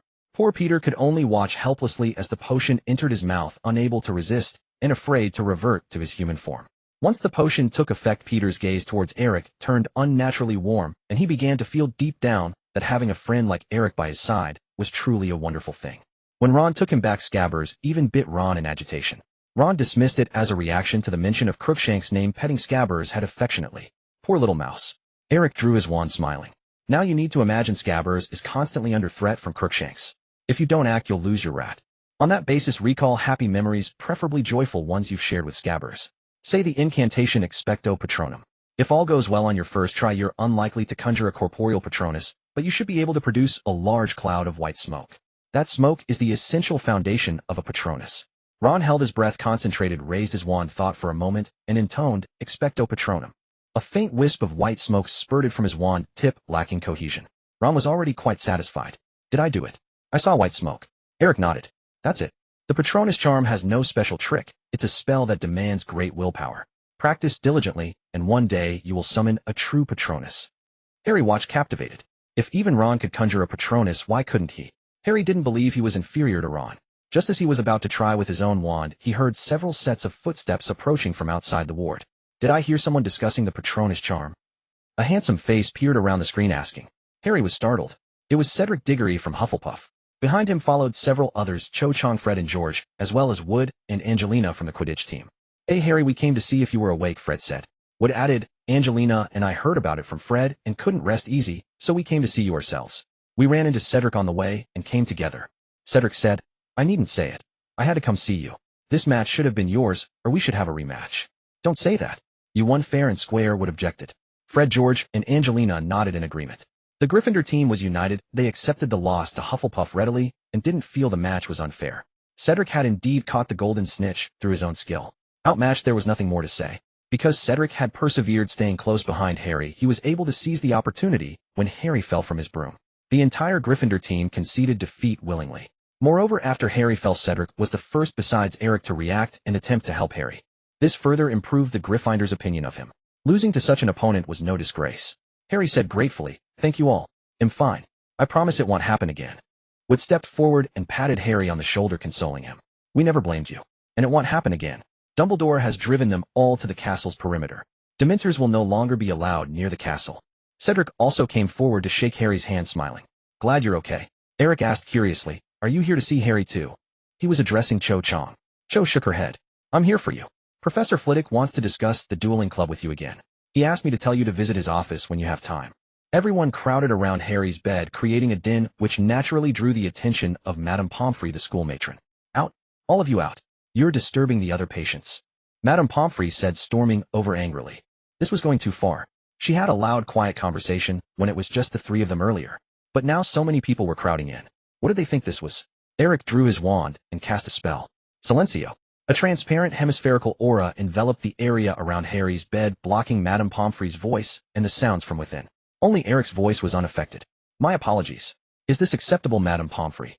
Madame Pomfrey was about to continue her anger, but then she noticed the people inside the transparent sphere were still talking animatedly, though only Eric's voice reached her ears. She initially intended to continue driving Fred and the others out, but looking at Eric's smiling eyes, she thought for a moment and could only relent. Very well, Eric. Dumbledore told me you would be fine. He said you would know your limits. I've examined Harry. He truly has no serious injuries. He can be discharged now if he wishes. But, Madame Pomfrey half-turned, warning Eric. No magic is allowed in the hospital wing. Let this be the last time. Eric chuckled. With another flick of his wand, he said, I promise, Madame Pomfrey. This will be the last time. We won't disturb anyone else. Fumos. A thick white smoke emerged, spreading along the hemispherical barrier he had cast, filling the space around Harry and enveloping all the visitors, completely obscuring them from outside view. George and Fred watched the white smoke around them, let out a whistle, and exclaimed excitedly, That's so cool. The others also watched the scene with excitement. Only Eric could make the process of conjuring an absolutely private environment so seamless. Cedric asked in surprise, Were you teaching them the Patronus charm just now, Eric? Yes, why? No wonder. I guessed as much. Only someone with your skill could do that, Cedric remarked. My father once mentioned this charm to me. I know it's specifically used to ward off Dementors, but I've never seen him cast it. The spell you used on the Quidditch pitch left a deep impression on me. I heard from them that you also used the Patronus charm on the train, but I didn't see your Patronus appear. Eric smiled and said, What you saw was indeed my Patronus. Cedric asked in confusion. That spell that killed the Dementor, that was a Patronus. There's one thing you misunderstand, Dementors cannot be killed, their energy merely transfers. Eric continued, Secondly, everyone's Patronus takes a different form, and if you wish you can change it. However, for most people their magical power and will are not strong enough to alter the image of their Patronus. For instance, like this. Eric gave his wand a slight flick. The others felt nothing, but in the next instant a pure white giant eagle suddenly appeared behind Eric. Those who had never seen Eric's Patronus before couldn't help but gasp. The giant eagle Eric summoned was indeed awe-inspiring. Hermione and Ron were most impressed by Eric's eagle. Compared to its appearance on the train, the giant eagle Eric now summoned was sturdier, more majestic, and seemed even larger. Its gaze was unnerving. But Eric's display wasn't over yet. With a deft twist of his wand in the air, the giant eagle that had been hovering suddenly lunged forward. Oliver Wood and Angelina Johnson, standing in front of Eric, demonstrated the excellent physical reflexes of Quidditch players, instinctively rolling away to dodge. The anticipated impact never came.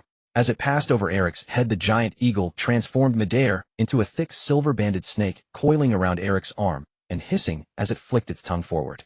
Wood and Angelina exchanged a look of shock and embarrassment before quickly scrambling to their feet. But no one laughed at them. Everyone was fixated on Eric's Patronus. Without any further gesture from Eric, the Patronus leaped from his arm, shifting once again into a majestic lion that strode past everyone's feet. When the Patronus returned to Eric's side, it had transformed into the likeness of a badger.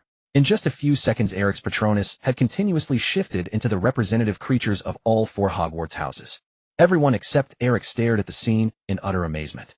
Eric had truly elevated the Patronus charm to an art form. What astonished them most was the voice that followed, which seemed to emanate from the Patronus itself. What you are seeing now is the Patronus in its usual form. As for the spell I used on the pitch, that is essentially a variation of the Patronus charm. Fred and George were genuinely startled this time, yelping and clutching each other. The others reacted much the same. Even Hermione and Cedric, who among them had a deeper understanding of the Patronus charm, were taken aback. They had never seen a talking Patronus, nor did they know it could be used in such a way. Compared to the others, Harry was seeing Eric's Patronus for the first time. He stared in disbelief as the pure white Patronus Eric had conjured danced before his eyes.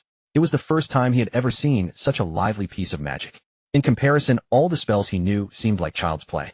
Eric, please teach me the Patronus charm, Harry exclaimed, leaping out of bed with excitement. His words made everyone turn to Eric with eager anticipation. If Eric agreed to teach Harry, perhaps he might also be willing to instruct them as well.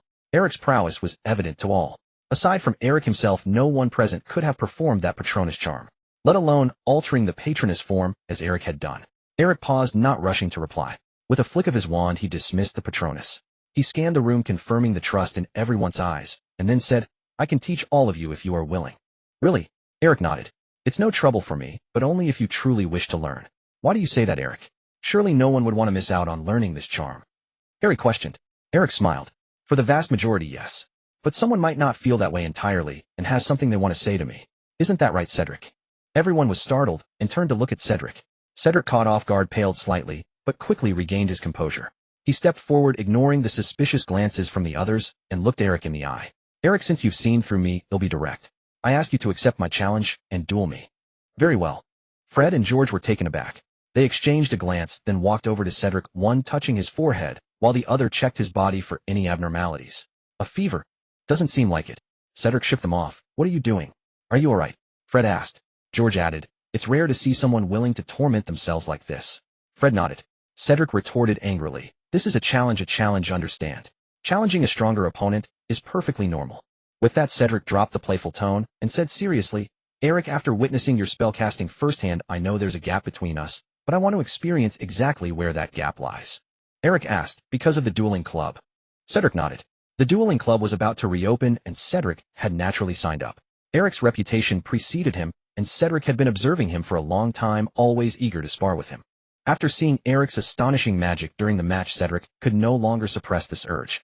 He hadn't expected Eric to see through him so easily. Ron stifled a laugh, which caught Cho Chang's attention. Cho asked, "Do you think Cedric isn't worthy of being Eric's opponent?" Ron looked awkward, unwilling to admit it out of politeness, but deep down he believed it. In his mind, Eric's strength was a benchmark. Whether on the train or in the castle, Eric always loomed large in Ron's eyes. The spell that shattered over a dozen Dementors in one go had crushed any thought of resistance. Ron grimaced and turned to Harry for help, knowing Harry felt the same. Harry intervened, saying, "Cho, you know how strong Eric is. I understand Cedric's feelings, but it's unnecessary." Wood chimed in coldly, "Cedric is no pushover. He's always been Hufflepuff's finest with a solid foundation in charms. I hear he's next in line for head boy after Percy graduates. No offense, Ron, but your brother Percy, aside from grades, is far inferior to Cedric."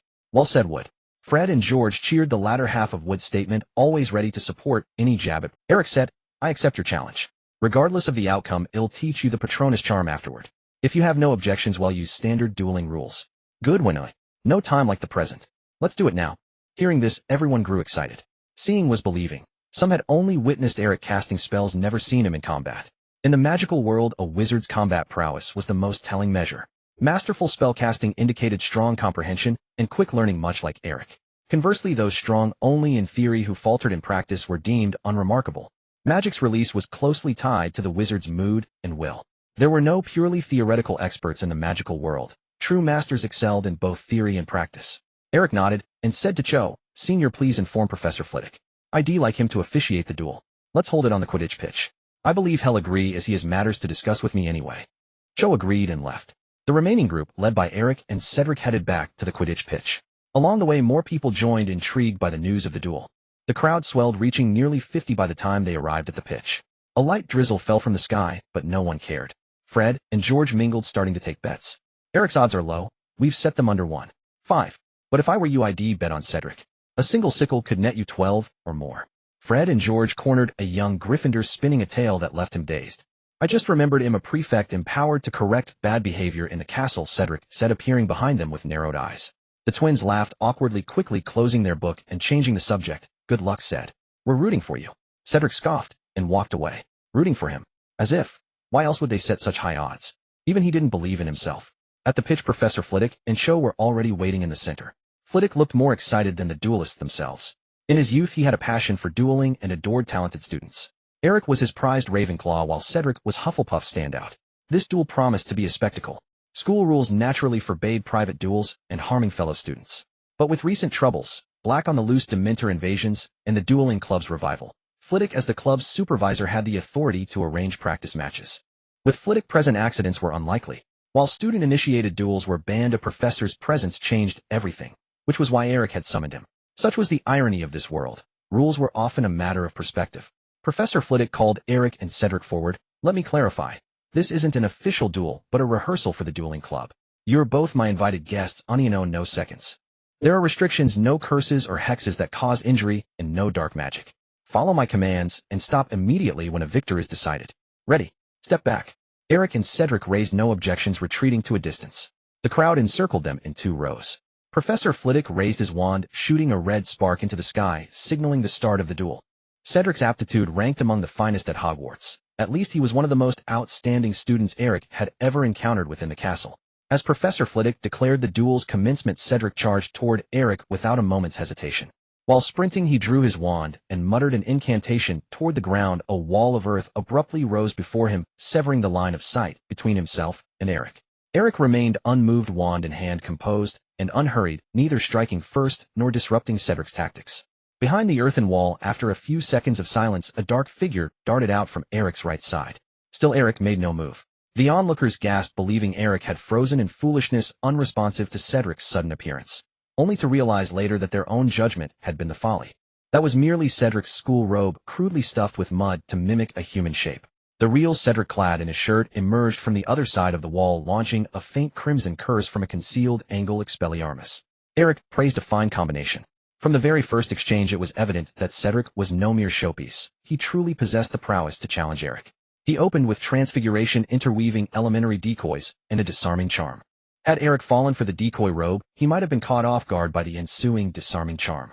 This tactic would almost certainly succeed against other students, with most being instantly defeated by Cedric's move. With this preparation alone, Cedric had proven himself superior to the vast majority of 7th years, boasting rich practical combat experience. Truly, he was the prodigy of Hufflepuff. Yet his opponent was Eric. Without uttering a single incantation, Eric simply waved his wand. Cedric's disarming charm halted midair, then reversed course, hurtling back toward its caster. Startled, Cedric wondered, can a flipendo be used like this? Eric offered no explanation. Cedric failed to perceive that Eric had layered several spells onto his disarming charm in an instant. First came a finite incantatum, followed by a cushioning charm, and a flipendo, all guided by magical force to turn the curse against itself. This technique far exceeded Cedric's comprehension. Fortunately, his reflexes were swift. He rolled aside, evading the rebounded curse. Even while dodging, Cedric did not forget to maintain pressure on Eric. Levi Corpus. Flipendo. His wand quivered rapidly, firing 2 curses in quick succession toward Eric. The spells cleaved through the air with a sharp whistle. After his previously unbeatable combination was effortlessly dismantled, Cedric dared not harbor any hope of luck and resolved to unleash his full strength. Protego. An invisible transparent barrier materialized around Eric. Cedric's curses struck the wall in sequence, dissipating without a trace, leaving Eric entirely unaffected. Yet Cedric's true aim was not to land those 2 spells directly, rather he was buying time. He retreated a few steps, muttering incantations, clearly preparing a more potent curse. Finally, as he reached the earthen wall he had summoned earlier, he pointed his wand at Eric and bellowed incendio. A colossal fireball roughly the size of 3 Quidditch goal hoops combined erupted from Cedric's wand tip and hurtled straight toward Eric. The moment this curse emerged, all spectators were taken aback. This was no ordinary fire-making spell, but its enhanced version, the Blaze Curse. A step further would lead to the infamous dark magic Fiendfire. Strictly speaking, this spell was excessive, especially in a duel between students. Many adult wizards could not survive this curse, let alone underage students. Centuries ago, this spell bore a classic name, Fireball. Yet back then, wizards had to chant and prepare magical guidance to cast it. It was far less convenient than now. The blazing flames coalesced into a sphere radiating heat, without restraint, evaporating all surrounding moisture. The drizzle striking the massive fireball failed to slow it even slightly, instantly vaporizing. Students nearby, after mere seconds of exposure, felt parched and retreated further. The ground beneath had turned to scorched black. Professor Flitwick, startled, instinctively moved to halt the duel, but upon seeing Eric's still composed demeanor, he forced himself to stop. He awaited Eric's response. If Eric proved helpless against this curse, he would intervene and admit he had misjudged him. Ventus. Not content with just that, Cedric cast a gust of wind, precisely striking the fireball he had summoned. The fireball's speed surged, its radius nearly doubled, becoming even more fearsome. Half the sky before Eric blazed crimson, as if intent on consuming everything. Now this is somewhat interesting. Eric looked up, a flicker of surprise crossing his face as he smiled. Unhurriedly, he rotated his wand, spreading his mental force outward. The surrounding raindrops, as if drawn by an unseen force, rushed toward Eric at incredible speed. Before Eric, the raindrops coalesced into a mass, growing larger until they formed a pair of enormous hands, palms outstretched to meet Cedric's fireball. The collision came swiftly. The hands and fireball converged with a deep, muffled roar like a drumhead kicked through. Then a sharp, grating hiss filled the air as vast clouds of steam engulfed the entire pitch, shrouding everything in mist so thick that one could not see their hand before them. Dimly, the onlookers could only discern that the fireball had vanished entirely, while the colossal hands Eric had summoned from rainwater remained suspended. Was this a duel between prodigies? The spectators winced in awe. Would Angelina and others of similar age to Cedric stared at Eric in disbelief. They knew Cedric's strength, but they had not anticipated Eric to be even mightier. Witnessing Eric's spellcasting firsthand left them profoundly shaken. Cedric had already reached the ceiling among their peers, yet now it appeared that while Cedric had exerted his utmost, Eric had brushed aside his efforts with ease, posing no threat at all. Eric meanwhile sank into contemplation. Would it have been better to simply vanish the fireball with a vanishing spell? All this dampness was rather bothersome. The moment the fireball was effortlessly deflected by Eric with a simple incantation, Cedric knew victory was all but impossible. This was his most powerful offensive spell, yet it couldn't even graze Eric's robes. Eric countered every move with ease, exerting no effort at all. You have a fireball, I have a water charm. What was most absurd was that Eric hadn't moved a single step from the start. He stood firmly in place, unyielding. In contrast, Cedric rolled and scrambled on the ground, utterly disheveled and covered in mud. But Cedric did not give up. If Eric hadn't moved at all, perhaps that could work to his advantage. The next second, Eric looked down in surprise as a vine burst through the earth, coiled around his ankle, and crept up toward his calf. This is a plant similar to Devil's Snare, accidentally cultivated by our head of house. It thrives in dark environments, can burrow underground, and silently immobilize its opponent, Cedric explained with a smile. It's more formidable than Devil's Snare. If left unchecked, it will constrict you like a python until you lose consciousness. At the same time, it has the effect of limiting magical power. Be careful, Eric. The reason he had summoned the earthen wall earlier wasn't merely to use a diversion to test Eric. The key was to block Eric's line of sight, preventing him from noticing the plant being released simultaneously. After just a few exchanges, the plant Cedric had unleashed finally latched onto Eric. This was Cedric's chance. He summoned several more earthen walls to shield himself from a potential counterattack, then raised his wand and shouted, "Engorgo." The spell targeted the plant coiled around Eric's ankle. Under the effect of the engorgement charm, the plant rapidly expanded, tightening its grip on Eric's leg. Not only that, but several more branches burst from the ground around Eric, each as thick as an adult's arm. Hufflepuff students nearby erupted into cheers at the sight. Eric's situation had taken a sharp turn. Earlier, when Cedric's fireball was neutralized, they thought Eric would surely claim victory. They hadn't anticipated Cedric's hidden move. Truly the pride of Hufflepuff. Hermione, Harry, and others supporting Eric covered their mouths in tension. To their surprise, Eric showed no sign of worry, still wearing a broad smile. Looking at the vines now reaching his waist, Eric asked, "How many more of these plants do you have? How were they cultivated?" As Cedric moved, he harassed Eric with disarming and stunning spells. "None left. Professor Sprout said this plant was a result of a genetic mutation under accidental circumstances. The original sample was destroyed before it was given to me." "Is that so?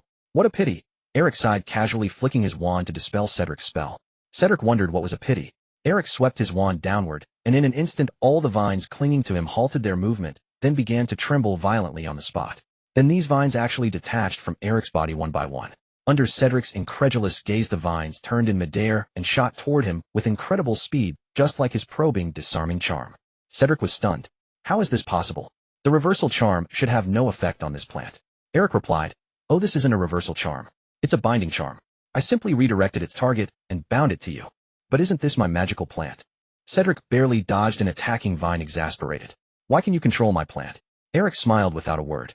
The reason, of course, was that his magical power far surpassed Cedric's, not by a small margin either. The vine touching his body had instead given him the opportunity to channel his magic into it. Upon contact, the vine sensed the immense magical power within Eric. Limit magic. Eric didn't feel any restriction at all. Perhaps because he had so much magical power that even if the vine absorbed a little, it went unnoticed. This magical plant had a fatal flaw. If it could be driven by one wizard, it could naturally be controlled by another. It didn't recognize its owner. Unprepared for this turn of events, Cedric struggled to cope. Professor Sprout had given him the vine specifically to use against Eric, but she had only taught him how to use it, not how to defend against it.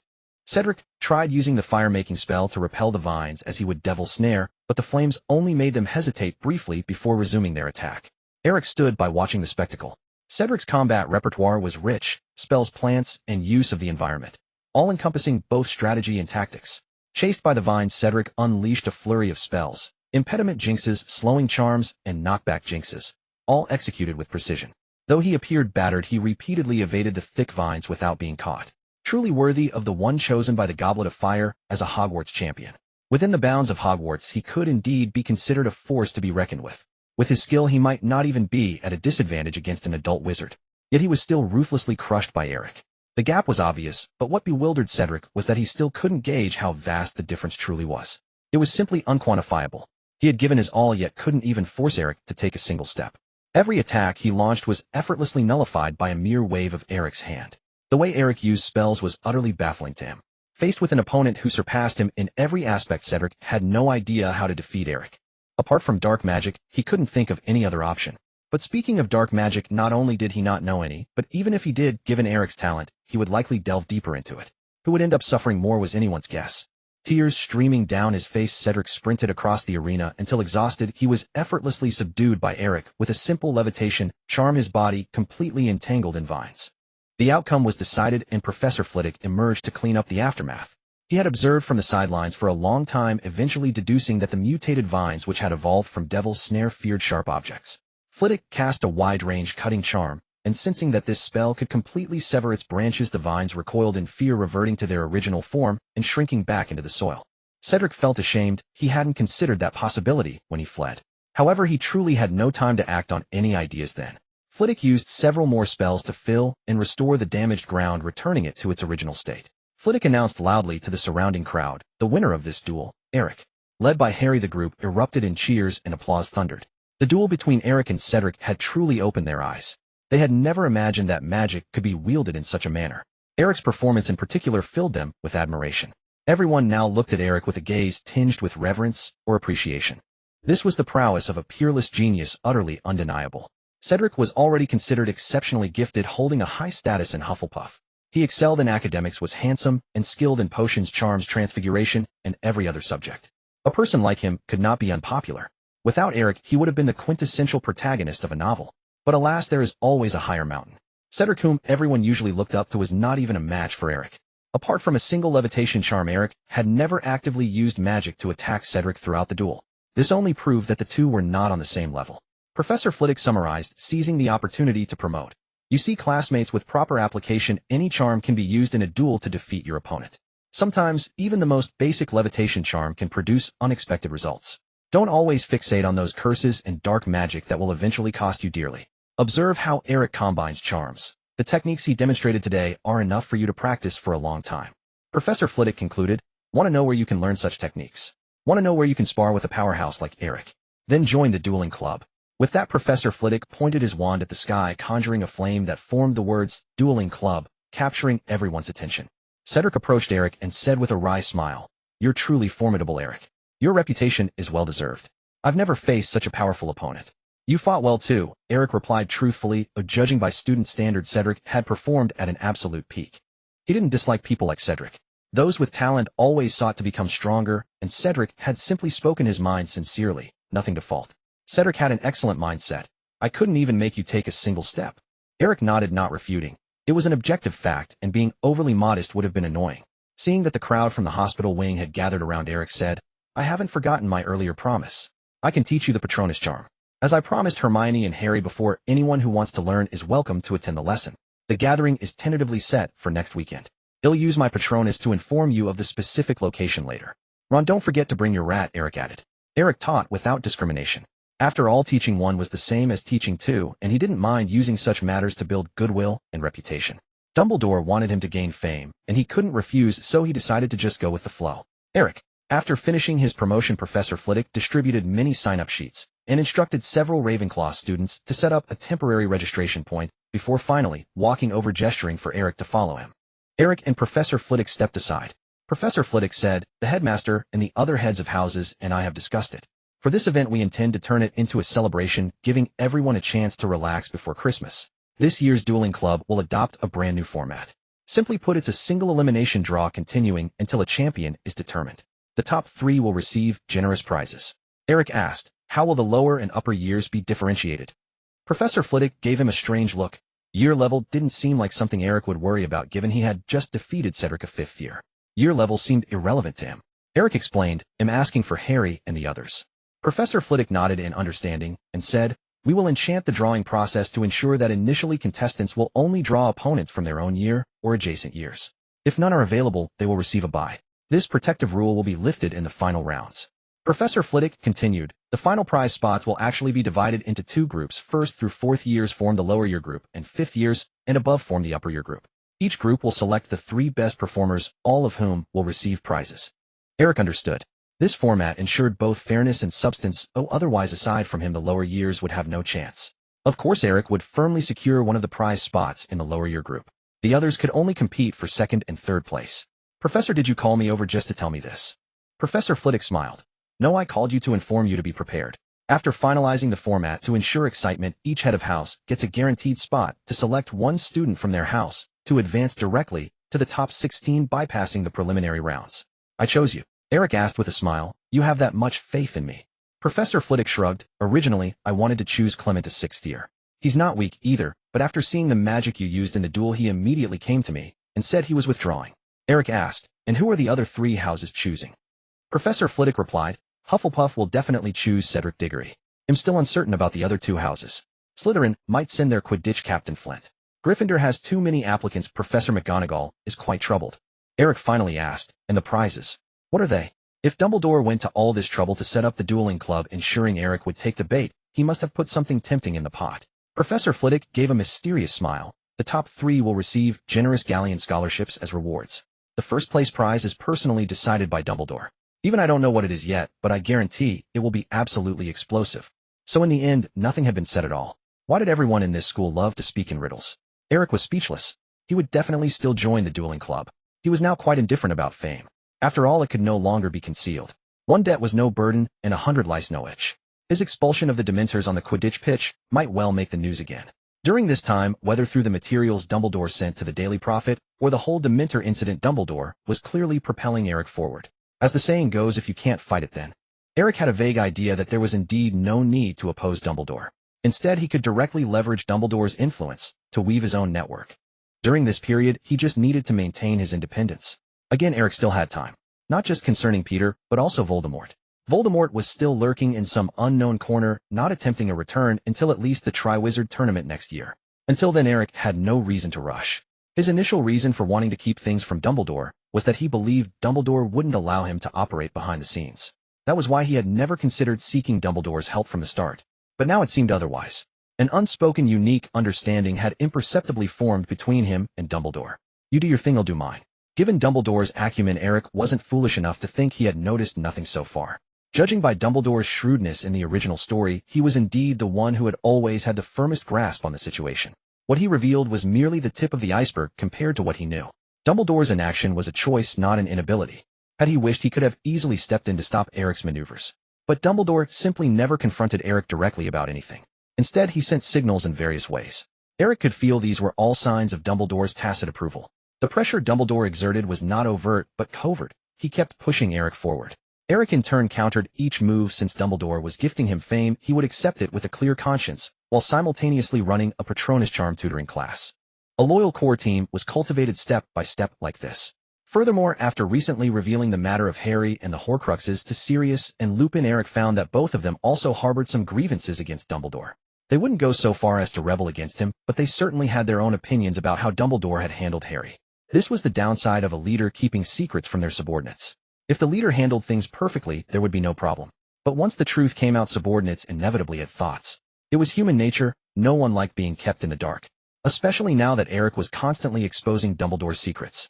Eric was certain that Dumbledore at least knew nothing about this matter. Time flew. Several weeks had passed since Eric accepted Cedric's challenge. The system hadn't issued any new check-in tasks, so Eric could only act according to his own rhythm. Eric was now quite famous. As he had expected after his stunt on the Quidditch pitch, outside newspapers were soon swarming to report the event. This was also Dumbledore's arrangement.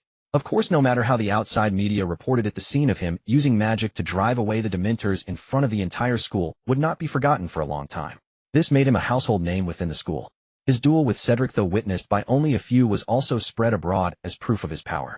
Almost everyone in the castle knew him now, especially after he held a gathering as promised and began openly teaching the Patronus charm. His reputation could no longer be contained. Eric was quite creative. Using an unbreakable vow combined with parchment, he drafted a standard contract and distributed it to everyone who wanted to learn magic from him. Those who signed were bound by certain restrictions, including not disclosing the relevant content to others without permission. Eric did not reveal the existence of the Room of Requirement. He applied to Professor Flitwick for the use of a disused classroom as a meeting place, and Professor Flitwick readily agreed. Finally, for the gathering format, Eric would summon his Patronus to send messages to those on the list informing them of the time and place. This form of gathering was quite novel, and every participant was very satisfied. The core members included the trio of Harry, Ron, and Hermione, the Weasley twins, as well as Cedric and Cho Chang. Occasionally, with Eric's consent, new members were added. Unlike the secret DA meetings Harry held in his 5th year, DA, also known as Dumbledore's Army, Eric's gathering was more like a course with Eric as the absolute center and authority, imparting magical knowledge to others. Of course, the instruction wasn't limited to the Patronus charm. It also included other basic spells, such as the disarming charm, the knockback jinx, and the impediment jinx, spells that could be highly effective in duels. The club Eric had founded was more like an upgraded version of the DA. Everyone who joined the club saw their dueling skills improve, so calling it a tutoring class wasn't wrong. Eric never minded making Harry and the others magically stronger. It did him no harm. After all, no matter how strong they got, they wouldn't be stronger than him. Besides teaching spells, Eric was busy with other matters. The arrangements for capturing Peter were complete, only the final step, actually getting his hands on Peter, remained. This was actually the simplest part of the entire plan. The effect of the Gregory's unctuous unction was long-lasting, especially when used on someone like Peter, whose inferiority complex was infinitely magnified. People like Peter had weak self-awareness and low self-esteem. The potion worked twice as effectively on him, achieving remarkable results. Now, whenever Eric occasionally saw Ron and Peter, he could always feel Peter's burning gaze upon him. It was the look of someone who truly regarded Eric as a friend and a beacon of hope in life. During this period, Eric attended classes, normally practiced spells, visited the library, and occasionally went to the room of requirement to see Sirius. His current personal status panel had become the following: Eric Clapton, magical power top tier, progress to next level marathon. Mental strength top tier. 1 proficiency intermediate. Spells mastered arranged by proficiency from high to low. Charms Patronus charm top tier, binding charm advanced, summoning charm advanced, and 57 other spells. Jinxes knockback jinx advanced, impediment jinx advanced, and 21 other jinxes. Hexes, curses, exploding charm beginner, conjunctivitis curse beginner, and 10 other curses. Skills: Muggle studies mastery. Transfiguration advanced. Charms theory advanced. Potions intermediate. Herbology, astronomy, and 11 other subjects. With such a panel, it was no exaggeration to say Eric could now graduate from Hogwarts.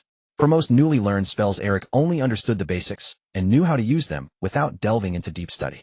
As for spells with dark magic properties like the exploding charm, Eric had no place or opportunity to practice them. He could only learn about them from books in the restricted section and memorize the methods of use. Within Hogwarts, these highly destructive spells had no use for Eric, because even without considering spell proficiency, relying solely on his magical power, Eric could overpower all other students. In his match against Cedric, Eric easily defeated him by countering with only Cedric's own moves. One reason he remained at Hogwarts was his concern that the system might issue check-in tasks within the castle. Another reason was that Hogwarts still held great value for Eric. Whether it was the books in the restricted section or the other people also at Hogwarts, it was more convenient for Eric to access them while he stayed at school. A millennium's worth of accumulation at Hogwarts could not be fully explored in just a few months. Eric would not consider leaving the school until he had thoroughly understood Hogwarts. The opening of the dueling club was scheduled for before the Christmas holidays. After discussing it with Sirius and Lupin, Eric decided to contact Fudge and capture Peter after the dueling club. Before taking action, Eric needed Sirius to show himself in the castle a few more times to keep the pressure on Fudge. Fudge had not responded to Eric's letter.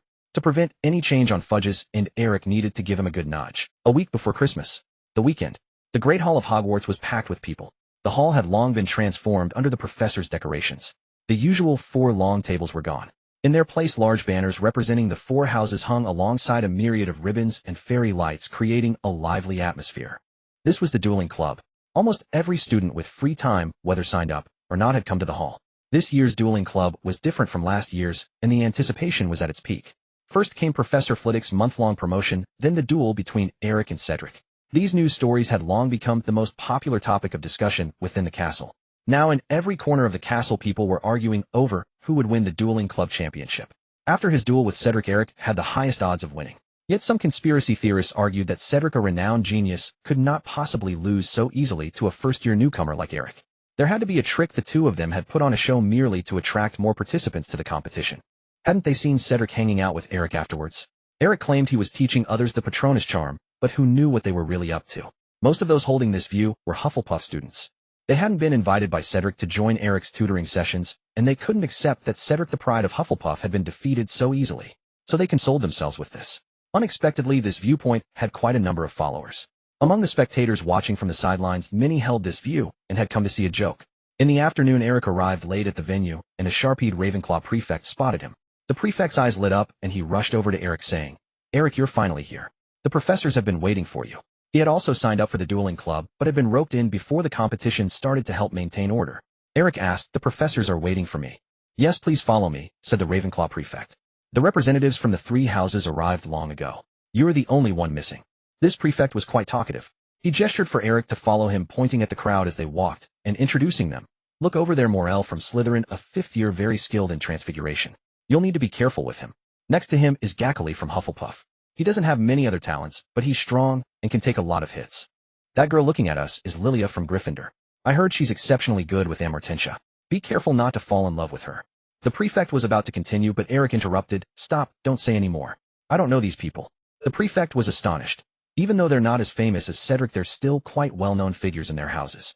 "Eric, you should observe your opponent's traits more. Could it be that they simply weren't his opponents at all?" This prefect was very gossipy. Eric found him familiar. Curious, Eric asked, "What's your name, senior?" "I still don't know." "Clement, 6th year." How that name sounded very familiar, as if he had heard it somewhere before. Clement didn't mind Eric's attitude at all. He patted Eric on the shoulder and encouraged him. "Good luck. We're here." Clement led Eric to a small side room off the Great Hall.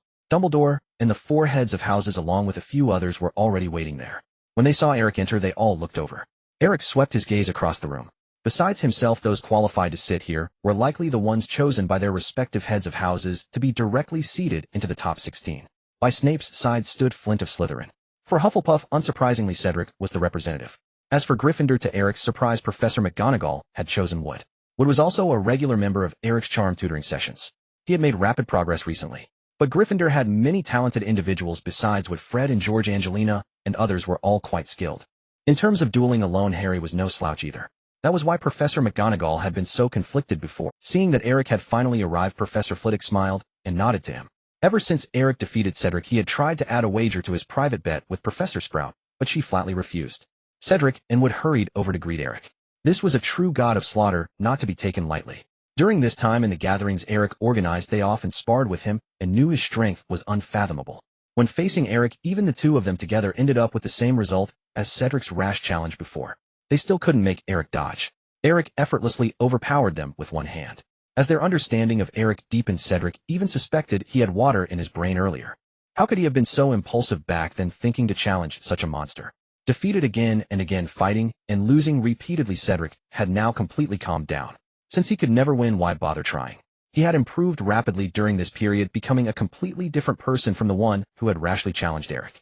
But the gap showed no sign of narrowing, instead it grew wider. When he learned from Professor Sprout about the format of this dueling club competition, he was nearly overwhelmed by joy. Because according to the grade division, Eric was placed in the lower grade group, not on the same track as him.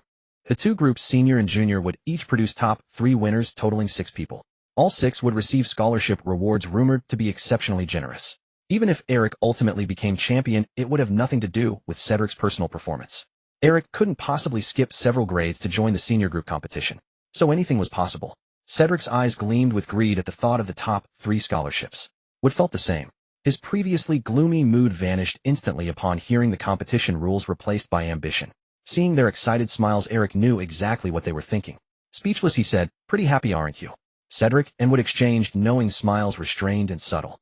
Eric mused, "Watch out for that guy Clement from our house." Cedric asked, "You mean the one who came in with you?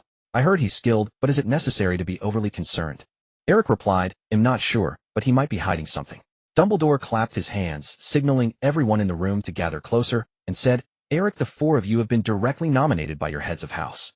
You can stay here resting until it's your turn, or go watch others' matches. Here, take these."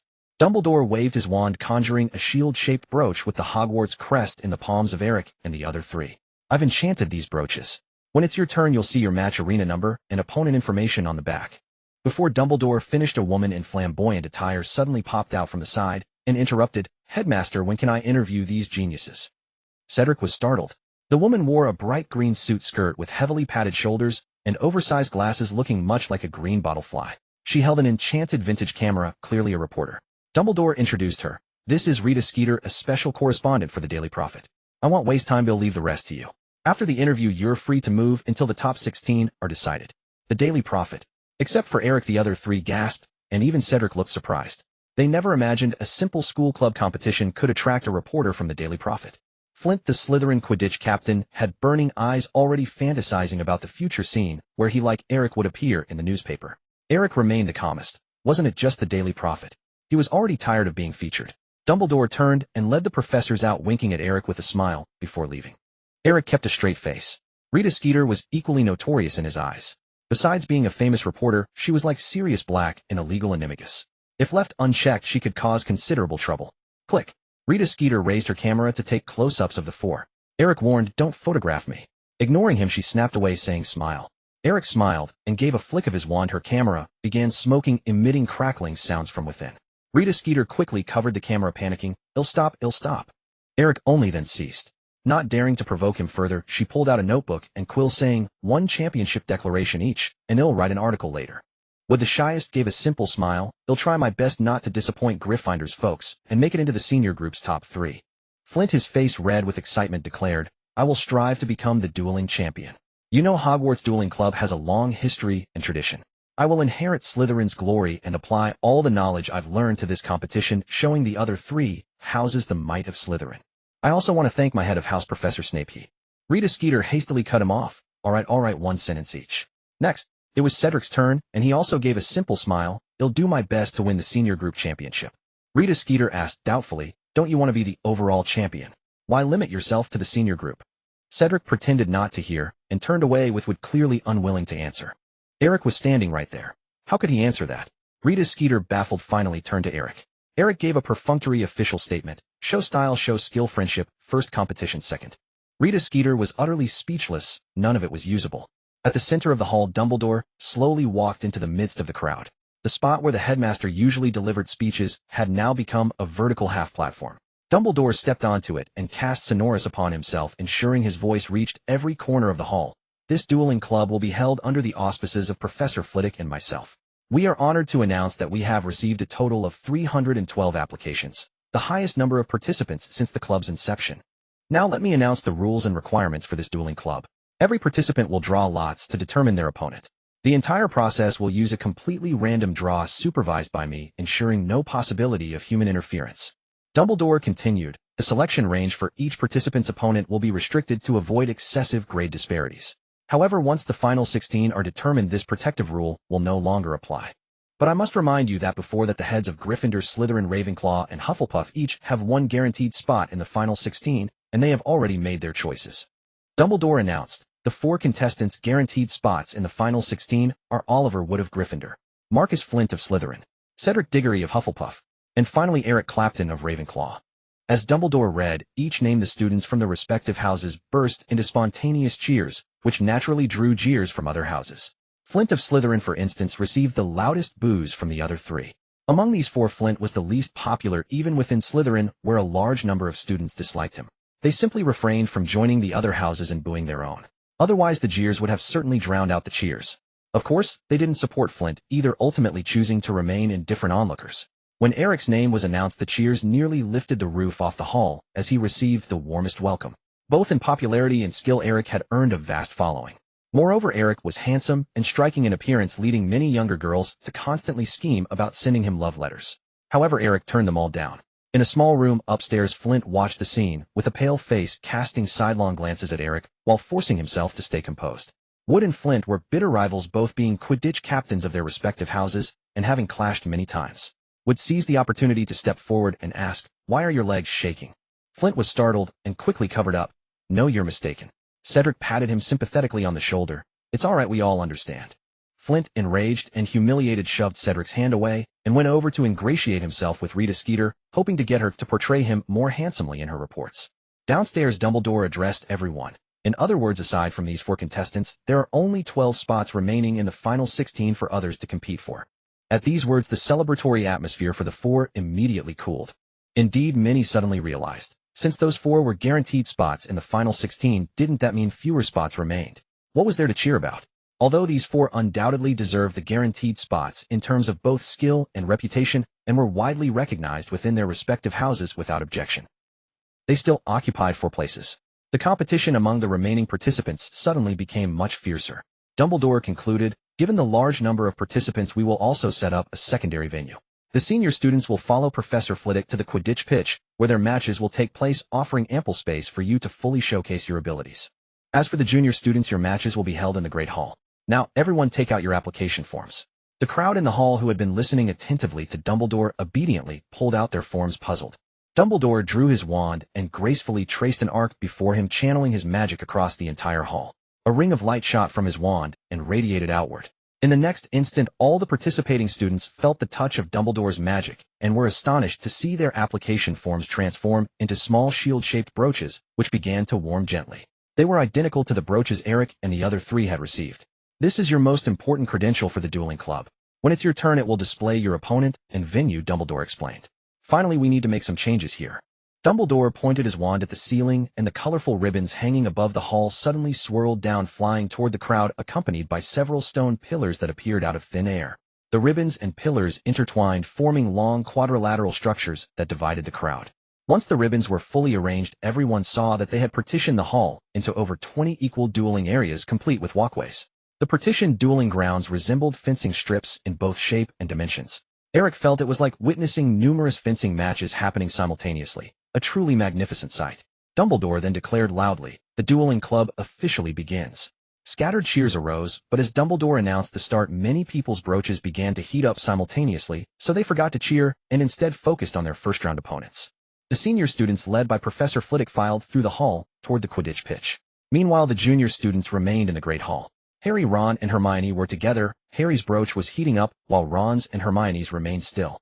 Harry curiously examined the match information and venue displayed on his brooch. Match: Draco Malfoy, Slytherin, 3rd year, venue Great Hall, dueling area No. 18. Ron and Hermione leaned in to look and were both taken aback at the name. What an incredible coincidence.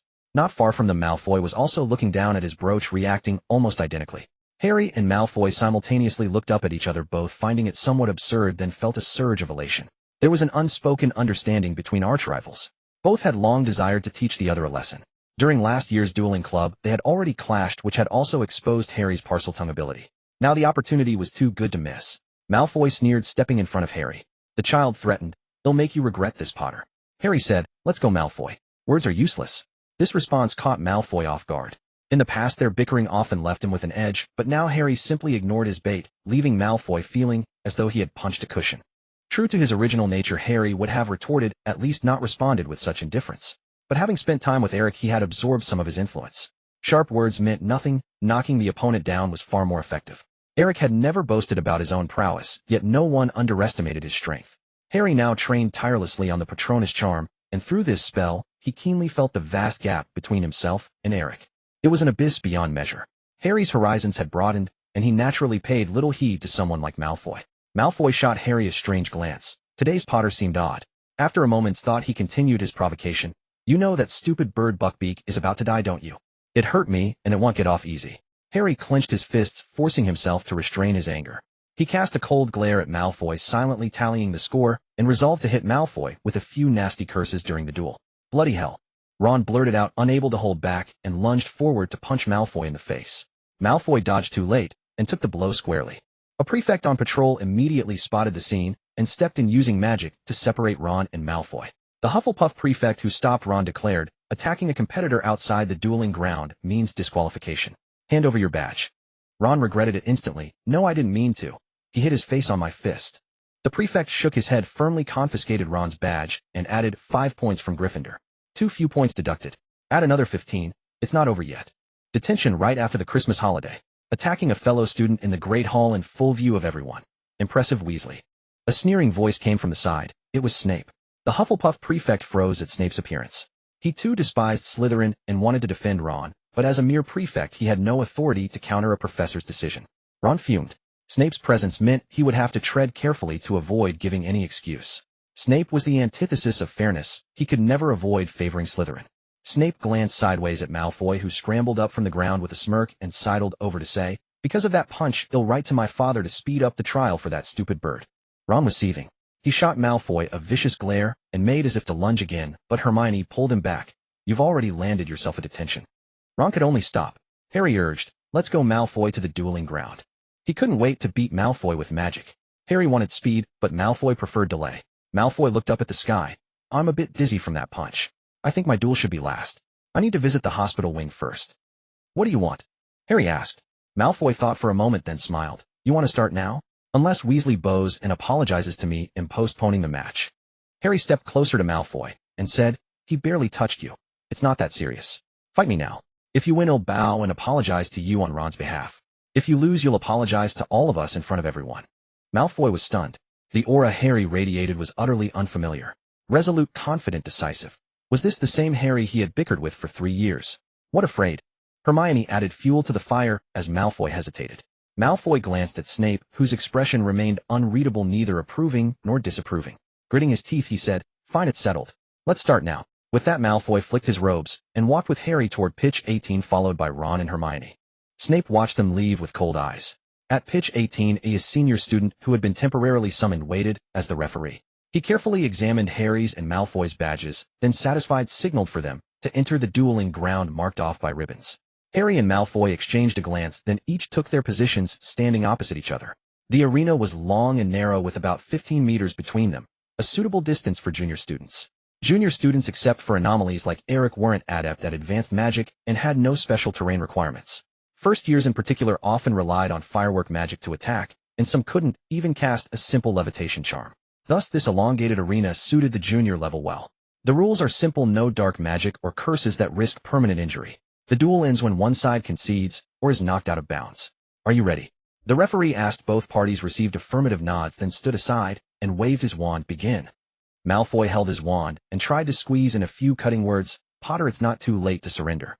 You don't want Buckbeak to be." "Bloody hell."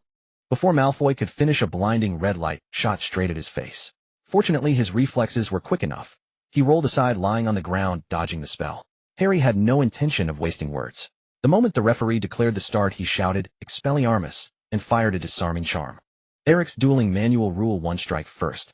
Malfoy lost the initiative and scrambled to his feet, attempting to counterattack. He pointed his wand at Harry and yelled, "Incendio." With a puff, only a wisp of white smoke emerged from the tip of Malfoy's wand with no flame in sight. Malfoy's face flushed. This curse was newly learned, potent but unfamiliar. In his haste, the spell failed. Before he could react, Harry's lips moved silently, and another curse shot forth. Malfoy, slender and agile, sprang up from the ground with a deft twist of his waist, barely evading the strike. The curse struck the floor beneath Malfoy, shattering the bricks. Fragments ricocheted onto him, stinging with pain. Watching Harry's movements without hearing his voice, Malfoy exclaimed in frustration, "How are you casting spells without incantations?" Eric's dueling code: Rule 7, use nonverbal spells whenever possible, if you can't keep your incantations as quiet as possible while enunciating clearly. A successful sneak attack marks a true hero, while loudness betrays a fool. Malfoy couldn't fathom it. Harry couldn't possibly master nonverbal spells. What was the point of fighting? Yet why couldn't he hear Harry's incantations? Harry demonstrated, his lips barely moving, murmuring words inaudible to anyone but himself. A flash of white light struck Malfoy precisely. He began tap dancing involuntarily, his legs moving against his will. The dancing feet spell, simple and effective. Malfoy hastily pointed his wand at his own legs to counter it. After a moment, his legs stilled, but Harry's next curse was already upon him. Quick-witted Malfoy followed the rhythm of the dance and threw himself backward, narrowly dodging the curse at the last second. He evaded it, but his hair did not. Harry's spell swept across Malfoy's forehead, ravaging his hairline and burning away a large portion of his meticulously maintained hairstyle, leaving a receding curve in its wake. Lying on the ground, Malfoy shuddered and cried out, "Impedimenta." Harry slightly bent his knees and sidestepped, causing Malfoy's curse to miss. Eric's dueling code: Rule 14, always stay vigilant, constantly focus on dodging. Never stand idly in battle. A missed curse holds no power. Evasion is the most fundamental skill. Malfoy tried to rise, but this time Harry didn't let him off. Curse after curse rained down on Malfoy, each packed with power. Helpless Malfoy could only roll to evade. Some curses he dodged, but others were unavoidable, forcing him to endure. But each hit from Harry's curses brought pain, and their effects hampered his movements. A vicious cycle thus formed. Stinging Jinx, Leglocker Curse, Pimple Jinx. The spells Harry used were basic ones learned over the past 2 years, hardly lethal and capable of finishing Malfoy in one blow, yet devastating to his psyche. Malfoy lay on the ground, enduring relentless itching while attempting to retaliate. His legs, tangled together from Harry's curses, made it impossible even to stand. The duel had devolved into a one-sided spectacle, firmly drawing the attention of all onlookers. The area around the dueling ground was packed with spectators. Thanks to Eric's training and tutoring, Harry effortlessly defeated Malfoy. Everyone commented that this match was far more thrilling than the others' fireworks displays. Bored Eric came downstairs, found Hermione and Ron, and was startled by Malfoy's state. Malfoy writhed wildly on the ground, his face flushed, legs crossed. Occasionally struck by Harry's curse, he couldn't help but cry out in pain, yet he refused to surrender. His expression was ambiguous. Whether agony or pleasure was hard to tell. Puzzled, Ron asked, "Why doesn't he just give up?" Eric mused, "Human tastes are boundless, Ron. You'll understand one day." Ron. Malfoy lay on the ground, his heart filled with bitterness and complaint. In the past, he and Harry had been evenly matched, with Harry slightly stronger in raw skill, but Malfoy more cunning. But now something had changed. Harry had suddenly become so formidable. The duel was entirely one-sided. Harry hadn't been hit by a single curse, instead he had controlled the rhythm of the duel from start to finish. The more Malfoy thought, the more he noticed the crowd gathered around. The heir of the Malfoy family was being humiliated like this in front of so many people. What did it all mean? Malfoy, valuing his pride, couldn't bear further disgrace. He half rose and let out a furious roar. Startled, Harry cancelled his next curse and cast a shield charm, bracing himself cautiously. Malfoy turned and leaped toward the edge of the dueling ground with his remaining strength. According to the rules, stepping outside meant defeat. Just as Malfoy was about to cross the boundary, Harry's disarming curse struck him precisely in the back, exploiting his vulnerability. With a cry, Malfoy was sent flying, his arms and legs splayed, his wand knocked from his hand. The scene was so comical that the referee struggled not to laugh. Seeing Malfoy land fully outside the arena, the referee announced, "The winner is decided." Worried about Malfoy, the referee rushed to his side and asked, "Are you all right, student?" Malfoy, his face bruised and his body itching unbearably, leaned on the referee as he stood up, forcing himself to say, "I'm fine." The referee hummed, drew his wand, and began to lift the curses from Malfoy while administering some emergency treatment. As the referee worked, he realized something was off. Good heavens, Malfoy had been hit by nearly every curse imaginable, leaving all sorts of marks. The referee was astonished. Aside from everything else, Malfoy's willpower was remarkable. To endure being beaten into such a state and still persist for so long. The referee doubted he could do the same.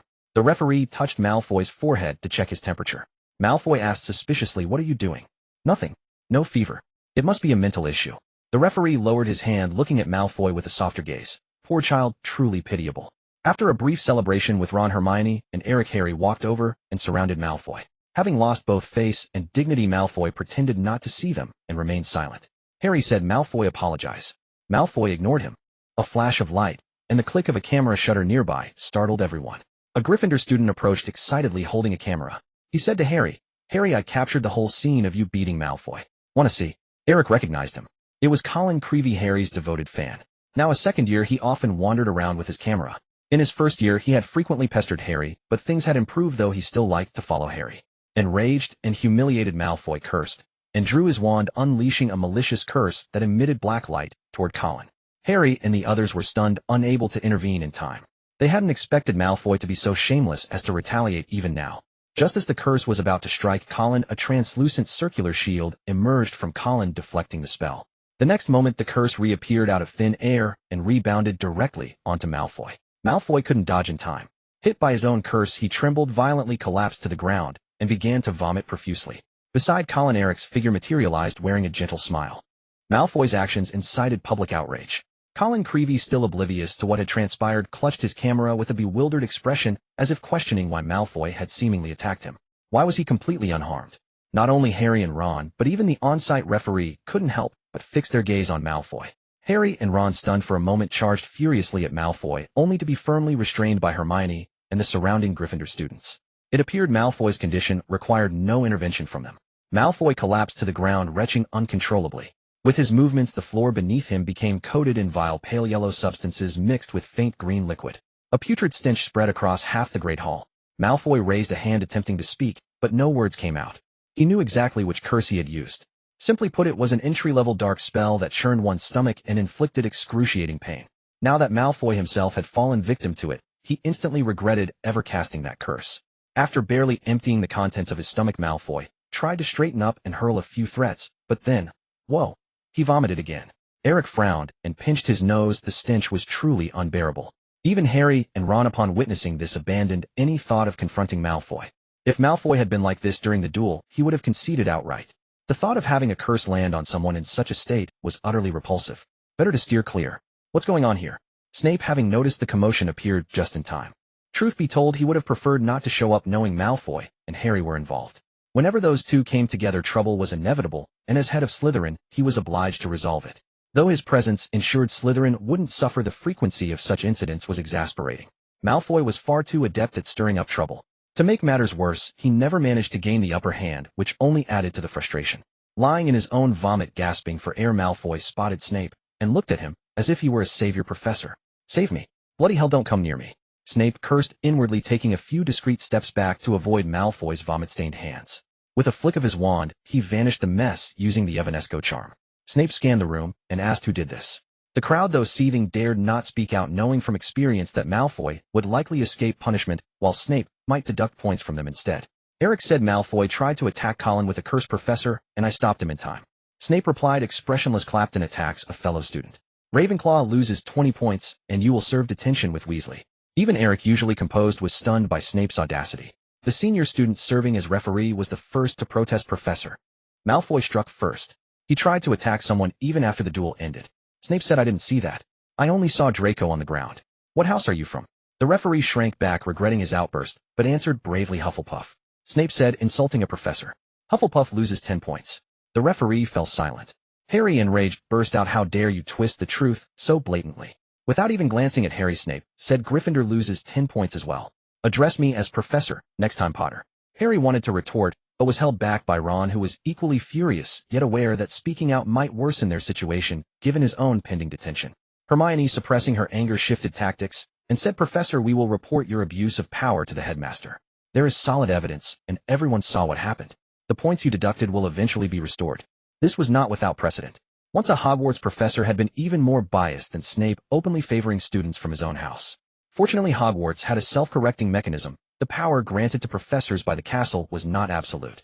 When that incident escalated, the professor resigned voluntarily, and the points he had deducted were returned. Snape, refraining from deducting more points from Hermione, sneered, "Instead then, by all means try it, Miss Know-it-all Granger." With that, Snape gestured for Malfoy to follow and strode out. Malfoy made a smug face at Harry, but mid-grimace his expression twisted as he clapped a hand over his mouth. He felt another wave of nausea. Hermione fumed. Ooh, she loathed being called a know-it-all. Eric, who had remained silent, spoke up in a voice loud enough for Snape to hear. "Never mind, Hermione. Insecure people always try every means to cling to the little power they have, because they're incapable of protecting those they love on their own." Snape halted instantly. Eric gazed curiously at Snape's back. He had deliberately touched upon Snape's painful memories. Would Snape get angry? Would he? Eric knew that Snape had always loved Harry's mother, Lily. Over a decade ago, when Snape was still a loyal Death Eater, he had relayed a prophecy of destiny to Voldemort. The prophecy essentially foretold that Harry would ultimately be the one to vanquish Voldemort. In the end, Voldemort chose to strike first, attempting to kill Harry, and in the process Harry's parents Lily and James lost their lives in that battle. It could be said that Snape indirectly caused the death of his beloved Lily. Eric found Snape's restrained emotions somewhat twisted, but he refrained from judging others' views on love. He simply wanted to see how Snape would react. Snape turned around, fixing his gaze on Eric, his voice devoid of any emotion. "What did you say?" The atmosphere in the hall froze. Snape's expression was icy, utterly different from moments before. Eric smiled. "You heard what I said, Professor." Snape stepped forward. "You're courting death." An intimidating aura emanated from him, startling everyone present except Eric. It was the first time they had seen Snape so furious. Hermione discreetly tugged at Eric's robe from behind, but Eric waved his hand, signaling that it was fine. Eric's assessment of Snape was objective. He was a key figure in Dumbledore's camp, playing a vital role, and his feelings for Lily were moving. Yet that could not mask the flaws in his personality and interpersonal skills. Snape had no friends and always kept to himself. His impoverished and awkward upbringing had shaped his cold character. If he were an ordinary person, such a disposition would pose no problem. But Snape was a potions master and head of Slytherin. His favoritism towards Slytherin was not mere posturing, it was pure self-interest and disdain for the other three houses. At his core, Snape was undoubtedly a proponent of blood purity. He looked down on muggles and half-blood wizards alike. People like him harbored a strong sense of hierarchy. When wielding power, they cared little for the feelings of those they deemed beneath them. This clashed with Eric's principles, and Eric could not respect such a person. From his interactions with Lily, it was evident that Snape was deeply insecure. During his school years, he craved power and influence, admired the Dark Lord, and ultimately chose to become a Death Eater with genuine conviction. Had Dumbledore not placed his trust in him, Snape would either be dead or languishing in Azkaban by now. He never dared to confess his feelings to Lily, nor was he willing to accept her overtures, fearing that doing so would alter the course of his life. When Snape graduated from Hogwarts and faced a choice between Lily and the Death Eaters, he chose the latter. Concealing his feelings for Lily deep within his heart was Snape's own choice. Everyone has secrets and painful memories they prefer not to revisit. Oh, Lily was Snape's secret. Now, with Eric's pointed insinuations, Snape looked at Eric as if he were a dead man. Snape said, "Draw your wand." The onlookers were taken aback. The referee began. Professor Eric. Before he could finish, a single glance from Snape silenced him instantly, and he dared not continue. Snape said. Clapton attacked a fellow student outside the dueling arena. It seems he is quite confident in his abilities. Then let me teach you what a real duel is. Hermione exclaimed in surprise. You're going to fight Eric. But you're a professor, and he's just a student. Snape replied, I am also the instructor of the dueling club, just like Professor Flitwick. I have the authority to guide the participants of the dueling club. Hermione's face turned pale. What Snape said was indeed true.